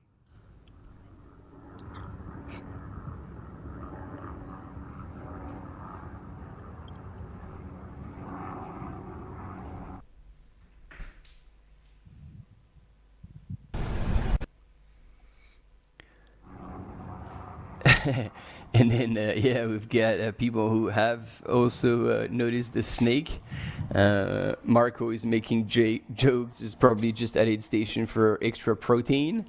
And then G says is like looks like the second runners got spooked by the snake, but the number 3 did not see it. So it might have actually been the case. It was, I think, a couple of years ago on, it was at the beginning of the race. It was one of the top ladies in the race that, you know, there was a low branch and runners were kind of holding on to it to go underneath, and there was an ant nest on it, and as they went through it, like ants just fell on her, and it was on camera, and she started like freaking out and eventually stripping all down her clothes. So obviously our cameraman just moved the camera away and actually helped her like shake off all the ants that were on her, but it was not a pleasant experience. So if you have to choose, I'd say a snake is a better option than ants. or bees for that matter. We saw what happened at the World Mountain Trail Running Champs in Canfranc when a group of trail runners comes up onto an angry beehive. Actually, I don't think it was bees. I think it was wasps. So even worse, because wasps don't die. It was exactly. They keep stinging, and it was more than a few. It was like a solid like 2/3 of the field, unfortunately, and some people got stung over 10 times, which is less than ideal when you're trying to compete at your best. Yeah, absolutely. I mean, enough so that people, some of the athletes who did get stung so much had to withdraw. So definitely not the ideal. And that was only, 10, not even 10 Ks into the race, I don't think. I think it was closer to 5. Yeah, it was in that first climb indeed. And so shout out to like Judith Witter, who indeed was podium potential and had to drop out because she's allergic to those wasp stings. So yeah, pick your poison. What is the animal you do not want to see on the trail? Let us know in the chat. I can't wait to read those answers. That could be pretty fun. I think my worst nightmare would be grabbing a branch and having a spider fall onto me. That would be my biggest fear. Yeah. I'm not very much afraid of spiders.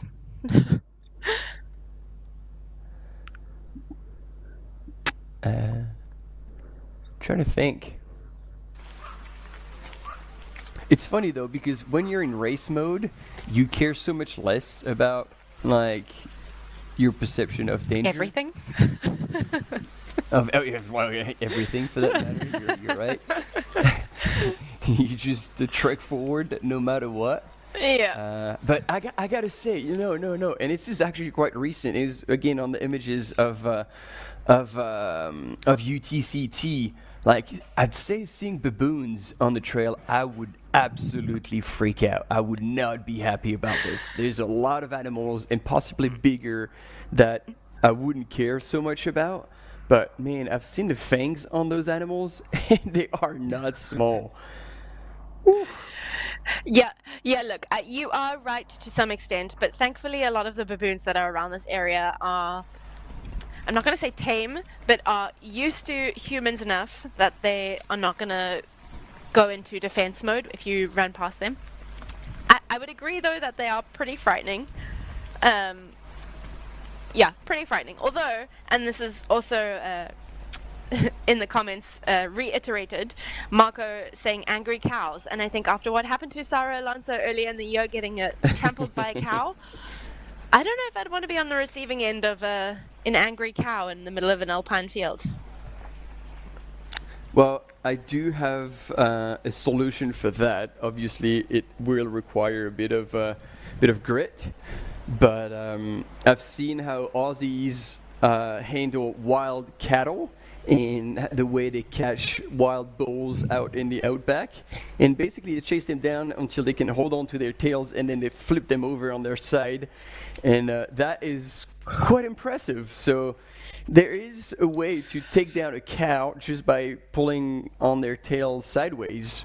So, you know, if I know Aussies are a different breed, and I'm sure all of you will be familiar with Naj. And so I guess next time we'll do a live broadcast with him, we'll ask him for the proper technique. Yeah. I mean, they're definitely built different. When pretty much every animal that they have in Australia can severely hurt you or is venomous or dangerous, I think you learn to handle these things a little bit better. Yeah.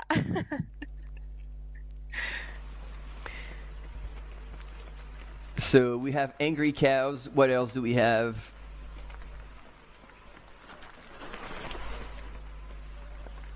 A whale? Yeah, but it would be probably a bit difficult to bump into that on the trail. I think you would have ventured quite a ways out of the trail.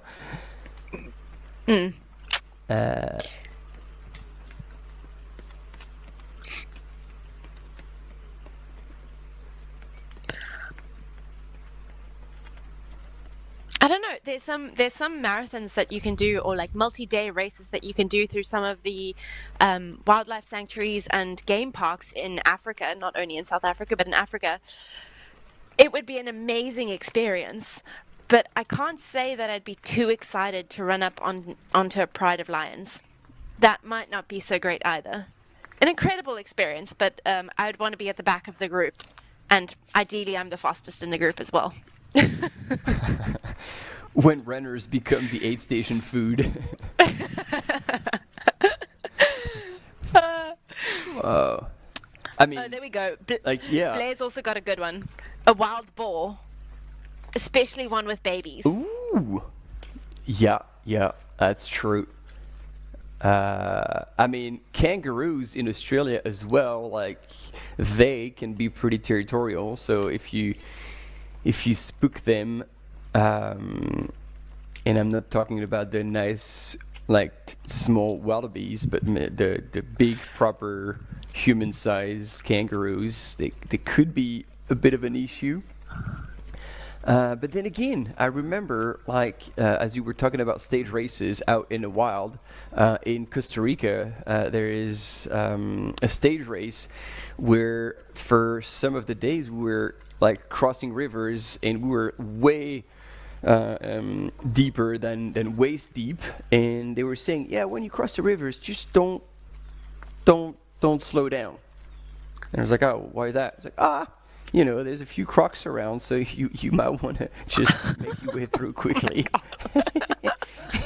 Delightful. And it was funny because you hear that, you picture it's like, oh my god, there's no way I'm crossing that river. But when you're in racing mode, you come to the river, you just look left, right, I don't see no eyes, all right, let's go.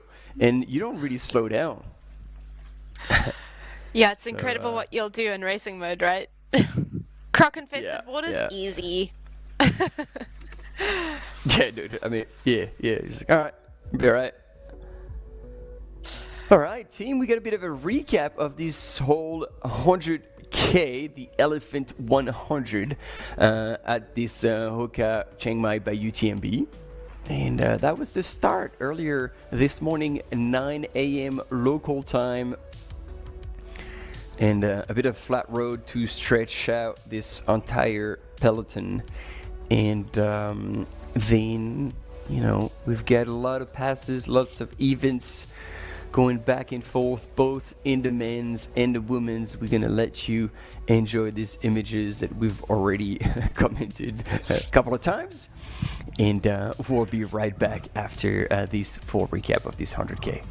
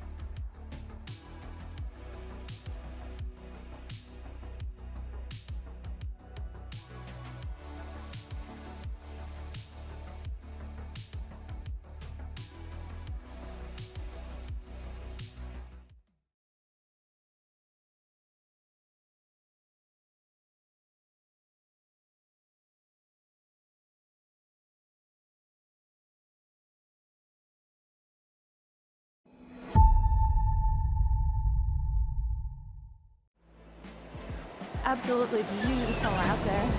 It's such a beautiful course. The trail running community, there's always a support for each other. Everyone in the whole crowd loves this race and loves our sport. I wanted to win. I wanted it so much. I was dreaming about it. That's the best feeling and the best result. That's why I do this sport. I'm really grateful to be at the start line surrounded by these amazing athletes. If you are a trail runner, you have to take part one time in your life.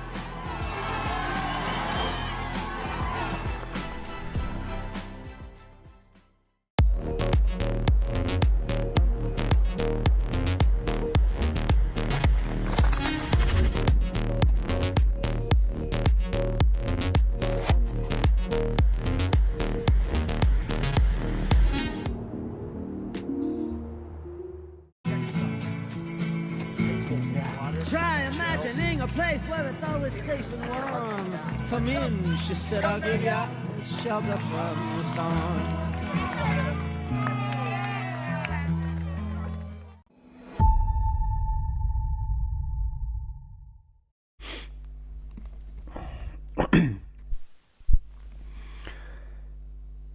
Here we go, team. We are back live once again to cover the back end of this Elephant 100.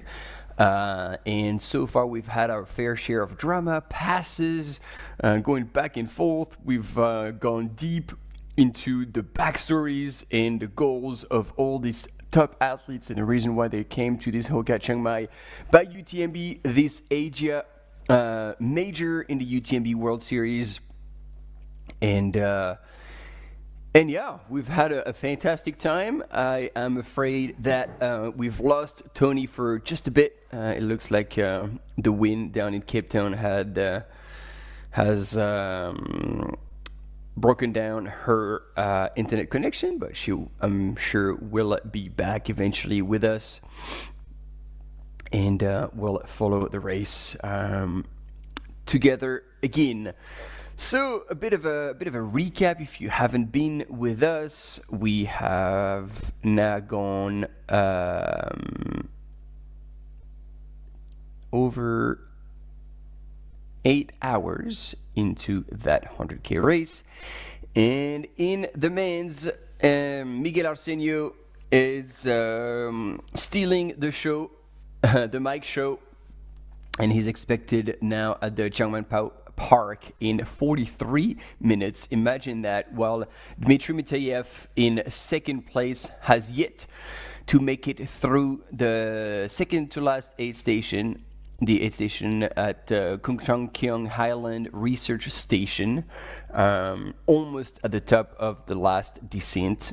And he's expected there in 8 minutes. But, ladies and gentlemen, from China, Zhu Kao is expected at this aid station in 6 minutes. Hence, we are expecting a pass from third to second for the Chinese runner, Zhu Kao. And Yan Longfei is following not too far back in fourth position as well. And in the women, we've had also a pretty big battle going back and forth, and it is now Ha Thi Ho from Vietnam who is in the lead with a bit of a comfortable lead on Yuri Yoshizumi and Ekaterina Mitayeva, who are very close to one another. At the last aid station, they were literally 4 seconds apart. And ladies and gentlemen, with my greatest delight, Tony's back. Woo! Apologies. The Wi-Fi gets a bit patchy in Cape Town when the wind is blowing, and we have a bit of wind today. So I'm doing my best, as is our production team. Shout out to all the guys making this feed possible. We are working on getting footage of all of our lead athletes, Miguel, Ha Thi Ho. So we will bring those to you as soon as we have a feed of them. But until then, you'll have to just listen to us talk and look at these beautiful images.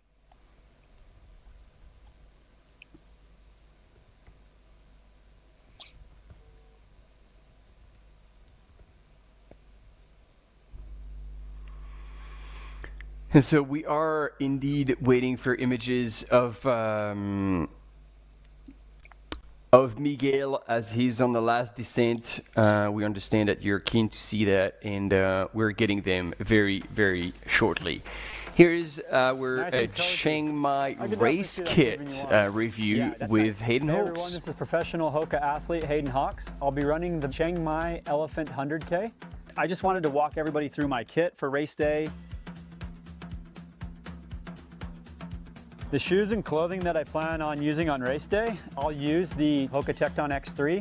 This has kind of been my go-to shoe for race days recently. The HOKA race kit. I do like racing in a t-shirt rather than a tank top. It gives me just a little bit more protection, like especially when I'm wearing a pack. And then just the HOKA shorts.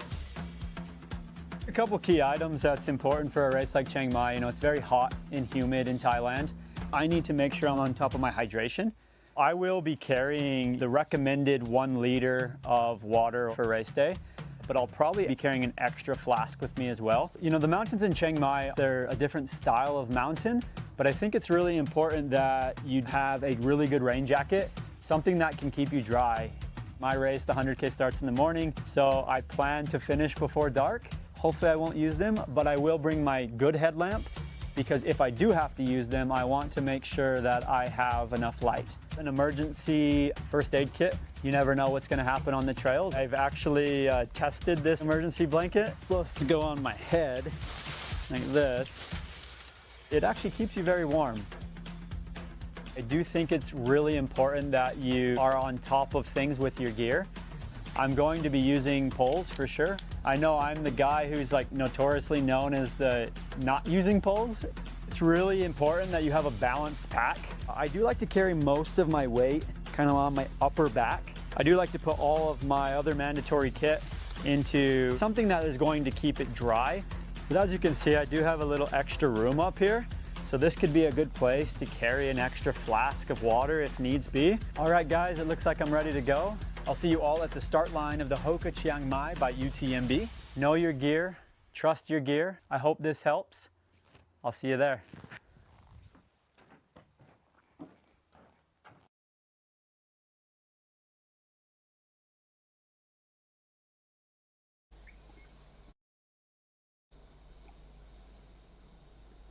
We will indeed see you there, Hayden Hawks, who will start tomorrow on the 50K.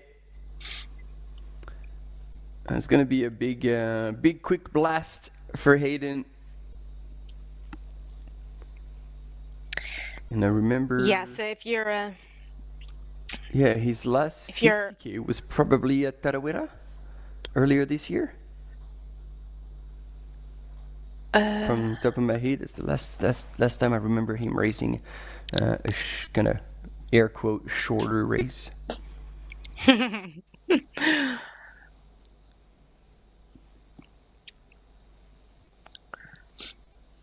So for all the people asking for images, we are still working on it. I promise we will get you those as soon as we have them.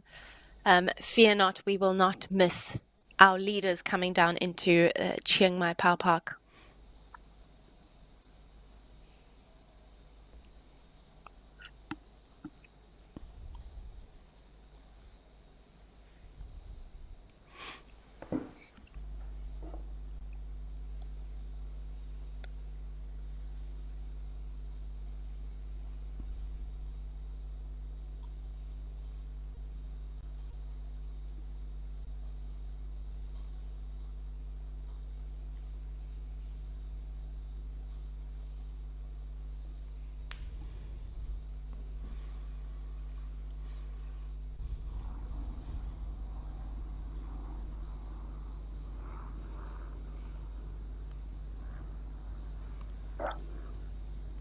And yeah, the sun is starting to go down in Chiang Mai as well.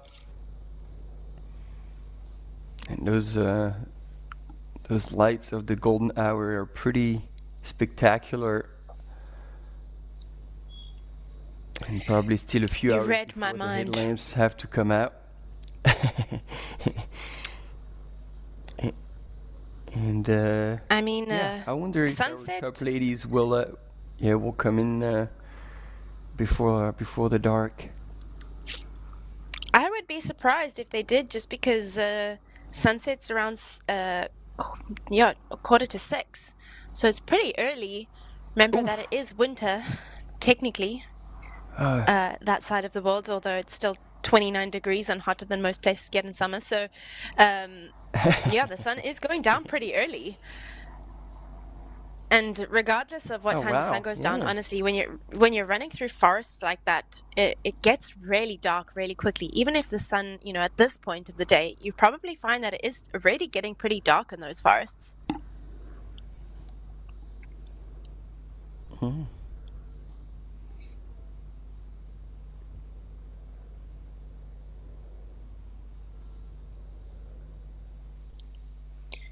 I learned my lesson. Who have we got here?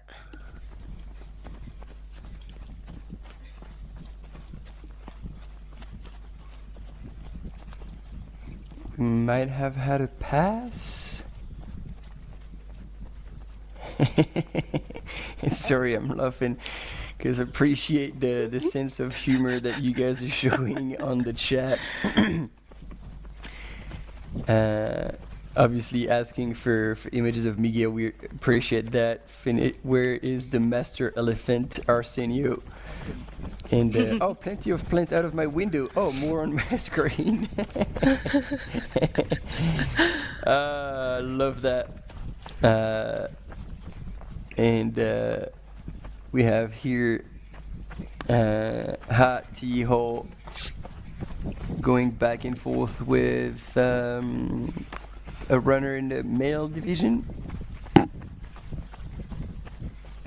it's good, that's gonna help pull her into the finish, having someone to hold on to.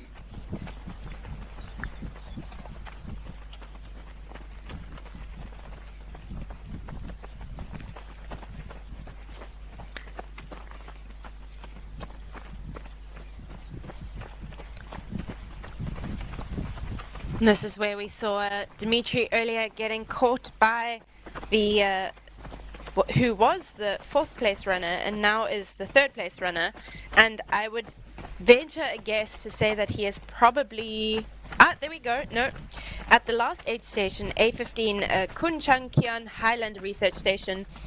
Zhu Kao has indeed taken Dmitry Mateyev's 2nd position, so Dmitry is dropped down now to 3rd place, and there's a 3-minute gap between the two of them.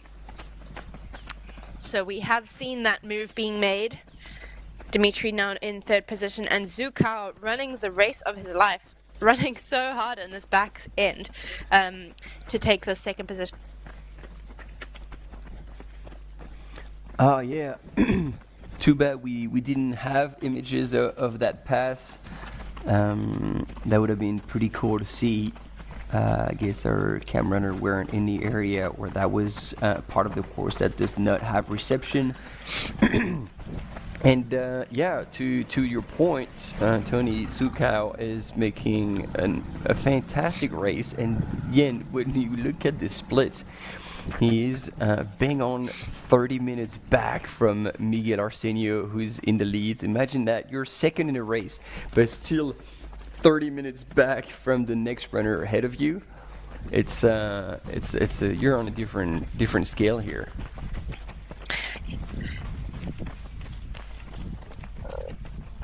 And here we have Ha Ti Ho rubbing shoulders with Wei Huang, who was in 6th place overall. I can tell you right now. And he still is. Yeah. And so Ha Ti Ho is now in 7th overall. Yuri Yoshizumi in 9th and Ekaterina in 10th. Look at that. 3 ladies in the top 10. Solid. Well done. And also remembering that Ekaterina Mateyeva is actually in our 2nd position in the women's race. So She is currently holding the 9th position overall, and Yuri Yoshizumi is in 10th position. But yeah, flipping cool. Right. 3 women in the top 10. So strong.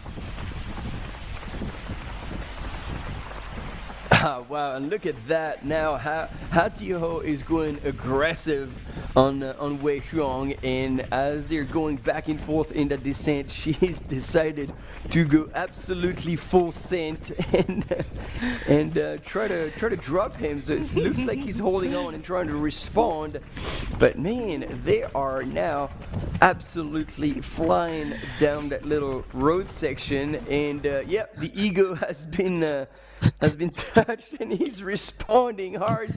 I hope these two are not going to blow themselves out. It's a bit too early for that. Oh wow, that sprint away is probably the pinnacle ego move ever. That's ego speaking for sure. Yep, that's it. We'll see if they don't pay for it after a while.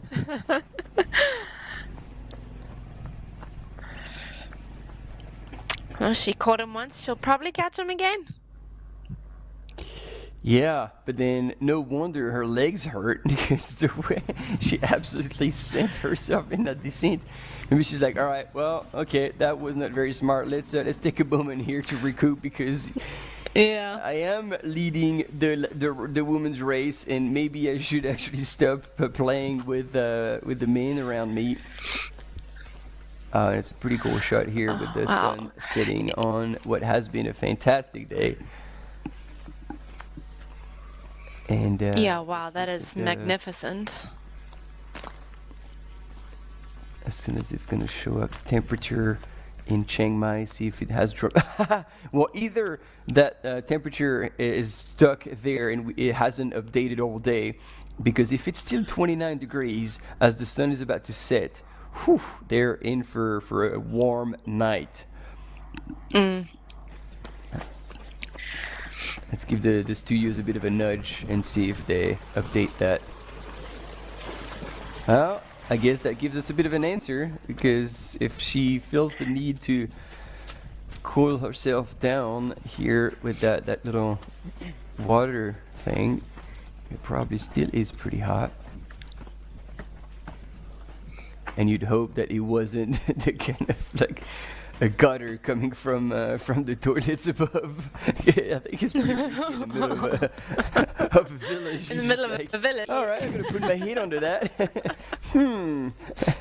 Hey, I mean, at this point they've got what, just over 18 Ks to go. So, you know, if your stomach goes now, you can still make it to the finish line.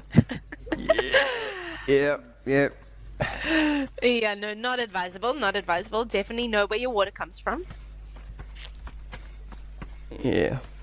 Oh man, those steps seem to come at a very tough point in a race, where you've been going down and then you're climbing through that little village, and it seems that it's still hot, and you have that long as flight of stairs that you see straight ahead of you too. So you see the next runner up, and it's like so far ahead. And then you just pop out and get to the aid station, and you get all these chairs just like luring you into sitting down. Come on. Come on. I know you're tired. Whispering in your ear. Yep.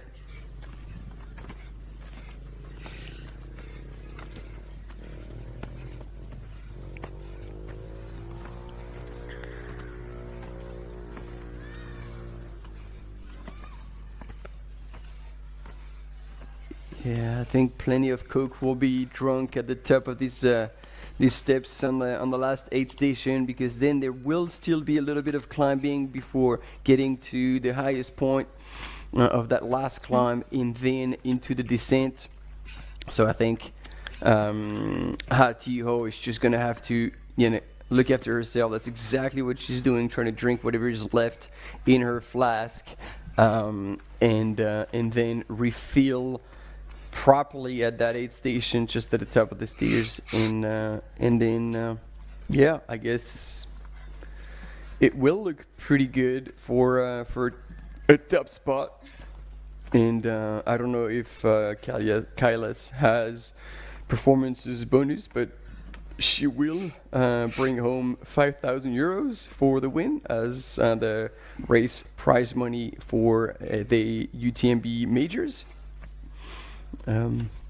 So it's it's worth keeping on pushing to hold on to that first place.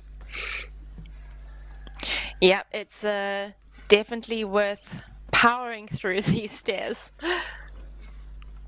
enduring them. Yeah.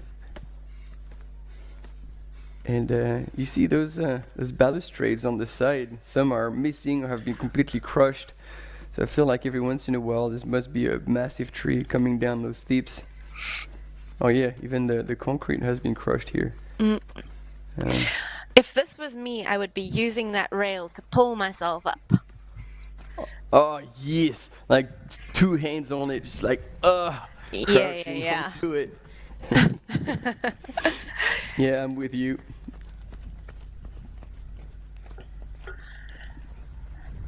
So on screen we've got Ekaterina Miteyeva, super nice split screen here. First woman and second woman of the Elephant 100 here at the HOKA Chiang Mai, Thailand by UTMB. Hati Ho is working hard up those steps. You can hear her breathing. Yeah.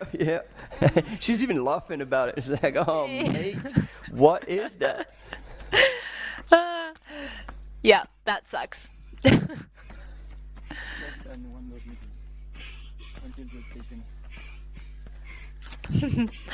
Some gentle encouragement from the smiling through literally every situation.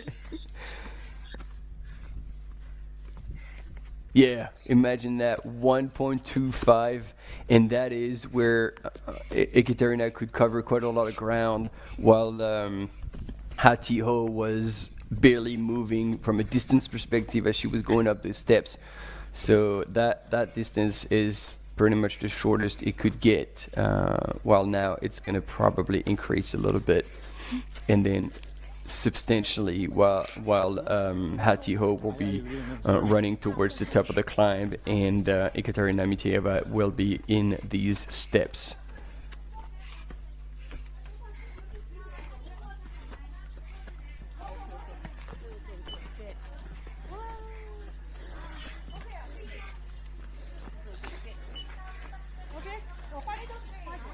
There we go. Place your bets, but I reckon she'll go for Coke.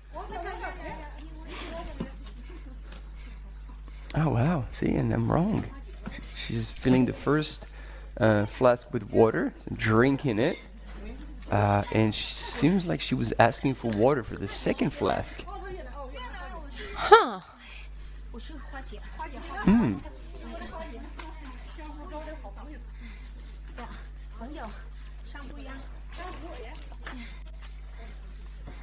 Interesting.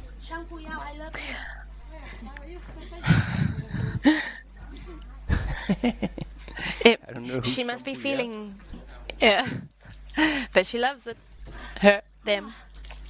Yeah. Let's see what she grabs here. Are these clementines? It does look to be, but it's quite difficult to peel a clementine while you're moving. Yeah. And again, she's going to town on the food. Like she cut a big slice of watermelon and grabbed a piece of banana as well. So she's definitely still fueling, which is a very good sign. Yeah, I mean, I'm super impressed that she's still able to take in the whole foods. Like, dang, 100 kilometers, it's not easy when you're moving at the effort and the pace that they are moving to get in whole and solid foods. So super impressive.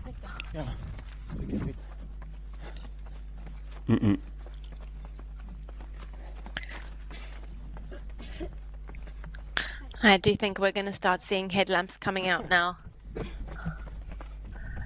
Just heading into the spar section, it does.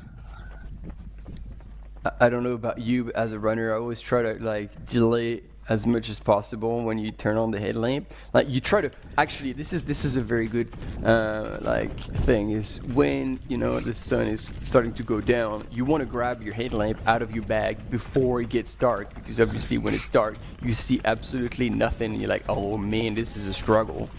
But then you want to wait as long as you can before you turn it on, because the minute you turn it on, there's no going back, because then your eyes will get used to that beam, and if you, let's say you go through a forest section, it gets a bit darker, and then you come out, and then all of a sudden it's clear again. If you turn off your headlamp, you're gonna see nothing, and then you increase your chance of like tripping onto something and hitting, like basically taking a fall.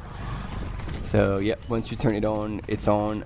And I like Ekaterina, she seems to be pretty aware of what's going on, because she's dodging left, right, whatever is being thrown at her, cars, mopeds, people. The race isn't only technical because of the trail. You also have people and mopeds and dogs to navigate. Keeps you on your toes.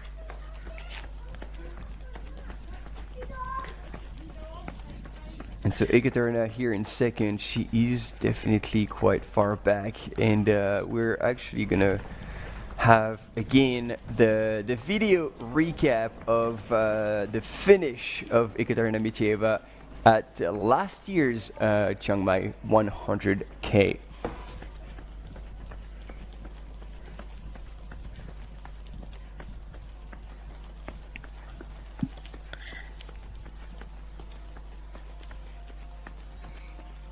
And yeah, she had worked super hard to take that win here on the line.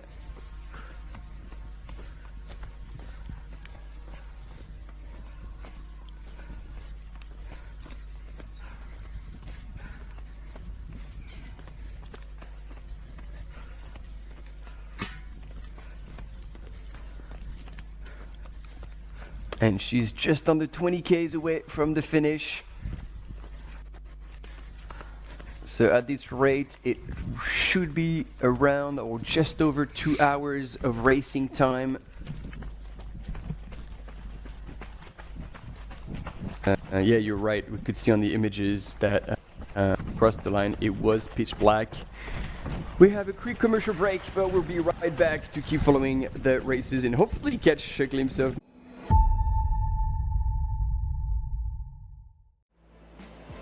Absolutely beautiful out there. It's such a beautiful course. The trail running community, there's always a support for each other. Everyone in the whole crowd loves this race and loves our sport. I wanted to win. I wanted it so much. I was dreaming about it. That's the best feeling and the best result. That's why I do this sport. I'm really grateful to be at the start line surrounded by these amazing athletes. If you are a trail runner, you have to take part one time in your life.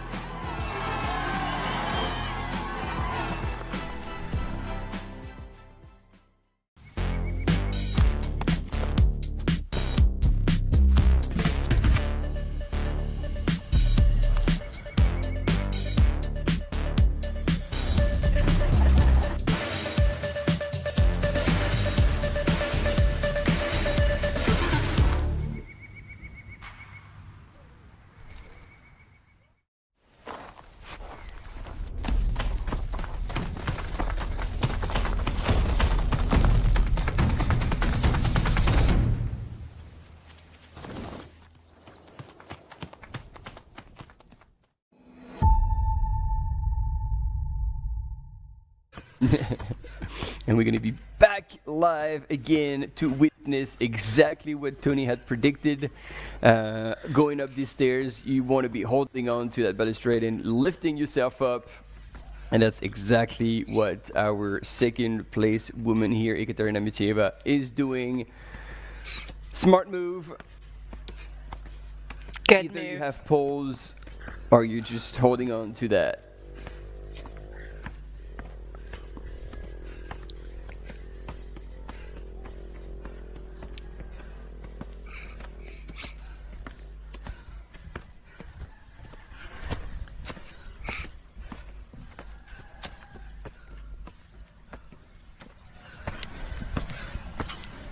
Oof, once again, these stairs just seem to be destroying people left, right, and center. Katerina is moving well, but she is breathing hard, just like Hati-Ho was. It's definitely not an easy section of the race. This. Yeah, I know. It certainly isn't, and but it's interesting because they're using her hand to lift her up. I have the feeling like she's moving at a much faster pace than Hati-Ho was. Quite a few minutes back, I gotta say. So we'll see when Ekaterina gets to the aid station the actual splits between them two.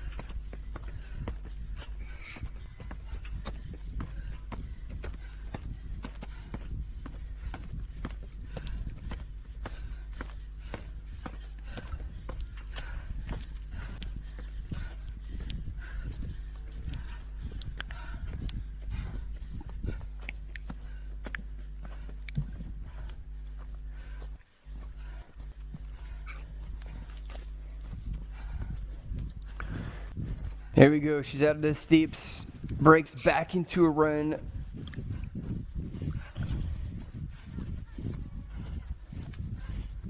And just under 20 Ks away from the finish line, with mostly downhill and flat towards the end. Ekaterina Mitieva, last year's winner of the Elephant 100, knows exactly how the back end of that race shapes up.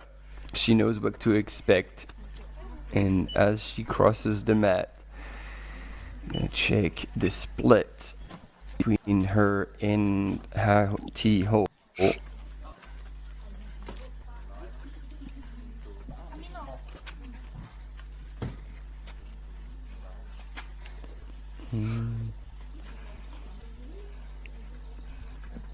There we go. Hey, 9 minutes. Is it more or less than before? I don't remember. So she went through the previous one at 4:35, and Hati-Ho went through at 4:26. So no, pretty consistent actually. Okay. Yeah. We're 9 minutes. They're both moving at the same pace.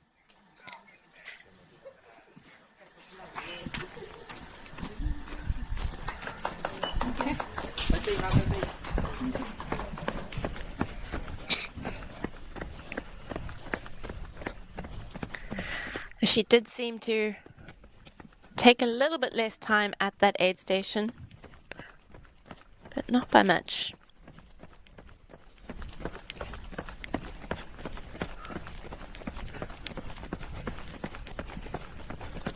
Now we have eyes on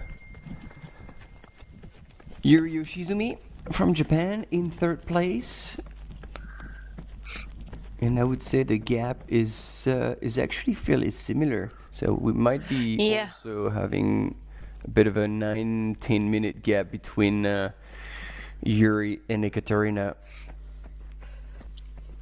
While just to keep you updated, we do have a cam runner who is, or mountain biker who is down 3K from the finish line to catch images of our 100 man leader, Arsenio. So we'll have images of him as soon as he is in the last 3 kilometers of the race. and I'm guessing it's because we do not have reception on that whole last descent, and so that's why we're sticking with the women's here.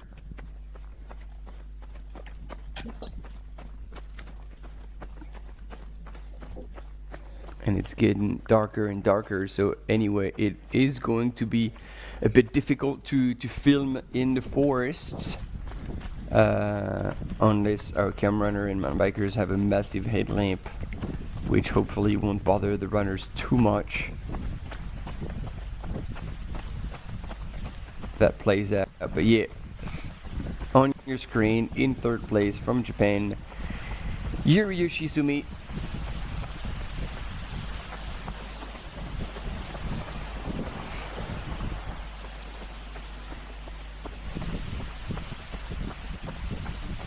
Yeah, I think the challenge also with putting cameras or camera runners at night is that, like you said, you'd have to have pretty big headlamps for the runners to be able to film and run at the same time.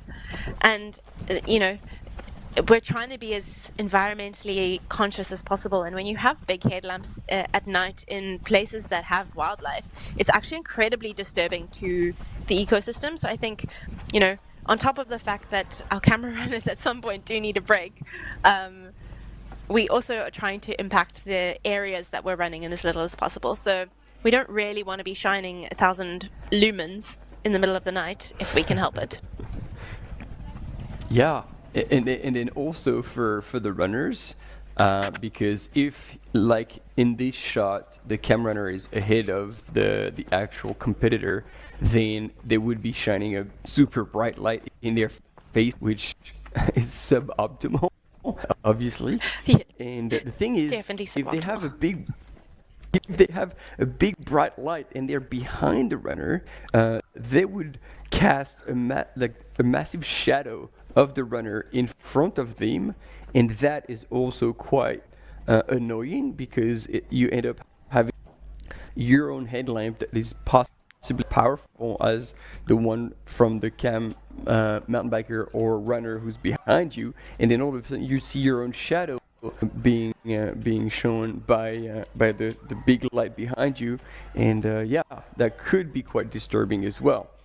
So all in all, like, we come a certain time of the day, it becomes close to impossible to film. So I think, like, we'll have Yuri Yoshizumi maybe up these stairs, and again, I even say maybe because when we saw Ekaterina Miteyeva going through these, it was already getting pretty dark. So we'll see. Hopefully by that time, Miguel Arsenio will be in the last 3Ks of the race, and we'll be able to transition from the women's race to the men's race for the last 3Ks of Miguel's race, and see him come through and cut the tape in what most likely will be time.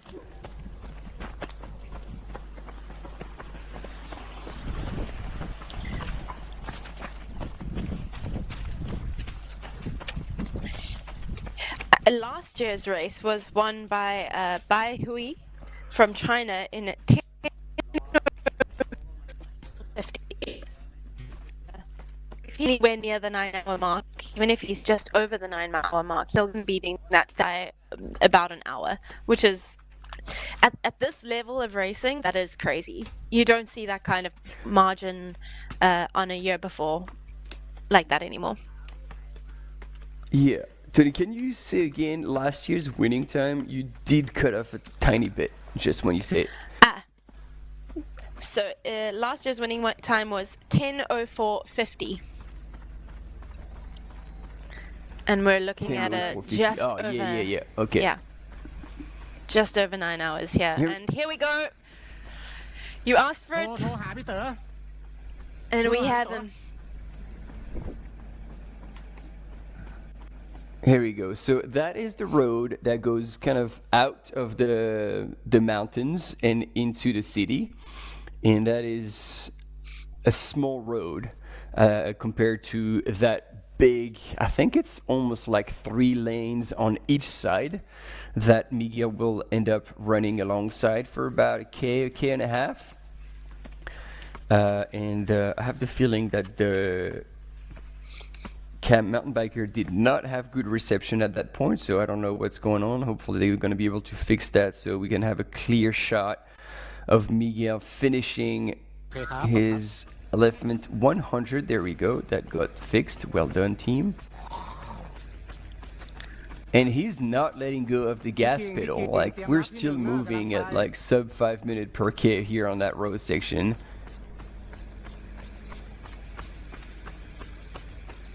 And I guess Miguel, like with the street lights and all, has chosen to turn off the light because he does not need it.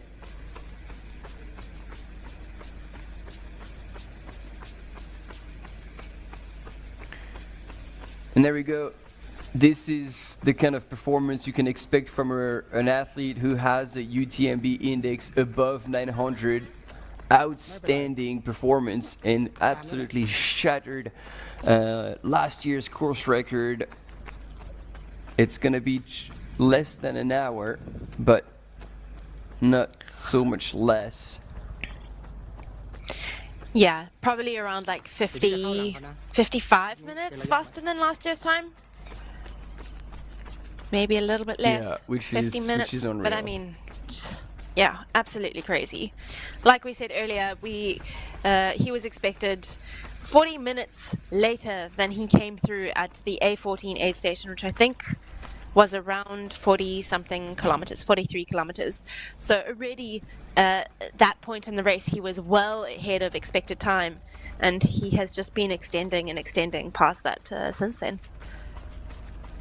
So there we go, 2.3 Ks to the finish, 2.2, and then they were showing that he was running around 12 K an hour, so that's 5 minutes per K.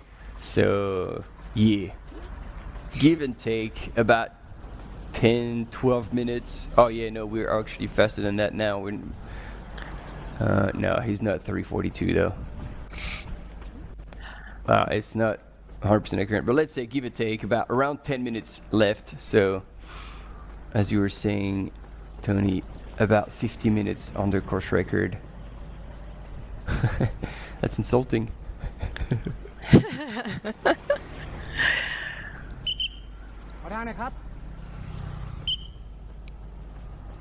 Giving a heads up to the people who are on the sidelines, making sure that Miguel has a clear shot on his way to the finish.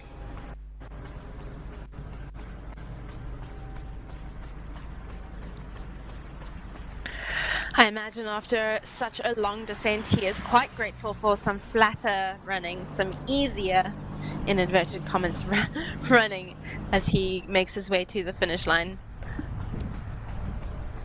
Yeah, and yet, like, it could also be a tough one, because you let gravity do the work. You just, like, basically tumble down the hill, and you just have to stay on your feet, nice and easy, and all of a sudden, boom, you're on the flat, and you need to have your fast legs, fast turnover, like clean stride back on. And if you're running on empty, that could be a challenge, but far out, not Miguel.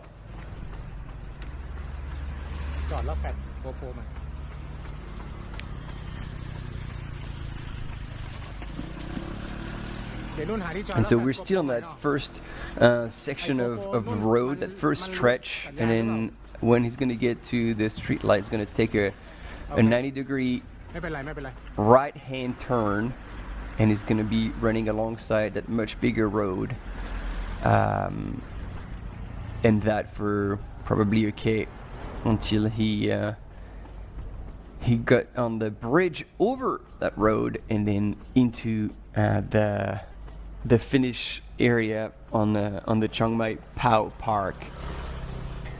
Yuri Yoshizumi has made it to the aid station, so she's done with all the steps, but still a tiny bit of climbing, so she'll keep her poles out.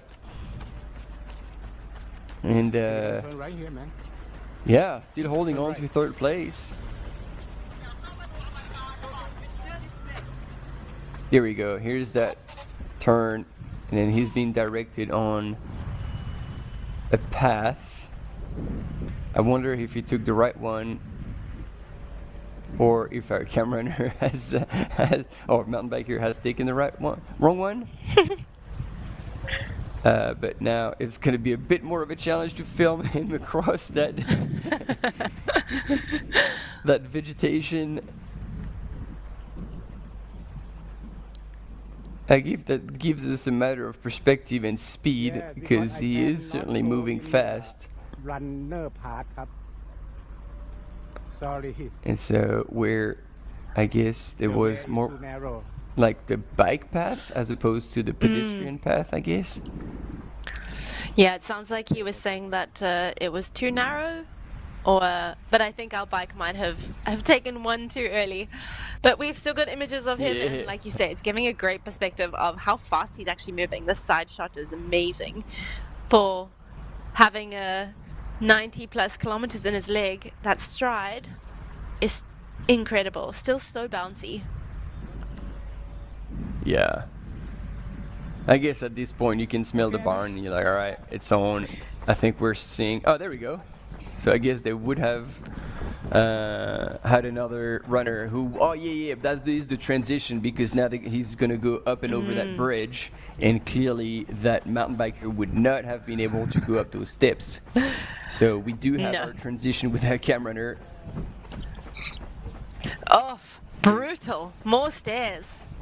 Okay. Yep. You can. Oh well, no, they have a ramp, so the actual mountain biker would have been able to go up that. Oh, okay. So yeah, our camera runner just said like, oh well, he didn't take the stairs, so maybe the stairs were actually for the runners, and I don't know. If you can hold on to the balustrade, you might be better off doing the stairs, because there is quite a few extra meters. But look at this, he's already done with it and across now. Oh, I don't know. I feel like the stairs would be slower, because he made real quick work of that. Like if you can keep your stride, I don't know. I think I'd rather keep my stride going versus having to change and move into that more powerful like hike. Yeah. Well, yeah, I guess it depends. But he's made quick work of that. Yeah, he's on the other side now, and he's gonna take a left-hand turn into the park very shortly, and then there will be still quite a bit of ground to cover as he'll get onto that street that comes into the park. And I hope everyone off that street and into the gardens, then yeah, it'll be probably a 400-meter stretch. Well, I hope everyone is ready to celebrate, because as we've seen all day with the highlight reels from the Asia races of UTMB, there are parties at the finish line. So I'm expecting nothing less for this race. Oh yeah. You can trust that Sophie will be there, and she will be screaming her head off to bring him in, and to hopefully get all the crowds and the spectators uber excited to bring him home like the champion that he is.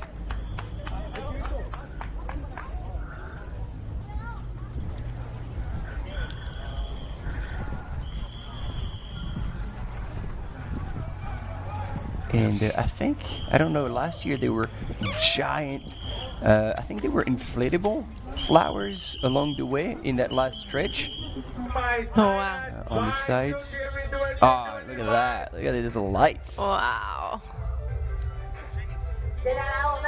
Man, he's gonna be blinded like a possum in the middle of the road.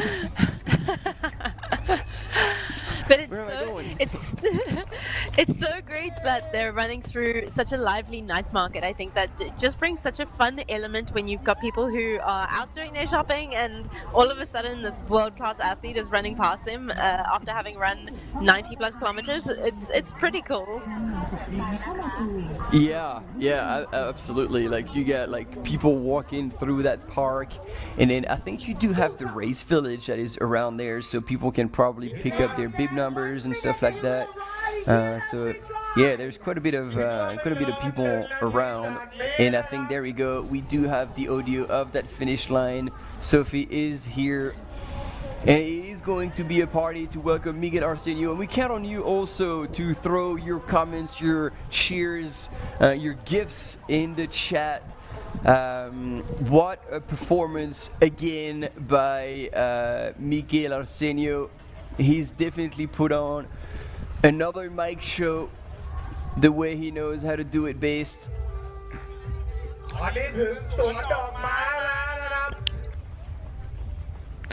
Let's see those Portuguese flags in those comments, bringing our champion home.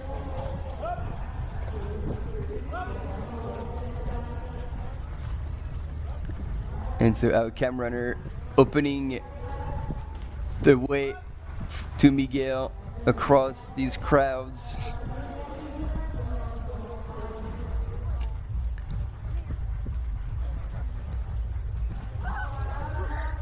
Oh.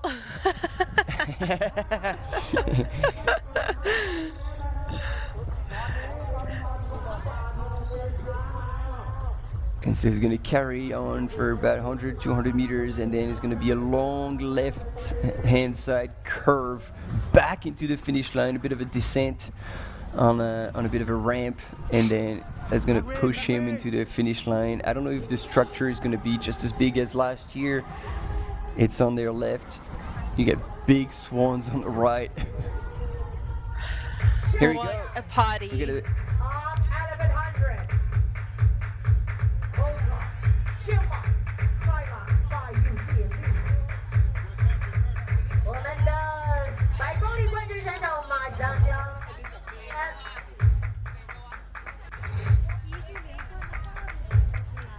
提前各位朋友准备好欢呼声。And yeah, you definitely have all the lights in that big arch. We might even see fireworks, people. Hold on to your seats. It's gonna be a big one. Last year, the winning time of the Elephant 100 for the first man was 10 hours and 4 minutes. Ladies and gentlemen, we are 9 hours, 13 minutes elapsed. And look at this. Miguel Arsenio on his way to taking the big W at the HOKA Chiang Mai Thailand by UTMB with a smile on his face. What a performance he has pulled off today.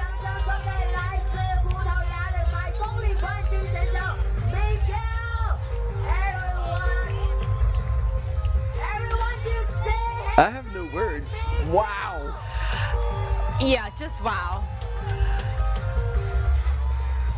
Just wow. And the love in the chat for Miguel Arsenio is incredible. We loving seeing all the support for the Portuguese athlete here at what has been an absolute show-stopping performance. Yeah, absolute masterclass. And that course record is going to be extremely hard to beat, and I for one I am extremely excited about seeing what the UTMB score will be for that kind of performance. It's insane, absolutely insane.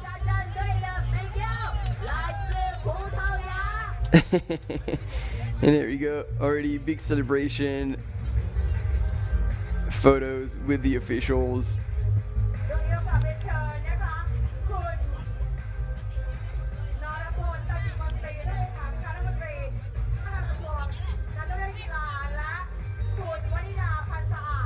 Job done and well done again from Miguel Arsenio.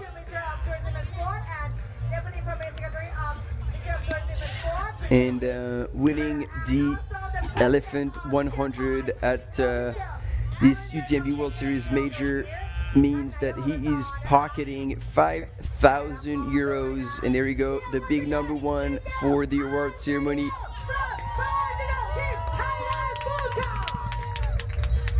And not that he needed it, I think he already had his qualification for next year's UTMB, but he's validated it once again.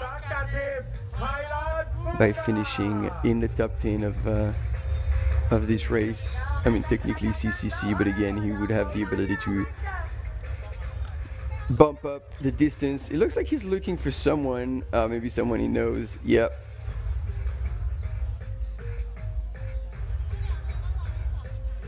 What a party it is at the finish line. Yeah. And there is quite a bit of people as well. Yeah.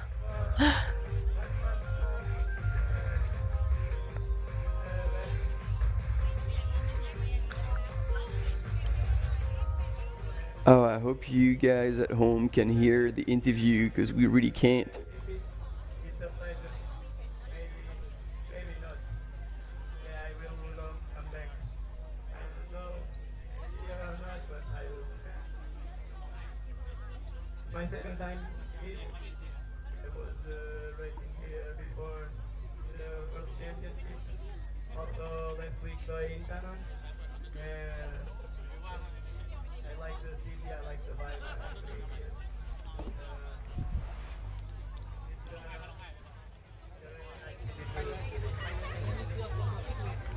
Big Gale บอกนะคะว่าการแข่งขันครั้งนี้นะคะเขาทำได้ดีที่สุดเข้ามา 2 ปีแล้ว ไม่ว่าจะมี UTMB หรือไม่เขาจะกลับมาเชียงใหม่นะคะ He will come back to Chiang Mai.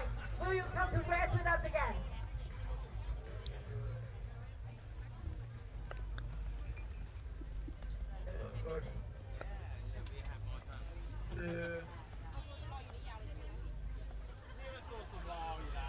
I'm sorry, Miguel. This is live. You can follow in Chiang Mai Thailand page as well. So, Miguel, there's so many people. It's waiting to cheer you up. This is all your fans. All your fans here. You have run 9 hours and we follow you. You up and downhill with nothing. You have passion. I know that what your mother is, you say, not just finish, but run for your life, right? Run to happy. Yes, of course. Race was nothing like I planned. I planned to start slowly, but it doesn't happen. I just go all in from the beginning to the finish line. The part of the race that I know better, the last part, I think it was the easiest part, but at the end it was the worst part. I was so broken in the last 30K, so I just push more than my legs. I push with my heart to cross this finish line and to cheer these people here. Thank you. Wow. You know, before I will let you rest and your team manager and Kaila's Fuga team was waiting for you there. Who you want to thank you today? You have been success. We can call you the all-time champions. I know that you push yourself so hard. When you were young, you were playing football, you were playing mountain bike. You turned to the trail just 6 years ago. You're improving so fast. Hey, who you want to thank you? Please to the camera. So first off, anybody I want to thank to my family, because I'm far away from home now, like 2 months already. I'm in Asia for 2 months now. I miss them so much, but also to my manager, to my Kaila's team. When you have people like them supporting you, winning it's not so hard than it looks. It's easy. Thanks to them today. Do you want to speak anything in Portuguese to your family? Olá, abraço e já nos vemos aí. Abracinho e beijinho para casa. This is Mikel Arsenio from Portugal, Team Kaila's Fuga. He's the champion of Elephant 100. HOKA Chiang Mai. There we go. So it's good to hear that he was actually hurting and struggling in the last 30Ks, but man, the way he was moving at the end, you know, it was still impressive. Yeah, you wouldn't have guessed that he was hurting so much, but I think when you hit that section of road, as much as that change in terrain must feel so difficult, you're absolutely going to be fueled by the fact that you're so close to home and you can probably start hearing the race village. Yeah, just that extra bit of motivation to get to that finish line then becomes real tangible. But yeah, man, what a race he's had, and you can tell that this meant a lot to him. I think I heard that he was here and did the Chiang Mai Thailand World Trail Mountain Champs. Yeah. But I don't think that race went particularly well for him. So yeah, good to see him come back here and get redemption on these trails. And it looks like he came prepared. Like we've been told in the chat that he was already over in Asia for the last 2 months, so probably to get used to the kind of weather and to make sure that the jet lag it does not become an issue. And so yeah, it's full committed, and he said, like, when he says hi to his family, saying that he's been away for so long. Yeah, these are compromises that some of the top athletes make, so they basically give themselves the best possible chances to score high, and that's what he did today. And right now he's having a conversation with Julien Charrier, who's in charge of all the elite athletes in the UTMB World Series, and it looks like he's going for doping control, which is fantastic, because then it helps us make sure that our sport stays as clean as possible. And all that.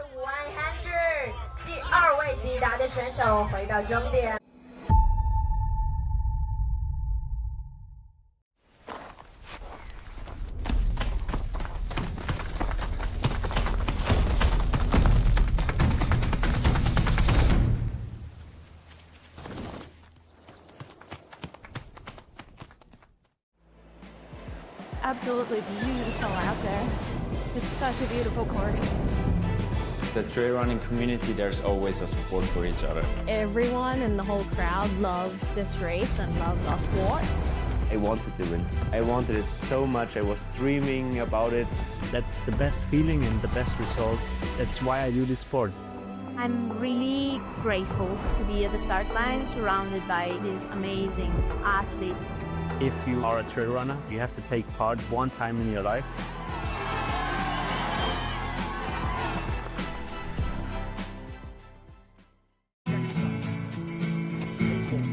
Try imagining a place where it's always safe and warm. Come in, she said, I'll give you shelter from the storm.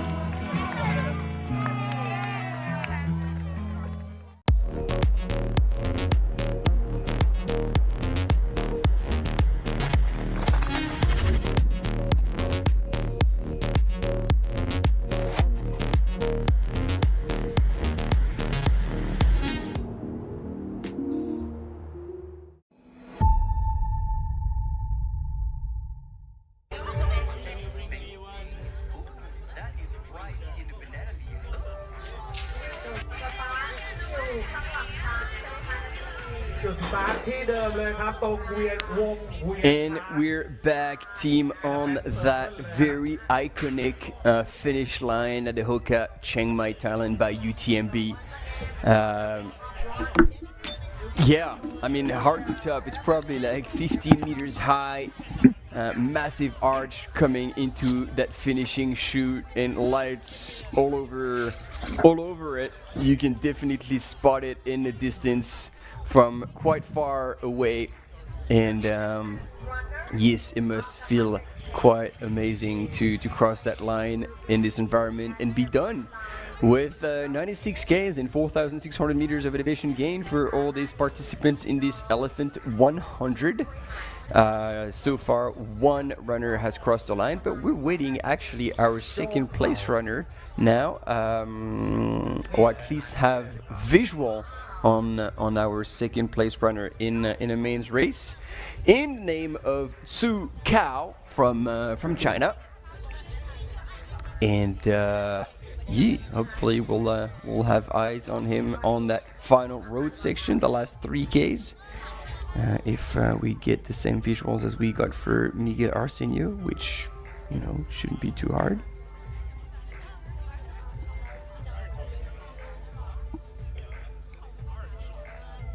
And while we wait for our second runner here at the Elephant 100, there's also the Chiang Dao 160 going on still. Lots of change happening up in the men's field, and the women's field still holding strong. So we've got Alexei Bereznev in the lead, Dong He from China in second position, and Mankuma Rokamaga from Nepal in third in the men's race. In the women's race, we've got Antonina Ushina still holding out that first position place, Kareth Arnold from the USA in second position, and Fu Huarong from China in third position. So great race happening on the 100-mile. We won't get any more images of them today, but stay tuned for tomorrow, because tomorrow is going to be action-packed with the 50K race happening, as well as the finish of the 100-mile, where we get to see this magnificent finish line in full swing again. Oh wow, yeah. I mean, good. Yeah, you're right to take a look at this 100-mile race ranking, because yeah, there has been a bit of a shakeout, and Zhao Jiaju, who was in the lead, has fallen all the way down 7th place. Jediminas Grenius climbing into 6th, Sangye Sherpa in 8th, and our first Thai runner, who's quite famous actually, we've seen him race in Europe, Jantarabun Kyongchai Pai Phana is within the top 10 in 9th position. So yeah, exciting to see that shape up. And yeah, 65 Ks into the race, Alexei Bereznev is looking good. I'm very impressed by your pronunciation of the Thai runner's surname. Jantarabun.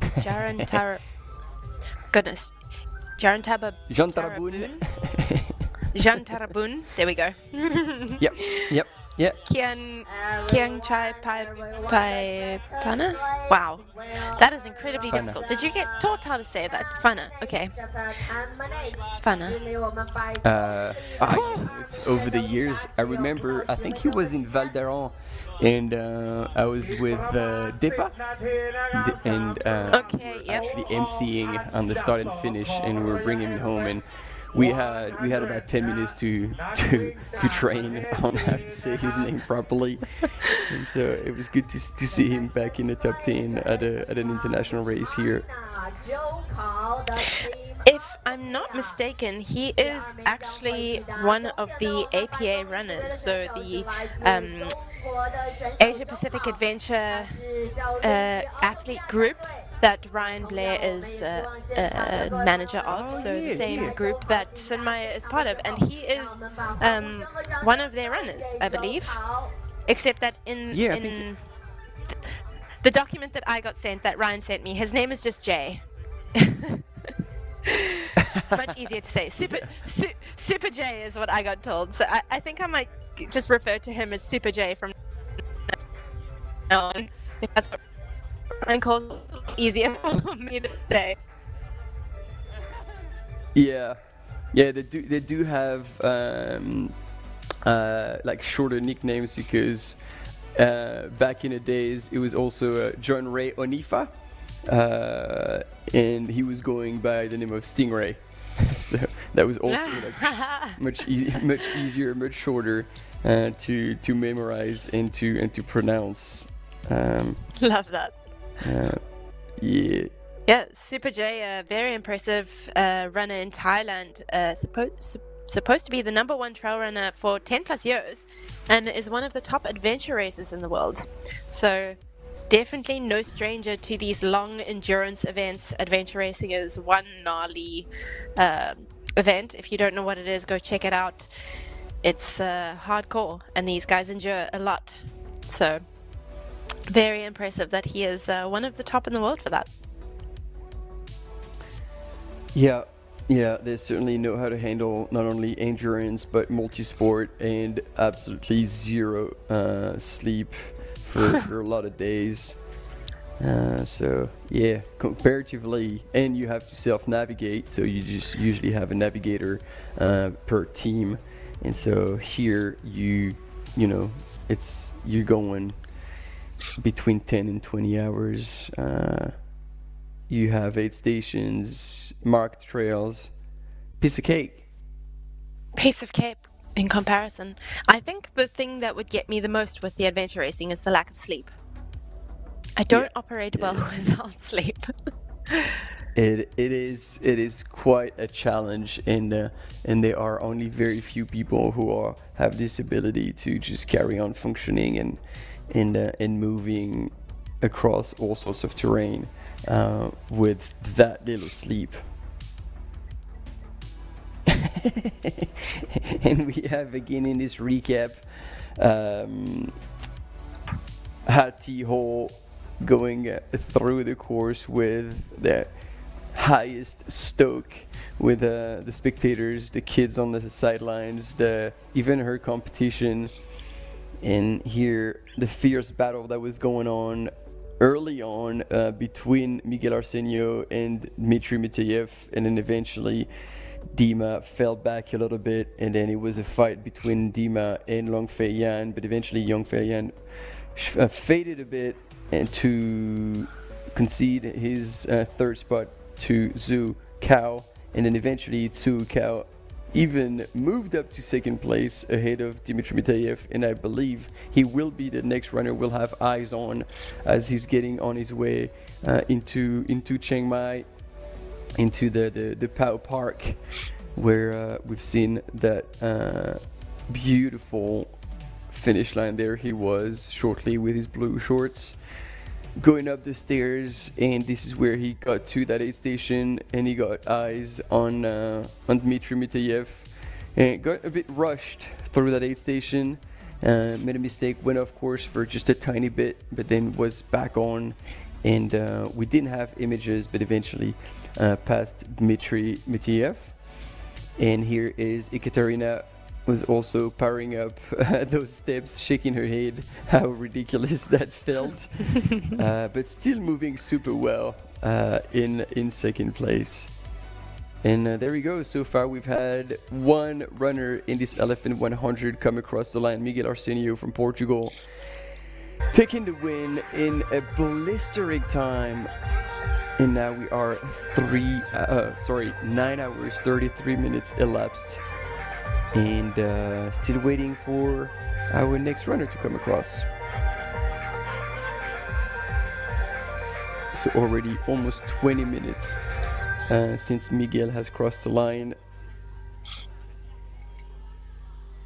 And Tony, we're anticipating a 30-minute time difference between them two? Yeah. I would probably guesstimate a 30-minute difference, but you never know. Miguel could have pulled out a little bit more, wrung that time out as much as possible, and squeezed in a couple extra minutes there between second and him. But we will not know until we see some eyes on Zhu Cao, and hopefully we get some of those soon. That bicycle with the camera back to cheer him in.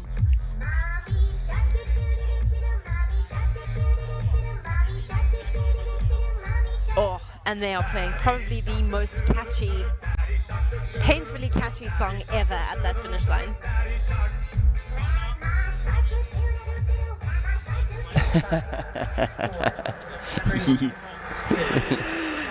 That's the kind of song that will keep you up at night. Yeah. And actually, you know, fun fact, completely personal, I'm pretty sure nobody will care, but I did not know that song in French, like we never grew up with it, and I actually knew the catchy tone, and it was Jamie Tart, Jamie Tart from that TV show. And then eventually it was actually Megan Hicks from Iron Fart who introduced me to that song, and I'm like, holy crap, that rocked my world.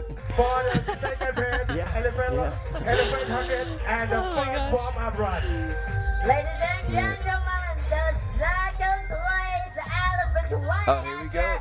is about to arrive. So we are announcing Su Kao coming very, very close to that finish line of this HOKA Chiang Mai Thailand by UTMB. 准备好你们的掌声欢呼声，让我们一起送给 Elephant 100 HOKA Chiang Mai Thailand by UTMB 100 kilometers, the second runner from China, Oceania team. And the light show is pretty impressive. ลุ้นกันนะครับว่าวอร์มอัพรันหรืออันดับ2ของ 100K ใครจะมาก่อนกันในตอนนี้นะครับยังไงก็รบกวนช่วยเปลี่ยนเส้นทางของเปลี่ยนเส้นทางที่จะวิ่งลงมาเส้นชัยด้วยนะครับไม่วิ่งตัดหน้าไม่วิ่งข้ามที่ระหว่างนักวิ่งจะมานะ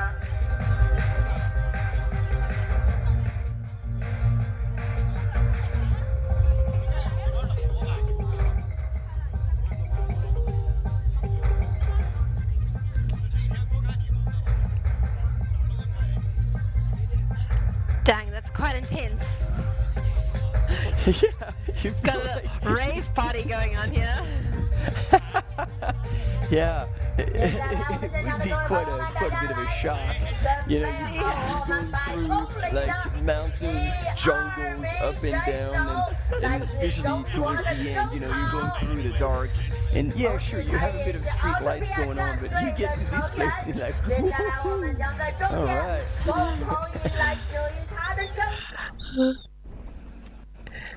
Here we go.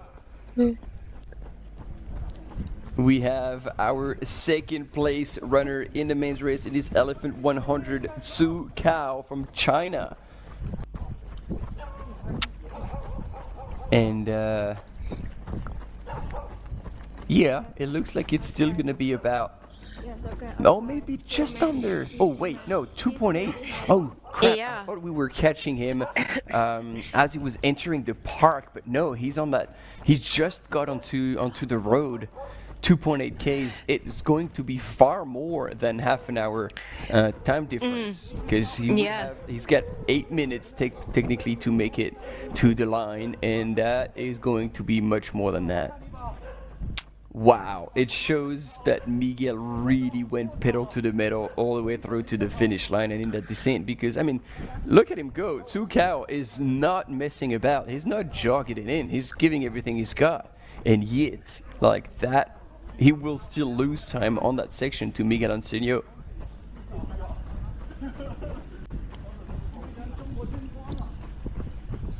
Yeah, it really puts into perspective what Miguel did today, because Su Kao is not he's not a no one in the trail running world. He's pretty well ranked with a UTMB index of 819. Dmitry Mitaeva with 901. Not his day, unfortunately, but still running an incredibly strong race and probably still coming in close to the winning time last year. So, yeah, again, just really puts into perspective how world class the performance that Miguel had today was.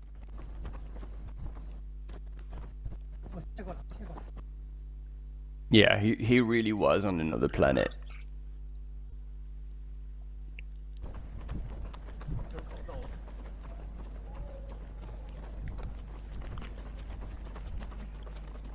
And it's cool because, you know, it's confirming that the trail running world is getting stronger and stronger. And even though we had world-class athletes showing up for the past few years at the HOKA Chiang Mai Thailand by UTMB being like one of the UTMB World Series major, you know, it was quite competitive.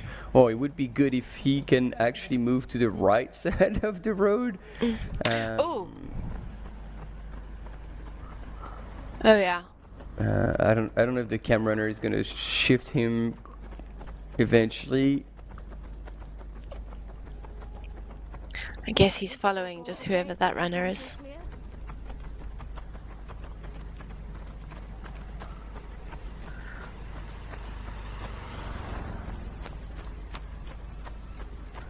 At least there are other people on the road that side, so Yeah. ideally yeah, he I gets guess. across to the demarcated area.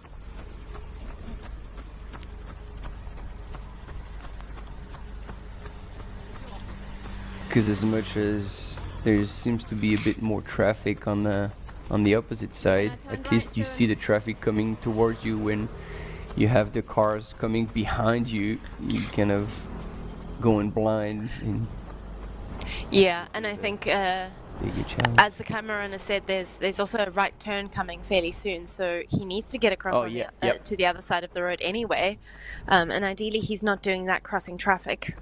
So hopefully he does get across there pretty soon.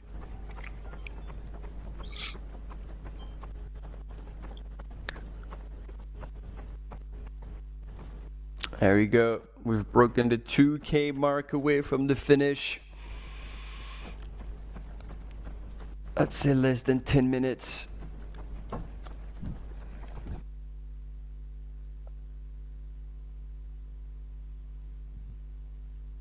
A bit of a reception issue there.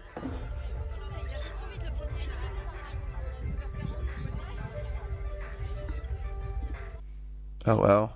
Looks like there's a bit of a traffic jam. Hopefully it's not the event causing that.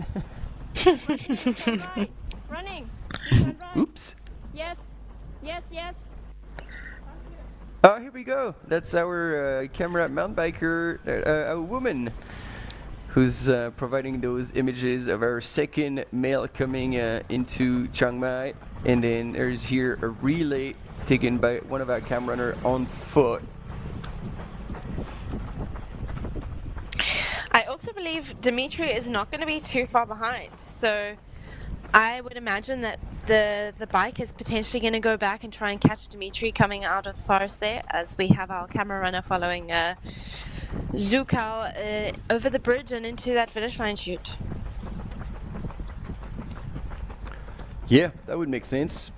That would make sense indeed. And since that runner, you know, has been following Miguel Oceania and then came back across the bridge and then back out to pick up Zhu Cao, and he had quite a bit of time, then there's no reason why that mountain biker wouldn't do the same, at least for to catch Dima as soon as he hits the road.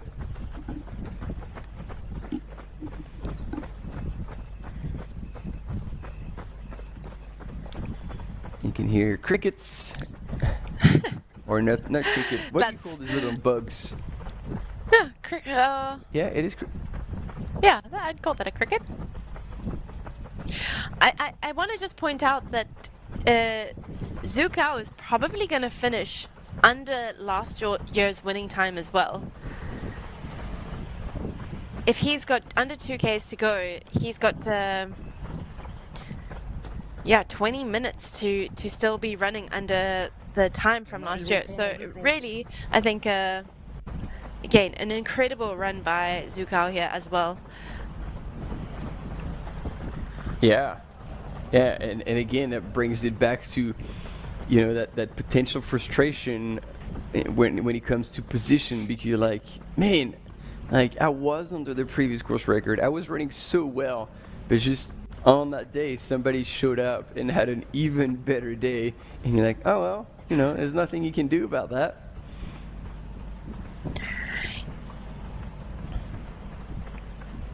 Yeah, I think as long as you show up and give yourself, give the best race that you have.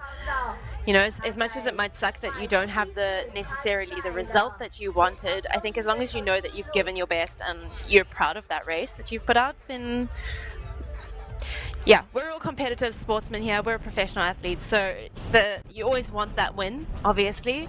But I think you can still walk away from a race like this, and I think Zukao will be very, very proud of this race.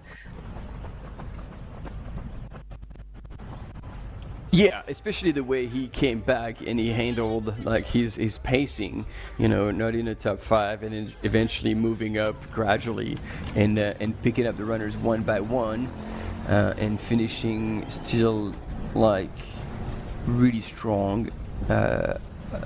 You're absolutely right, Tony. Like I think he can only be proud about this performance today and coming in second here at the HOKA Chiang Mai Thailand by UTMB. It's it's a pretty good day. And then again, taking second.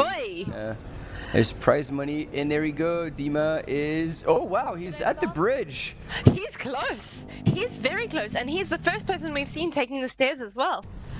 This might be a bit of a race on our hands here. If Zukao doesn't know that Dima's coming, we might have another sprint finish. What is it with Dima and sprint finishes?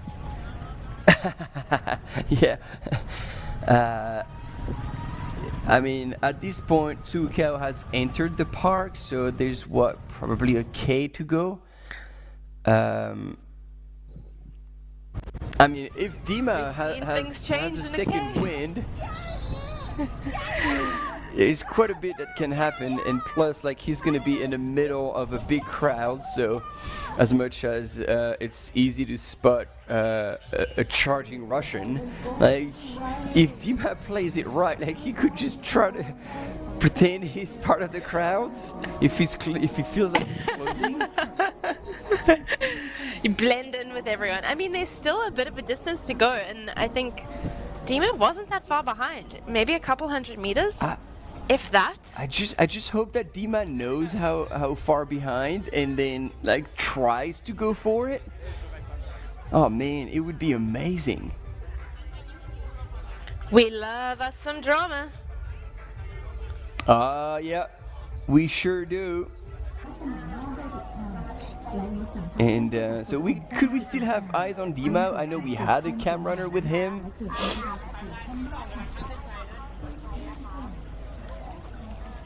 And possibly a split screen would be outstanding. There we go. There's Dima. He's really not far behind. But, maybe... And I think if Dima had eyes on Zukao, we would have more of a race. But I think with so many people around and it being quite twisty-turny here, it's not just a straight line, I do think it might be quite difficult for Dima to know how close he is. Ah, man, you'd hope that the cam runners would tell him, like, mate, you are, like... He's picked up speed. Yeah, he has. He's opened his stride. He has indeed.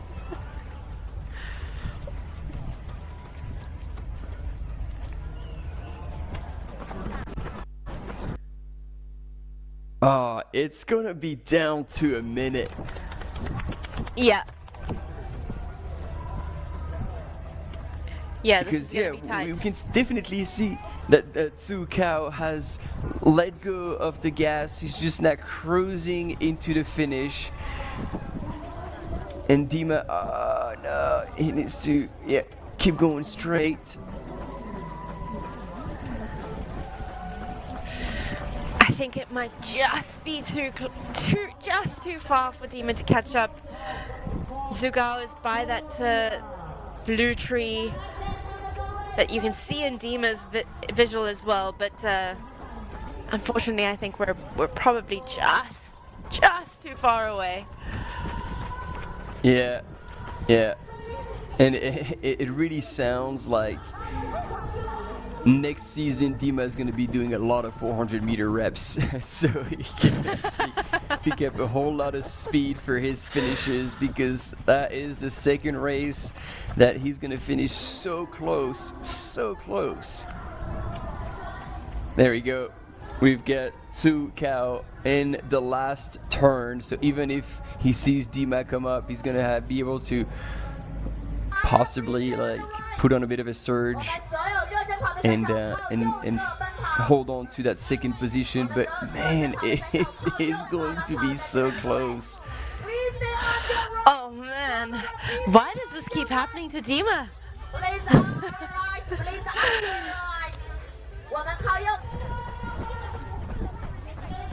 And Dima can. This this is so close indeed. It's gonna be like 30 seconds. Yeah.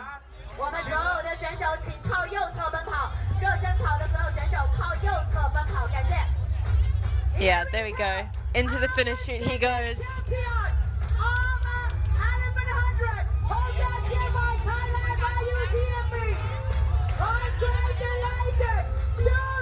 She said it best, our second place champion.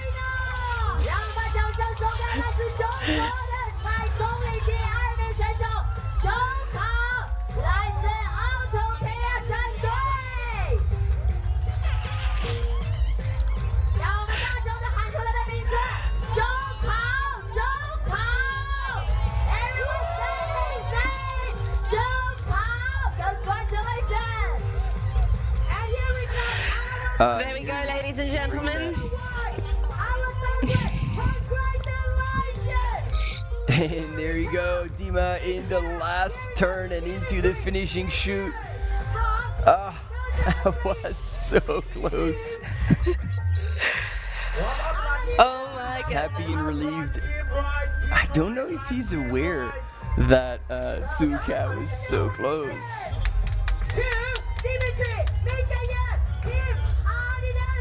Yeah.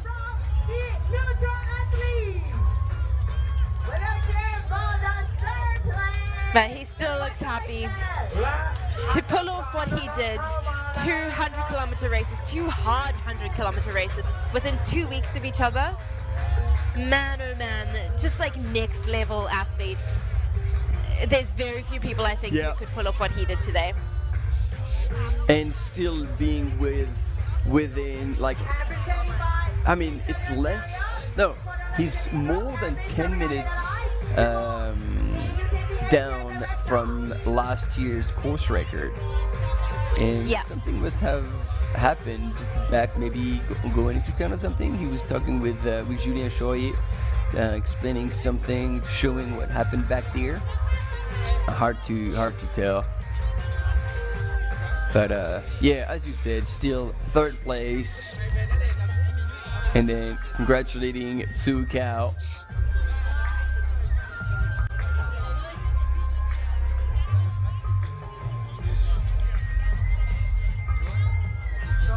What an incredible race from all 3 of our athletes, coming in 1, 2, 3 at the HOKA Chiang Mai Thailand by UTMB this year. Miguel Oceania absolutely crushing it. Zhu Kao having probably the best paced race, I think, of the day. To have been able to come back from where he was and to finish in 2nd position is absolutely incredible. And then Dmitry Mateev, I think just, like I said earlier, that back-to-back 100, 2 weeks apart, podiuming at both of those events. It is really next level athlete, and huge congrats to him for putting up a fight just right until the end. Yeah.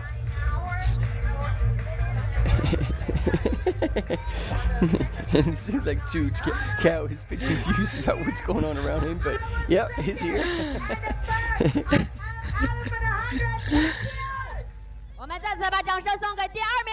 And he still looks very, very hot on that finish line. Let's hear it with Sophie, the MC, with the finish line interviews with both these gentlemen. 周考，能不能先跟我们分享一下，这是你第一次来到清迈对吗？参加比赛，能不能跟我们分享一下你现在的感受？感觉状态很火爆，状态很火爆，还好吧，还好。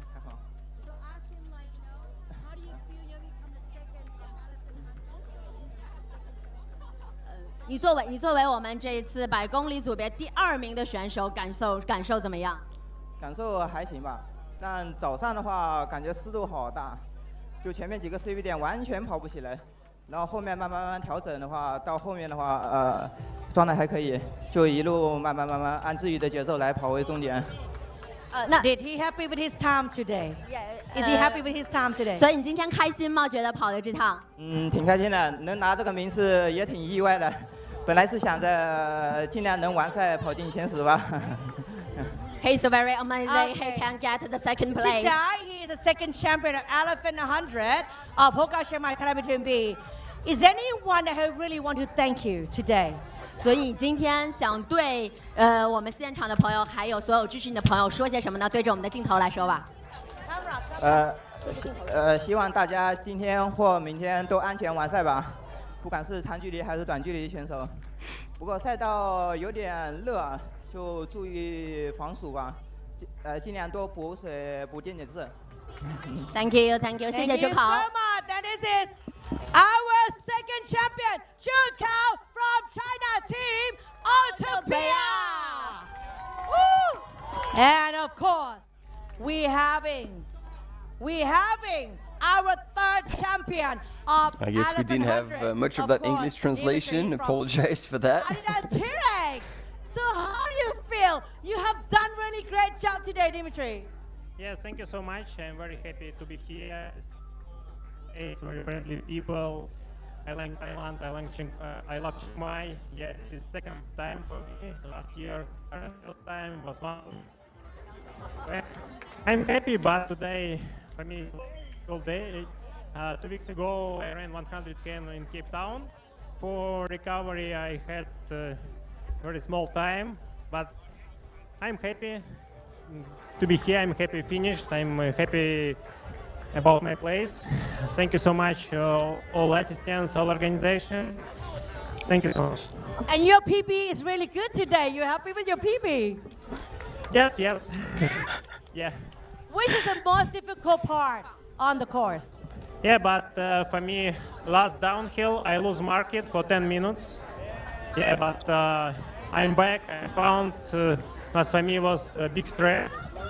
I try catch second man, but was not possible. But I think all race is not easy. Weather is crazy, but was hot, not super hot, but like hammam. Just the last question that, as you hear the cameras here. What a cracker. Anyone that you really want to thank you them today for your success?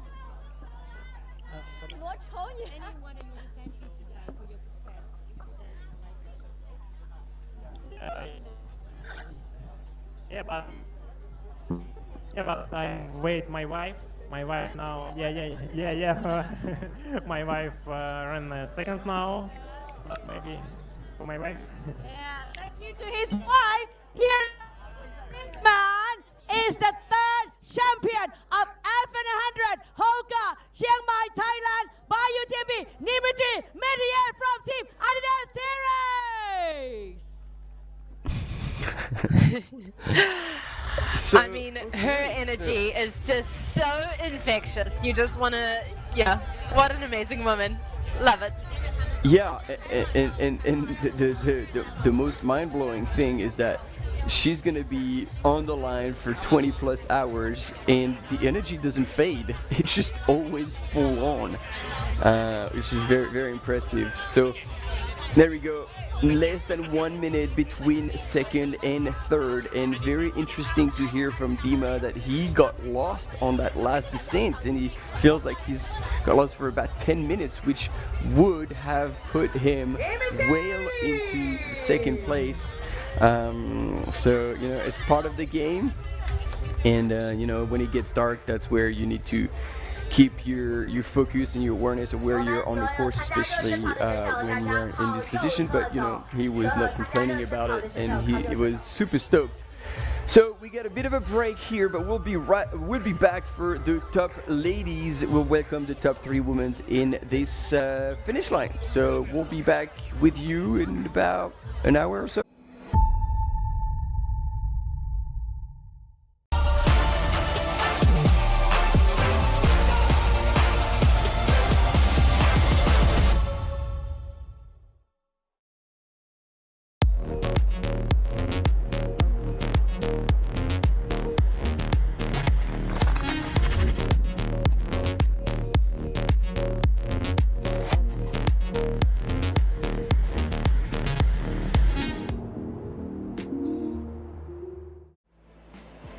Absolutely beautiful out there.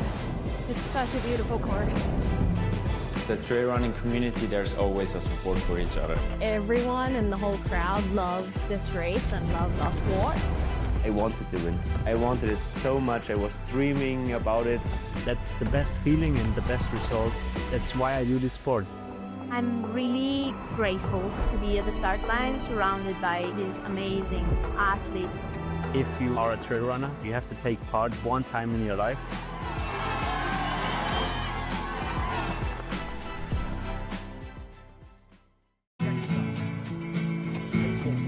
Try imagining a place where it's always safe and warm. Come in, she said, I'll give you shelter from the storm.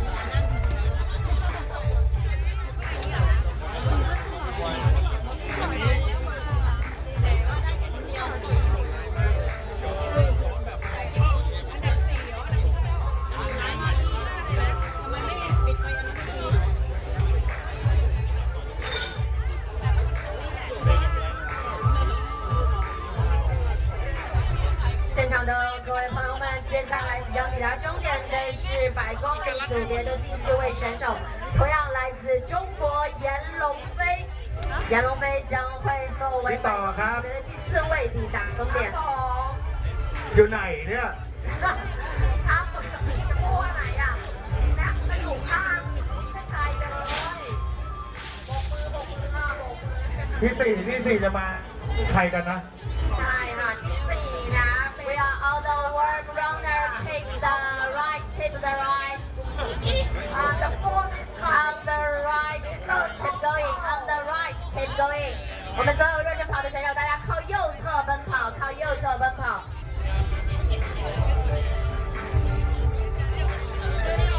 และตอนนี้ที่4นะครับเป็นนักวิ่งชาวไทยใช่ไหมฮึในนี้มันขึ้นในนี้มันขึ้นมันไม่ขึ้นอ่ะมันกลายเป็นสีดำไปเรียบร้อยแล้วตอนนี้ที่กำลังจะเข้าสู่เส้นชัยเนี่ยเป็นมิสเตอร์ชองพอลนะอันดับ4ที่เป็นผู้ชายเป็นคนไทยหลัง60 นาทีท่านเห็นไหมคะ All the warm runner please on the right runner warm up runner please stay on the right warm up runner please stay on the right 请我们所有热身跑的选手大家靠右侧奔跑感谢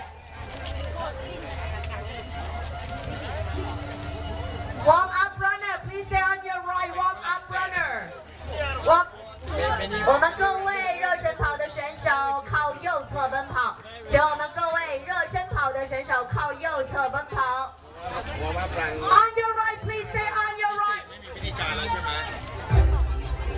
อยู่ซ้ายเลยค่ะอยู่ซ้ายเลยค่ะอ้าวท่านนายกพิชัยนายกอบจเชียงใหม่ค่ะขอเสียงต้อนรับท่านนายกอบจของเราหน่อยครับ The President of Chiang Mai Administrative Organization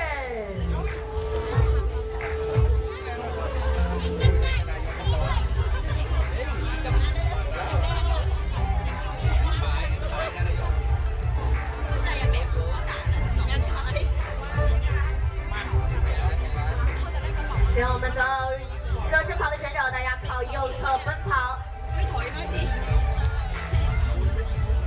Stay on your right, please. On your right. Please on your right. Please on your right.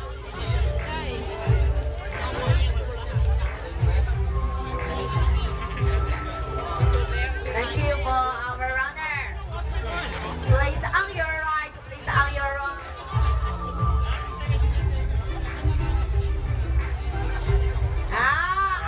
มาเลเซีย The boy from Malaysia นี่คือหนุ่มออทิสติกของเราที่วิ่งตามมาอยู่ในทุกที่เลยนะคะ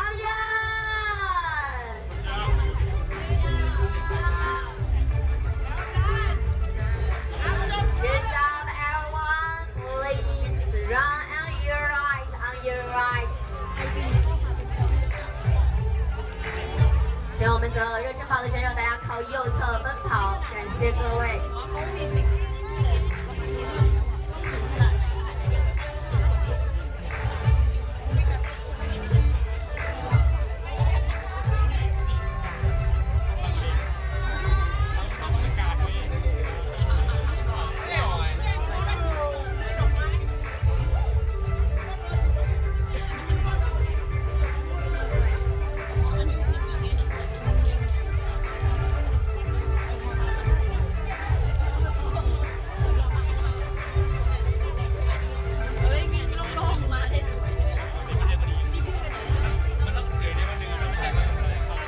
ตอนนี้ฝ่ายหญิงนะคะสำหรับระยะ 100 กิโลเมตรนะคะผู้นำคือหัวหูฮาตินะคะจากเวียดนามนะคาดว่าอีกประมาณ 30 นาทีจะกลับเข้าสู่เส้นชัยค่ะ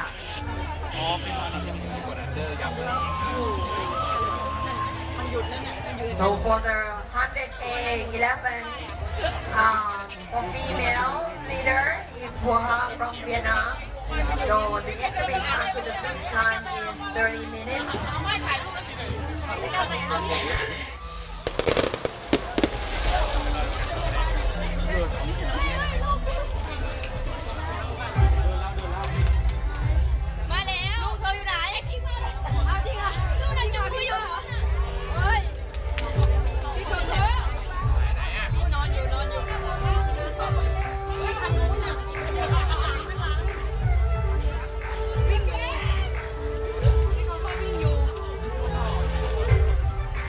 On your right, please. On your right. Thank you. It's okay, Yuki. It's okay now because the fall not yet come. It's okay, let them go.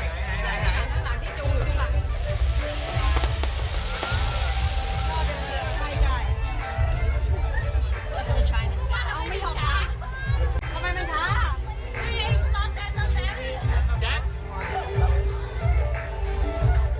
It's coming.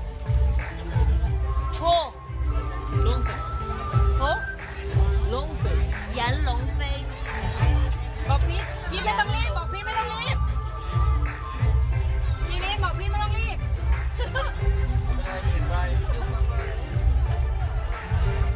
ฟังอีกบอกพี่ไม่ต้องรีบเข้ามาแล้วเก่งเว้ย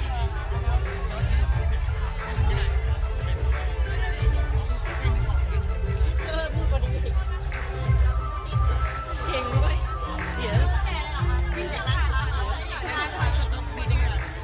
อีลินวิ่งได้กี่โล3 โลโอ้สุดยอดแม่วิ่งได้ลงเลยไปที่บูธใหม่เลย น้องจีเบลกับน้องกันด้ามนะคะไปที่บูธมาเลยด่วนเลยนะน้องจีเบลกับน้องกันด้ามนะคะไปที่บูธมาเลยด่วนเลยนะคะ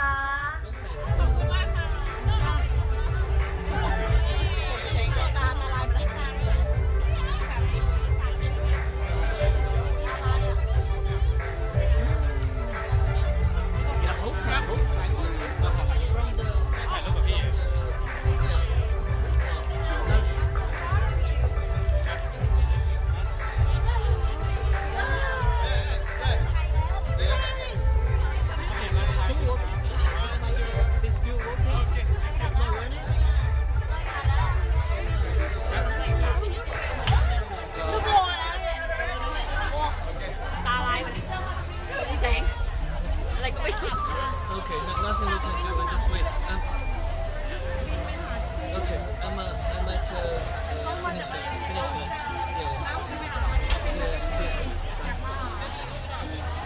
น้องเป็นออทิสติกน้องวิ่งจบ3 กิโลไปสนามวิ่งไปถึงโน่นด้วยแหละวิ่งไปถึงน้องวิ่งจบแล้วน้องเป็นเด็กออทิสติกที่นิ่งมากเราก็เป็นเราไม่นิ่งพ่อเขาจับวิ่งจนแบบเหมือนการรักษาเขาไปเลยเราไม่จับ 17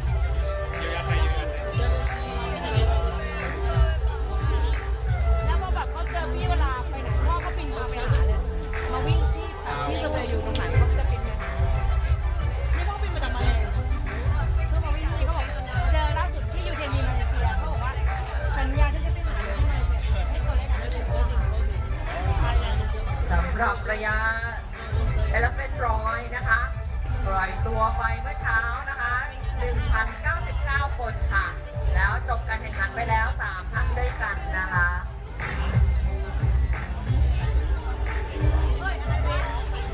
So for the Elephant 100K this morning at the start line our runners for the 100K showed up 1,099 runners and right now 3 of them have already finished the race, the top 3.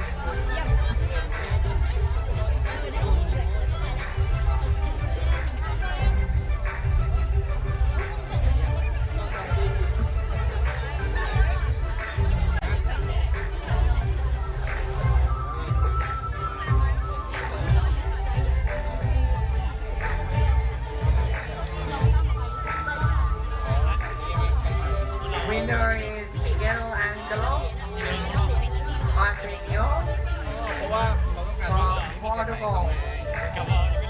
Finished 100K within 9 hours, 40 minutes, 28 seconds.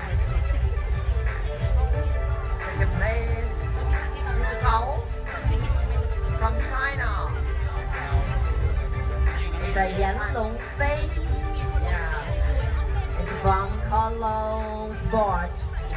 Cologne Sport Team.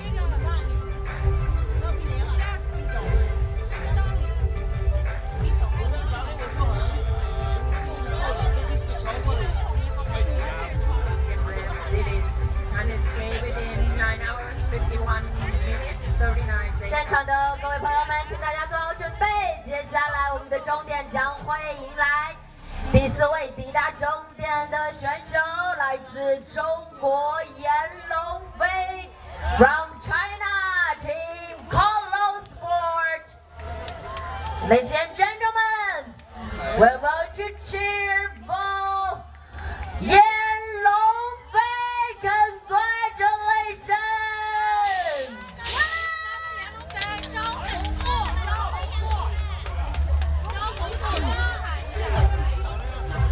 接下来也同样让我们把掌声送给第4位抵达的中国选手张宏富。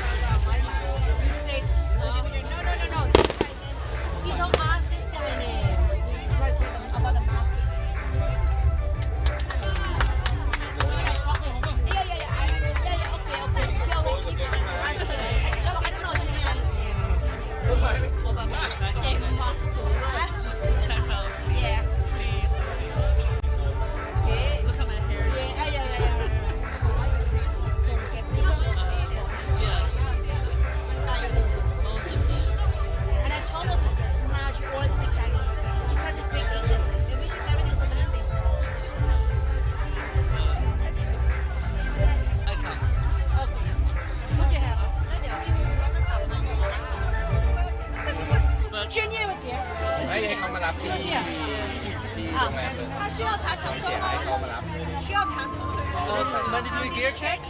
Only top เกียร์เช็ค is four is four เกียร์เช็คมีไหมลูกตรงนี้ถามสิอันดับสี่มีเกียร์เช็คไหมต้องเกียร์เช็คไหมอันดับสี่ชื่อเนี้ยไว้ในวันไหน ต่างกระจายกันเพราะว่ามันว่ามีเกียร์เช็คไหมคะอันดับสี่พี่กิ๊กก็มาพร้อมกันได้นะ ไปเพราะใครไม่รู้ไม่แน่ใจว่า Congratulations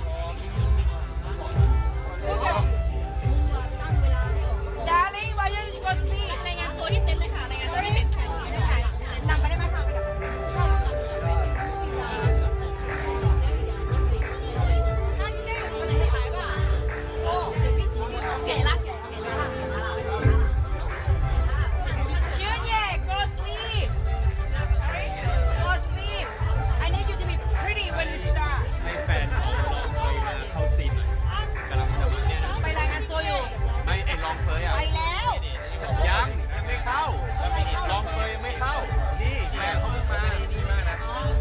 สร้างซีนให้กลัวมากังวลกับให้เข้ามาพี่โต้จะไม่ด่าไม่ได้หรอกไม่เห็นมันได้มีซีนพี่โต้ไปกินข้าวก็เดี๋ยวให้เขาเข้ามาก่อนก็ได้ให้เข้ามาก่อนแล้วให้แฟนไปดีกว่าเอาให้ได้ลูกเพราะว่าเขาขายมีเดียกันไปแล้วขายมีเดียคืออะไรคือเหมือนกับว่าพวกมีเดียที่มันโอ้เดี๋ยวแตกขายให้สื่อไงขายภาพ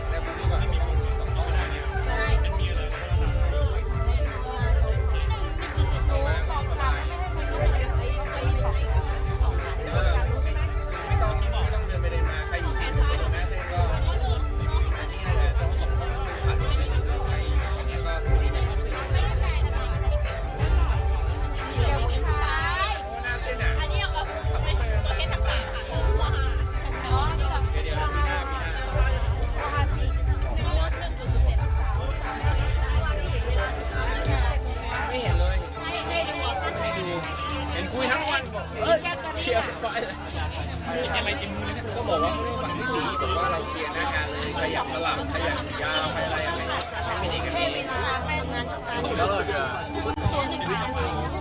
มองว่าเราเนี่ยเราทำงานไหนงานไปเราเนี่ยคนเช่นผมกลับมาช่างภาพมาถึงก่อนผมอีกคนไหนกลับไปเชียงดาวนะบางคนไม่ขอก่อนโอ้โหชิ้นไหนไม่ใช่ว่าจอดเนี่ยเข้ามาหลังมือเพื่อนไปแล้วยูเรียอันดับ3ยูเรียตัวน้อยเดียวมันก็ไม่เป็นไรเราก็อย่างโลก了吧ยูเรียตัวน้อยก้อยพอหมดอันดับ3ก็เป็นที่จะไม่อยู่แล้วไม่ใช่เป็นผู้ได้เยอะแต่เราไม่ได้แล้วพออยู่ไปว่าเราอยู่ Another runner from China พี่ยังไม่ได้พูดเลยจะทำอะไรกันเนี่ย Yuki can you please pronounce his name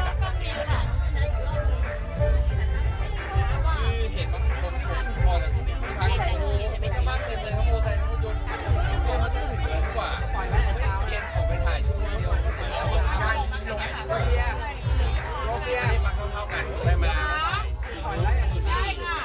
สตาร์เช้าก็ตั้งรู้สึกแบบเราทำงานชั่วโมงมากกว่านั้น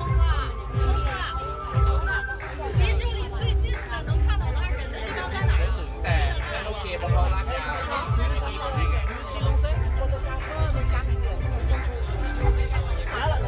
Let's enjoy light and sound นาจีเขาก่อนต้องไลฟ์ ไม่ทราบมีเดีย เป็นมีเดียโอเค Yuki here yes can you please pronounce the fifth place that's coming to the finish line yeah so close to the finish line yeah it's very very near the finish line He's also from China. Yes. His name is Yan Longfei. But you know the place is just across Yan Longfei, just finished the 1 kilometer.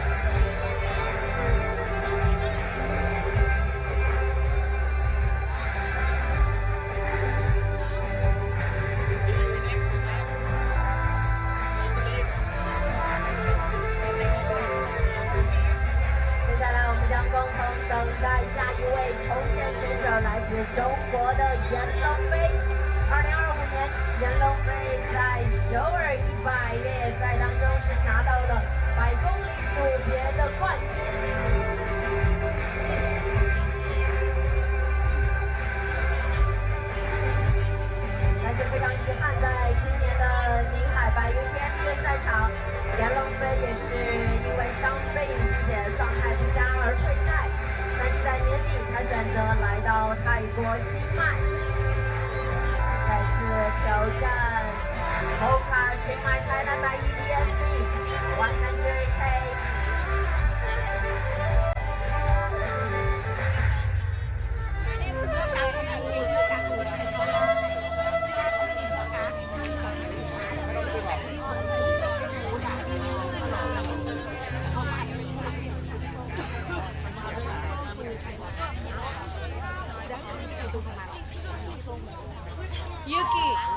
Yuki.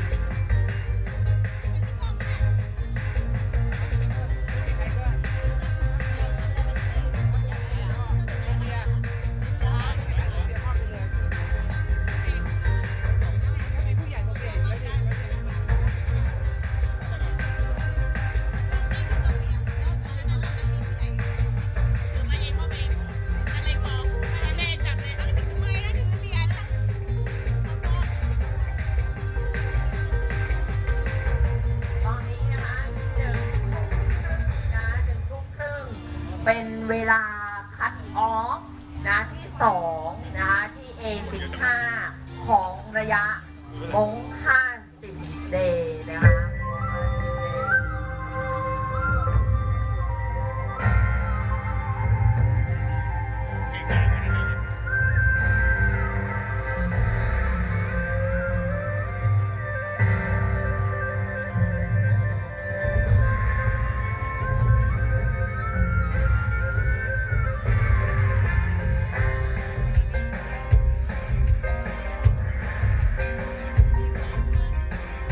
All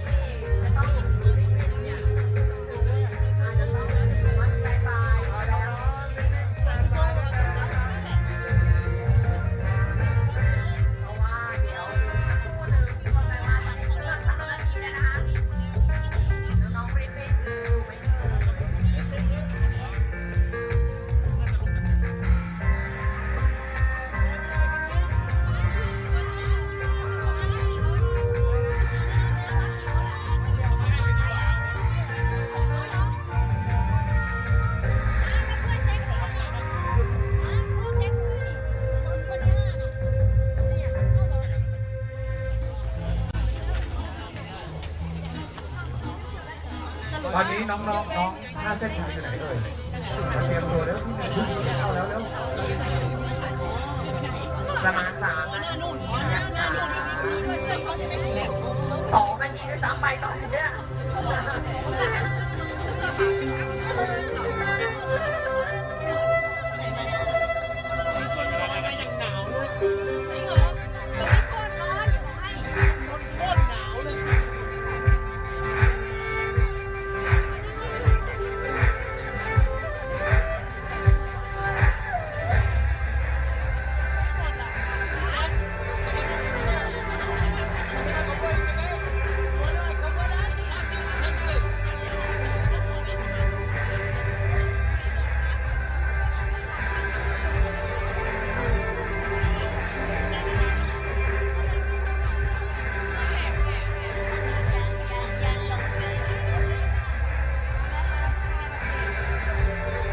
现场的各位朋友们，请大家做好准备。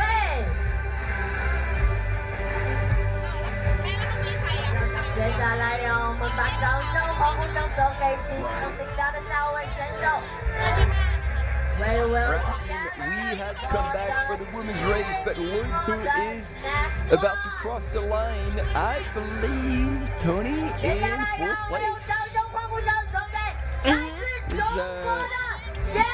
Yan Longfei. Oh, 5th man, so we actually have missed someone who might be Zhang Hongfu. Yeah, Zhang Hongfu.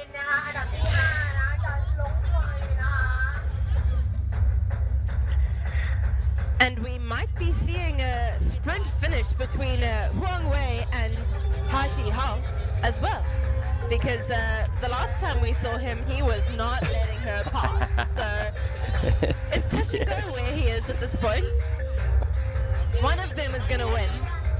Today is Yan Longfei's birthday, so we will cheer happy birthday. 今天是杨龙飞的生日，我们也祝杨龙飞生日快乐。 Oh, do you hear that? It was his Yan Longfei's birthday. Very nice. What a day! What a way to celebrate a birthday. Yeah. What are you gonna do for your birthday? Run a 100K. You know, the usual. Yeah, casual. Casual Friday night. Well, the finish is definitely looking a bit more traditional. You get music, light show, party. It's almost getting started. And yeah, 5th place, so he's still in the money. He was bringing €1,000 home. Sweet. That's a pretty good birthday gift to yourself. Yeah, it's gonna pay for like probably a 3-level birthday cake. Is that one of those ones where someone jumps out the middle of it as well?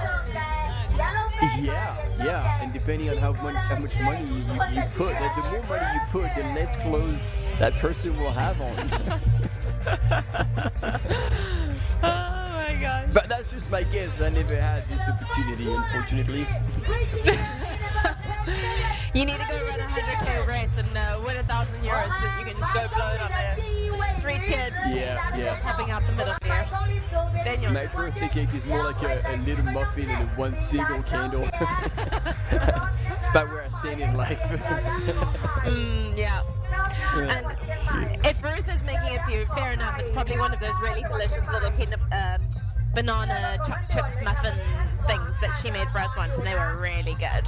So it's an okay, right? It may not be a 3-tiered cake, but you at least get home-baked goods with love. Absolutely. Quality over quantity. Exactly. It's definitely fair.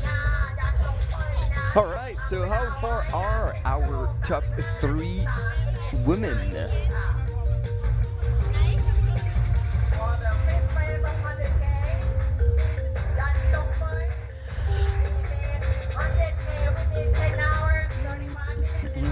So we've got Ha Ji Ho,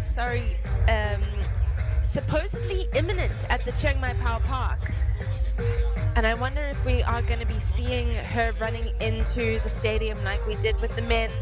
But that banner is going up. I've seen them holding it up there, so I assume that she is pretty close to this finish line. Yeah, I think they're probably relying on the same input that we have based on the live trail tracking. Yeah, we haven't had an update from the studio saying whether or not we're gonna have like a cam runner with her to get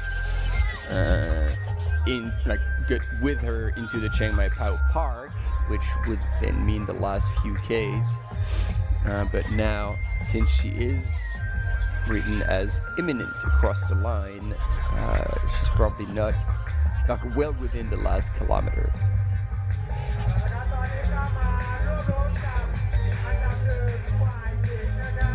Just a quick shout out to the majority of the field, who is somewhere between 43 and 57 kilometers. So we've got 532 runners who are still somewhere between that 43 and 57 kilometer mark. So those are, yeah, like that's a good point. They're about halfway through. Yeah. And that's the majority of the field. Many of them, yeah, and that many of them will do a negative split, so that's going to be over 22 hours of racing by the time they get to that finish line. Yeah, and that's solid day out there. Yeah. Solid day out there indeed. And quite a few bang bang cakes at the aid station too. So happy days. Happy days. Do we know what a dang dang? Was it dang dang or bang bang? Bang bang. I thought it was bing bing. Bang bang. There we go. Bang bang chocolate wafer. There we Popular Indonesian chocolate snack bar. There we go. Famous for its unique combo of caramel, crispy rice wafer, and chocolate coating, offering a blend of soft, creamy, and crunchy textures in one bite. So it's sounds delightful. A Snickers, but you get rice pops instead of the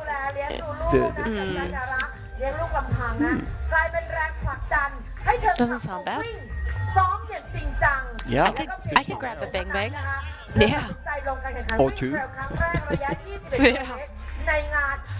I might need them tomorrow morning when we come back here tomorrow at 1 a.m. My time, yeah, South African time. Yeah, and it's going to be far more acceptable on my end.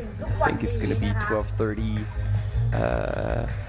or 12, like midday. Yeah, except that means then you do go into the evening, which is, I mean, you're at what, 1 a.m. now?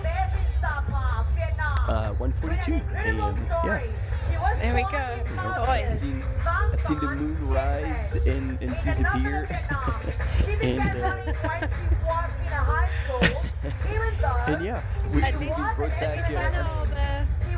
the caffeine should wear off by the time you go to bed now. That coffee that you had. Hopefully. Yeah, except I feel like the half-life of caffeine for me is around 4 hours, so it's okay. I'll be jacked up, but the way I feel right now, pretty sure I will fall asleep still. And there she is, ladies and gentlemen. It looks like a repeat of last year's finish. She has her hat on, and she will celebrate with the Phuket team. Look at her jumping around, like waving at the crowds. Ladies and gentlemen, Ha Thi Hao from Vietnam, after winning the 50